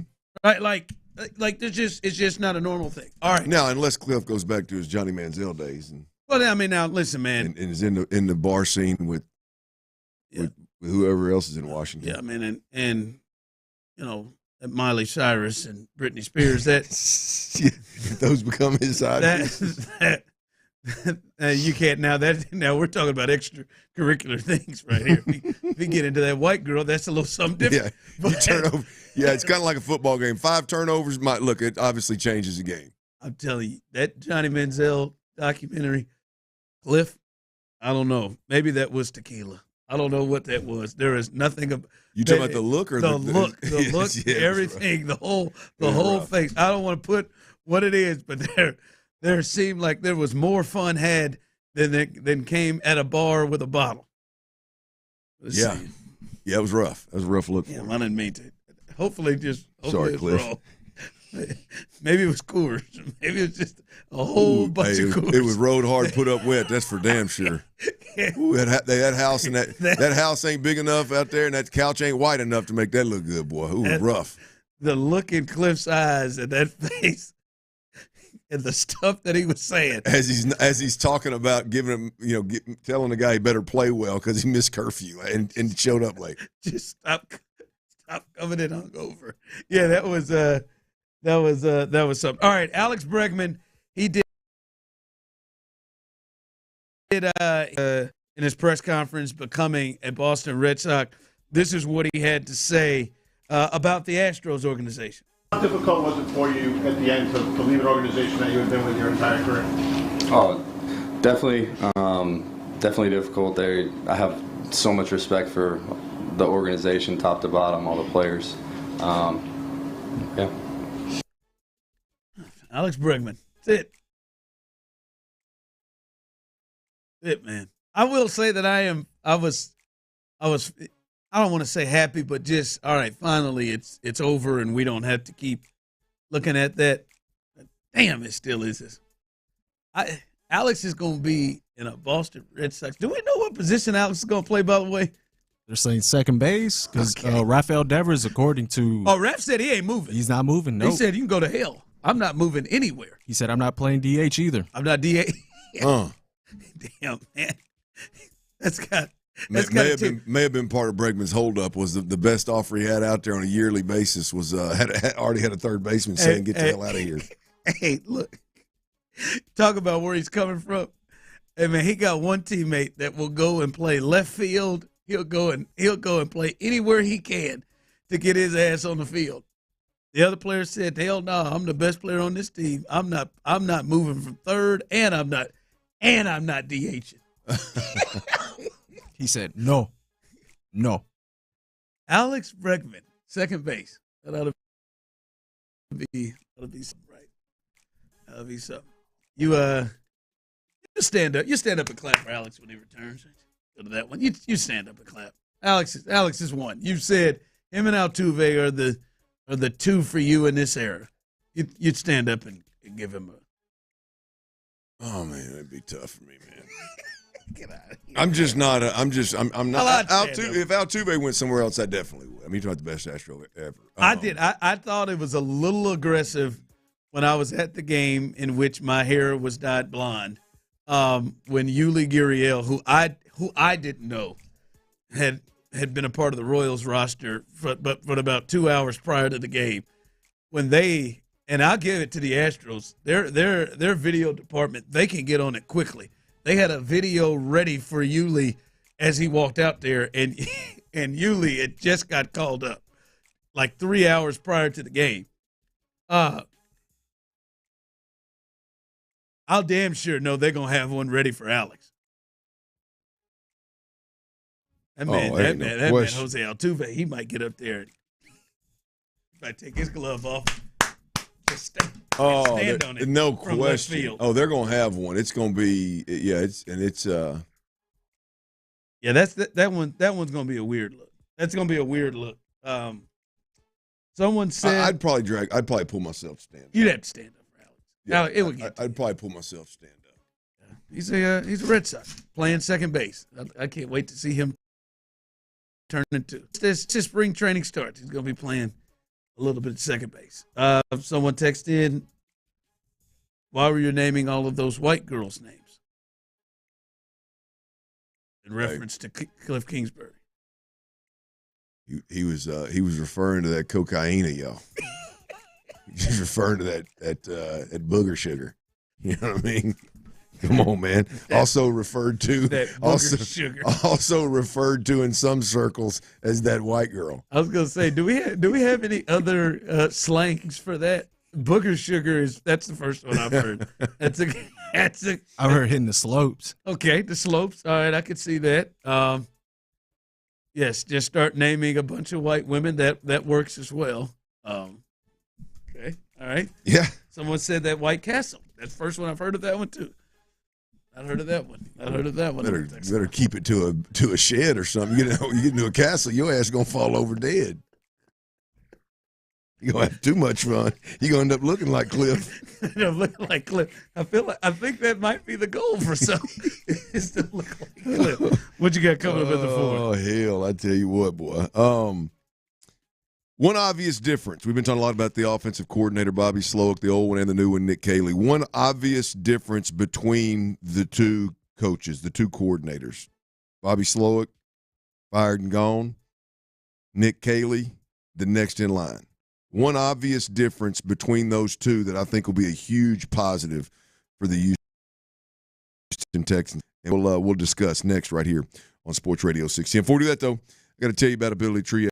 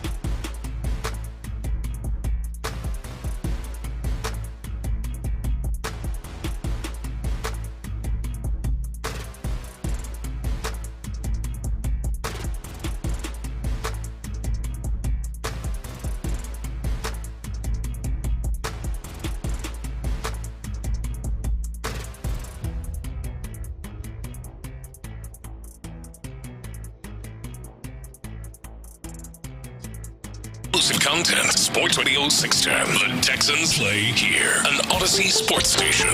Daly's dirty. Sports Radio 610 presents The Drive with Stoerner and Hughley. Dive into the mind of former NFL quarterback Clint Stoerner. I like a good time. I like to have a party. I know you do. It's Dirty's Daily. Yeah, it is. And the way we crank this thing off every day at 4 o'clock, I'll remind you that Odyssey contest we got going on right now.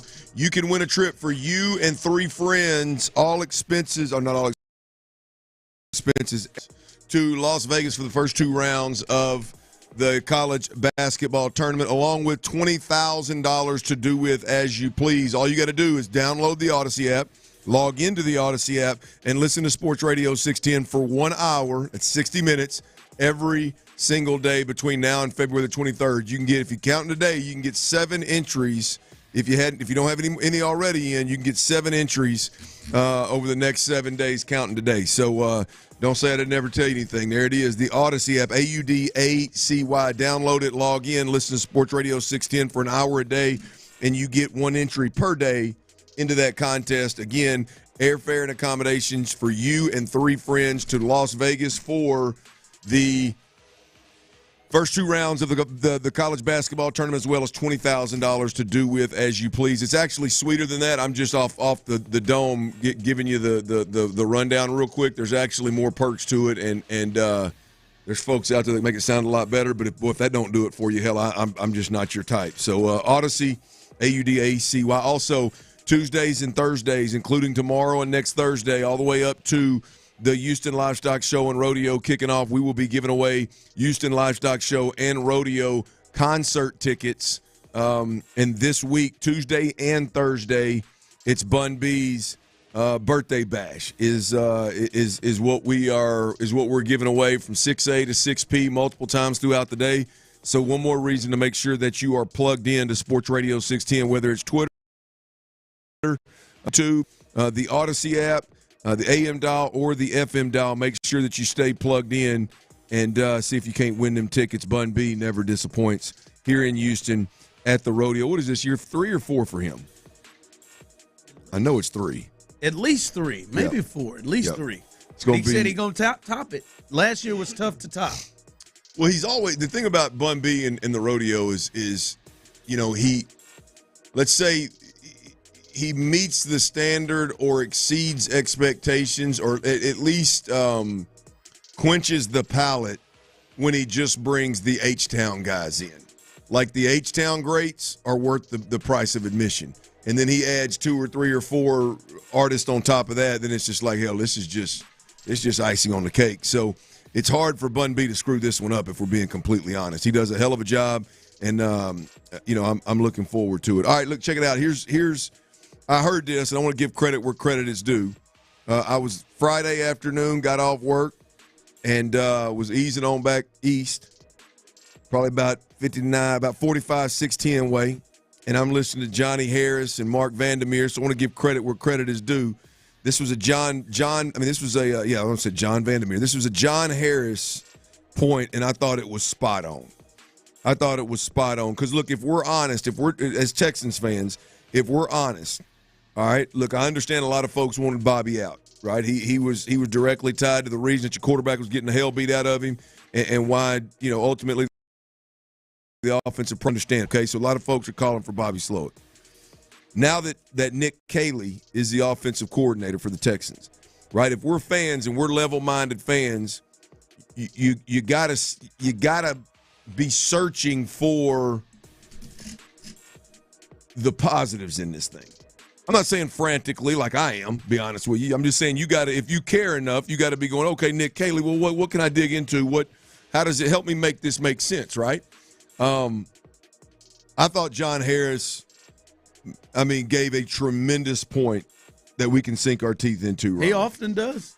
Well, it was one of those where Johnny, I'm sitting there listening, and I'm 10 minutes in, and I'm like, Johnny, I know what you're trying to say, and this is really good, but I need you to say it. I just need you to put it out there, Chief. I don't know why. He was trying to connect all the dots and and make it all make sense. And I'm like, yes, I love this. So I give credit to John Harris, Texans sideline reporter, Texans All Access host. He does a tremendous job over there at NRG Stadium. But here was the overarching point, is that there's a big difference between these two coordinators.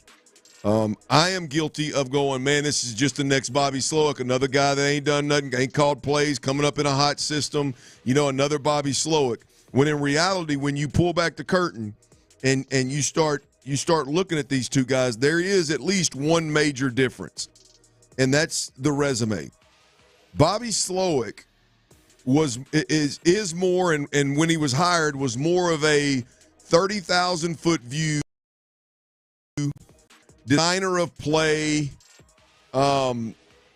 big picture concept coach. It's all he'd ever done, right? In fact, you look at Bobby Slowick's career history, and I don't recall my initial reaction to the offensive coordinator hire with Bobby Slowick. I know it wasn't super positive. It's kind of probably something along the same lines as what I'm saying about Nick Caley.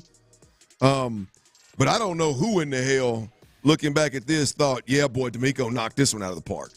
I mean, you're talking about a guy that is an offensive assistant, a pass game specialist, an offensive passing game coordinator. So I don't know who skirt was ever blown up with Bobby Slowick being with his resume. Yeah, from a resume perspective. And the reality of it is if you look at Bobby Slowick's resume, it's all about coordinator, passing game coordinator. It's all about specialist.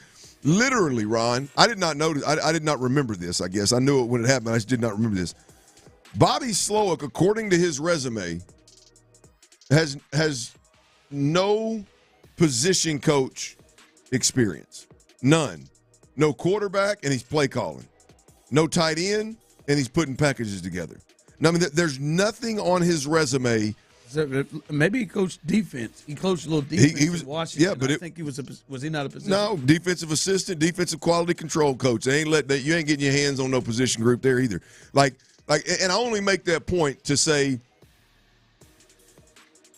some of the complaints about Bobby Slowick, not knowing how to all of Texans Nation. Hey man, we just got to execute, man. Hey man, we're close.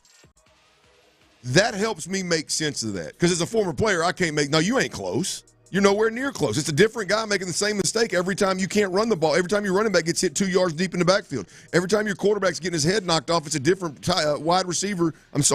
Different offensive lineman that can't handle a twist. The hell you talking about? You're close, right? But that's a big picture. Bobby Slowick is a 11-man scheme, design, mindset guy, right? And if you look at Nick Caley's experience, it is heavy position coach, which obviously, as you've mentioned multiple times today, and we've talked about several times over the last handful of shows, it's tight ends, right? He was the Patriots tight end coach alone from 2017 to 2019. He was the Patriots tight end and fullback coach from 20 to 21. And here's the thing: whether I don't know when did Brady leave and when did Gronk was there some of these years. Yeah, he had Gronk a little bit. Gronk, he left a little bit before Brady did in New England. Right. So, but he was there with him. So where I was going with that was it's irrelevant. I mean, this is a system in New England where they pride themselves on tight ends. I mean, even after Gronk and them left, it was Hunter Henry was the guy they went and got a good one, right? Yeah. Patriots tight ends from 17 to 19, 20 to 2021. Patriots tight ends again in 2022. The L.A. Rams tight ends in 2023. The L.A. tight ends and pass game coordinator in 2024. The major difference in these guys is I could see where Bobby Slowick would say, we just got to execute. It's not the scheme. I've seen this scheme work. It's scheme. And I could see where Nick Caley would be a guy that goes, I don't give a damn what the scheme is. I'm a player's coach, and I'm telling you, asking a tight end to block Jonathan Grenard coming off the end, I don't give a damn if it's in every playbook. I'm telling you right now, Dalton Schultz has no business doing that, right? I went back to week 4, whatever it was, against Minnesota. You could also use the playoff loss to the Kansas City Chiefs, right? Whatever the communication issues were for Juice Scruggs at center, I would think Nick Caley would be a little bit more apt to understand this player that's a weakness for this player, versus Bobby Slowick may look at it as that's the scheme. The scheme works. It's a great scheme. Get it executed, right? I prefer the guy, Nick Caley, that is a guy that, hey, man, I haven't necessarily been there as a player if I'm Nick Caley, but I've damn sure coached and been in the trenches with you, and I've seen things that don't work because certain players just don't have certain strengths and weaknesses. And so that could end up being big for this, Ron, that this having a coordinator that views the game through the lens of a player versus through the like a Madden, playing Madden on your Xbox or whatever. That to me, that could be one monster difference that could possibly get overlooked here, but could help Nick Caley in a big way. I think it definitely seems that the Texans may feel that way. I think the Texans, especially when you listen to what D'Amico had to say when he brought him in, saying he can kind of tailor the offense towards players. Yeah. It's hard not to hear the coach say that and not think, well, clearly that was a problem, in your opinion, that the previous OC wasn't able to do. So, again, I think much of what you said is, I love everything that you had to say there. It is still hope. No question. It's got to work out. Cross your fingers, because he's still never been the person in the room calling the plays or running still hadn't done any of that. Now, Slowick wasn't that either. And all the things you talked about, Slowick was able to do. Adapt to, hey, Dameon Pierce maybe ain't the guy, and maybe Singletary is more of the guy, and to do different things that he did in year one. And hopefully Nick is able to pull that off, but it's still a we'll see. We'll hope and see that he's able to kind of deliver that. Well, yeah, I look at it more, Ron, for me personally, kind of like the way I process it is it's a different approach. Right? I'm looking at this because of the lack of experience in literally calling plays and really, let's be honest, managing an entire offense, right? Calling plays, and because really the play, like if he's not a great designer, look, the plays are there. Like with the exceptions of some wrinkles that you may throw in here or there, the playbook's there, the terminology's there. Like he doesn't even have to be a great play designer. A lot of that stuff will be done for him. When it comes down to it, it's about calling the plays and the feel and the timing of calling the plays. And it's about managing people. I don't know. I'm not real comfortable with either one of those. Like is Nick Caley, I watched the whole thing and listened to the whole thing multiple times. He doesn't strike me as a guy that's going to go in there and say, hey, Laramie Tunsil, man, I need you here to everything. Kind of like Aaron Glenn did Aaron Rodgers. Right? That's ultimate. No, I'm not saying get him up out of there, but hey, man, your ass needs to be here. You ain't doing this. You ain't doing this. You ain't doing that. And you need to be. Nick Caley ain't doing that. Right? But at least it doesn't appear. This gives me something to sink my teeth into, Ron, that is not, boy, this is the next Bobby Slowick. He ain't done nothing. This gives me something, okay, he hasn't called plays, but he's viewing things from a different perspective. And if I had to pick one perspective or the other to be something that I think would be the most conducive to putting a good product out there and winning football games, it would damn sure be Nick Caley. Like, you know what I mean? It would, like a dude that has, like, I would think a guy understands protections better if he's coached tight ends. That's fair.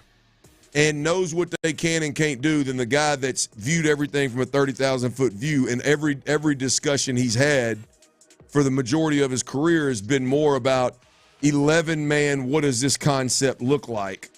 Give me the guy that's been down there coaching the tight end that has to run routes and understand pass protections as well as run blocking. Give me that guy 10 out of 10 times. This is something, thanks to John Harris, Texans All Access, John Harris, Texans sideline reporter. Thanks to him for pointing that out. I thought this is something that you could really you can. This is a Nick Caley hang my hat on. Like if I were Nick Caley and and maybe he did and I just overlooked it. When I introduced myself to the public, I would have that would have been a strong point of mine. Like, hey, what does your system look like? Well, I'm not going to give you everything away, but what my system looks like is I've coached position I've been a position coach for many years. I've been around the greats. I know what works and what doesn't work, and it's not always a sound concept. A lot of times it's about the player, what the player can or can't do against that certain opponent, or maybe at all. Like, I would lean heavily into that. I think this is a feather in the cap of Nick Caley in a big way. Yeah, no, it does. When you read off the experience level from Bobby Slowick and to Nick Caley, when you read off the experience level of what they've been able to do, there is a big difference coming into this job. The only other big difference is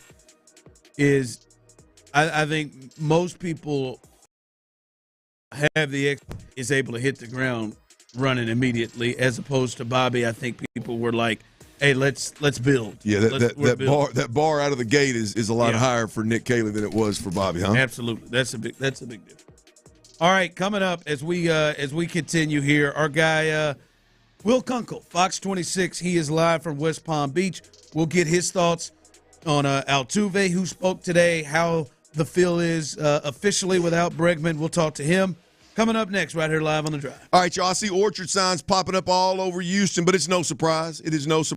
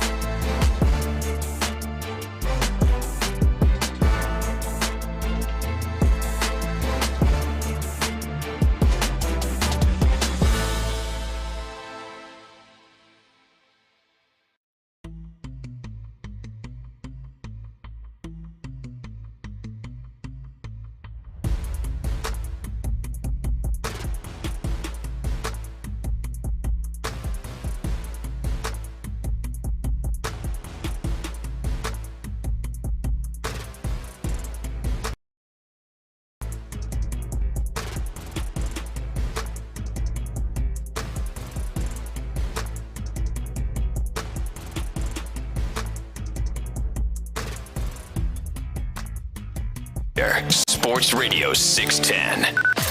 Sports Radio 610 presents The Drive with Stoerner and Hughley.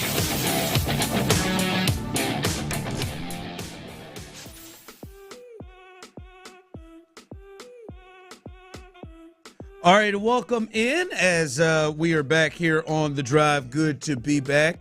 As Chris Santiago is in, as Tyler is out.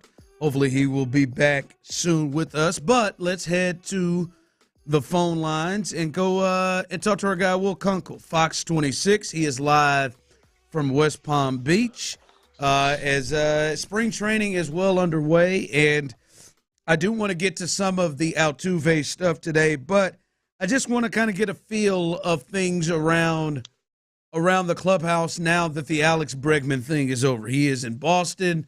I don't know what position he's going to play, maybe second base, but he's in Boston doing this thing. What's the feel now around the clubhouse that is officially done with? What's up, Ron? First of all, I'm doing great. Thank you so much for asking. I didn't. Did I ask you that? I don't think I asked you that, Will. Going well for me. Damn it, I'm trying to get right to it. I want to. I'm doing great. Thank you. And they've moved on. Like today, talking to Jordan about it, and Jose. He's a Red Sox player now, and that's just kind of what it is. We asked Jose, and he said that they lost a good player. They wish they had kept him. He thought that they made a good offer. I think that was the best thing that he could have said, or at least the most insightful, is that he thought the Astros made a good offer. But when you're getting $40 million a year, he's like, he got a really good deal. And so good for him. I'm happy. He says he talks to him and he's going to keep talking to him as well. And Jordan said it was a big hit losing Bregman. Everyone has said the right thing, but I think that emotion of him no longer being there has kind of worn off because it's time to get to work. Boy, they did drag this thing out, so I mean, it's almost stale, right? And then Bregman doesn't, his comments kind of fall flat because it was about an 8-second soundbite, and but yeah, it's just time. It's time to move on and time to put it behind us, literally and figuratively. But I know one thing that happened out there today was, I think, is making its round on social media is Altuve literally in an Astros uniform in spring training, taking fungo in left field. I mean, that's obviously you're there. What did that look like? And just after seeing it for yourself, your thoughts? So it looked good, but I want to kind of pump the brakes on this. So to the people that don't think he can do it, just stop talking. And the people that are like, wow, he looks really good, just chill. This dude's a Hall of Fame baseball player. The notion that he can go out to the outfield and shag fly balls shouldn't be surprising. We've all done it. We can all do it at a decent level. I can't do it at a decent level, Will. No, that's true. You cannot. I agree. No, you're right. You're right. You're right. Don't be shocked that the guy came out to left field and look good out there. There might be some things that he's got to work on, and there inevitably will be around the warning track and the wall. But he looked good today. I even asked Joe. I said, "How did he look?" Someone asked him how he looked, and he said he looked good. He looked good. And I said, "All right, specifically, what are you looking at to make you think that he is looking good?" And he said his first step, the way he reads the ball, and just his general comfortability out there. And then talking to Jose being Jose, he's like, "So what advice have you got?" He's like, "So catch the ball and go get it." All right, cool. Thanks for that insight. And then I asked him, more specifically, what do you have to work on? What is difficult for you? And he said, when you're in left field, whether it's a lefty or righty, the ball will spin differently off the bat, and it'll slice this way or hook that way.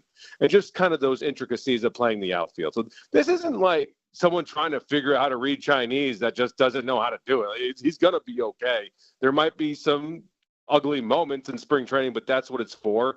So the fans just relax if you're shocked, or relax if you don't think that this is possible. I promise you it's possible. Yeah, Will, I've never, I don't put a whole hell of a lot of stock in defense in general. So whatever gets the best guys in the lineup, to be completely honest with you, is where I'm at. Good, bad, or indifferent. That too. I'm dead ass serious. I don't see not having Bregman's Gold Glove at third. Boy, I don't see that holding the Astros back from making a run. So anyway, where I was going with that is, I don't know. Ron and I have had a lot of conversations about it. I don't think I've ever allowed myself to be like, well, there's just no way in hell that Altuve can play left field. There's two things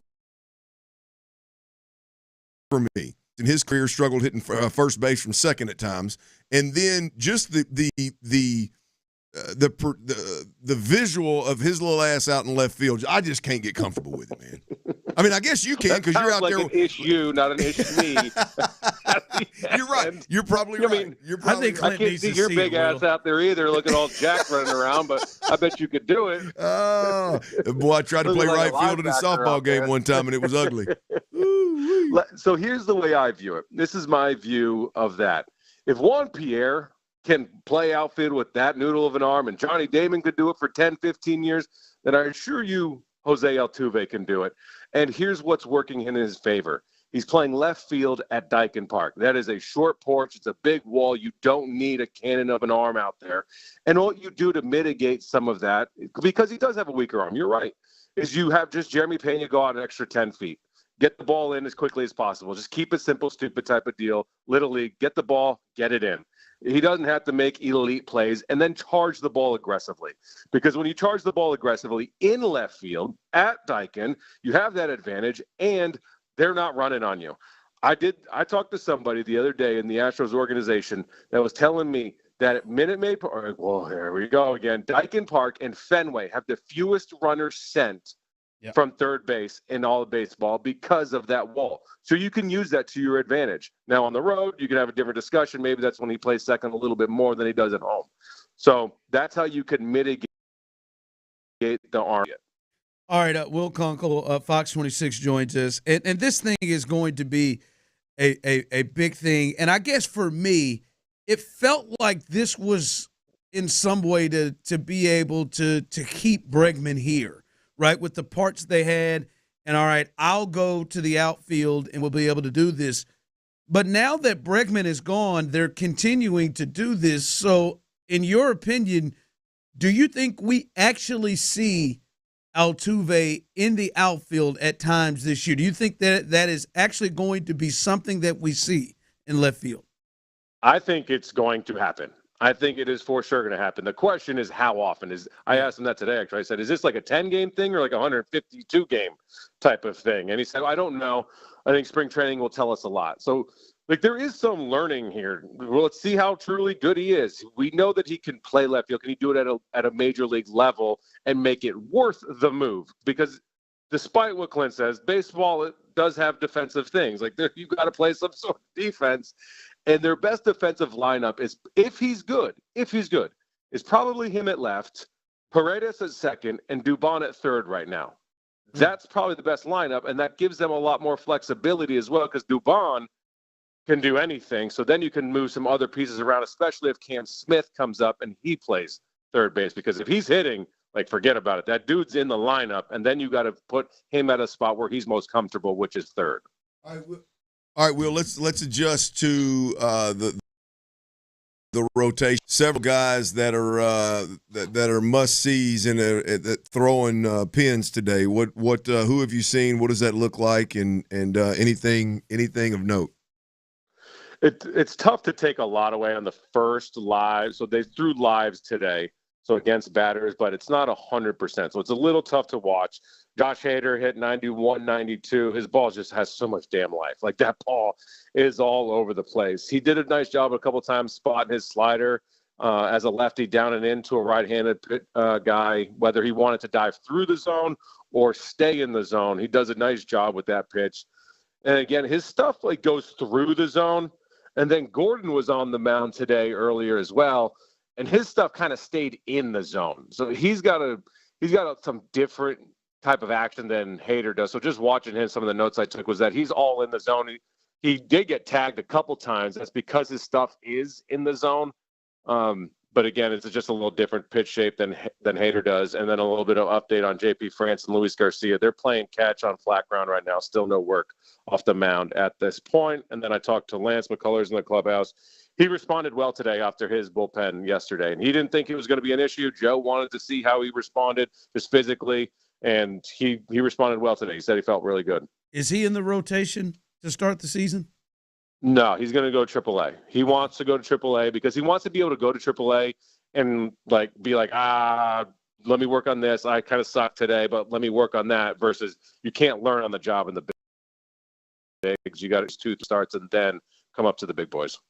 All right, Will, man, we appreciate you joining us, and enjoy yourself. I know you enjoy yourself. All right. It's nice to have you back. Thanks for coming in today. I appreciate that. You're right. I've seen Will. Will looks like he's going to get 18 in, and Will looks like he can have himself a good time out there in West Palm. And I'm just saying, Will, go do your thing. A couple yellow belly grenades by Coors, baby. Let's go. Come on now. All right, Will. We appreciate you. See you, boys. Coming up as we continue. Nick Caley, who will he impact the most? Will it be C.J. Stroud? Will it be the offensive line? Will it be receivers? Who will he impact the most? We'll discuss that coming up next. New Texans.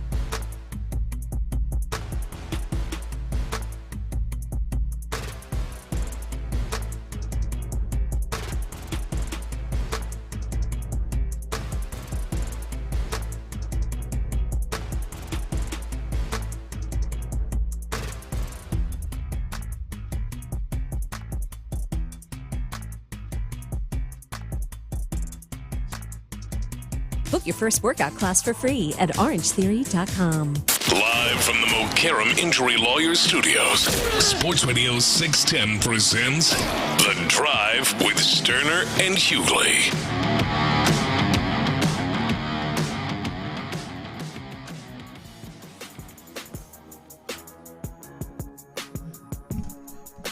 Shout out to Will Conkle.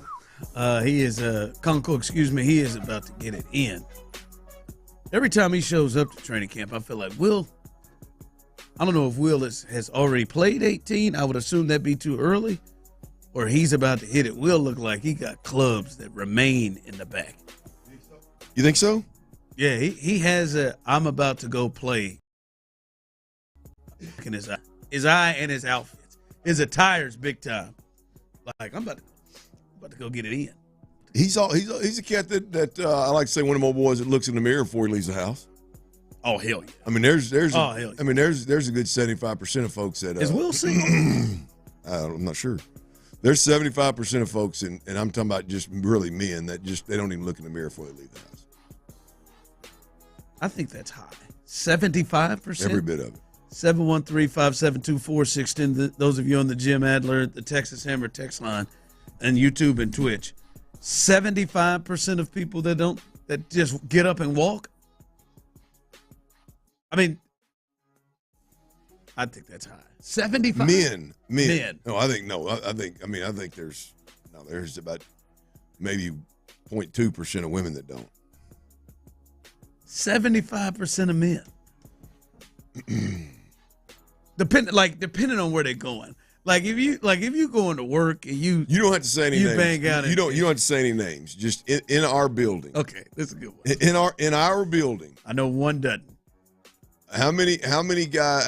Which guys don't name names, but just think through them. How many do you think?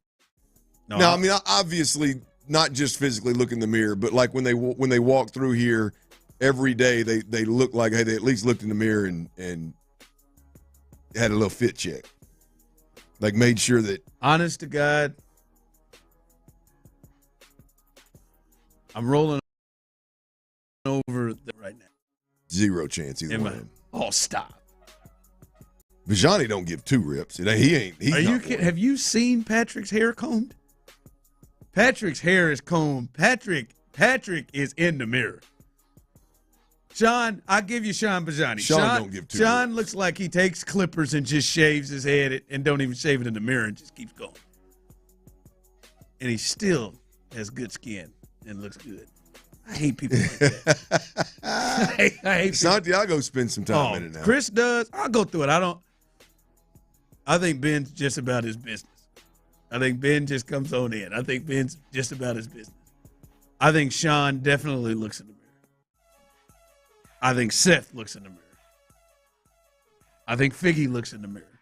Damn sure Figgy looks in the mirror. Reggie, I've watched Reggie. Reggie puts together too many outfits not to be looking in the mirror.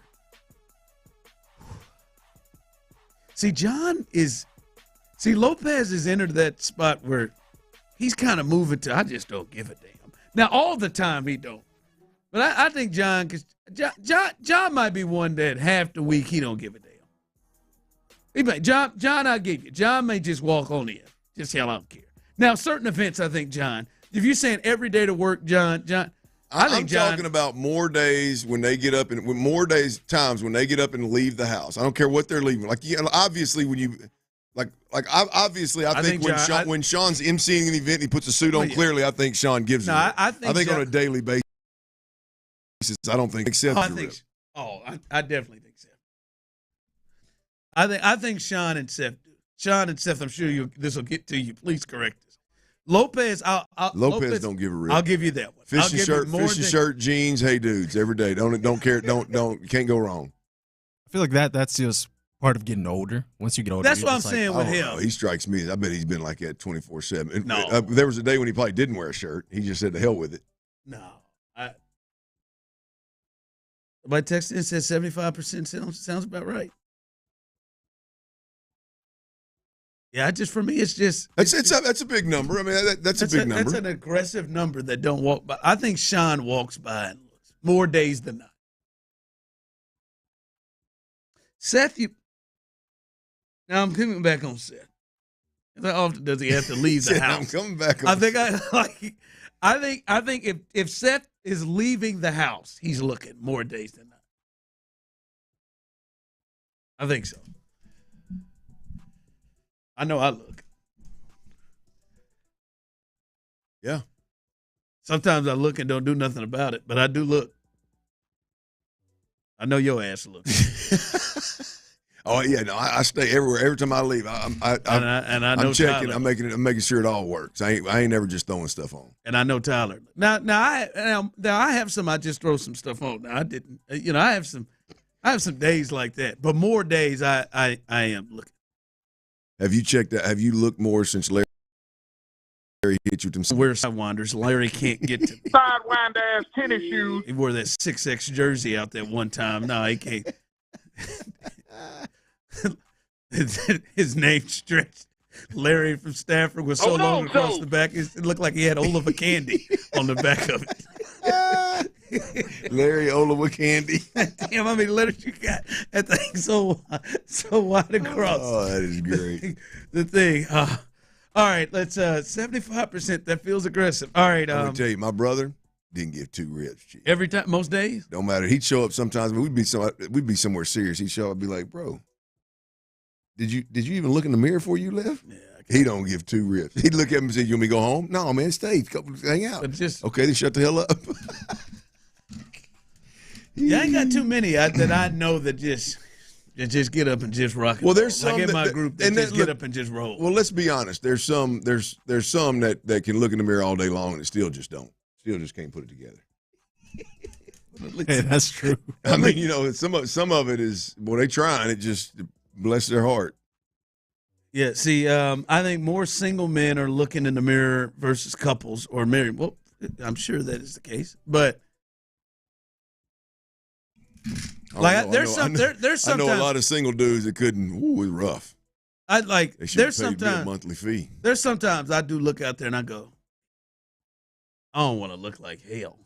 Like I don't want to just like I feel like maybe there's sometimes where, like, I go meet her out and she didn't look at me. That's what you embarrassing. That's what you put together. That's what you put together to walk in here to represent me. I told you about that time me and Courtney had that standoff about them socks that I refused to take off as we were heading to Nebraska Furniture Mart. That time we sat there, and I could be stubborn, so I refused to, and we both sat down on the couch and stared at each other, keys in hand, about ready to leave. Because you wouldn't take socks off? I had some gray socks that kind of came like mid, with some shorts on, and she said, "Why are you wearing them socks?" Because I want to wear them. I want to wear them. And I said, "You ain't going to go with me?" She goes, "No, take those socks off." I said, "Well, hell, I guess we ain't going." we just sat there, squared off. She's looking out for you, man. No, they weren't no bad socks. I still to this day, they weren't no bad socks. I ain't never seen shorts, shoes, gray socks. I can't mentally put that together right. Yeah, I had some gray Adidas that had a little like lime. And the lime shoestrings had some, where's he going with this, Chris? It was a nice gray look. Socks, gray Adidas with lime accents. They had lime accents. It wasn't like no damn. Did you have on a lime polo? I didn't have a lime polo. I think I had on some shorts and a white tee. After I had the gray Adidas with the lime shoestrings and there's some gray socks. Nah. Well, the socks pulled all the way up. They were like mid. They were like Hooters. They were kind of real scrunchy, but high. Okay. I wasn't ashy. No, man. He said, yeah. It's like the height of like where basketball players have, like when they're on the court. Like, yeah, they were just. We hit the nail on the head though. As long as you weren't ashy on top of gray socks and lime shoes. I wasn't ashy. That is the ultimate. Didn't look in the mirror. No, hey, we were dating. We weren't married. I'm like, damn, you had to control me on damn socks. I'll go in there and put on some worse ones. I bet he never wore them gray socks again, Chief.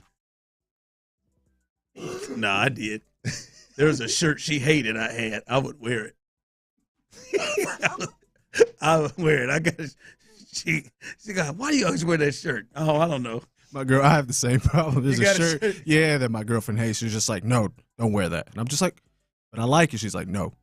I'm like, all right, whatever. Yeah, I'm gonna wear it. Like, I get in trouble with that. I will have a standoff. Not surprising. I I will have. I will not. In fact, I won't. You would have took him off?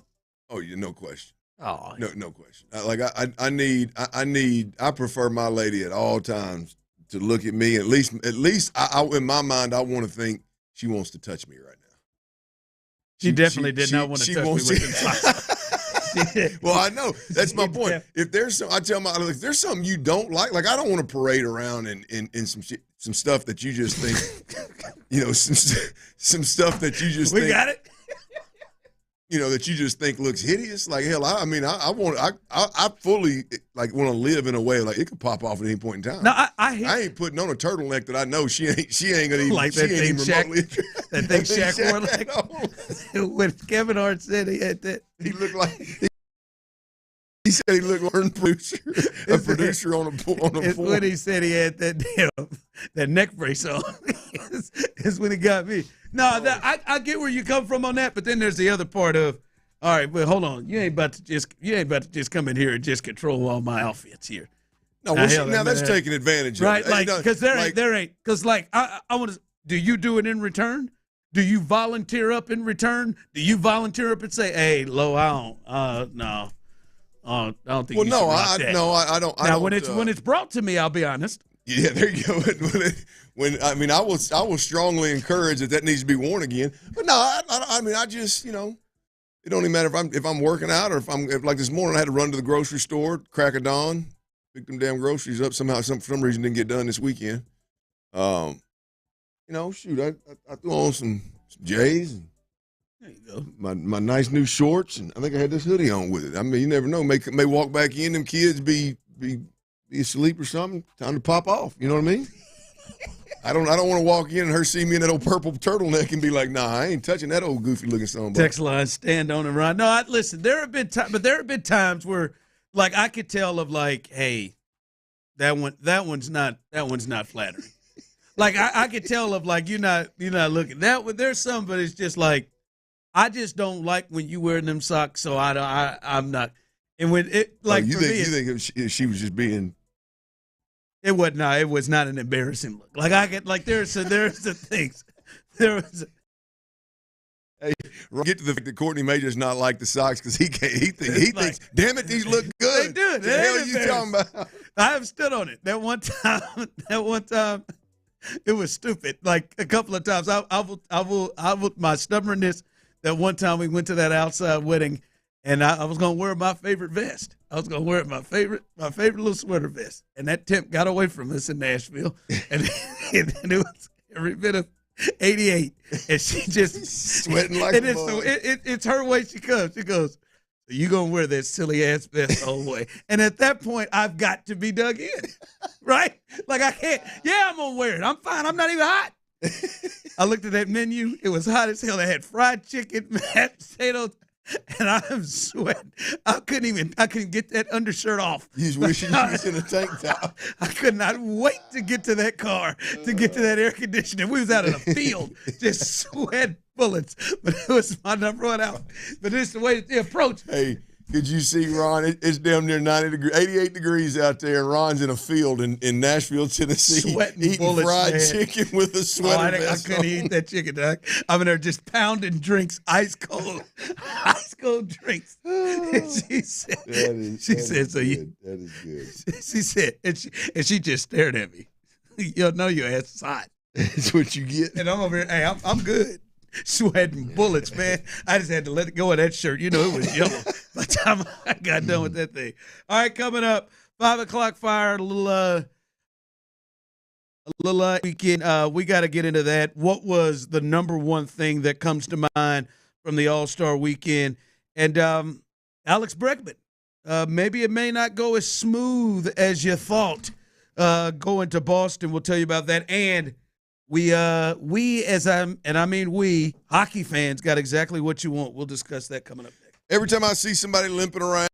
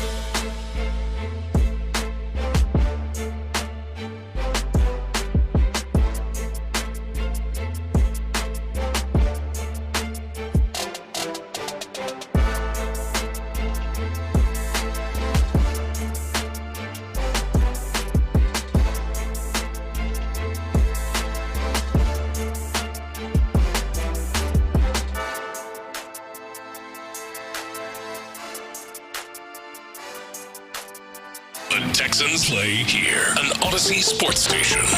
We have a liftoff. Sports Radio 610 presents The Drive with Stoerner and Hughley. It's the 5 o'clock fire. It is 5 o'clock. Congratulations. Hopefully you're off work. Luckily for you, Old Dirty, and the days are numbered. Blonde Bomber and old Big Santiago is in the building. Tyler Milner is out. Hopefully he'll return back soon. But we're here to give you the latest, and the latest is it is 5 o'clock fire and NBA All-Star Weekend. A lot of people have different thoughts of it. I think the vast majority of people feel like it was another the NBA. It was another weekend in which things didn't come out well for the league. I'd like to hear from you all, you two listeners, everybody out there. What was the number one takeaway, the number one thing that stuck out to you All-Star Weekend, Saturday, the game yesterday, the new form, all of it? What was the number one thing that jumped out to you coming from All-Star Weekend? Number one thing, I think, is Draymond Green being so critical on the set between games. What typically would just be once at the halftime of a game, but it was 3 or 4 times yesterday because there were so many breaks. Yeah. Yeah, I think basketball. Obviously the format's different, but to have a current player on set taking such a strong stand opposite what the NBA's doing, and him doing it like it was one of those where the guys that were on set with him had to be like, all right, man, let's go, let's move on, move the conversation a notch, will you? He wouldn't do it. So I would say for me, Ron, that was it, because I think not only was he so long-winded and so adamant about it, but I think he was making some very, very valid points. The problem is he checked up and never got to the overarching problem, which is he and his generation of NBA players are the reason why all the changes are being made, the reason why the NBA is scrambling, trying to do things to grab eyeballs. He never, his whole spiel, his whole shtick all night long would have been tremendous had he made sure to include the why. And he never did, so it lost a little bit of luster there for me. But I think, because what I want to see, Ron, I want to see, and I think most people do, is like I want to see the traditional All-Star game, and I'm not saying I want to see it in 80s and 90s style where they were a lot more. You just want to see the traditional All-Star game look more like what we see. Yes, I want to see the best players. I want to see the best players in America. And I want to see them play a regulation basketball game. And I understand there's going to be an all-star vibe to it where everybody's not undercutting folks and, as I said earlier, setting up to take charges and setting hard screens. I get that. But I do want more, and I think most people do want more. And I wonder if we're ever going to see that again.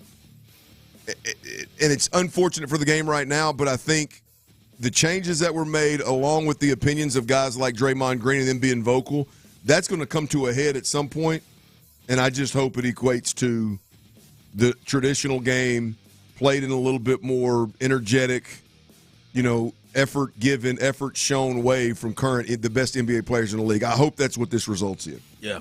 As I see some people chiming in, All-Star games / weekends are vastly overrated, not just the NBA.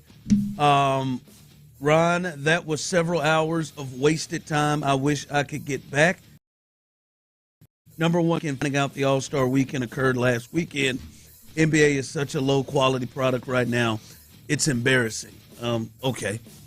Chris, what was for you your number one takeaway from All-Star weekend? As I mentioned earlier, it was just there's too many breaks going on. I'm just trying to watch these guys hoop, trying to see the best of the best, just go at it. And then it's just, all right, first to 10, and there's a break. It didn't seem well planned. It didn't. Like the Mr. Beast dude, that whole segment when he was when Damian Lillard was shooting threes against the kid, they looked like they were just going by the seat of their pants. He didn't know what he was doing. Kevin and Ernie and Kevin them coming. Hart. Yeah, that situation was so annoying to me. Yeah, They didn't have a plan. They didn't have a you plan. said, You could tell he's just feeling. But it was Kevin Hart, so he could get halfway get away with it, and people would give him a chance. The guy you're talking about when they emceed for the shoot off between Beast or whatever his name is. Yeah, I mean the kid hitting the half court shot or whatever at the buzzer to win $100,000. It's the only reason that segment, like, it's like they threw me out there. I've been asked to do events, not quite like that, but like I've been asked to do events before to MC something, and they just hand you a mic. Nobody ever gives you talking points. Nobody ever explains what the hell's going on. So that's what it looked like last night, and that was awful. But the kid hit the money shot at the very end, so I quickly forgot about, like, the hell was that all about, you know? So that stole the show. I thought the music was tremendous. Yeah, the music, yeah. Music, yeah, that was cool. But you're just used to a halftime. That's where we're going to hear the music, not a hey, we're going to get one like a halftime, and then we're going to have one after the first game. Then we're going to have a tribute in the middle of the game to the TNT guys, in which we're going to bring fishing equipment out and put that on them where the guys are sitting there waiting. Yeah, I get that. I'm going to surprise them. The number one thing for me and takeaway for me, and it's one small thing that is a bigger thing, is I was really disappointed in LeBron. Hold on, so announcing it. I think the way that LeBron handled, and Anthony Edwards did it as well, but handled the pulling out of the game. Listen, he has missed games this year. He missed a game against the Pacers 2 games ago due to the ankle and foot situation. But I think he knew damn well earlier that he wasn't going to go. Hell, he only arrived Saturday. He wasn't even there for. He arrived Saturday night. He wasn't even there for any of the dunk contest or 3-point shooting contest, I don't believe. And I think somebody else could have come in, and Powell from the Clippers or whoever could have come in and replaced him. I didn't like the way he handled that. And the big thing is, you are still the face of the league, man. And right now the league is in a space where it's struggling, and the face of the league to pull out and to be back there eating nachos or whatever he was eating and just sitting behind everybody, I don't think it was a good look. But I think to the larger conversation is a bigger problem with the league is that 40-year-old LeBron James is still the face of the league, and it's a much bigger deal that 40-year-old LeBron James is the one that we're talking about skipping at the last minute, and not Anthony Edwards, who is supposed to be the guy taking it. Yep. Right? That the league needs LeBron and Steph to be out there as the faces of their league. Right? It's a bigger, like when Jordan was 39 playing with the Wizards in All-Star games, it was like, oh, it's great to have him. It's another sub part. But there was AI, there was Kobe, there was Shaq, there was guys bringing like the thing, and I think that to me, that whole situation of the league has got to be to a point where LeBron missing his first All-Star game in 20 years, and I didn't like the way he did it.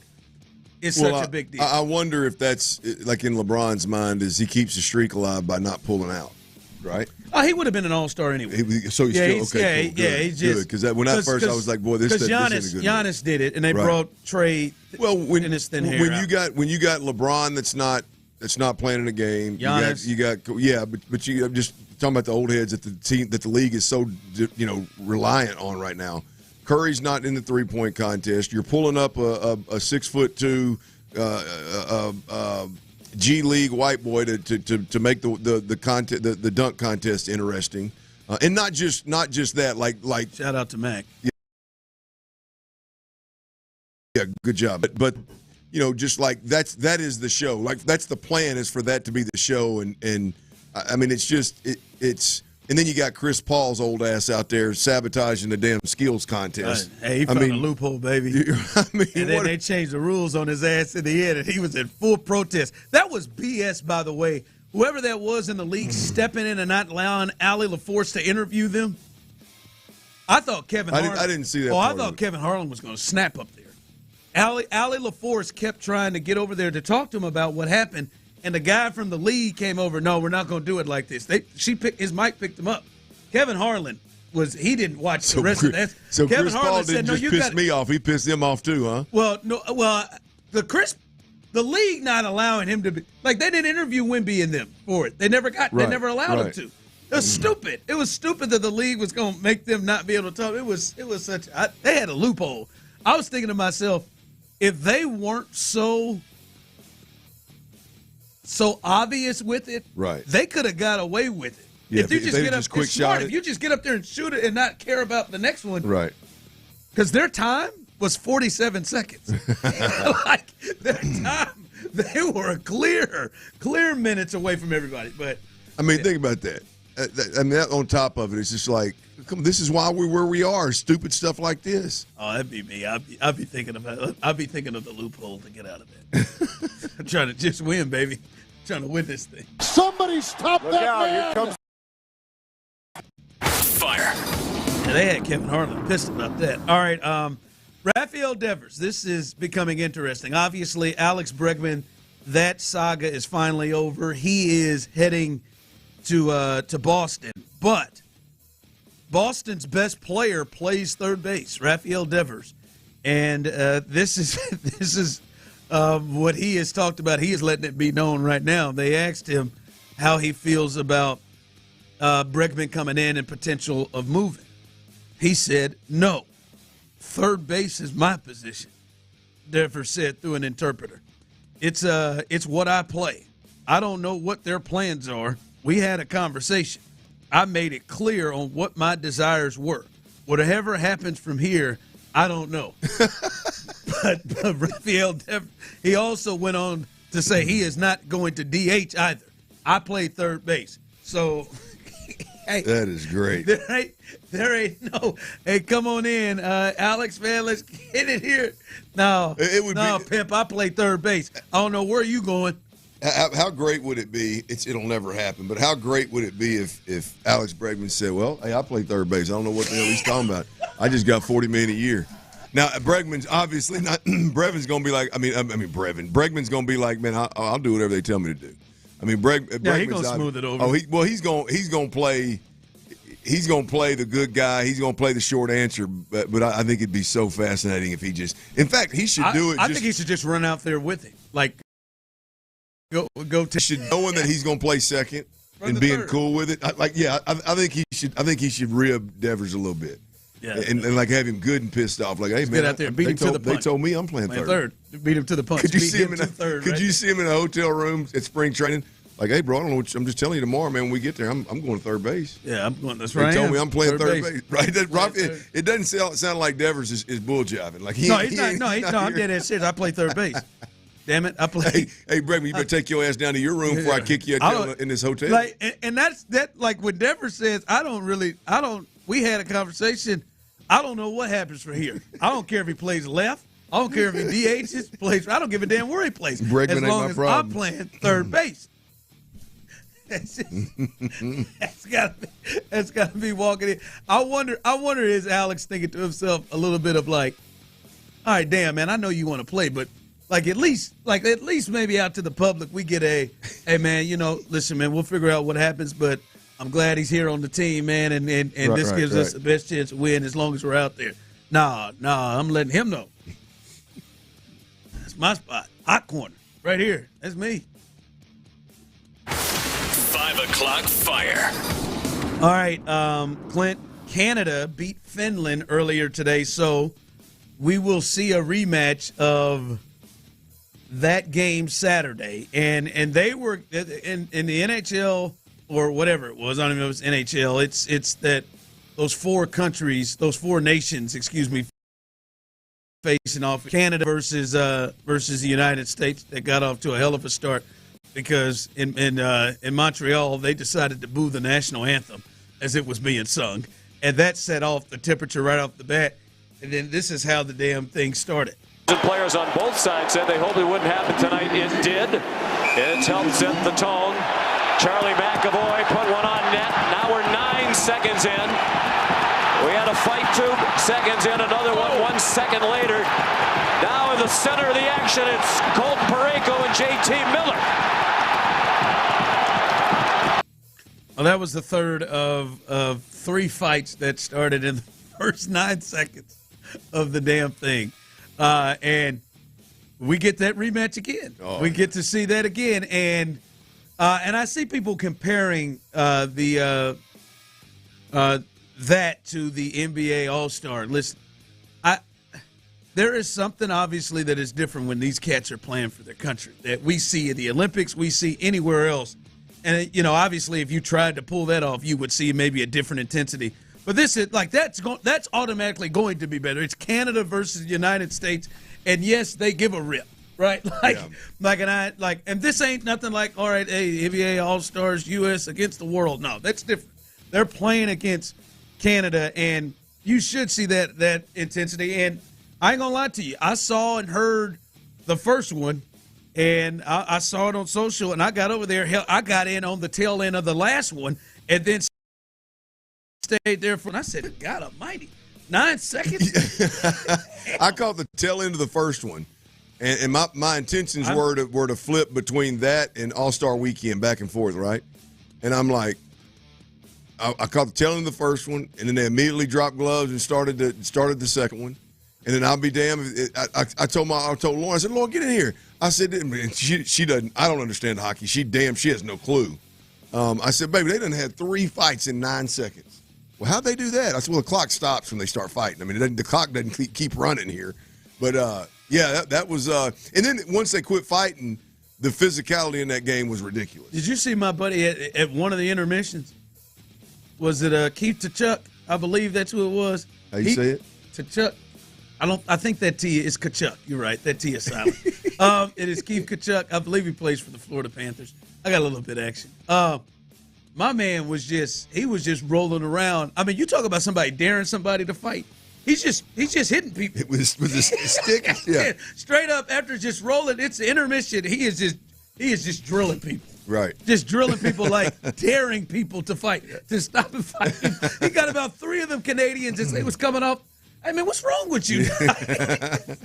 Like, let Draymond sit there at a half. Just sit there in the middle of the floor and just shove Rudy Gobert and just keep shoving wolves, trying to bait them into coming to fight. Boy, it'd be World War III. Well, we hear all kinds of great stuff about these hoodlums out there in the NBA. All right, coming up. If we didn't know before, there is more proof and evidence that we know who the Texans believe fault it was. Solely, it almost feels like, with this offense. We'll discuss and let you hear the latest on that coming up next. All right, y'all, let's talk about Twin Peaks, man. We got live.